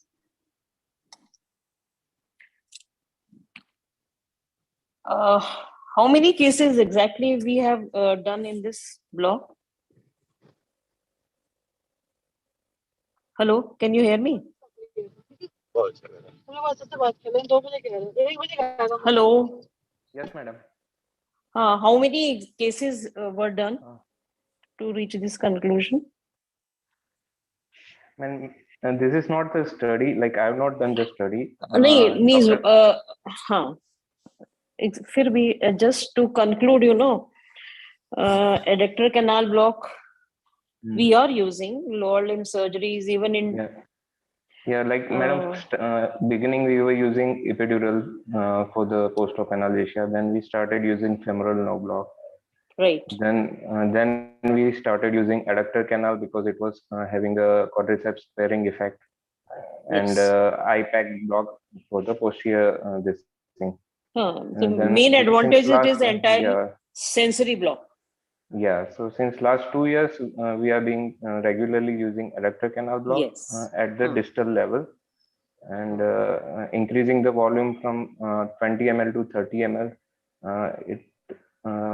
It almost covers the entire analgesic part for the post-TKR patient. Yes, that is what it is. A very beautiful sensory block. Yes, madam. All muscle are spare, and you have absolute post-op analgesia. Ma'am, can I ask a question to Dr. Malik, if you permit? Yes, of course. Dr. Malik, in your video presentation, you showed that the volume you are using for adductor canal is 30 ml. Yes, sir. Don't you think it's a slightly larger volume? It will spread to femoral triangle as well and can lead to... Yes, like previously I was giving 20 ml at the proximal part, just below the triangle, femoral triangle. But right now I'm using it more distally, as I shown in the video, like when the femoral artery is leaving the adductor canal. So at that level, I'm giving 30 ml.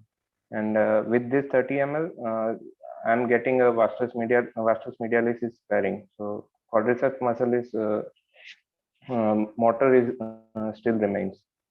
I mean, it's my humble submission. Like there was an article in British Journal of Anesthesia 2015, where they showed that the ED95 to fill the canal is 20 ml.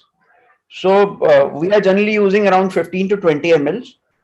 If you use such a large volume, it's more likely to spread to femoral triangle. That's what I think of. Yeah. But then another thing, sir, I want to add is I usually give it at the post-op TKR. So tourniquet is usually there, but and there is a more distal spread rather than proximal spread. That's what I have observed. Then nerve to vastus medialis, how do you block it? I'm asking I'm sorry, the doctor, I don't know remember the name. He's saying that ED95 is 20 ml only. So do you separately then, does he separately block nerve to vastus medialis? Actually, it's quite a point of controversy also. Our anatomical textbooks show that nerve to vastus medialis is situated in adductor canal proper. But the anatomical dissections done by regional anesthesia enthusiasts show that it travels in a plane separate. So as we are coming from the lateral side, as shown in this video, there are two hyperechoic smudge they are seen if we actually try to locate them. And once we give a local anesthetic, both of them can be seen, and we can thread the catheter in such a way that one of the eye is towards the nerve to vastus medialis and the other is towards the saphenous nerve. So in my practice, I use 20 mLs, not to the in the distal portion, anywhere between the midway and the distal, in the anywhere between the mid of the canal and the adductor hiatus. That's what I am using. So at that point, to catch nerve to vastus medialis, we have to use sort of two separate kind of injections. That's my approach is the present day. 3 years back, what I was doing is I was depositing between 2 o'clock to 10 o'clock of the femoral artery, just to get a periarterial kind of a spread. So over the years, reading the literature and to get a better benefit to the patients, I've sort of make certain changes and all. It's open to comments from Dr. Harshal or anyone or Dr. Malik regarding the. Some people actually stimulate the nerve to vastus medialis also. It is also there in the It probably becomes a sure short way of doing it. If that's the thing.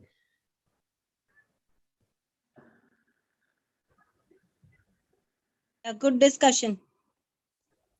Thank you. Thank you, ma'am. Okay. So, shall we proceed to the next?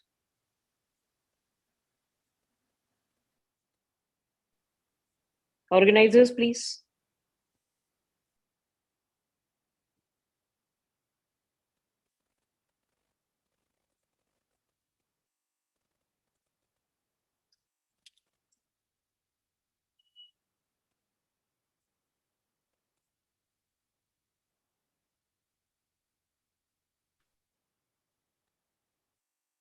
Good evening, everyone. At the outset, I'd like to thank the organizers of Isacon for giving me the opportunity to talk about one of the basic and important blocks, transversus abdominis plane block. I'm Dr. Akhilesh, from Professor Anesthesia from EBVIMS, Dr. RML Hospital, Delhi. This is our hospital. So when we talk about the TAP block, the important thing is that why this block is very important. Because it provides analgesia from cesarean section, hysterectomy, cholecystectomy, colectomy, and hernia repair. And if we see these surgeries from a major chunk of the surgeries performed, so an analgesic technique which can provide analgesia from these surgeries becomes very important. Before we proceed on to the procedure and approaches of TAP block, let's look at the nerve supply. Here I like to point out that the abdominis plane block is a somatic block. It doesn't provide analgesia to the visceral injury. It provides anesthesia to the scar tissue or to the cuts which are made in the abdomen. So it provides analgesia to the skin and cutaneous tissue. So the nerves which arises are thoracoabdominal nerves. They arise from the spinal cord. Once they arrive, they divide into two branches, anterior primary rami and posterior primary rami. The anterior primary rami continues and then again divides into two branches, anterior cutaneous nerves and lateral cutaneous nerves. And these nerves from both the sides join at the center and provide almost whole of the covers almost whole of the abdominal cavity. When we talk about this TAP block, it's a facial block. What is a facial block? That's a block which are given between the muscles and it covers the fascia. So starting with from the midline, there is a linea alba, then it changes into rectus abdominis, then rectus abdominis further moves to linea semilunaris, then it divides into external oblique, this is the external oblique, and internal oblique, and the transversus abdominis comes. So these three muscles which start from the rectus abdominis goes laterally, and after going laterally, the transversus abdominis and internal oblique, they join together to form thoracolumbar fascia, and there are two muscles. This is quadratus lumborum and this is latissimus dorsi. So these are reason why we should know about these muscles, because we have to identify the plane in which the local anesthetics are to be deposited. Before proceeding on to the ultrasound guided technique, let's talk about the landmark technique. Landmark technique was given by Dr. Rafi et al. In 2001. So as per this technique, we identify two important anatomical landmarks. One is rib cage. This is the rib cage. We go on the lower side of rib cage, and this is the pelvis. So we identify two margins, rib cage and pelvis. Then there is a triangle. This triangle is known as triangle of Petit. It is bound anteriorly by external oblique and bound laterally by latissimus dorsi. So we go through this triangle of Petit, and then we feel two pops. And once we feel two pops, we are at the junction of internal oblique and transversus abdominis. Let's see the anatomy, and let's see how the muscles look through the ultrasound.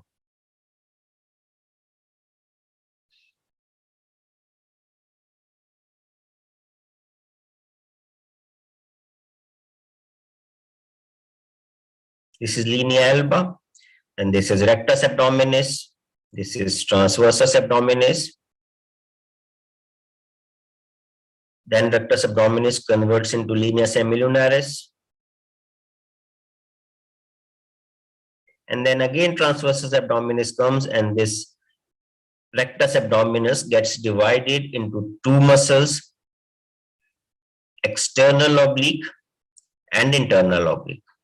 And this is transversus abdominis. So when we go from the subcostal area to the lateral area, at the lateral side or lateral approach of tab block, we see three muscles: external oblique, internal oblique, and transversus abdominis. So once we know the anatomy, let's talk about the various approaches of giving tab block. There are various approaches. One of the common used approach is subcostal approach. Then there is a lateral approach, and there is a posterior approach. You must be thinking that why we are talking about different approaches, because ultimately the drug is inserted between the internal oblique and transversus abdominis. When we talk about the subcostal and lateral approach, they block the anterior cutaneous nerves. And when we talk about the posterior approach, they block the anterior and lateral cutaneous nerves. So then why it is important? When we insert the drug through the, when we give the tab block through the subcostal approach, we usually get the analgesia from the upper abdomen, just below the xiphoid process and parallel to the costal margin. This is a xiphoid process, so thus below the xiphoid process, parallel to the costal margin. Now, surgeries, what type of surgeries, from which type of surgery this block will be useful, or this approach will be useful, like cholecystectomy, which usually this block is useful for the surgeries which are supraumbilical, because this block is given in the sub, and the block is given between the rectus abdominis and transversus abdominis. So it is more on the anterior region and more on the midline. When we talk about the lateral approach, we go further lateral. It again blocks anterior cutaneous nerves and gives analgesia from wall at the infraumbilical area. So there we talked about the supraumbilical, now we talked about the infraumbilical area, and from midline to midclavicular line. Again, important thing is that this provides analgesia from the hysterectomies, then laparoscopic assisted vaginal hysterectomies, cesarean section, and such. Then coming on to the last approach, which is a posterior approach. When we give the block in the posterior approach, it blocks the anterior and lateral cutaneous nerves. And then it provides analgesia from any incision at the anterior abdominal wall in the infraumbilical area is covered from lateral approach also. But besides that, it provides analgesia from incision in the lateral abdominal wall between costal margins and iliac crest. So it provides the, besides providing the analgesia in the anterior abdominal wall, it provides analgesia between the lateral abdominal wall between costal margins and iliac crest. Thus, things become much easy when we talk about this. This is the subcostal margin. From here, we keep the probe. From this area, we'll find the rectus abdominis, and there is a transversus abdominis. So this is the rectus abdominis. This is transversus abdominis, and we give the block when we talk about the subcostal approach between the rectus abdominis and transversus abdominis. Coming on to the lateral approach, when we talk about the lateral approach, we keep the probe between the costal margins. This is the costal margins, and this is the iliac crest. So we keep the probe between costal margins and iliac crest, and here we see three muscles there: external oblique, internal oblique, and transversus abdominis. And at this junction, I like to say that we give local anesthesia between the internal oblique and transversus abdominis. And we feel first pop is when the fascia between the external oblique and internal oblique is pierced. And the second pop we get when the fascia between the internal oblique and transversus abdominis is pierced. Coming on to another approach, there's a posterior tab block approach. Oblique and transversus abdominis joined together to form thoracolumbar fascia, and then it goes, and there are two further muscles, quadratus lumborum and latissimus dorsum. So we talked about this is a subcostal approach, this is a lateral approach. It becomes important, especially from the hernia surgery point of view, it's a kind of a tab block approach, and it gives analgesia because there is a ilioinguinal nerve and iliohypogastric nerve which lies in a plane between the internal oblique and transversus abdominis. And when we draw a line, we keep our probe, we draw a line from anterior superior iliac spine to umbilicus, and we keep a probe in the transverse position just on the line which crosses the anterior superior iliac spine to the umbilicus. And then when we keep the probe, we see the transversus abdominis, internal oblique and external oblique. And between internal and transversus, we see the two nerve roots and the artery, ilioinguinal nerve and iliohypogastric nerve. Again, just to revise on the approaches, this is upper subcostal, this is lower subcostal, this is the lateral approach, this is the posterior approach, and this is the approach when we talk about the ilioinguinal iliohypogastric nerve block. Now, another thing which had come up is a 4-quadrant tab block. When we talk about 4-quadrant tab block, we give tab block 4 times. So first tab block is given in the approach of subcostal approach. Second tab block is given in the lateral approach. Because when we talk about subcostal approach, it covers the portion supraumbilical. And when we talk about the lateral approach, it covers the portion infraumbilical. So if we give the tab block through subcostal approach bilaterally, and tab block bilaterally is given through the lateral approach, it almost covers most of the area. So this is known as 4-quadrant tab block. Another term for this 4-quadrant tab block is dual tab block. So after we know the approaches of giving tab block, let's look at the complications. One of the important complications is visceral damage. Why this visceral damage occurs? Because just below the transversus abdominis, there is a peritoneum and there is a bowel movement below that. So with the use of ultrasound, the incidence of visceral damage has reduced a lot. Then again, when we talk about 4-quadrant tab block, dual tab block of local anesthetic, so each place when we give 20 ml, it becomes 80 ml. So there are risks with the local anesthesia systemic toxicity. And yes, for that you have to keep the intralipid when you are giving the at least 4-quadrant tab block. And there are incidents of transient femoral palsy, but it's for just a small time. Thank you.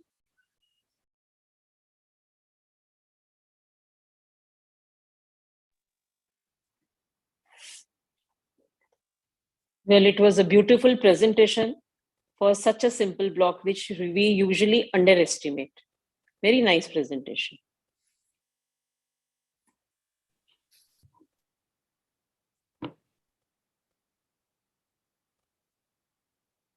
Anybody from the audience? Anybody wants to ask anything?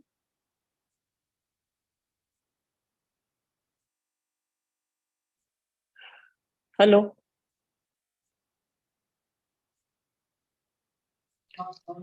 I like to point out that this tab block, as ma'am has already said, that this is a very simple block. And there are various approaches we use for this tab block. And it provides analgesia starting from the cholecystectomy to the hysterectomy. So one should be knowing the block, and when about the quadrant block, so one should always be careful about the local anesthesia systemic toxicity. Thank you. Thank you. Thank you. Very nicely presented. Thank you, ma'am. Hello? Yes, sir.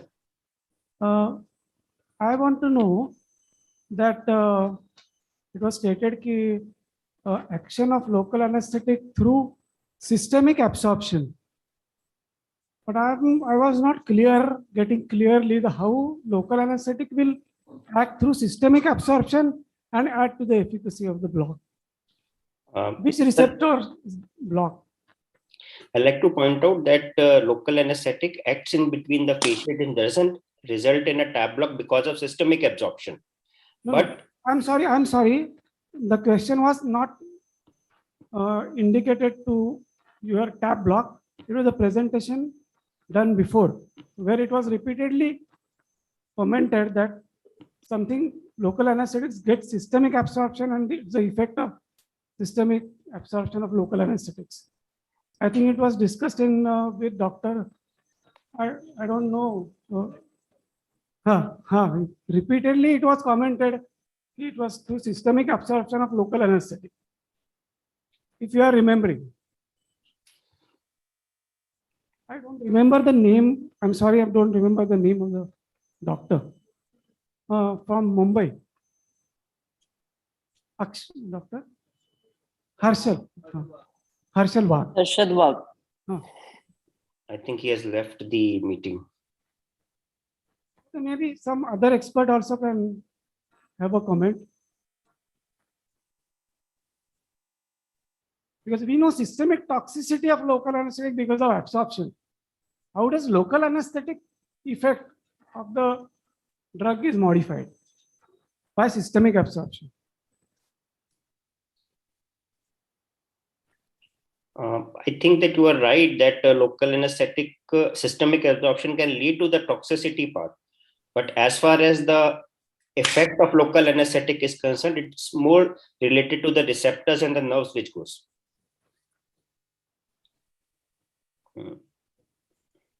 Local means local. Yes, ma'am.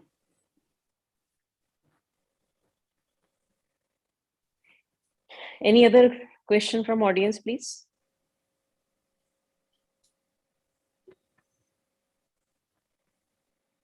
Okay then. Shall we conclude? Yeah, thank you, ma'am. Thank you.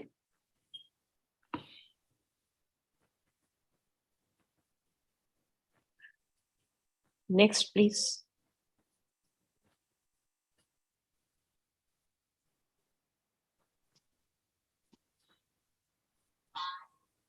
Ma'am, it's done. It's final. All the six Yes. speakers. Excuse me. So I was waiting for the comment from the organizers. Okay. So it was altogether a good session on regional Yes, anesthesia. definitely. It was very ma'am. It was nice. very, very well presented by all the speakers. Very well presented. Yes. And we had a good discussion on regional anesthesia. Yes. And I love that tab block last. It was Yeah. beautifully presented. Okay. Okay, ma'am. Chaliye. Thank you. Thank you, ma'am. Okay, Ji. Good night. Good night, everybody.